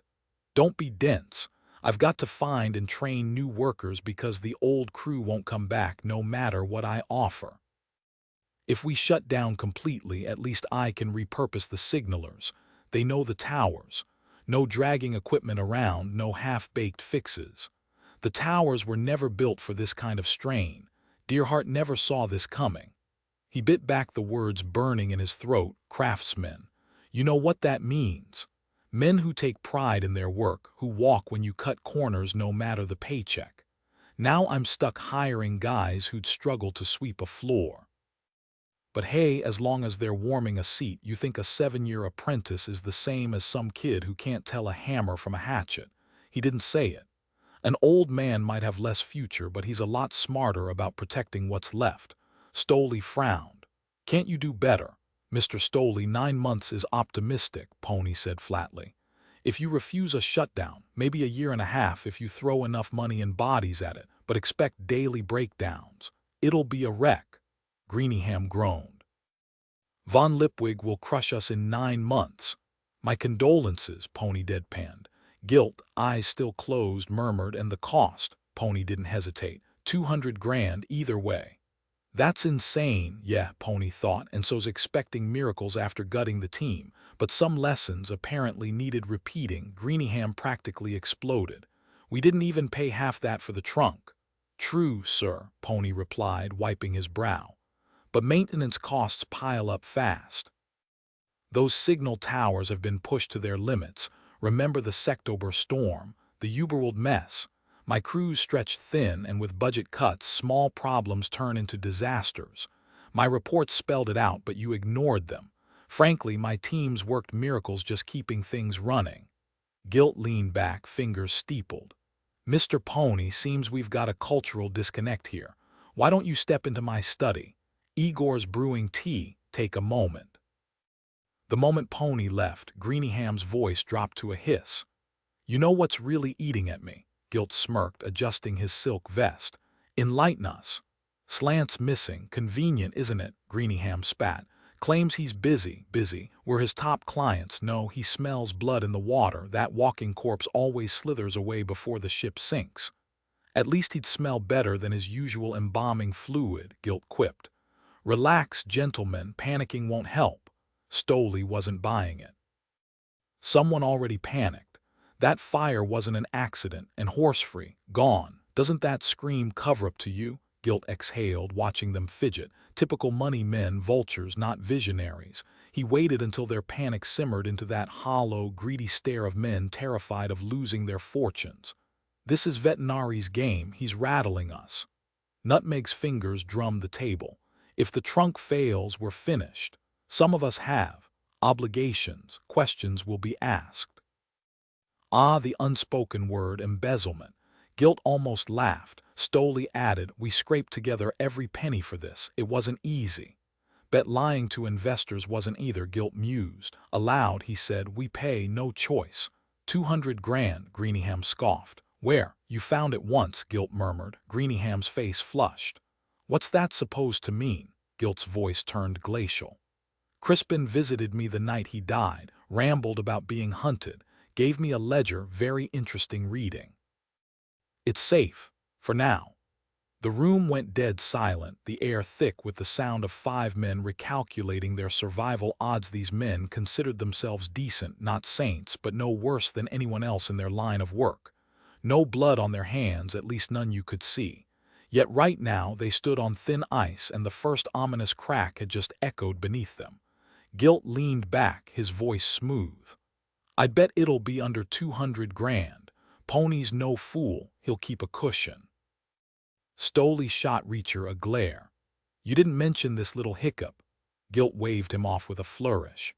Risk is part of the game, gentlemen. The post office, all smoke and mirrors. Von Lipwig's got flair, sure, but he's a sprinter in a marathon. Lucky for us, his little stunt lit a fire under us. Maybe we got too comfortable, but now we're pouring hundreds of thousands into a bold, dynamic restructuring, streamlining operations, engaging with our communities, and embracing innovation. Sure, we've had hiccups with the outdated systems we inherited, but with patience and vision, we'll emerge stronger than ever. That's the promise. Greeningham blinked. Did you just say hundreds of thousands? Guilt silenced him with a look. Trust me. This is chess, not checkers. I've steered us this far, haven't I? A little capital and the right spin, and we'll turn this ship around. Surely you can scrape together some loose change from places no one's counting too closely. The room didn't just go quiet, it went dead. Nutmeg's voice was tight. Are you implying what I think you are? Gilt's grin was all sunshine after a storm. Embezzlement, theft, such ugly words. Money's meant to flow to work. Poor Horsefree never grasped that. Too bad for him, but us, we're professionals. We know how the game's played. He watched their faces, men realizing they'd climbed onto a tiger's back. Getting off wasn't the issue. The issue was the tiger knew where they slept. And Horsefree, well. Rumors had a way of spreading. The rumors swirling about Mr. Gryle were pure fiction. He'd been ruthlessly efficient at his job, unless pigeons were involved, moving like a shadow with claws. Sure, he left traces, but the scent of blood drowned everything else out. Werewolves aren't exactly known for their subtlety. Meanwhile, in the streets of Ankh-Morpork, gossip spread like fog over a garbage heap. And then it hit a few board members. Reacher Gilt's cheerful "my friends," his lavish invites, his little generous tips, even his champagne had started to sound a lot like the word pal coming from a back-alley thug offering a free facial with a broken bottle. But hey, they'd survived so far. Maybe riding the tiger was safer than running from it. Gilt flashed a polished grin. Gentlemen, I've kept you from your beds long enough. Sleep well, leave everything to me. Igor. Yeth Marther, Igor muttered, stepping forward. Shall I fetch Mr. Pony next? As the board shuffled out, Gilt's smile sharpened. When Pony entered, it transformed into something almost warm. Mr. Pony, Gilt beamed. The board was so impressed by your dedication, they've approved a $500 raise. Pony's face lit up. That's, however, Gilt cut in smoothly, as part of the Grand Trunk family, we need you to tighten the belt. Only $25,000 for repairs this year. Pony's enthusiasm evaporated. That's barely $70 per tower, Gilt sighed theatrically. I told them you'd refuse. Pony's a man of principle, I said. He won't settle for less than 50 grand. Pony shifted uncomfortably. Even that's not enough, sir. Half those mountain towers are one stiff breeze from collapse. Gilt leaned in. We're counting on you, George, Pony swallowed. Then, can we at least have the dead hour back? Gilt's smile flickered. Must you call it that? So morbid. Sorry, sir, but I need it. Gilt drummed his fingers. You're pushing it, George. That's profit you're asking me to sacrifice. The board won't. Pony stared at his boots. I'm insisting, sir.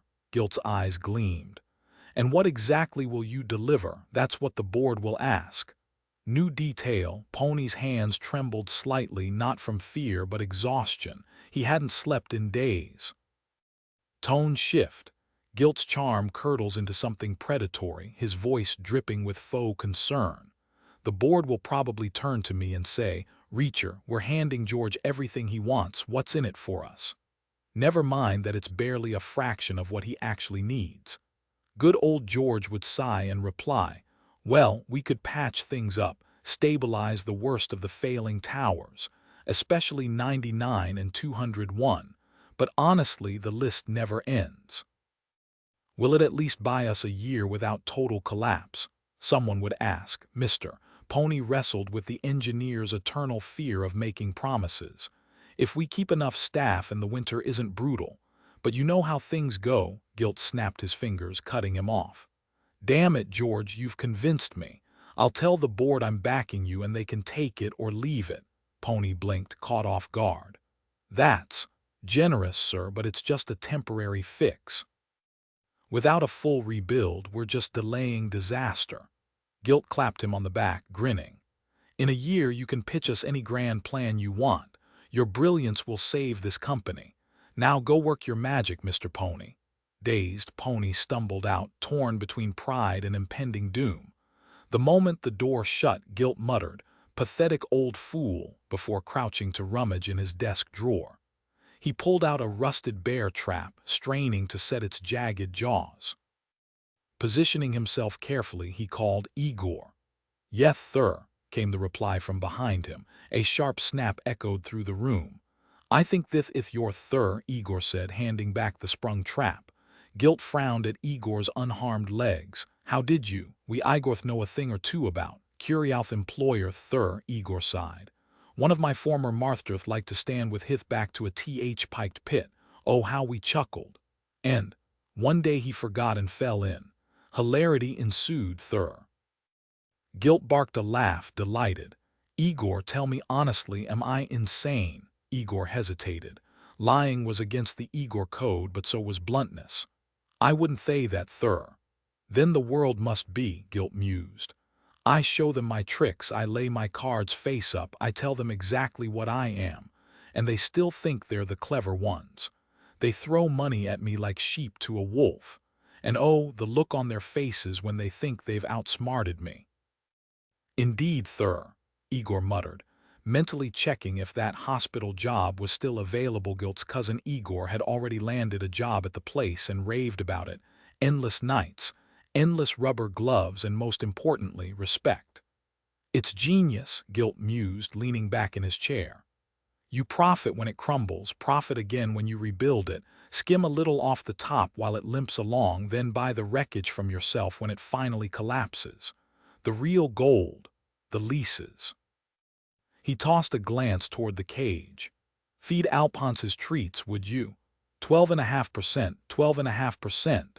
The cockatoo shrieked, hopping along its perch like a stockbroker on caffeine. "Right away, sir," Igor muttered, pulling a pouch from his coat and inching forward. That beak could slice through steel. Maybe he should have taken his other cousin Igor's advice and gone into veterinary work. Sure, it was steady, respectable. Until that one incident with the hyper-evolved hamster and a man's missing leg. But hey, progress had its costs. The real trick was knowing when to bail, like when your boss started monologuing to empty air. "Hope is humanity's greatest weakness," Igor, Guilt sighed, lacing his fingers behind his head. "Could be, sir," Igor mumbled, dodging another snap of Alphonse's beak. "Tigers don't hope for dinner, gazelles don't hope to outrun death, they just run. Survival's the only truth. And right now, I've got a date with the Times to sell them on our glorious future. Bring the carriage around." "Of course, sir. If you'll excuse me, I'll fetch another finger." As Igor retreated to the cellar, a grim thought crossed his mind. Maybe I should be stayed in the mountains. At least the monsters there don't pretend to be anything else. Outside, the wreckage of the post office blazed under emergency flares.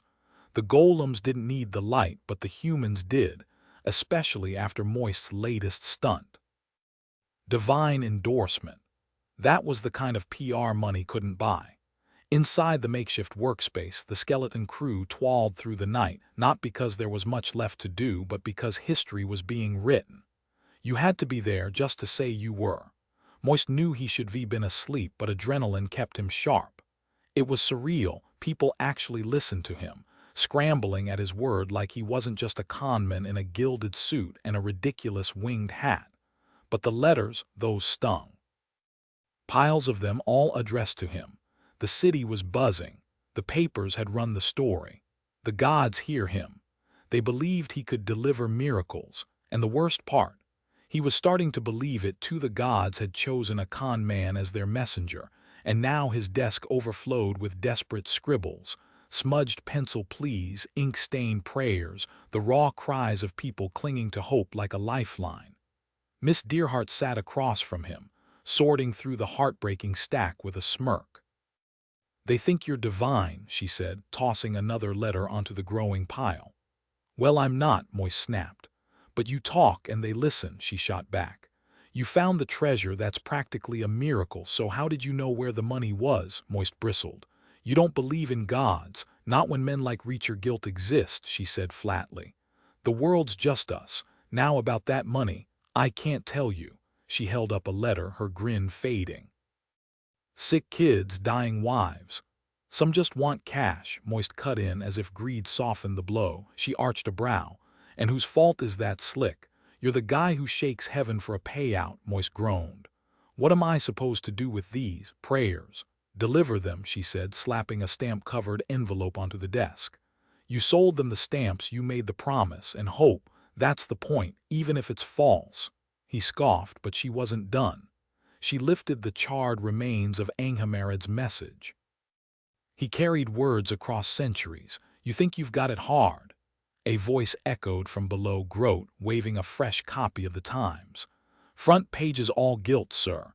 Right where you should be. Moist stepped to the edge of the ruined floor, the creaking boards a reminder of the fire. Below, the crowd hushed, their faces upturned like worshippers.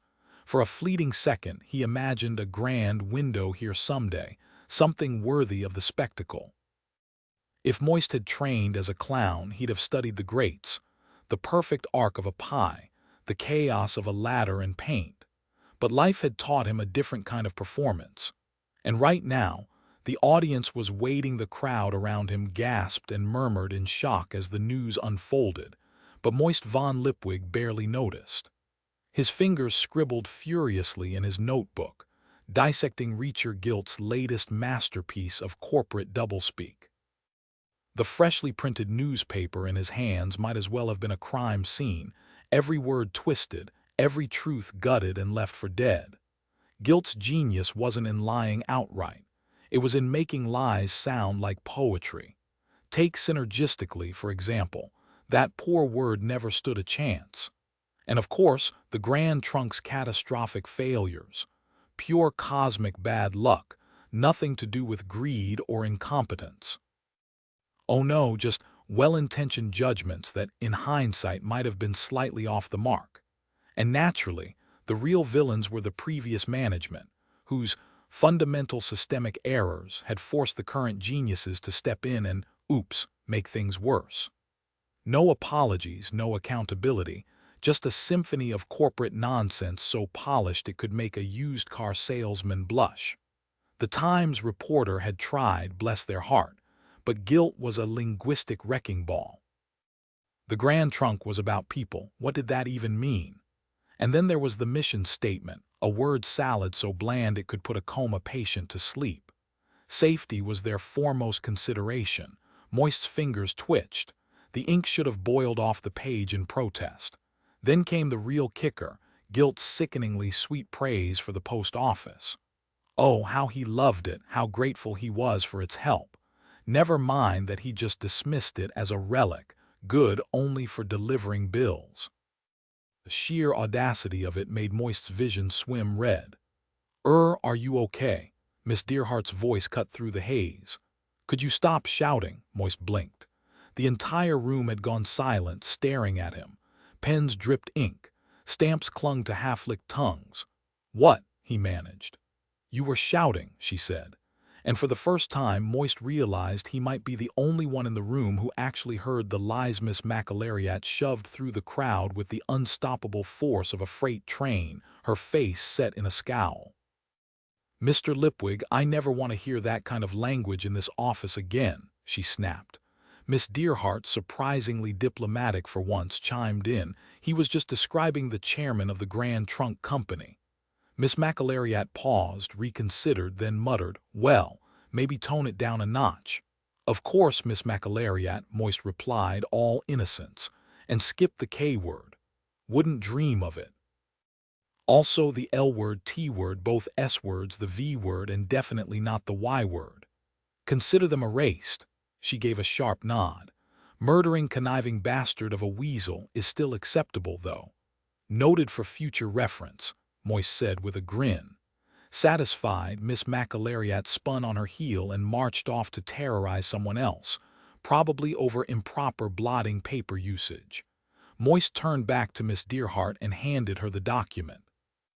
"He's going to walk away clean," he muttered. "Dangling big promises, keeping the whole thing barely afloat until it crashes. Then he'll swoop in, buy the wreckage for pennies, and start all over again." Miss Dearheart arched an eyebrow. "You sound awfully sure of that," Moist shrugged. "Because it's the oldest con in the book. You get people so deep they can't back out. They want to believe jam tomorrow, riches just around the corner, but the house always wins. Why do guys like Guilt never get caught? Hope, Moise said flatly. People want to believe they're getting a diamond for a buck. It's pathetic. Miss Dearheart studied him. You ever wonder why I ended up at the trust? Because Clay doesn't argue back. Moise thought but wisely kept to himself. No idea, he said instead. I worked at a bank in Stow-Lat once. The Cabbage Growers Cooperative. Moise's mouth moved faster than his brain. The one with the giant carved cabbage over the door, she blinked. You know it. Oh no. His stomach dropped. Please don't say it. Pass by once, he lied weakly. She continued, oblivious to his internal panic.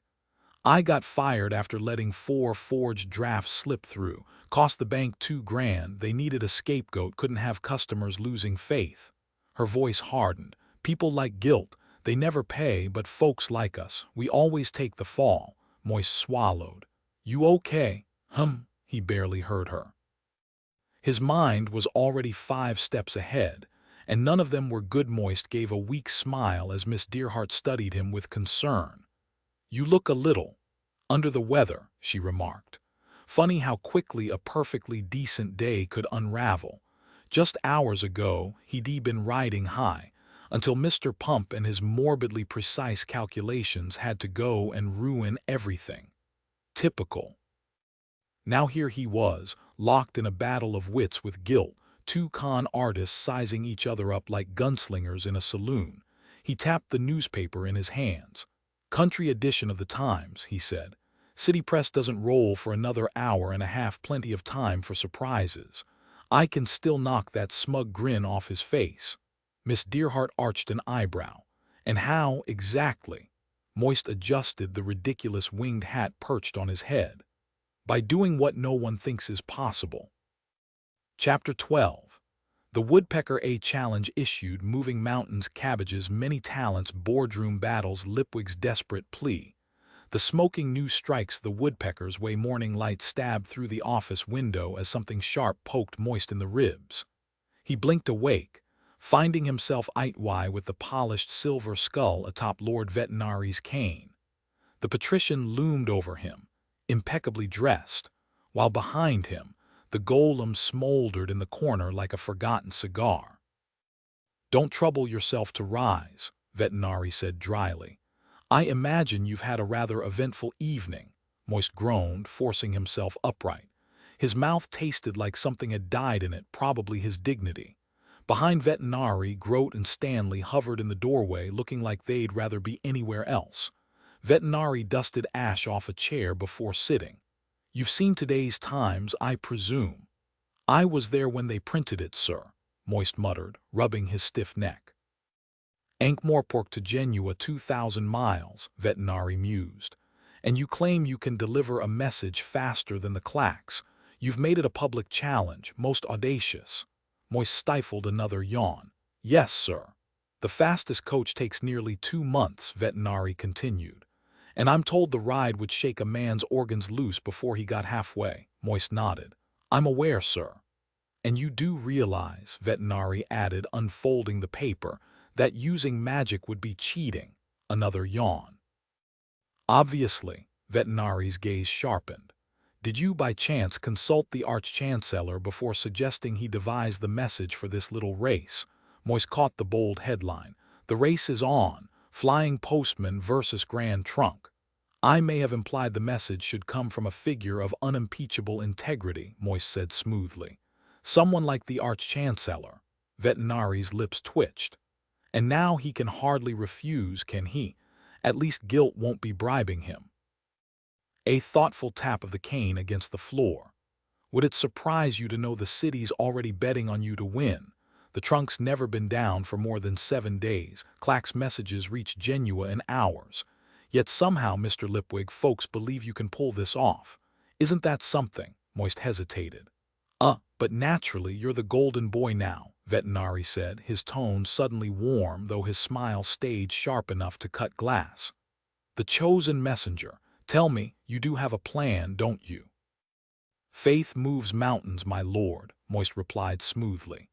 And there's no shortage of those between here and Genua, Vetinari mused. The papers say you leave tomorrow night. Right, the weekly coach, no passengers this trip, just mail and guards, extra speed. Moist met Vetinari's stare. The patrician leaned in. No hints, not even a whisper. Better if I keep it close, sir, Vetinari sighed. No magical horses buried nearby by chance. Not that I've heard, Moist said, deadpan. But miracles happen when you ask nicely. Vetinari's gaze bored into him, but Moist had learned long ago how to let that slide right past. Guilt won't back down, of course, Vetinari added. Resourceful man, that one. Resourceful was putting it mildly. Moist bit back a smirk. As Vetinari stood, he dropped one last barb. I assume there'll be a spectacle for the press. Hadn't crossed my mind, sir. Vetinari said, giving him that look, the one that made even honest men sweat. Jim Upright wore the same expression when he eyed Moist later. We'll get you good horses, Jim said, but we only go as far as Bonk. After that, you're on the Genua Express. Decent crew, though, Harry, wiping down a stallion, frowned. Hiring the whole coach, pricey move. We'd have to run another for passengers. Just mail and guards, Moist said. Harry's grip tightened on the towel. Expecting trouble, Moist grinned. What do you think? The brothers exchanged glances. I'll drive, Jim said. They don't call me lead pipe for my charm. Heard there's bandits in the mountains, Moist added. Used to be, Jim said. Mostly gone now. One less worry, Jim shrugged. Maybe. Nobody knows what cleared 'em out. People love a spectacle, cheering your rise one day, your fall the next. And right now the spectacle was Genua-bound mail piling up, $1 a letter. Stanley had the numbers. The crowd always wants a show, Moist kept staring blankly until Stanley finally broke through his confusion. People mail stamped envelopes inside other envelopes to the coach office in Genua, Stanley repeated, watching the gears finally turn in Moist's head. They want the outer envelope sent back with the used stamp still on it. Wait, they want the used envelopes, Moist frowned. Why?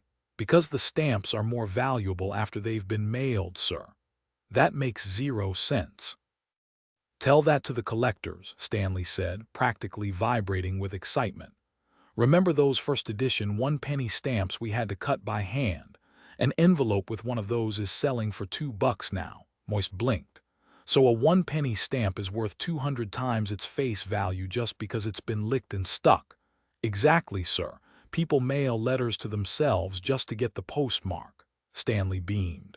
It's like validation. Moist pulled a crumpled handkerchief from his pocket. By that logic, should I auction off this snot rag for 200 times its original price? Stanley's enthusiasm didn't waver. No, sir, but stamps are different. They tell a story, and I've got an idea, a whole series for the guilds. Collectors would go wild for them, Moist smirked. The seamstresses' guild stamp might need discreet packaging. Stanley just blinked. Sir, never mind, Moist coughed. You're catching on quick, Stanley, mostly. Stanley hesitated, then pushed forward. I took the liberty of designing something. He pulled out a small folder with the reverence of a priest unveiling a relic. Inside was a stamp, yellow-green, smelling faintly of vegetables. A salute to the cabbage industry of the Stowe Plains, Stanley announced proudly. Printed with cabbage ink, gum made from broccoli, 50 cents each. Moist squinted at the cabbage field illustration. Charming, Stanley barreled on. Cabbages are versatile, sir. Soup, beer, fudge, cake, jelly, deep-fried cabbage. Moist interrupted. Stuffed cabbage sausages, Stanley's eyes shone. You can make anything with cabbage, sir, and now stamps, Moist sighed. Stanley, you're a visionary. I owe it all to you, Mr. Lipwig, Stanley gushed. Pins were just a phase, stamps are my future. New detail, added the cabbage sausage tangent for absurd comedic effect. Tone shift, Moist sarcasm cuts through Stanley's relentless cabbage evangelism. The stamp collecting hobby, an unexpectedly fascinating world that teaches history, geography, and offers a lifelong passion, had just unfolded before me when, yeah, got it, Moist cut in. And I'm tossing in $30, sir, every penny I've saved, just to show we're behind you. Moist blinked, trying to process the words. "Bucks," he finally said. "Like a wager." "Yep, sir, a huge one," Stanley beamed. "On you racing the clacks to Genua. Folks think it's a joke. Bookies are setting odds, so Mr. Groat's running the pool, sir. Said the payout's lousy, though." "No kidding," Moist muttered. "Nobody sane would. He mentioned we'd only get $1 back for every 8 we put in, sir, but we figured." Moist bolted upright. 8-to-1 odds in my favor," he yelled. "The bookies think I'll win. How much is riding on this?" Last tally was around $1,200, sir. Is that bad?" Pigeons scattered from the rooftop as Moist von Lipwig's shriek tore through the air. "Get Groat in here now." Seeing cunning twist Mr. Groat's wrinkled face was unnerving. The old man winked conspiratorially. "You're the bloke who swindled cash from gods, sir," he crowed. "Sure," Moist said, sweating. "But what if that was just a con? A brilliant con, sir," Groat cackled. "Damn brilliant. A man who can fleece deities could pull off anything, eh?" "Groat, a coach can't beat a clack's message to Genua. It's 2,000 miles. Course you'd say that, sir. Walls got ears. Mum's the word, but we had a chat and we know you've stood by the post office, sir. Time to put our money where our trust is." Groat's tone turned stubborn. Moist's jaw dropped. "You mean where your mouth is? You're the trickster, sir. The way you waltzed into the papers and declared the race. Reacher guilt marched into your trap, sir." "Pressure turns glass to diamond," Moist mused. He exhaled. "Fine, Groat, thanks. 8-to-1, huh? Lucky to lock it in, sir. Odds hit 10-to-1 before they shut the books. Now they're only taking side bets on how you'll win." A glimmer of curiosity cut through Moist's dread. "Any wild guesses? Put $1 on fire raining from the sky, sir, so any hints?" Groat added hopefully. "Get back to work, Groat," Moist snapped. "Right away, sir. My bad, sir." Groat scuttled off. Moist buried his face in his hands. Is this what climbers feel before scaling a cliff? He wondered. Or maybe before realizing they forgot the rope. New detail. The pigeon's panicked flight at Moist's scream, adding chaotic energy. Tone shift from frantic disbelief to darkly amused resignation. Scaling higher peaks becomes an addiction, each summit more treacherous than the last, knowing one misstep could be your last. But the rush of thin mountain air keeps you hooked, even as the fall looms in the back of your mind. How could anyone be so reckless?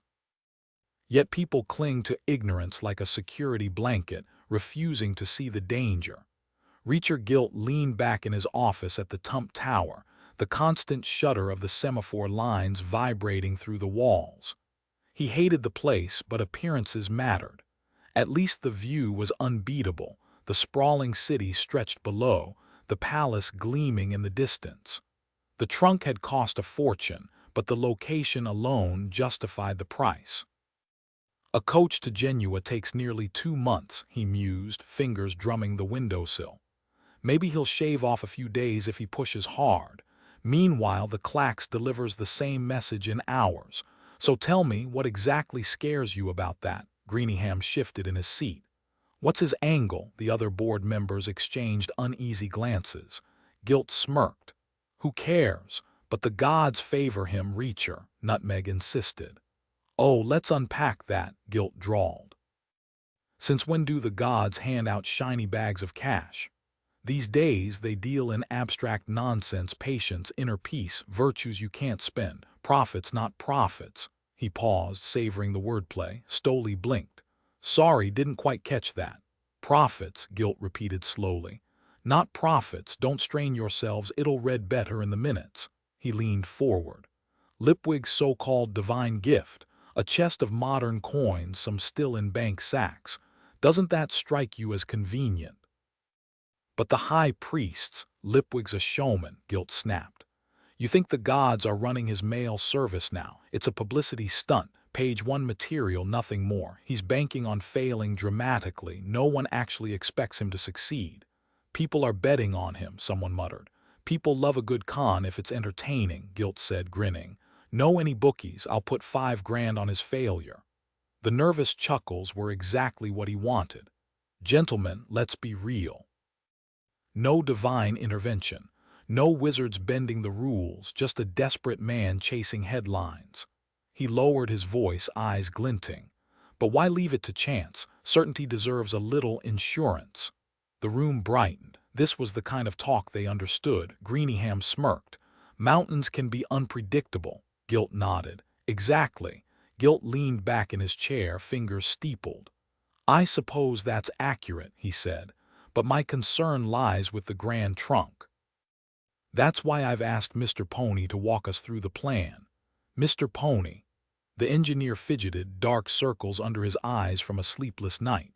For the record, I've pushed for a full 6-hour shutdown before this goes down, he said sharply. And as the minutes will reflect, Gilt cut in smoothly, that's entirely out of the question. First, it'd cost us a fortune in lost business. Second, going silent would send the wrong kind of message. People might think we're unreliable. Pony exhaled through his nose. Fine. 1 hour then. We'll clear the lines, lock every tower, and send readiness confirmations to the tump. No one in, no one out. We'll switch to duplex mode, he paused, catching the blank stares from management. Meaning we'll double the speed by repurposing the down line. No other traffic, no overhead, nothing. And starting now, he added, jabbing a finger at the table, we cut off all feeder towers. Not the palace, not the university, especially not those meddling students. Someone's been playing games with our system. Greeningham frowned. That seems excessive, Mr. Pony. Good, Pony snapped. Because I think someone's figured out how to wreck a tower just by sending the right sequence of nonsense. That's, Pony slammed his palm down. Oh, you know better. Did you spend half the night dismantling a differential drum with a pocket knife? Did you figure out that hitting K followed by Q on a fully wound drum makes the armature jump its bearing if the receiver's address is higher than yours? No. Then don't tell me what's impossible. I've got a gearbox full of shattered teeth that says otherwise. Gilt's eyes gleamed. Are you suggesting sabotage? Call it whatever you want, Pony muttered, adrenaline making his hands shake. I dug up the old drum from Tower 14 this morning. Same damage. Most failures start in the shutter boxes, though. That's where. Ah, so our friend Lipwig's been targeting us, Gilt mused. I never named names, Pony protested. Of course not, Gilt said, waving a hand. It's shoddy engineering, plain and simple, Pony grumbled. Some tower kid probably stumbled onto it and couldn't resist testing the limits. You give those boys a tricky machine and they'll poke it till it breaks. The whole trunk's held together with spit and hope. Stoley blinked. Then why do we hire these people? Added detail. Pony's hands tremble as he speaks, a mix of exhaustion and fury. Tone shift. From tense technical debate to sarcastic exasperation when Pony mocks management's ignorance. Pony rolled his eyes. Because those guys are crazy enough to sit in a tower in the middle of nowhere, hammering keys all day, and they love every minute of it, Stoley frowned.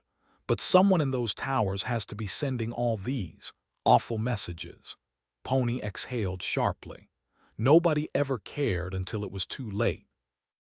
It was always about money, never about how things actually worked. Then suddenly they needed explanations and you had to dumb it down like talking to a toddler. The boys just follow the signal, sir, he said, forcing patience. They watch the next tower and relay the message as fast as they can. No time to think, just keys, pedals, levers, all moving at lightning speed. They take pride in it, even invent tricks to go faster. Right now, sabotage talk isn't helping. Just let them send the message. Speed's what they live for, Gilt smirked. It's almost poetic, the dark night, the silent towers, then one by one they light up like a glowing serpent racing across the world carrying. Whatever, we should get a poet to capture that. He gave Pony a nod. You're the expert here, lead the way, Moist groaned. I don't have a plan, Miss Dearhart's eyes narrowed. No plan, you mean you just… SHH. Moist glanced around the nearly empty cafe near the pin exchange. He'd escaped the post office before his brain short-circuited. You challenged the Grand Trunk without a plan, just winged it and hoped for a miracle. Worked so far, Moist shot back. Where's the fun in promising something easy? Real success means aiming for the impossible, she crossed her arms. Ever heard of baby steps? Sure, in theory. Let me get this straight, she said, voice dripping with disbelief. Tomorrow night, that's very soon, you're sending a horse-drawn coach, max speed, 14 miles an hour, to race against the Grand Trunk Semaphore towers which send messages at hundreds of miles an hour, all the way to Genua, which might as well be on the moon. Yep. And you have no brilliant scheme. Nope. Why tell me? Because right now, Moist said, leaning in, you're the only person in this city who'd actually believe I don't have a plan. I told Grote and he just winked like I was pulling some masterstroke. Oh, of course you don't, sir, she stared. You just waited for luck to save you. It always does. The trick is needing it badly enough. And what exactly am I supposed to do? Your dad built the trunk. Yeah, he did, she snapped. I didn't. Moist hesitated, then flashed a grin. But you're the only one who knows how it really works. A beat. And you owe me for that time I saved your favorite coffee mug from the mail sorter. Her eyebrow twitched. That was you. Guilty, she sighed. You're insufferable. Also true. Moist leaned back in his chair, the weight of the city's hum pressing around them.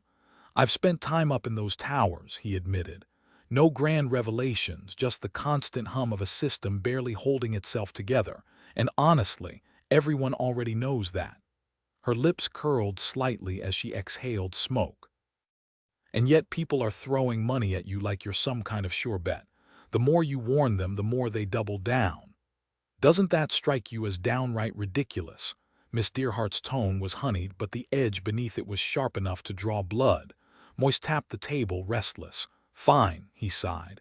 There's another reason you might help me. It's complicated, so I need you to promise not to lunge at me the second I say it. Her eyebrow arched. Do you really think I will? Yeah. Pretty sure in about 10 seconds you'll want to strangle me, so promise. She flicked ash into the tray, unimpressed. This ought to be entertaining, go ahead. Moist steadied himself. This was it, the moment everything unraveled. Change the world enough and eventually you stop recognizing yourself in the mirror. I'm the reason you lost that bank job, he said. Those forged drafts, that was me. For a heartbeat, the only movement was the slow curl of smoke between them. And almost lazily she took another drag. I did promise, didn't I? She mused. Pity, crossed fingers. Not a chance, I was watching. She studied the ember of her cigarette like it held answers. All right, keep talking. So he did. The whole story, every con, every escape, even the part where he dangled from a noose, she made him repeat that bit twice. Around them the city pulsed, between them the ashtray overflowed. When he finished, she just stared, the smoke a veil over her expression. Here's what I don't get, she said at last. Why hand over all that stolen cash to the post office? That doesn't track with the rest of you. Honestly, I'm still figuring that out myself. Because let's be clear, you're a selfish, morally bankrupt rat, Moist supplied. Thank you, rat, and yet here you are, the golden boy of the gods, the post office's messiah, the thorn in every rich man's side.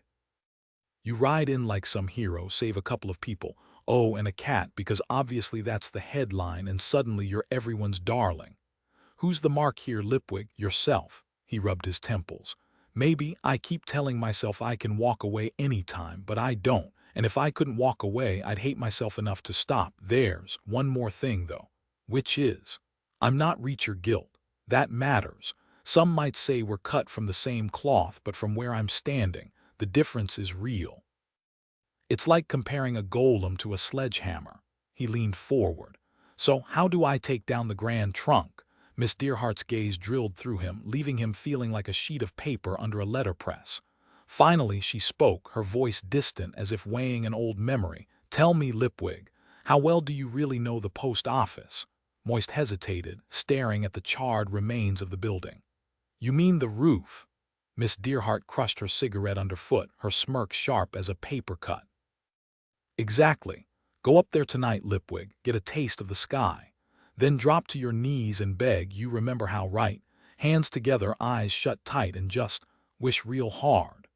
The rest of the day blurred into postmaster duties, arguing with contractors, nodding through Mr. Grote's questionable staffing choices, and pretending to understand Miss McAlariat's latest crisis.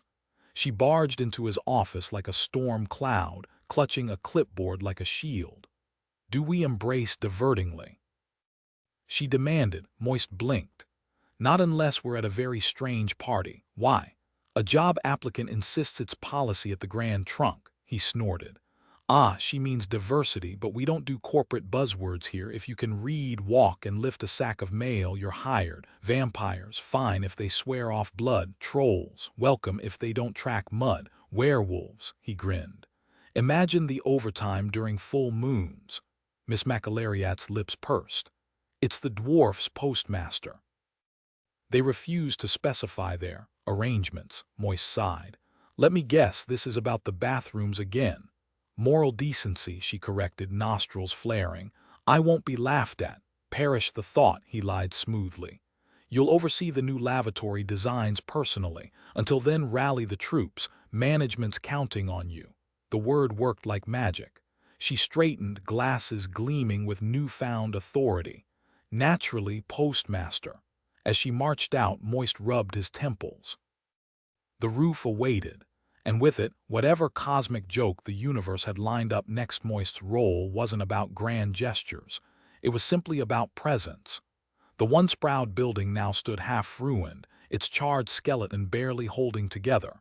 People crammed into whatever space remained, even sorting mail on staircases. Yet somehow, things just worked better when he was there. He didn't need to issue orders or make speeches. His mere existence seemed to steady the chaos. It reminded him of that empty pedestal downtown, where a missing god had left a void. As twilight settled, he climbed. Ladders leaned against shaky walls, and the golems had done their best to reinforce the upper floors, though soot coated every surface. Some rooms gaped open to nothingness, but he pressed on, squeezing through the wreckage of the attic until he emerged onto what was left of the roof. The fire had devoured most of it, leaving only a jagged stretch over the great hall. But one wing remained intact, and there, nestled among the surviving beams, was an old pigeon loft. Someone had clearly been squatting in it. Not surprising, really. Ankh-Morpork had more dreamers than rooftops. Then he saw it, the Clack's Tower. A relic from before his life had spiraled into the absurd. Why would a pigeon loft need a semaphore tower? Were the birds sending coded messages now? 3 gargoyles had claimed the structure, their stony faces fixed in eternal vigilance. Perfect for the job. What else would a gargoyle do but watch, unblinking, for years? Across the city, the Clack's towers flickered to life, their lights cutting through the evening haze. Only the wealthy and paranoid kept theirs running after dark, but the main terminal blazed like a holiday beacon. Moist couldn't look away. This was real magic, not the cheap tricks of wizards, snapping fingers and chanting from dusty tomes. No, this was something alive. Ordinary people had dreamed it, built it, cursed at it, even wrestled with logarithms for it. They'd planted towers in swamps and on mountaintops, stitching the sky with light. The universe ran on unseen forces, sure. But this was humanity bending the world to its will. And it was beautiful. They'd slogged through knee-deep rivers and wrestled with impossible equations. Not the kind of dreaming people talk about over coffee, but the kind that reshapes reality with bare hands and stubborn will. Out of all the late nights, the muttered curses, and the endless calculations came this. Creation, scattering words across the world like fireflies in the dark. The fog rolled in thick now, swallowing the streets, leaving the building stranded like a lighthouse in a storm. Pray, she'd told him. And honestly, the gods owed him one, didn't they? They'd gotten all the credit for a miracle they didn't even lift a finger for. Kneel, she'd said, dead serious.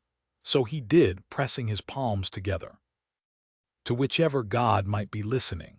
Then, with a silence that sent a chill down his spine, the signal tower across the street flared to life. One by one, the panels lit up, casting sharp squares of light into the mist.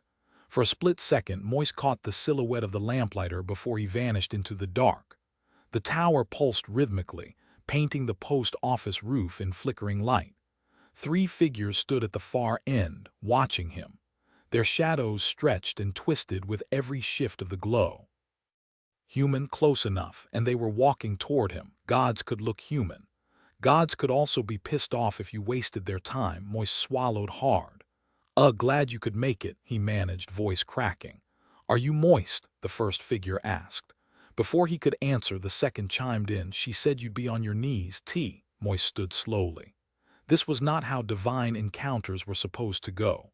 "Who the hell are you?" he demanded, then, when no lightning struck him down, added, "And why are you on my roof?" "Paid rent," the third one said, "to Grote. He never mentioned you." "Not our problem," said the middle figure. "We're just here for the rest of our gear." "Oh, and the fire wasn't us." Moist squinted. "And you are?" "Mad Al," said the first. "Sane Alex," said the second. "And that's Adrian. Claims he's not crazy, but the jury's still out." "Why would you rent a post office roof?" The trio exchanged glances. "Pigeons," Adrian offered. "Right, pigeon enthusiasts," Alex confirmed. Moist gestured at the darkness. "It's night," A beat. Then Al shrugged. "Fine, bats, we're working on homing bats." "Bats don't home," Moist said flatly. "Tragic, isn't it?" Alex sighed. "I come up here, see all those empty perches," Adrian sniffled dramatically. "Gets me every time." Moist studied the small, polished signal tower, portable, professional, and definitely not for bats. "You're not breeding anything up here." "Bats are mammals," Alex pointed out. Moist rubbed his temples. This was going to be a long night perched on the rooftop, surrounded by the rhythmic clatter of Clack's machinery. Moist smirked. "So you're the infamous Smoking New, huh? Sharp as a tack. No wonder Grote answers to you." Sane Alex chuckled, stirring his tea with a suspiciously stained spoon. Mad Al plucked a stray pigeon feather from his mug, wrinkling his nose at the thick, musty stench of dried bird droppings. "You've gotta really love pigeons to enjoy this view," he muttered, flicking the feather into Alex's tangled beard. Moist glanced around the cramped loft, technically a no-pigeon zone, yet one defiant bird glared from the corner, its beady eyes filled with ancient reptilian rage. Scattered gears and half-built contraptions littered the floor. "Miss Dearheart mentioned me, I take it." Undecided Adrian shrugged. "She said you weren't a total idiot." High praise coming from her. Sane Alex grinned. "Also said you could slither through a corkscrew without touching the sides, but she was smirking when she said it." Moist sighed. "That's not reassuring. How do you even know her?" Mad Al leaned in. "Worked with her brother on the Mark II Clack's tower." And just like that, Moist was pulled into their world. A world where Sane Alex and Mad Al were veterans, despite only 4 years in the business.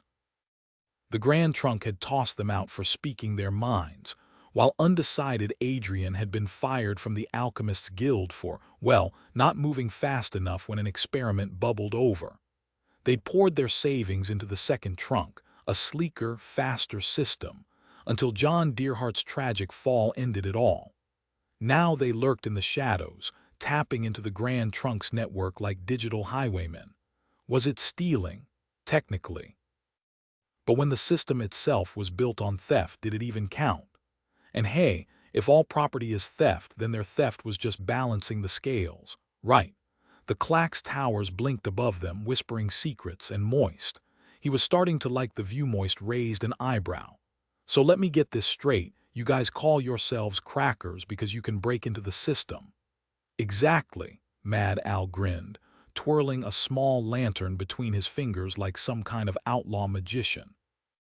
"Seems a little intense for a bunch of guys playing with light signals," Moist remarked. Sane Alex shrugged. "Well, Flashers was already taken by a very different crowd." Moist rubbed his temples.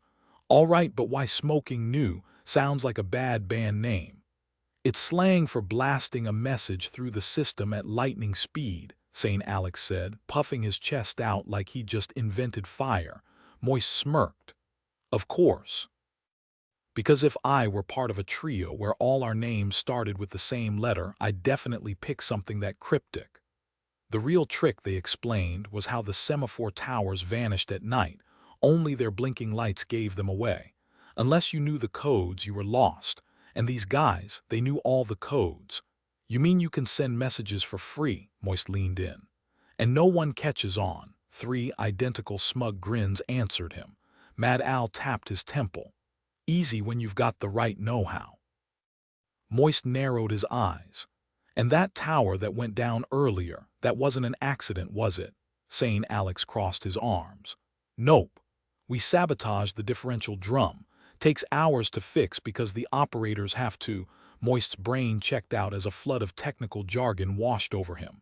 Words like disconnect and gear change surfaced briefly before drowning in a sea of engineering gibberish. And that's at least half a day wasted, Sane Alex finally concluded.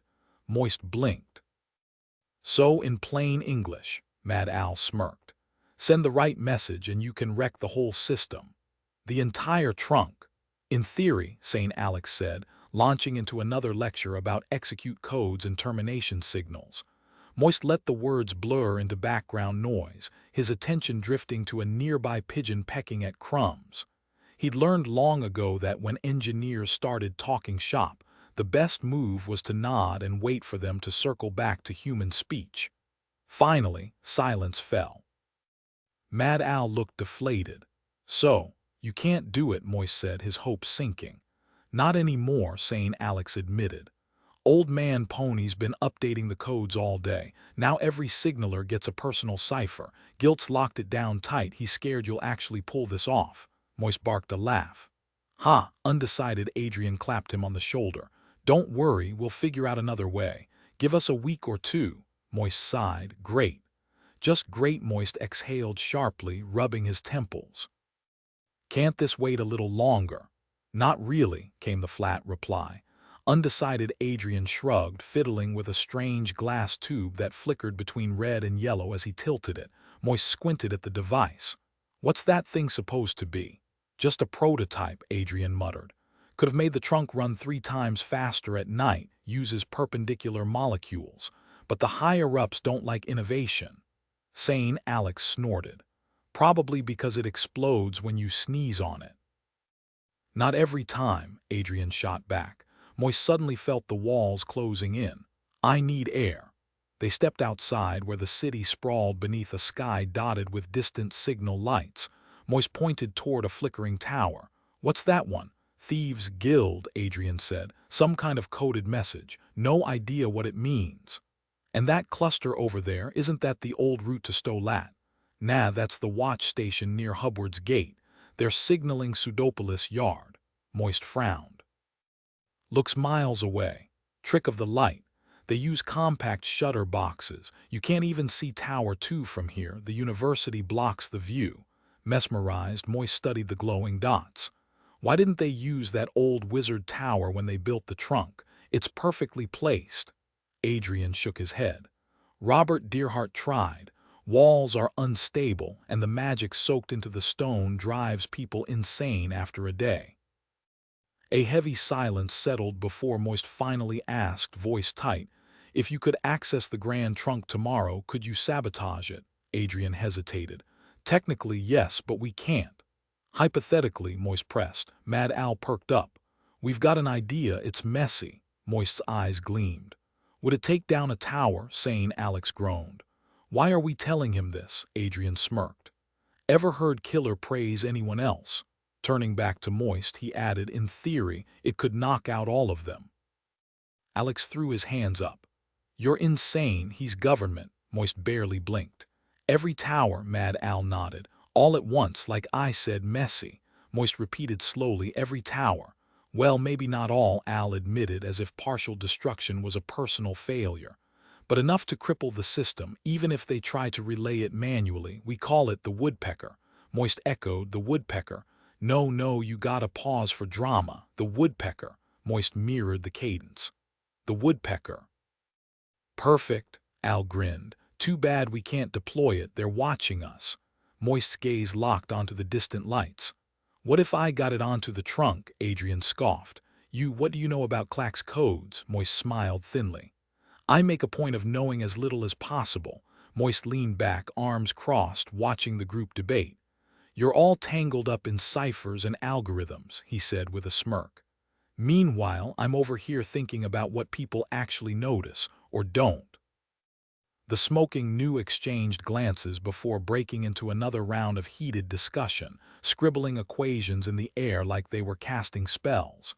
Sane Alex finally threw up his hands. Fine, theoretically it could work, but only if the trunk operators are complete idiots. Moist grinned. Oh, they'll be too busy chasing codes to see the real trick. Making people overlook the obvious, that's my specialty. Thought you were a postmaster, undecided Adrian muttered. Job title, sure. But my real calling, professional distraction. Mad Al let out a bark of laughter. This plan is completely insane. Glad you approve, Moist replied. Some nights sleep just wasn't an option, not in a city like Ankh-Morpork, which only ever half closed its eyes before jolting awake at 3 a.m. thirsty for chaos. Need lumber at midnight. Easy. Moist briefly imagined vampire carpenters crafting coffins by moonlight. Need 1,000 square yards of canvas. Of course, somewhere, a bleary-eyed merchant was already rubbing his hands together, ready to haggle. The rain was a steady whisper as they rolled toward the tower, Moist steering the cart while the others bickered over angles and trajectories behind him. He tuned them out. Math lost him the moment it stopped making sense. Taking down the Grand Trunk. The towers would still stand, but the damage would cripple the system for months. The new swore no one would get hurt, just the machinery, the greed, the monstrous machine that had swallowed too many lives. They had grand visions for what could replace it, faster, smarter, built on the backs of hyper-efficient imps. But something nagged at Moist. Guilt had been annoyingly right about one thing. For raw speed, nothing beat the trunk. Fancy packaging. That was the post office's game. The new were brilliant in their own chaotic way. Maybe the old tower's curse couldn't touch them. They were already a few steps ahead of madness. The Clack's operators, though, different breed. They didn't just work the system, they breathed it. As he left them hammering away in the tower, heading back into the city's glow, Moist couldn't shake the thought. What happened when the lights went out? Sure, the world had survived without semaphores before. But surviving wasn't the same as thriving. Chapter 13, Pushing the Limits. Arch-Chancellor Mustrum Ridculey of Unseen University leaned over the cluttered snooker table, squinting as he lined up his shot. The cue struck the white ball with precision, sending it rolling through a chaotic obstacle course of paperwork, half-empty tankards, and a skull topped with a flickering candle. Miraculously, the ball found its way into the pocket. Impressive, Mr. Stibbins, Ridculey remarked, straightening up. Ponder Stibbins, the university's resident overworked genius, beamed. I've termed it Bay Space, sir. As the unofficial keeper of Ooze secrets, a role he often regretted, Stibbins had spent weeks perfecting this absurdly complex spell. Beneath the worn green felt of the table, a tangle of pipes snaked out through the wall, connecting to Hex, the university's temperamental thinking engine. The spell currently devoured nearly half of Hex's processing power, all to ensure a smooth game of snooker. Phase space, is it? Ridculey mused, already lining up his next shot. Precisely. Stibbins launched into an explanation, his voice rising with enthusiasm. When a ball encounters an obstruction, Hex shifts it into a theoretical dimension where the path is clear, maintaining momentum until... Yes, very clever, Ridculey interrupted, sinking another ball. Anything else on the agenda? Stibbins glanced at his clipboard. Lord Veterinary has politely inquired whether the university might consider admitting less academically gifted students. Say 25%, Ridculey scoffed, knocking the black ball through a stack of neglected memos. Absolutely not. We take in dullards and polish them into something respectable. That's the way. Send his lordship our thanks and remind him we're not running a trade school. He paused, then added, "What's next?" Stibbins hesitated. "There's the matter of tonight's race, sir. Heavy bets are being placed on the post office." Ridcully's grin widened. "Ah, yes, what's your advice, Stibbins sighed. He had a feeling this wouldn't end well. Rumor had it that the gods themselves were rooting for Mr. Lipwig. "Are they placing bets?" Ridcully mused, grinning as the ball reappeared near a forgotten ham sandwich. "Doubt it. That man doesn't stand a chance. Wasn't he the one who saved that cat?" "Indeed, sir," Ponder replied. "Decent fellow. Now about the Grand Trunk, heard they're nothing but a bunch of reckless operators. People say their towers have claimed lives. Some bloke at the pub swears dead signalmen haunt the lines. Personally, I'm aiming for the pink." "Urban legend, most likely," Ponder countered. "Though if ghosts do ride the trunk end to end, at least they've got front row seats to the mountain views. Not a bad afterlife if you ask me." The Arch-Chancellor paused, his brow furrowing. "Haruspex's Directory of Varying Dimensions," he declared suddenly. "Pardon, Arch-Chancellor. The message," Ridcully clarified, dusting his cue with fresh chalk. "Who says it has to be a letter? Ship the new edition to our man in Genua, what's his name, the odd one. Let him know his old alma mater hasn't forgotten him. That be Devious H. Collabone, sir. Currently researching oyster communications in low-intensity magical fields for his Bachelor of Thaumaturgy." "Good grief, do oysters even talk?" Ridcully scoffed. "Supposedly, sir, though they're giving him the silent treatment." "Why'd we exile him to a swamp again?" Ponder sighed. "Devious Collabone, Arch-Chancellor, the one with the breath that could melt steel." "Oh, Dragon Breath Collabone," Ridcully lit up. "The human foghorn, right, figured the locals wouldn't notice." "Did we at least give him an omniscope?" "Generously so, sir. Splendid foresight on our part. Ring him up immediately, fill him in." "It's the middle of the night in Genua, Arch-Chancellor. Night's just a state of mind," Ridcully said, lining up his shot. "Do it now." Fire from the sky. Every signalman knew the towers swayed when messages raced down the trunk. Sooner or later, someone would push things too far. The old hands understood the danger. If the downline shutter jammed open while the upline snapped shut in the same instant, the whole structure would lurch like a drunk on a tightrope. Push and pull in perfect sync, and the rocking only grew worse, like soldiers marching a bridge to collapse. One misstep was manageable. A repeating cycle. That's when the real trouble began. New detail. Ridcully's offhand remark about night being a state of mind hints at his whimsical disregard for time zones.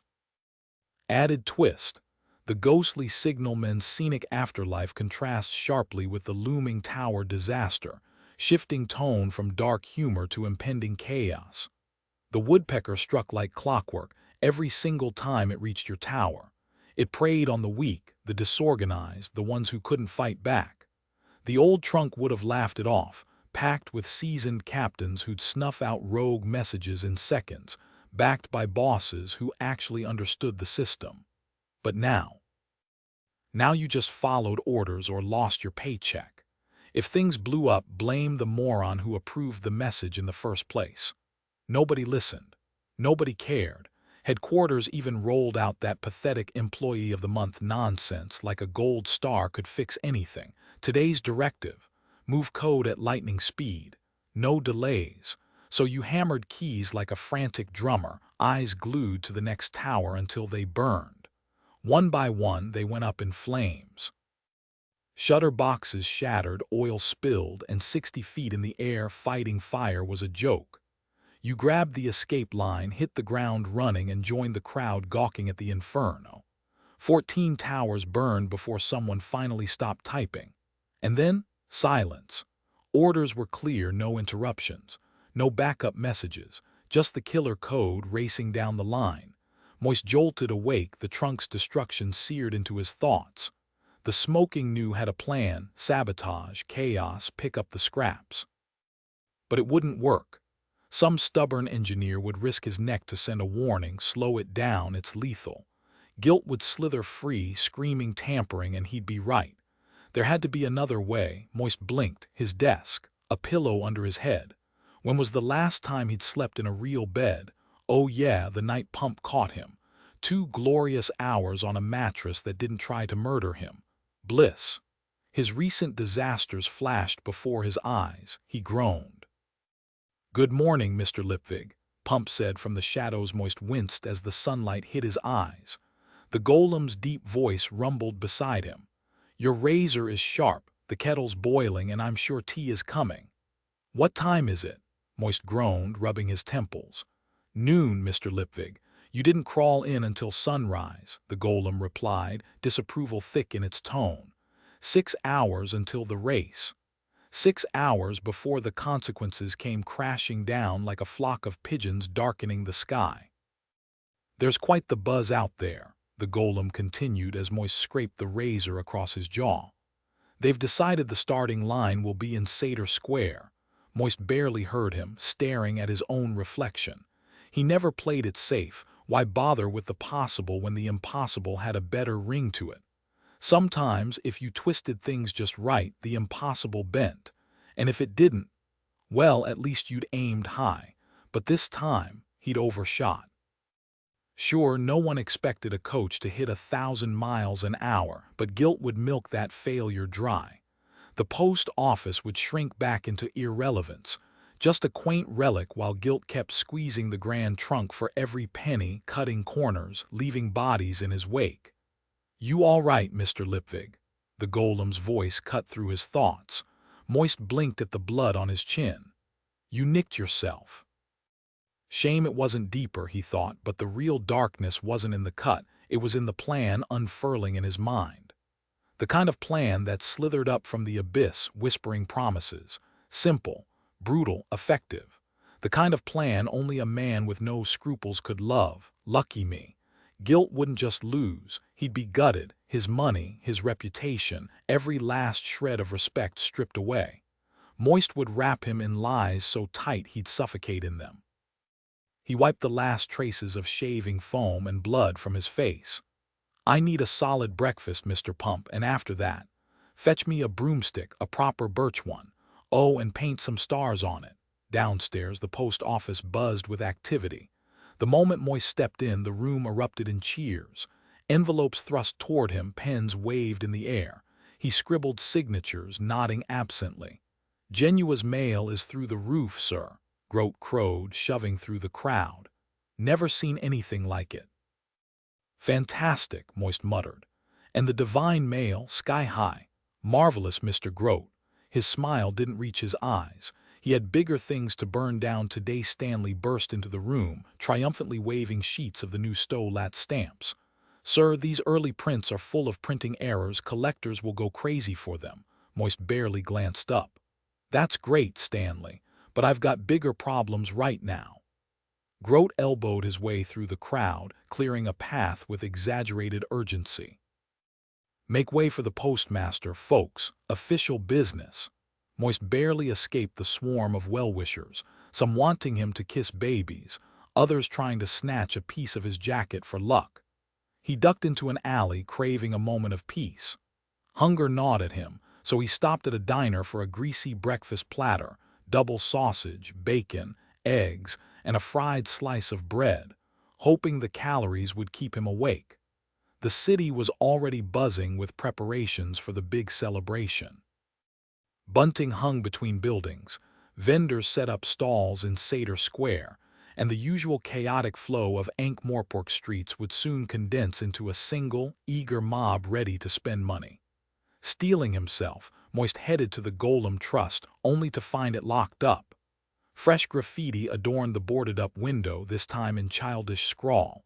"Golems are made of poo." He sighed. Some traditions of ignorance never died. Dolly's sisters, he thought suddenly. She mentioned staying with an aunt, but did she ever say which one? He took off running. The neighborhood had once been its own village, swallowed by the city's sprawl, and its residents still clung to their odd customs. Dog Turd Monday, up needles all, and a dialect all their own. Moist had no idea where to start, but he plunged into the maze of narrow lanes, searching for any clue. 8 frantic minutes later, he pounded on a door. When it opened, she stared at him in disbelief. How did you find me?" "Tobacconists," he said, breathless. "Not many women chain smoke like you do around here." She crossed her arms. "What do you want, Mr. Clever?" "If you help me," he said, "I can ruin Guilt. Everything he has, please, on my honor as a man who's never been trustworthy." For a second she almost smiled. Then suspicion took over again. After a tense pause, she stepped aside. "Fine, come in." The parlor was cramped, dimly lit, and stuffed with fragile knickknacks. Moist perched on the edge of a chair, listening to muffled voices down the hall. When Miss Dearheart returned, she shut the door firmly behind her. "Hope your family's okay with this," Moist began.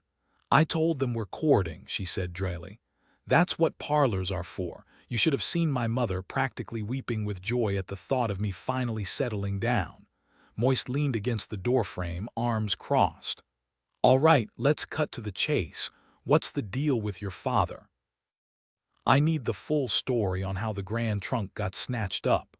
Any documents still lying around," Miss Dearheart scoffed. "Even if I had them, it wouldn't matter. My lawyer said building a case would take forever." "Lucky for you, I'm not planning to play by the rules," Moist interrupted. "I don't need airtight proof, just enough to make someone sweat." She narrowed her eyes. "And who's footing the bill for this little crusade?" "Not me," he said with a grin. "Got any ledgers, receipts? Anything with numbers that don't add up?" "You're not exactly filling me with confidence here," she shot back. "Good, you shouldn't trust me. Your father trusted the wrong guy and look where that got him. But hey, if I were in your shoes, I'd take the gamble." Miss Dearheart let out a dry laugh. "You know what's ridiculous? The more you admit you're shady, the more I'm tempted to hand over the box." "Human nature's a funny thing," Moist sighed. "Now about that box of papers." She disappeared and returned with a dusty crate, hesitating before shoving it toward him. "Just don't make me regret this." Hours later, Moist's fingers were smudged with ink, his notebook crammed with half-formed theories. It was like trying to spot a shark in murky water, glimpses of something sharp but never the whole picture. The only way to know for sure: dive in head first. By late afternoon, Satyr Square buzzed with crowds. The golden suit and winged hat were his armor. Without them, he vanished into the background, just another forgettable face in the crowd. It was freeing in a way. No expectations, no spotlight, but damn, he missed the performance. The man in the golden suit mattered. Tonight, though, tonight required a different kind of magic. As he slipped toward the post office's back entrance, a voice rasped from the shadows. "Pissed?" Moist smirked. "Think you meant psst." Sane Alex lurched into view, decked out in an old railroad jacket and a ridiculous horned helmet. "We're behind on the canvas," Moist cut him off. "First things first, why the Viking getup?" Alex adjusted the oversized horned helmet on his head with a smirk.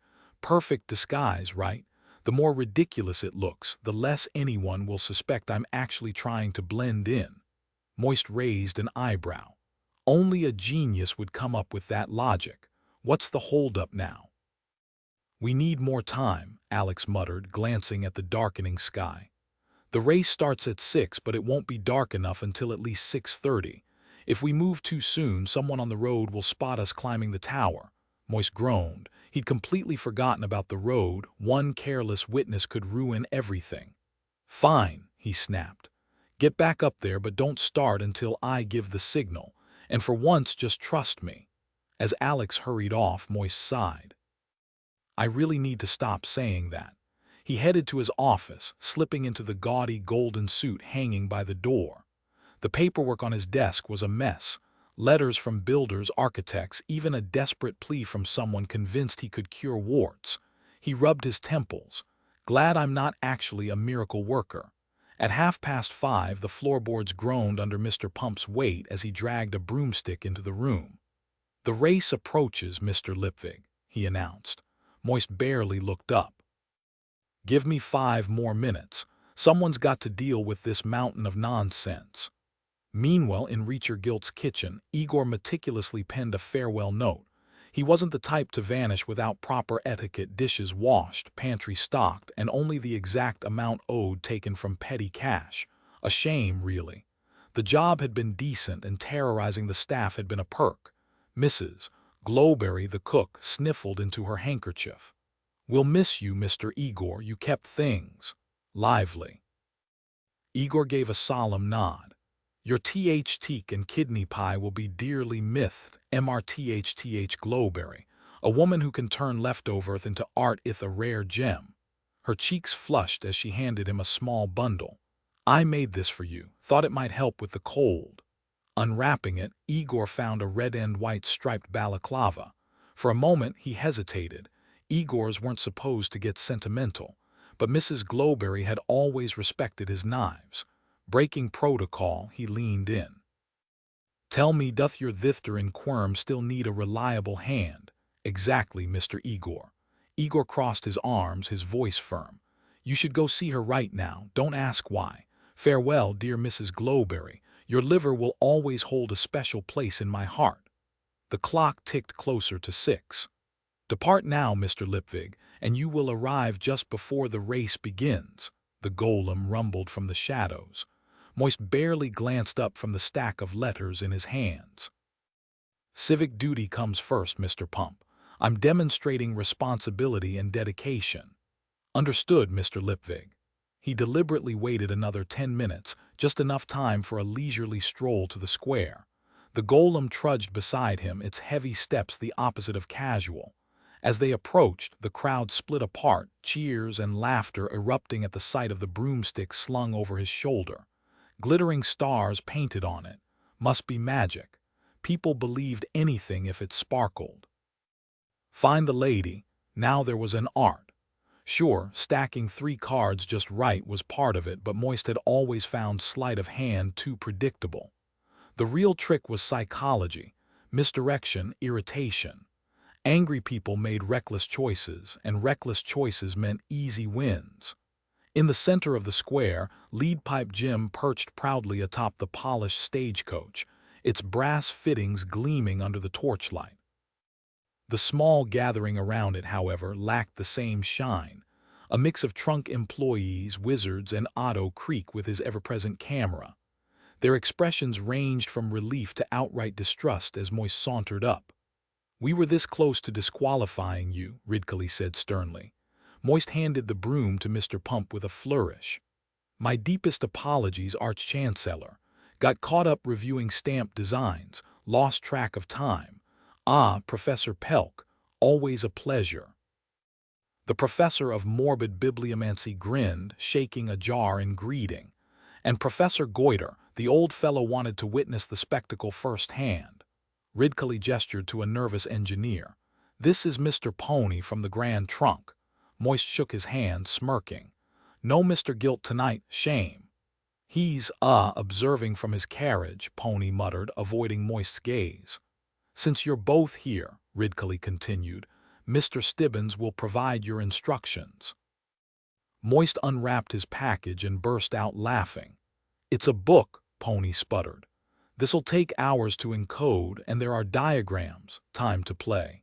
In one fluid motion, Moist snatched the book from Pony's hands, flipped through it, then tore out a fistful of pages. The crowd gasped. "Let's see how fast you can adapt now." "Here you go, sir," he said, passing over the pages with a flourish. "Your special message, pages 79 through 128. The rest of the book will arrive separately, and the recipient can slot these in later. If they ever show up." He caught Professor Pelk's icy glare and quickly added, "Not to worry. I'm sure it'll all come together seamlessly." It was a ridiculous stunt, but that was the point. Big, bold, and just cruel enough to be hilarious.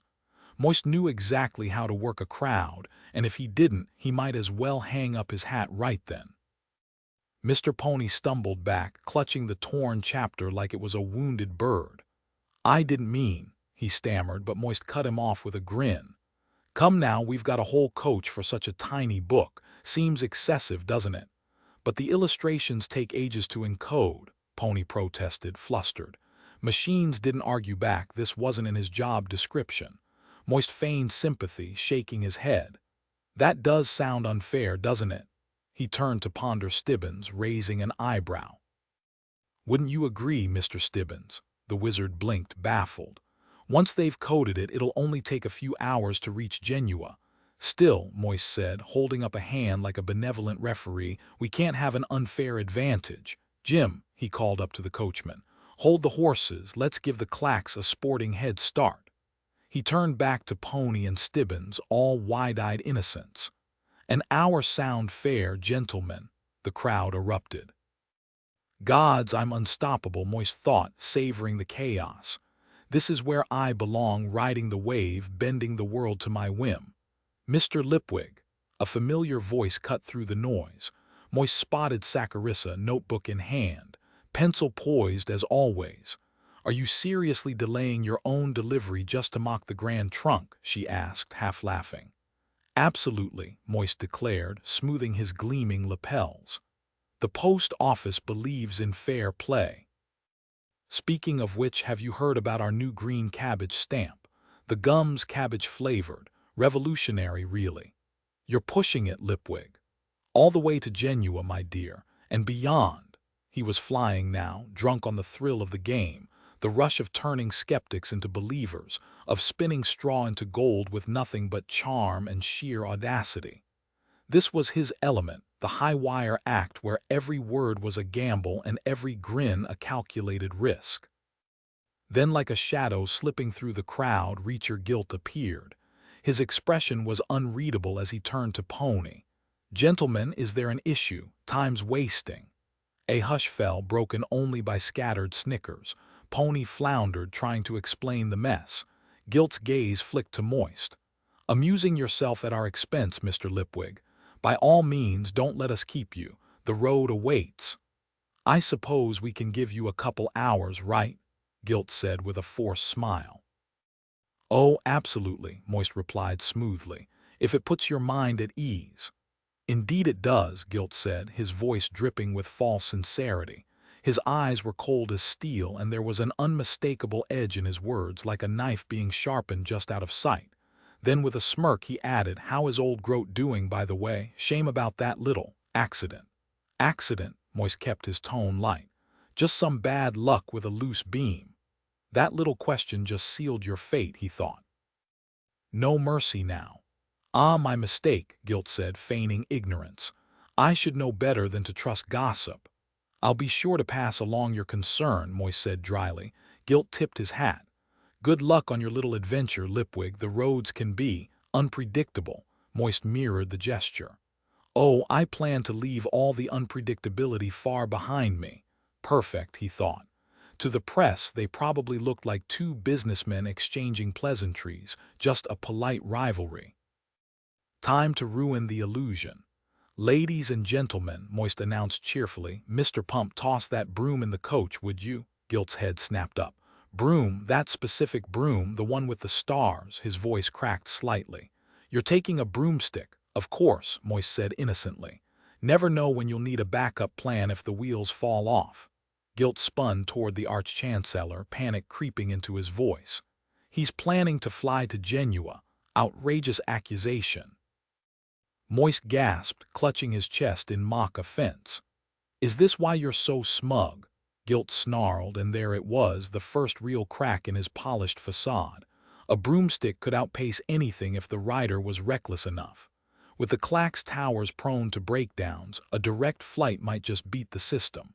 Sure, the rider would arrive half frozen and possibly dead, but the message would get through.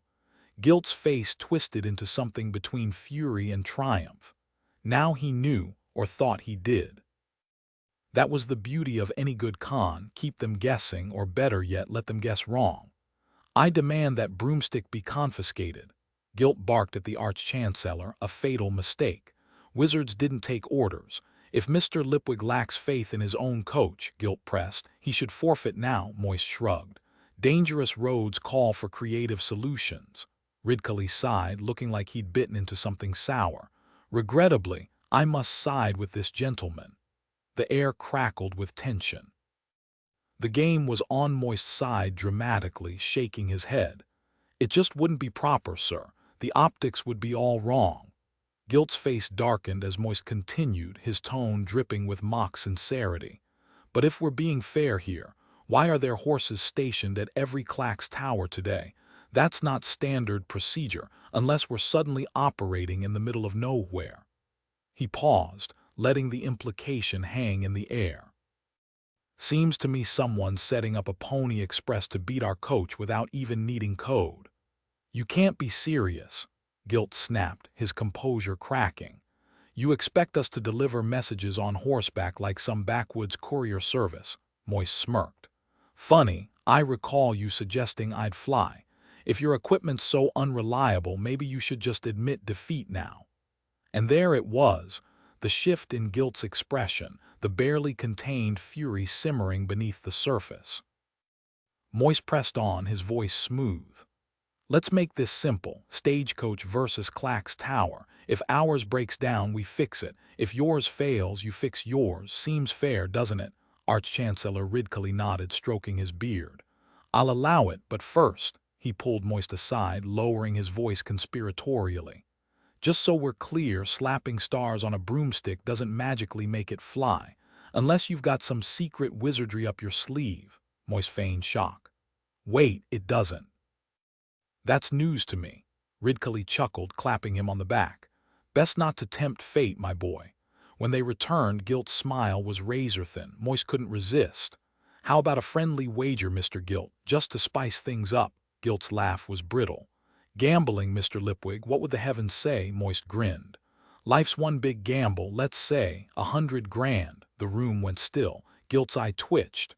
Where would you get that kind of money? Moist folded his hands innocently. Oh, you know, same place everyone does. But the real question is, where will you? Gilt's composure shattered. Done, we'll see who's laughing tomorrow. Perfect, Moist thought, hiding his triumph. Now you're angry, now you're reckless. And now your mind-moist Von Lipwig stepped onto the coach with a dramatic flair, tipping his hat to the roaring crowd below. Genua or bust, folks, he declared, flashing a grin that could charm the gold out of a miser's pocket. Someone in the audience shouted back, You'll be the one bustin', which only made the crowd laugh louder. Then he spotted her, Adora Bell Dearheart, standing there with her ever-present cigarette, watching him with that unreadable smirk. Seizing the moment, he called out, Marry me, Miss Dearheart. The crowd erupted in a mix of gasps and cheers. Saccharissa, ever the journalist, perked up like a cat spotting fresh prey. Too bad today's headline was already set in ink. Adora exhaled a slow smoke ring before answering, Not yet. The audience couldn't decide whether to applaud or groan. With a final wave, Moist dropped into the seat beside Jim, the coachman. Let's roll, Jim. The whip cracked. The horses surged forward, and the coach lurched into motion, cheers fading behind them.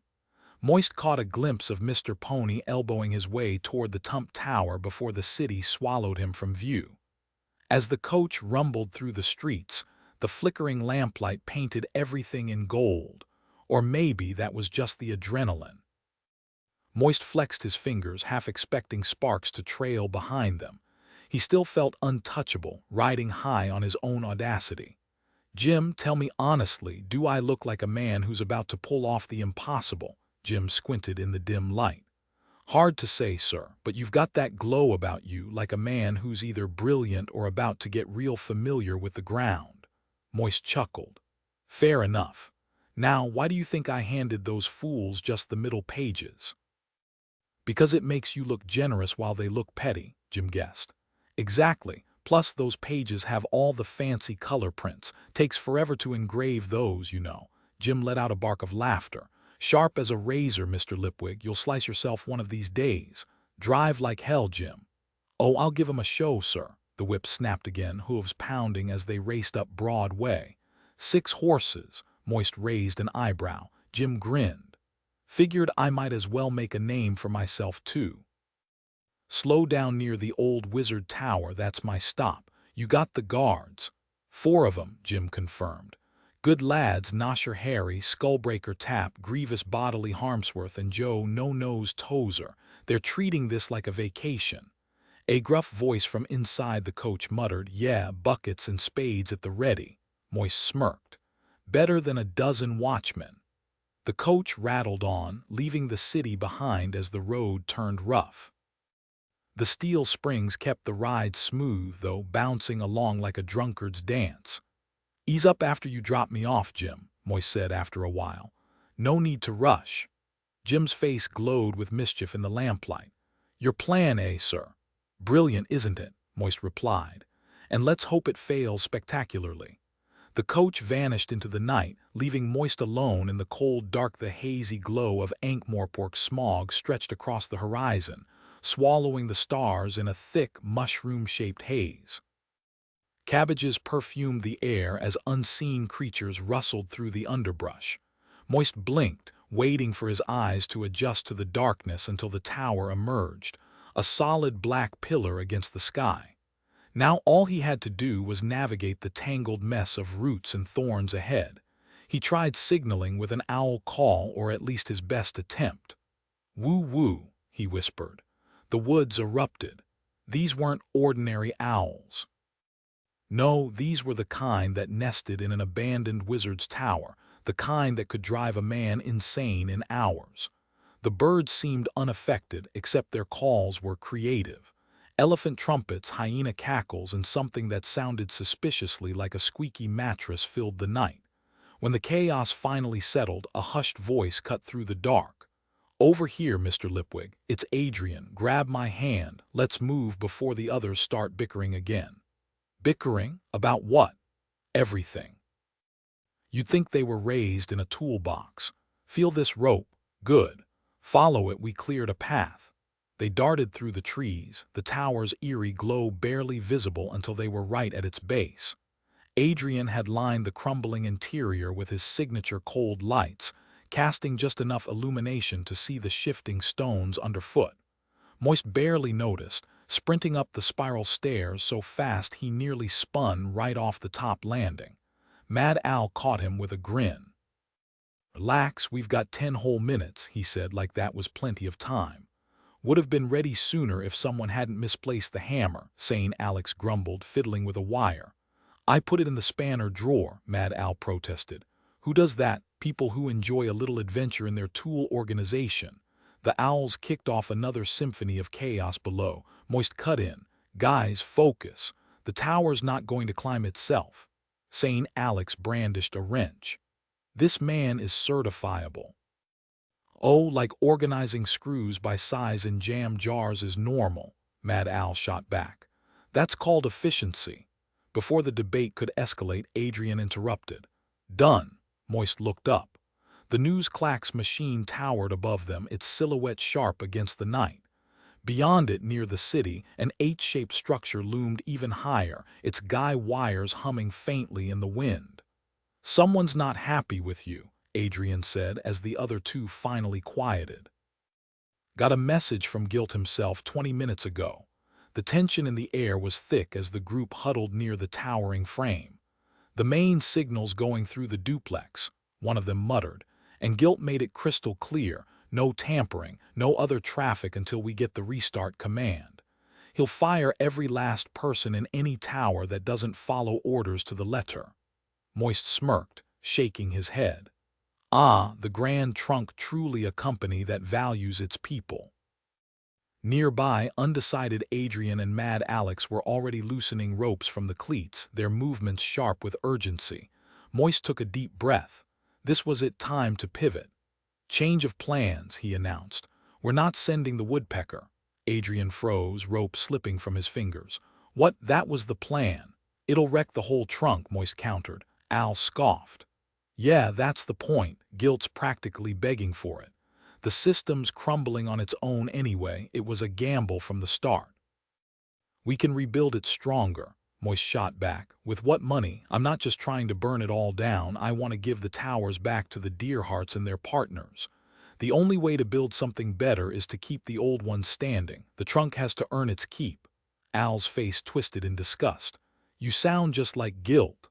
"Because he's not wrong about everything," Moist snapped.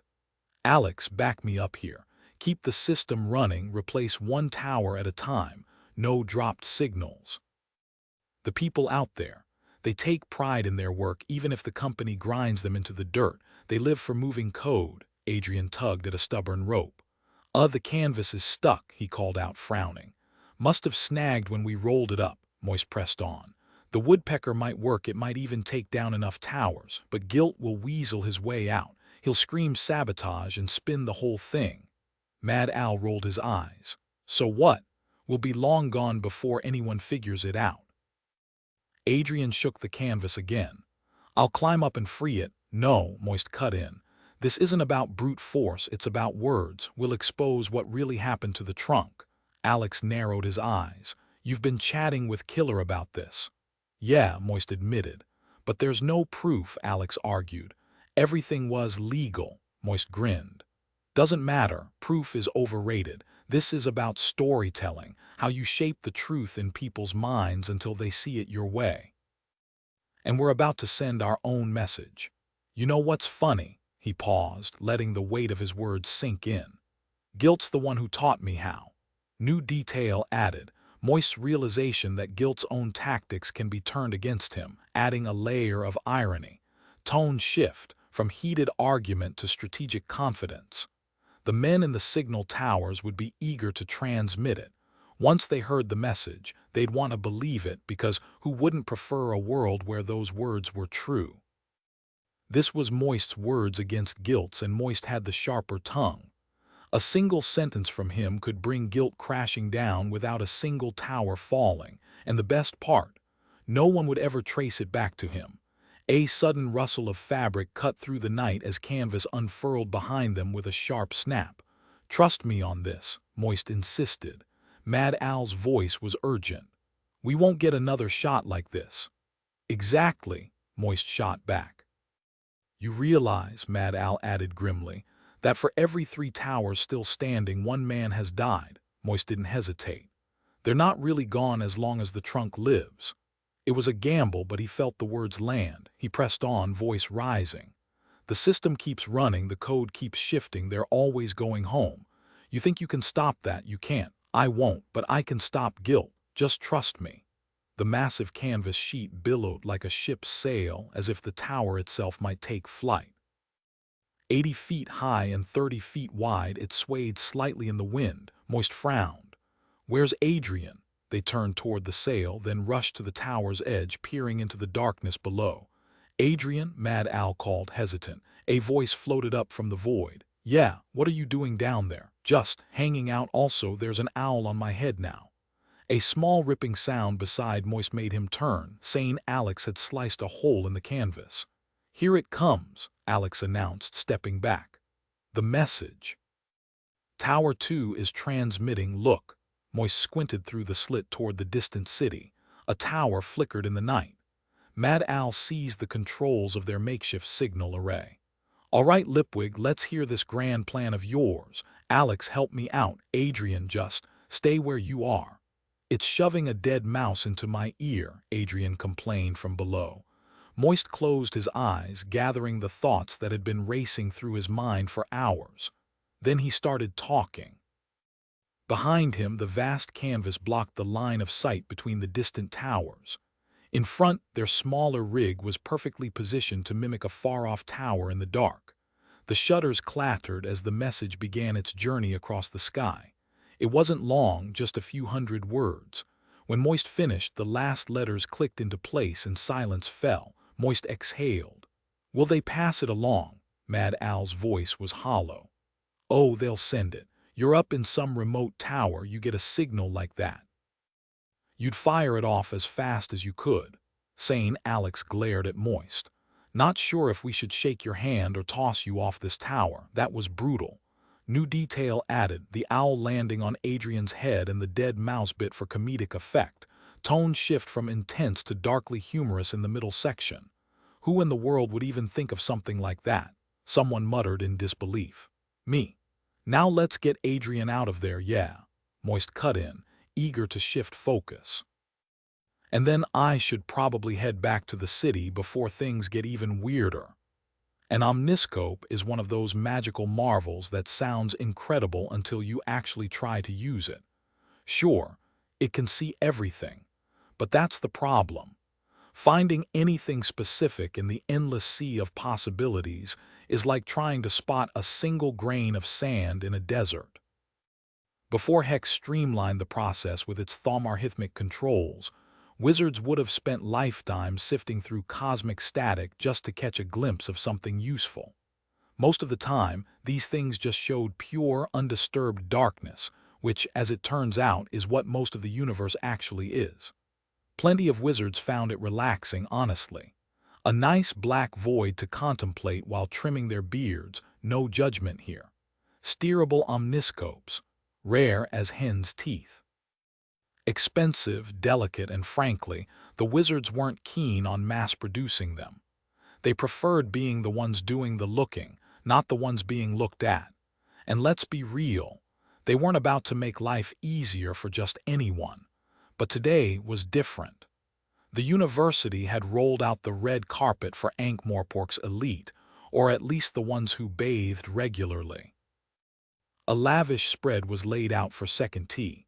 Roasted birds, chilled salmon, a salad bar that stretched farther than some city streets, fresh bread and enough pickles to start a small rebellion. People mingled, plates piled high, all while pretending they weren't just there to say they'd been there. Moist slipped in unnoticed for now. All eyes were glued to the university's prized omniscope, currently malfunctioning in spectacular fashion. Arch-Chancellor Ridcully smacked the side of the device with the subtlety of a troll in a pottery shop. "It's still not working, Stibbins," he roared. "All I'm getting is this blasted giant flaming eyeball," Ponder Stibbins, fiddling with the controls, sighed. "I'm sure we've got the right." Then, from the depths of the omniscope, a voice crackled to life. "It's me, sir, Devious Calabon, reporting from the terminal tower in Genua." The fiery eye shrank back, replaced by an equally fiery nose. "Apologies for the redness, sir. Turns out I'm allergic to seaweed." "Ah, Calabon, splendid," Ridcully bellowed, cupping his hands like a man who thought volume equaled clarity. "How's the shellfish research?" Ponder muttered under his breath. "Shellfish research going?" Ridcully boomed. "Not great, actually, sir. I've developed a rather unpleasant—" "Fantastic, fantastic, lucky you," Ridcully interrupted cheerfully. "Wish I were in Genua this time of year," Moist sighed. Some things never changed. The salty breeze and crashing waves might sound like paradise, but Calabon wiped sweat from his brow as he adjusted the omniscope. "Sir, it's monsoon season here, and frankly, I'm more concerned about this mold spreading across the—" "Fantastic," Ridcully bellowed, drowning him out. "No time for small talk. Any updates? We're practically vibrating with anticipation." Ponder sighed, rubbing his temples. "Arch-Chancellor, perhaps lower your voice, and Mr. Calabon, if you could just step back from the device." "Man's practically in another zip code," Ridcully protested. "Not quite, sir," Ponder muttered, resisting the urge to roll his eyes. "Go ahead, Mr. Calabon." The crowd surged forward, making the poor technician retreat like a startled hermit crab.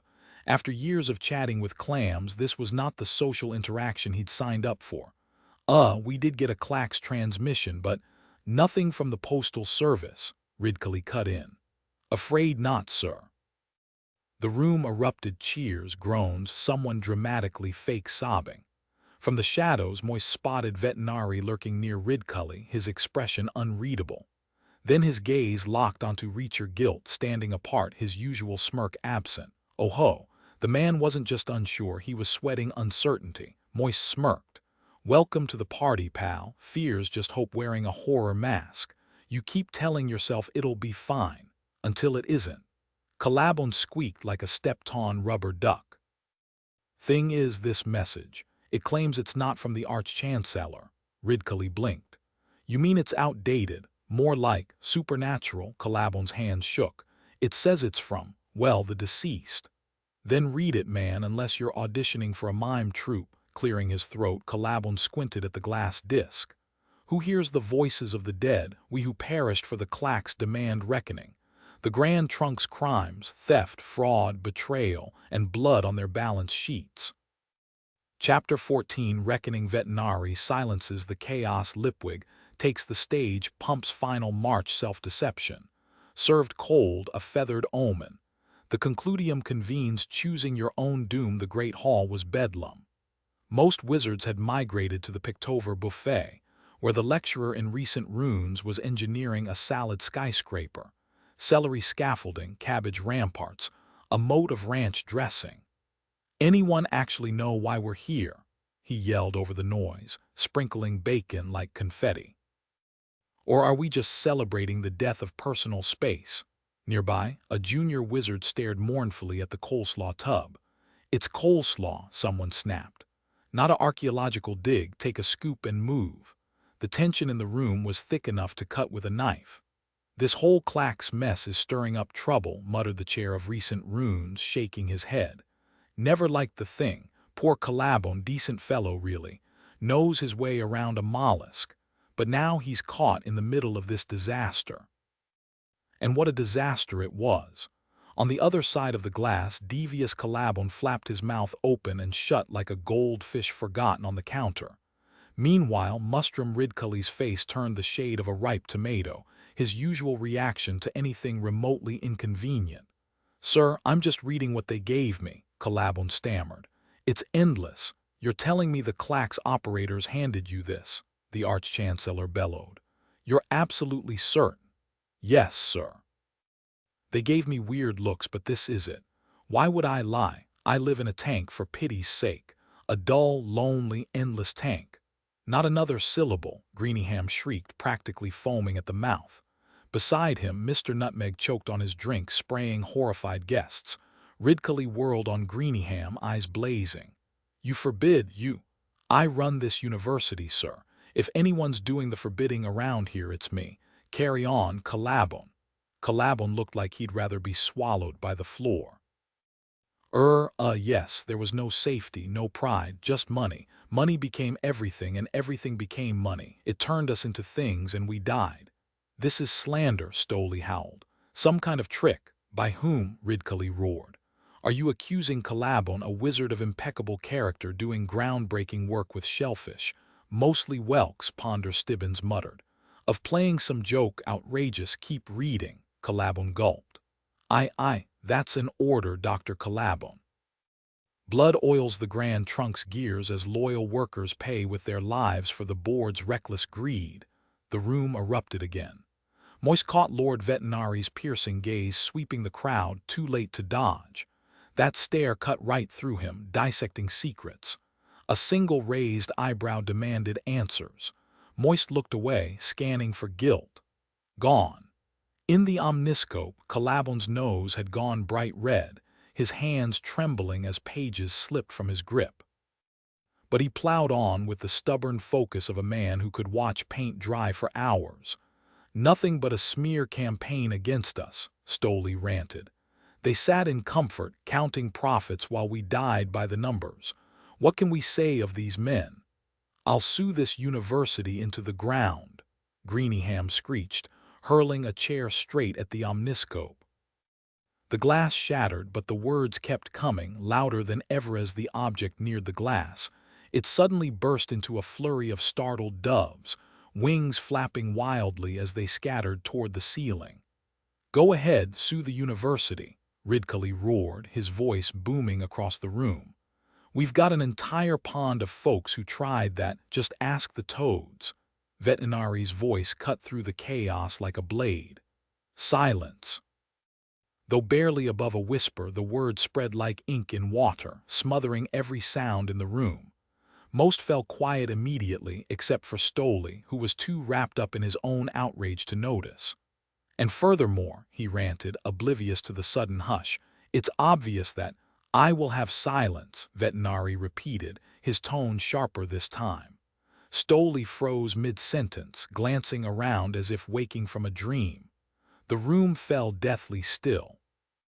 "Good," Vetinari murmured, nodding to Commander Vims, who signaled a nearby officer. The watchman slipped through the crowd toward the exit. Turning back to Ridcully, Vetinari arched an eyebrow. "Arch-Chancellor, would you kindly instruct your colleague to proceed?" His voice was calm, almost bored. "Right, carry on, Professor Collabon," Ridcully urged. "Take your time, just not all day." Collabon fumbled with his notes. It says here, The men seized control of the trunk through a scheme called the double lever, primarily using funds entrusted to them by unsuspecting clients who— "Enough!" Greeningham exploded, face reddening. "This is absurd, pure slander." Veterinary's gaze flicked toward him. "I believe I already spoke, Mr. Greeningham." Greeningham's bluster faltered. "Thank you," Vetinary continued smoothly. "These are grave accusations, embezzlement, even murder." "Surely you don't suggest Professor Calabon," here the nervous academic gave a frantic nod in the omniscope, "is fabricating documents from your own company's records? The city is watching, Mr. Greeningham. Oh, and it seems Mr. Stoley isn't feeling well." Greeningham swallowed hard, sensing the ice cracking beneath him. "This isn't the proper forum for—" "It's exactly the proper forum," Vetinary countered. "Public, transparent. Given the severity of these claims, I'm certain everyone would prefer we address them immediately, if only to disprove them." A murmur of agreement rippled through the crowd. Even the highborn loved a scandal. "What say you, Mr. Greeningham?" Silence. The room held its breath. "Very well." Vetinary turned to Vims. "Commander, dispatch officers to the Grand Trunk offices, Ankh-Stowe Associates, Stowe Plains Holdings, and don't forget the Mercantile Credit Bank. Let's see what the paperwork has to say." New detail. The omniscope flickered as Calabon adjusted his spectacles, revealing a faint tremor in his hands. Whether from fear or excitement, no one could tell. Tone shift. Vetinary's voice dripped with mock concern as he eyed Greeningham. "Oh dear, should I fetch a medic or a lawyer? I suspect you'll need both." Mr. Cheeseborough, the manager, needed to be informed immediately. The bank was shutting down for an audit, and he was expected in my office without delay. Anyone caught so much as touching a single document before my clerks arrived would be arrested and held accountable for any crimes uncovered. And let's be clear, no one connected to the Grand Trunk Company or its employees was leaving this room. Greeningham's protest was weak, his defiance already crumbling. Nearby, Mr. Stoley had slumped to the floor, hands clutching his head like a man who just realized he'd bet everything on the wrong horse. "You can't do this," Greeningham sputtered. Vetinary arched an eyebrow. "Can't I? I'm a tyrant, it's kind of my thing." Stoley groaned, disoriented. "What's going on? Who am I? Where am I?" Classic questions from a man suddenly realizing he hadn't read the fine print. Greeningham, meanwhile, was grasping at straws. "There's no proof, that wizard's lying, someone got paid off." He sounded like a man standing on thin ice, only to look down and see a shark grinning up at him. Vetinary's voice cut through the panic. "One more outburst, Mr. Greeningham, and you'll be in a cell." "Understood." Greeningham, ever the stubborn aristocrat, mustered his last shred of dignity. "On what charge?" Vetinary's robe swirled like a storm cloud as he turned. "Does there need to be one?" His gaze shifted to the omniscope and devious Calabon, who suddenly wished he were on another continent. "Continue, Professor. No more interruptions." Moist watched the crowd as Calabon fumbled through the rest of the message, full of grand accusations, damning dates, and righteous fury. Nothing groundbreaking, just expertly packaged outrage delivered by the dead themselves. "We who died on the Dark Towers demand this of you." Moist almost felt guilty. Putting words in the mouths of gods was one thing, but this was next-level manipulation. Then again, he hadn't gotten this job by playing nice. Some problems needed a hammer. Others needed a knife in the dark. Outside, the snow had settled over Tower 181, frosting the fir trees under a sky full of sharp, glittering stars. The whole crew was there. Grandad, Roger, Big Steve-O, Wheezy Halfsides perched on a cushion to reach the keyboard, and Princess. As the message played, there were gasps, then silence broken only by the wind and the sound of Grandad's impatient fingers drumming on the wood. Finally, Wheezy broke the quiet. "Was any of that real?" The tension eased. Breath clouds thickened in the cold air as everyone slowly returned to reality. Grandad's eyes stayed fixed on the shadowy tree line as he muttered, "You read the orders. No edits, just pass it along. And we did every last word." Steve-O frowned. But who sent it? Doesn't matter, Grandad snapped. Messages come, messages go, that's the job. Roger rolled his eyes. For crying out loud, Steve-O, ever heard of letting things lie? Steve-O kept typing but couldn't resist adding, I just heard about Tower 93, how the distress signal fired off on its own after the crew died. His fingers flew, but his mouth moved faster, a bad habit in a place where silence meant survival. Grandad's voice turned icy. Dead man's handle. 10 minutes of no activity, the drum drops, the counterweight falls, and the tower screams for help. Basic protocol. He sounded like he was reciting from a training manual. But what if the Jackard got stuck? Enough, Grandad barked. Roger, let's get this tower back online. We've got local traffic waiting. Roger hesitated. Gilt said not to restart until... Gilt can kiss my... Grandad caught himself, glancing at the others. Donkey, you saw that last transmission. You really think that snake's still calling the shots? Princess leaned out the window, the cold biting her cheeks. Tower 182's lit up, she called. Good. Then we light ours and move code, Grandad growled. That's what we do. Anyone not working, clear out, we're live. Stepping onto the platform, Princess breathed in the sharp, frozen air. The snow crunched like sugar under her boots. Downstream, Tower 180's shutters flickered, and with a heavy thunk, 181's own sprang open, shaking off snow. We shift code, she thought. It's who we are. High above, the trunk's lights glittered like stars. For a moment she wondered what scared Grandad more, ghosts sending messages or the silence of the dead. Collabon finished. The professor scrubbed at the green film on the glass with a handkerchief, the squeak grating on everyone's nerves. He squinted through the smudge. Everything all right, sir. I'm not in trouble, am I? I was just about to crack the giant clam's mating call. Arch-Chancellor Ridcully's voice was frostier than the mountain air. Thank you, Professor, that'll be all. Stibbons, disengage the mechanism. Collabon's face flooded with relief a second before the screen went dark. Lord Vetinari cut through the rising chatter with a pointed question. Mr. Pony, as chief engineer of the Grand Trunk, you must be familiar with its operations. The engineer flinched under the sudden scrutiny, hands raised defensively. Please, my lord, I just fixed the machinery. I don't know anything beyond that. Relax, Vetinari said smoothly. Tell me, have you ever heard the claim that the dead travel along the trunk? Pony swallowed hard, glancing around like a man cornered. His meticulous records proved he was just a technician trying to keep things running, but right now, honesty was his only shield. Logically, no, but when you're alone in a signal tower at midnight with the wind howling through the wires and the shutters banging, well, you start believing in things. Vetinari arched an eyebrow. And the tradition of sending home, you're aware of it. Pony blinked. Yes, but he hesitated, clinging to rationality like a life raft in a storm. The system was offline before we transmitted. There's no way a message could have gotten through unless the dead sent it themselves, Vetinari finished. For your own safety, Mr. Pony, you'll head to Tump Tower at dawn with one of Commander Vim's officers. Collect every drum roll from every station. Those unaltered message logs should clarify matters.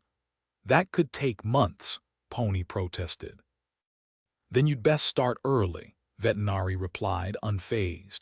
Pony, now calculating the benefits of a sudden vacation far from Ankh-Morpork, nodded weakly. The Grand Trunk stays closed until further notice, Vetinari declared. Greeningham sputtered, you can't just... Tyrant, Vetinari reminded him with a smirk. Though I suspect this audit will answer more than one question, starting with why Mr. Reacher Gilt is notably absent. The room fell silent as the directors exchanged panicked glances. Greeningham cleared his throat. Perhaps, your lordship, we could speak privately. Reacher was difficult. Not a team player, Nutmeg wheezed. Stoley, bewildered, muttered, Who? Where am I? Greeningham barreled on. He kept us in the dark. I don't remember anything, Stoley wailed. Vetinari watched them unravel, his expression unreadable. Somewhere in the chaos, a single thought flickered in Pony's mind. Maybe ghosts are the least of our problems. In no state to testify, any physician would confirm that. Speaking for everyone here, we always had our doubts about him. Complete mental fog, not a single memory. What is this thing with fingers? Who even am I? Lord Vetinari studied the board for an uncomfortably long moment, tapping his cane's polished handle against his chin. A faint smirk played on his lips. "Indeed," he said, "Commander Vims, it would be unjust to keep these gentlemen here any longer." Relief flickered across their faces, hope, that most precious of illusions, until he added, "Take them to the cells. Separate ones if you don't mind. I'll deal with them in the morning. And if Mr. Slant comes sniffing around on their behalf, do inform him I'd love a word." That sounded acceptable. Moist edged toward the exit as the room erupted in noise, nearly making his escape when Vetinari's voice sliced through the chaos. "Leaving already, Mr. Lipwig? Do stay. I'll give you a ride back to your beloved post office." For a heartbeat, Moist considered bolting. But what was the use? The crowd scattered as Vetinari strode forward, the watch closing ranks behind him. In the end, freedom just meant facing the consequences. The patrician reclined in the plush coach seat as it rolled away. "Quite the peculiar evening, wouldn't you say, Mr. Lipwig?" Moist, channeling the same cautious silence as poor, baffled Mr. Stoley, muttered, "Yes, sir." Vetinari mused, "Do you suppose that engineer will uncover proof the clack's message was tampered with by human hands?" "Couldn't say, your lordship." "Couldn't you?" "No, sir." "Ah, well, the dead do speak sometimes, Ouija boards, seances. Who's to say they wouldn't hijack the clacks?" "Not me, sir." "And you're still enjoying your professional rebirth, I trust?" "Absolutely, sir." "Excellent. Starting Monday, you'll oversee the Grand Trunk, the city's seizing control. So much for happiness." Moist stiffened. "With respect, my lord, it's private property. Belongs to the Dearhearts and the engineers who built it." Vetinari arched a brow. "My, the worm does turn. But let's be honest, they were brilliant with gears, terrible with ledgers. If they'd been sharper, guilt wouldn't have swindled them." "Freedom to succeed includes the freedom to fail spectacularly." "It was a rigged game," Moist shot back. "A shell trick with balance sheets. They never stood a chance." Vetinari sighed. "You're a stubborn negotiator, Lipwig." Moist, who hadn't realized he was negotiating, stayed silent. "Fine, ownership remains, unresolved for now, until we dredge up every sordid detail of this mess." Added detail: the coach hit a pothole, jolting them both. Vetinari didn't spill a drop of his wine. Moist wondered if the man even blinked.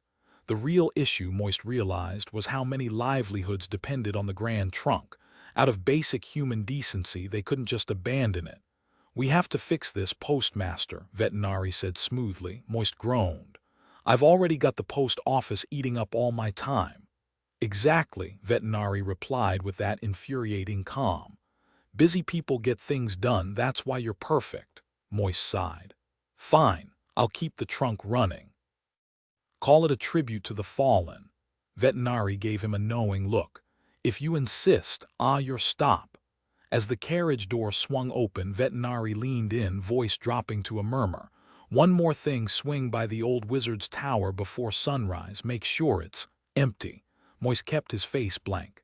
"Empty, sir?" Vetinari leaned back, satisfied. "Nicely played, Mr. Lipwig." A crowd had gathered outside the post office, cheering as Moist pushed through the doors. The rain was more like greasy mist, clinging to everything. Inside, his staff waited, faces tense. News traveled fast in Ankh-Morpork, but not that fast. Grote wrung his hands. "Did we win, Postmaster?" Moist hesitated. "Not exactly. The clacks are shutting down. It's messy." He left them gaping as he trudged upstairs, where Mr. Pump stood like a silent sentinel.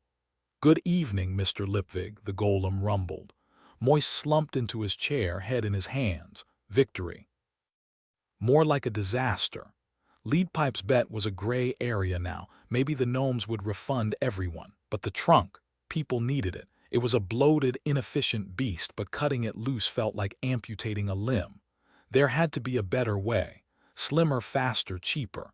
Or maybe it was like the post office, profitable in ways that didn't show up on a ledger. Tomorrow, the real work began: hiring, logistics, responsibility. No more cheeky schemes. He'd won, now he had to clean up the mess. And somewhere in the back of his mind, a thought nagged. What exactly was Vetinari implying about that tower? Moist slumped in his chair, staring at the same four walls he'd seen 1,000 times before. This wasn't how victory was supposed to feel. You win, grab the money, and vanish into the sunset. That's how the con always worked. His gaze drifted to Ankh-Morpork's battered message box, its strap rusted and warped, and for a moment he envied the quiet darkness of the ocean floor. Mr. Lipwig. Drumknot stood in the doorway, another clerk hovering behind him like a shadow. Moist barely glanced up. "Yeah, apologies for the interruption," Drumknot said smoothly. "We just need a moment with Mr. Pump, routine maintenance." Moist waved a hand dismissively. "Sure, whatever." The clerks approached the golem, murmuring in low tones before unscrewing the top of its head. Moist flinched. He knew it was just mechanics, but watching it happen still made his stomach twist. There was some tinkering inside, then the hollow clink of pottery as they sealed it back up. "All done, sir," Drumknot said, already retreating. Mr. Pump rose slowly, his glowing eyes locking onto Moist. The golem extended a massive hand. "I cannot define pleasure, but if I could, our partnership would qualify," he rumbled. "Now I must depart. New duties await." Moist blinked. "Wait, you're not my parole officer anymore, correct?" A slow grin spread across Moist's face. "Let me guess, Vetinari's sending you after guilt." "I am not authorized to disclose that information. So I'm free. Good night, Mr. Lipwig." The golem paused at the threshold, then added almost softly, "Happiness remains a mystery to me. Yet I believe, yes, I believe meeting you was fortunate." And then he was gone. Moist's mind raced.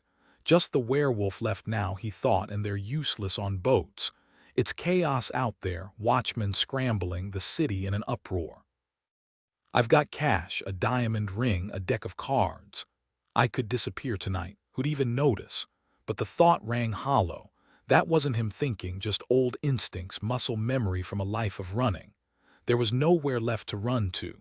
He wandered to the gaping hole in the wall, staring down at the bustling post office below.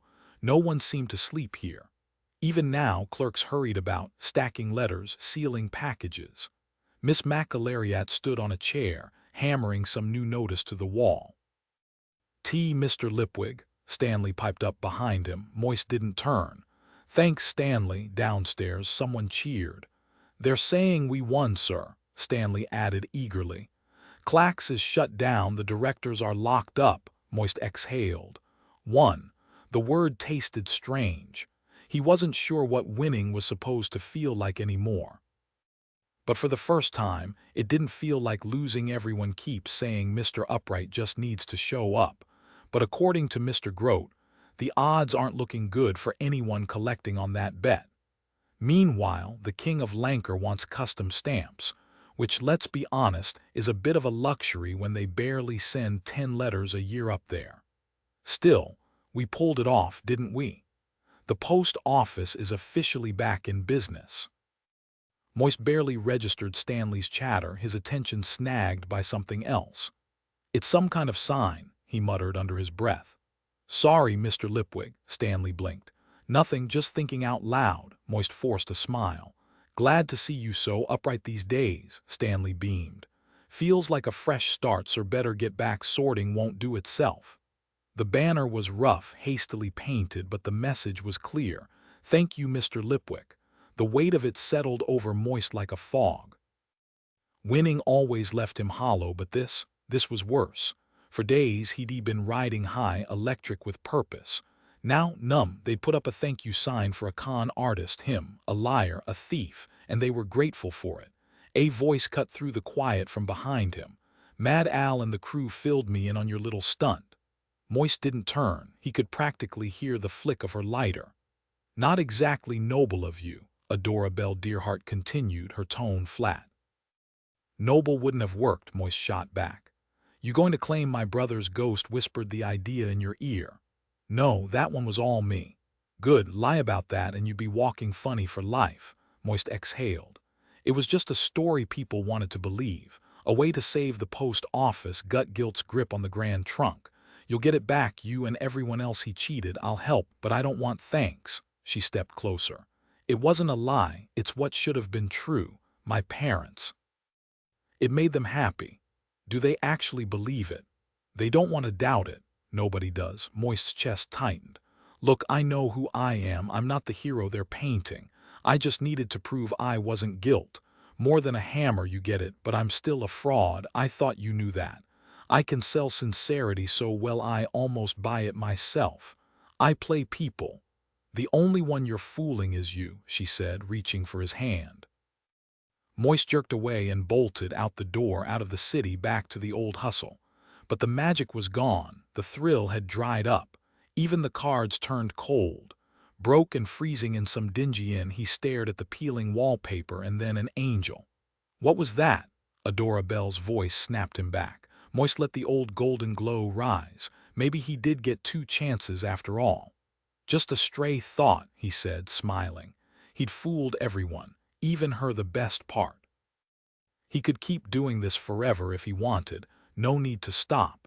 All he had to do was reassure himself every now and then that walking away was always an option. As long as he knew he could quit, he never actually would. And there was Miss Dearheart standing just inches away, her usual cigarette missing from her lips. He leaned in. A loud, pointed cough shattered the moment. Grote stood behind them, clutching a suspiciously large package. "Apologies for the interruption, sir," he said, sniffing with disapproval. "This just arrived, messenger delivery, not one of ours. Thought you'd want it straight away, seeing as theirs. Well, something alive in there." Moist noticed the air holes first. Carefully lifting the lid, he barely yanked his fingers back in time before 12.5%, 12.5%, shrieked the cockatoo as it launched itself onto Grote's hat. No note, no markings, just the address. "Why in the world would someone send you a parrot?" Grote muttered, wisely keeping his hands far from the bird's razor-sharp beak. Miss Dearheart smirked. "It's Gil Tess, isn't it? He's literally given you the bird," Moist grinned.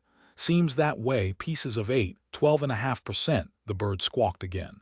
"Get it out of here, would you, Mr. Grote," Moist said, "and maybe teach it to say, trust me," Miss Dearheart suggested dryly. "Perfect," Moist laughed. "Yes, do that."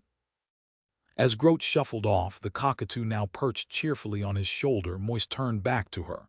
"And tomorrow," he declared, "I swear I'll get those chandeliers back," she snorted. "Half this place doesn't even have ceilings." "Details," he waved her off. "Trust me, who knows? Maybe I'll even track down that fancy polished counter. The sky's the limit." Outside in the cavernous hall, white feathers drifted down like misplaced snowflakes.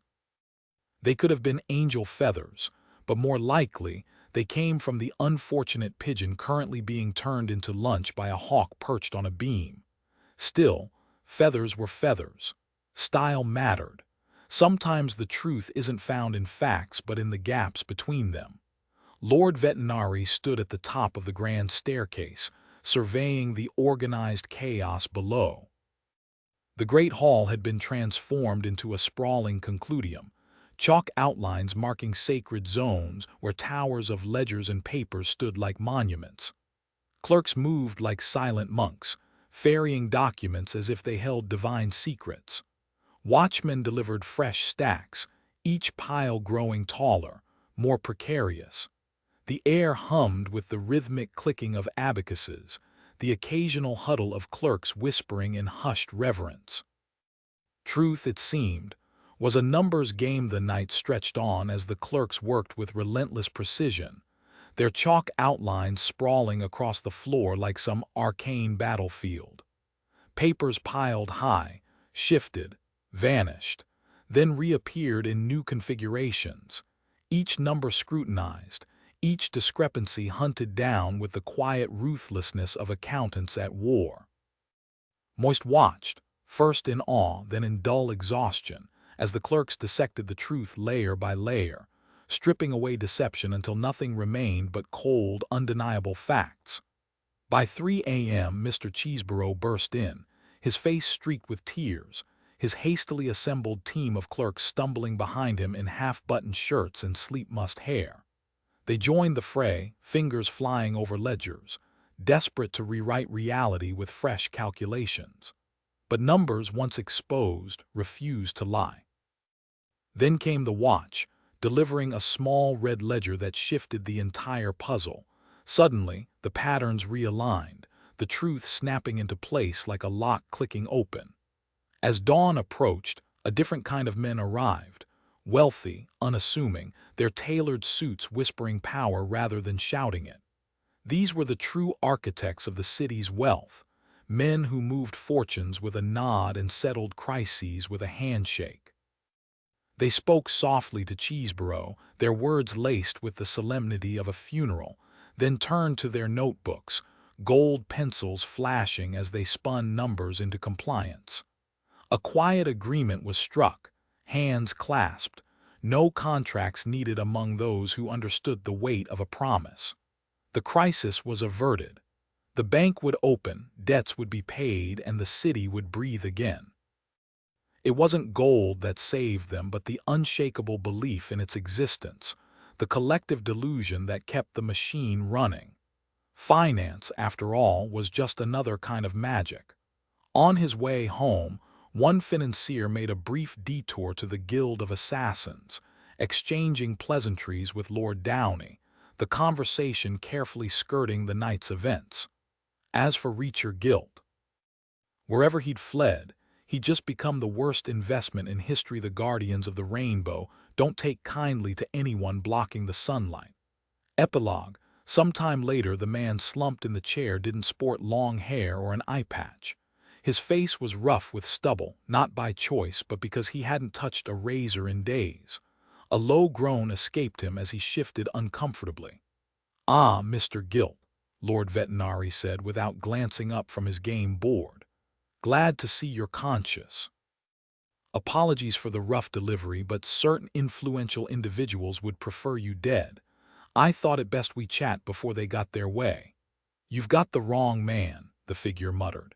"Name's Randolph Stippler. I've got documents to prove it. And what excellent forgeries they are, Mr. Guilt. But let's move past that. No, what I really want to discuss is angels." Reacher Guilt winced as the lingering soreness from being hauled around by a golem for 3 days flared up. He listened, increasingly baffled, as Vetinari spun theories about celestial economics. "Which brings me to my proposal, Mr. Guilt. The Royal Mint is in dire need of innovation. Frankly, it's stuck in the past, hardly suitable for the century of the anchovy, but there's hope. Thanks to Mr. Lipwig's ingenious stamps, we've seen a revolution. Lightweight, portable, even mailable, people treat them like currency now. Imagine that. A single penny stamp can circulate a dozen times before someone finally slaps it on an envelope. What the Mint needs is a visionary, someone who grasps the dream of money. There's a salary involved, and I believe a hat. You're offering me a job." "Indeed, Mr. Stippler," Vetinari replied smoothly. "And to demonstrate my goodwill, take note of the door behind you. Should this conversation ever become disagreeable, you're free to walk through it. You'll never hear from me again." A short while later, the clerk Drumknot slipped into the room. Vetinari was engrossed in a report detailing the Thieves' Guild's latest clandestine meeting. Drumknot moved silently, straightening papers before clearing his throat. 10 overnight messages via the clacks, my lord," he murmured. "It's a relief to have the system running again." "Quite," Vetinari said absently. "How else would we ensure people believe what we want them to? Any foreign correspondence?" "The usual packets. The Uberworld one was artfully tampered with." Vetinari smirked. "Ah, Lady Margolotta, always a delight." "I took the liberty of removing the stamps for your nephew, my lord," Drumknot added. "Naturally." Vetinari waved a dismissive hand. Drumknot's gaze drifted to the stone battlefield where miniature armies clashed eternally. "Ah, another victory, my lord." Vetinari finally looked up, his expression unreadable. "The game isn't over yet." New detail. The mention of the century of the anchovy adds a satirical twist, poking fun at grandiose historical labels. The playful tone contrasts with the otherwise serious negotiation. "Ah, I should definitely jot down that clever move," Vetinari mused to himself.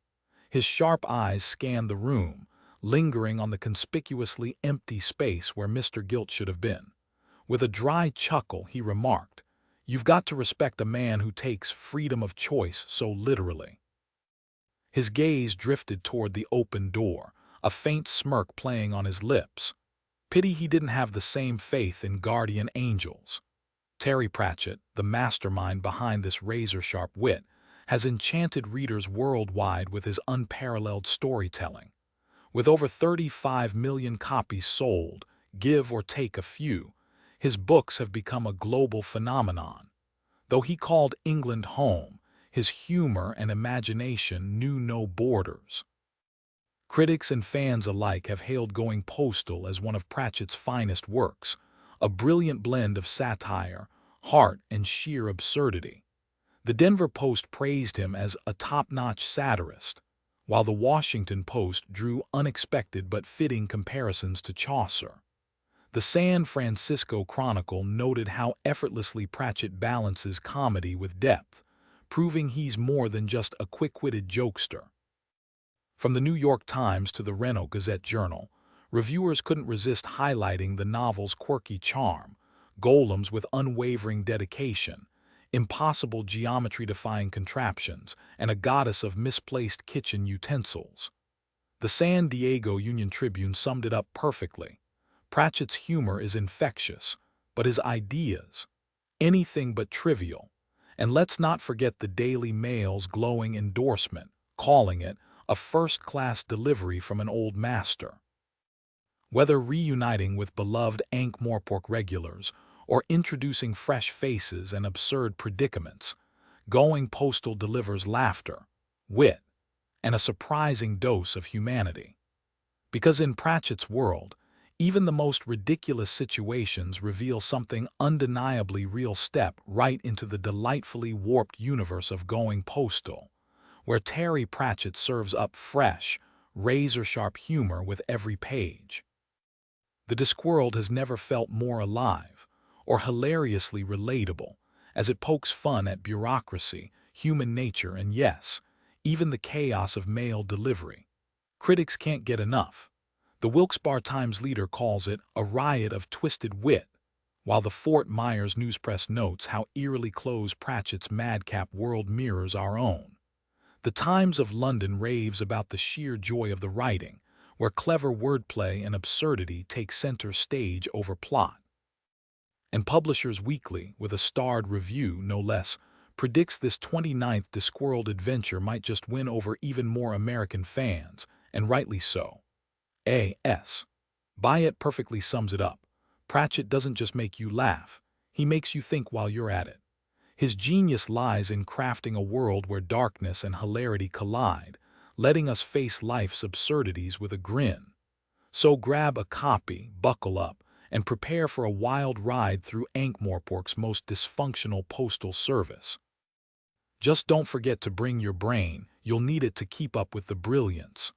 Also by Terry Pratchett, The Carpet People, Good Omens with Neil Gaiman, and the entire Discworld series, from The Color of Magic to Thud, each packed with his signature wit and imagination. Going Postal, copyright 2004 by Terry and Lynn Pratchett. All rights reserved. This is a work of fiction. Any resemblance to actual events or people is purely coincidental, though we wouldn't be surprised if a few postal workers recognized themselves. You've paid for access to this ebook, granting you the right to read it, but that's where the privileges end. No copying, sharing, reverse engineering, or sneaking it into any digital or physical archive without HarperCollins' explicit written permission. This edition hit the digital shelves back in November 2007, and those copyright protections aren't going anywhere. Now about Dimwell's so-called rhyming slang, it's a mystery wrapped in absurdity. Unlike normal slang where apples and pears mean stairs, Dimwell's version doesn't even rhyme. Theories. Maybe it's secretly genius, maybe the name fits a little too well, or maybe it's just there to mess with outsiders. Let's be honest, it's probably the last one. And don't go judging Mr. Horsefree by his face, sure. He looks like a confused piglet mid-epiphany, and yeah, his voice sounds like a pampered chihuahua on espresso. But he could be a saint for all we know. Same logic applies to the guy bolting from your window in a ski mask. Maybe he's just late to a costume party, or the robed figure in court could be a very lost drag queen. Snap judgments, not cool. Oh, and secret societies, still overwhelmingly a boys' club. Some traditions never change. Meanwhile, in places less obsessed with cabbage farming, you'd call it the middle of nowhere. And let's not forget the lost art of horse theft. Back in the day, a stolen stallion might get a midnight makeover, reappearing with a fresh coat of paint and mismatched legs. Some skills just don't get passed down anymore in the bustling streets of Ankh-Morpork. Rumors swirled about a peculiar horse stitched together from the remains of two others after a gruesome collision, a grotesque patchwork creature with a seam running straight down its back. The very thought of such an existence would have been unbearable, yet somehow, the city thrived on these bizarre tales. Meanwhile, in kitchens across the city, frustrated cooks battled with utensils that seemed to have minds of their own. A ladle, a spatula, or, on rare, inexplicable occasions, a mechanical egg whisk nobody claimed to own would mysteriously jam in drawers, sparking outbursts like, "Why does it trap the thing but refuse to let go? Who even bought this? Does anyone actually use it?" These chaotic moments were like hymns to Anoia, the goddess of things stuck in drawers, who apparently had a taste for corkscrews as well. Then there was Ridcully, the arch-chancellor of Unseen University, whose filing system could generously be described as whatever flat surface was closest. He also had a unique leadership style. When outsiders dared criticize one of his wizards, he didn't just defend them, he promoted them out of spite. After all, only he had the right to berate his own faculty. The man believed in turning complaints into career advancements, whether anyone wanted them or not.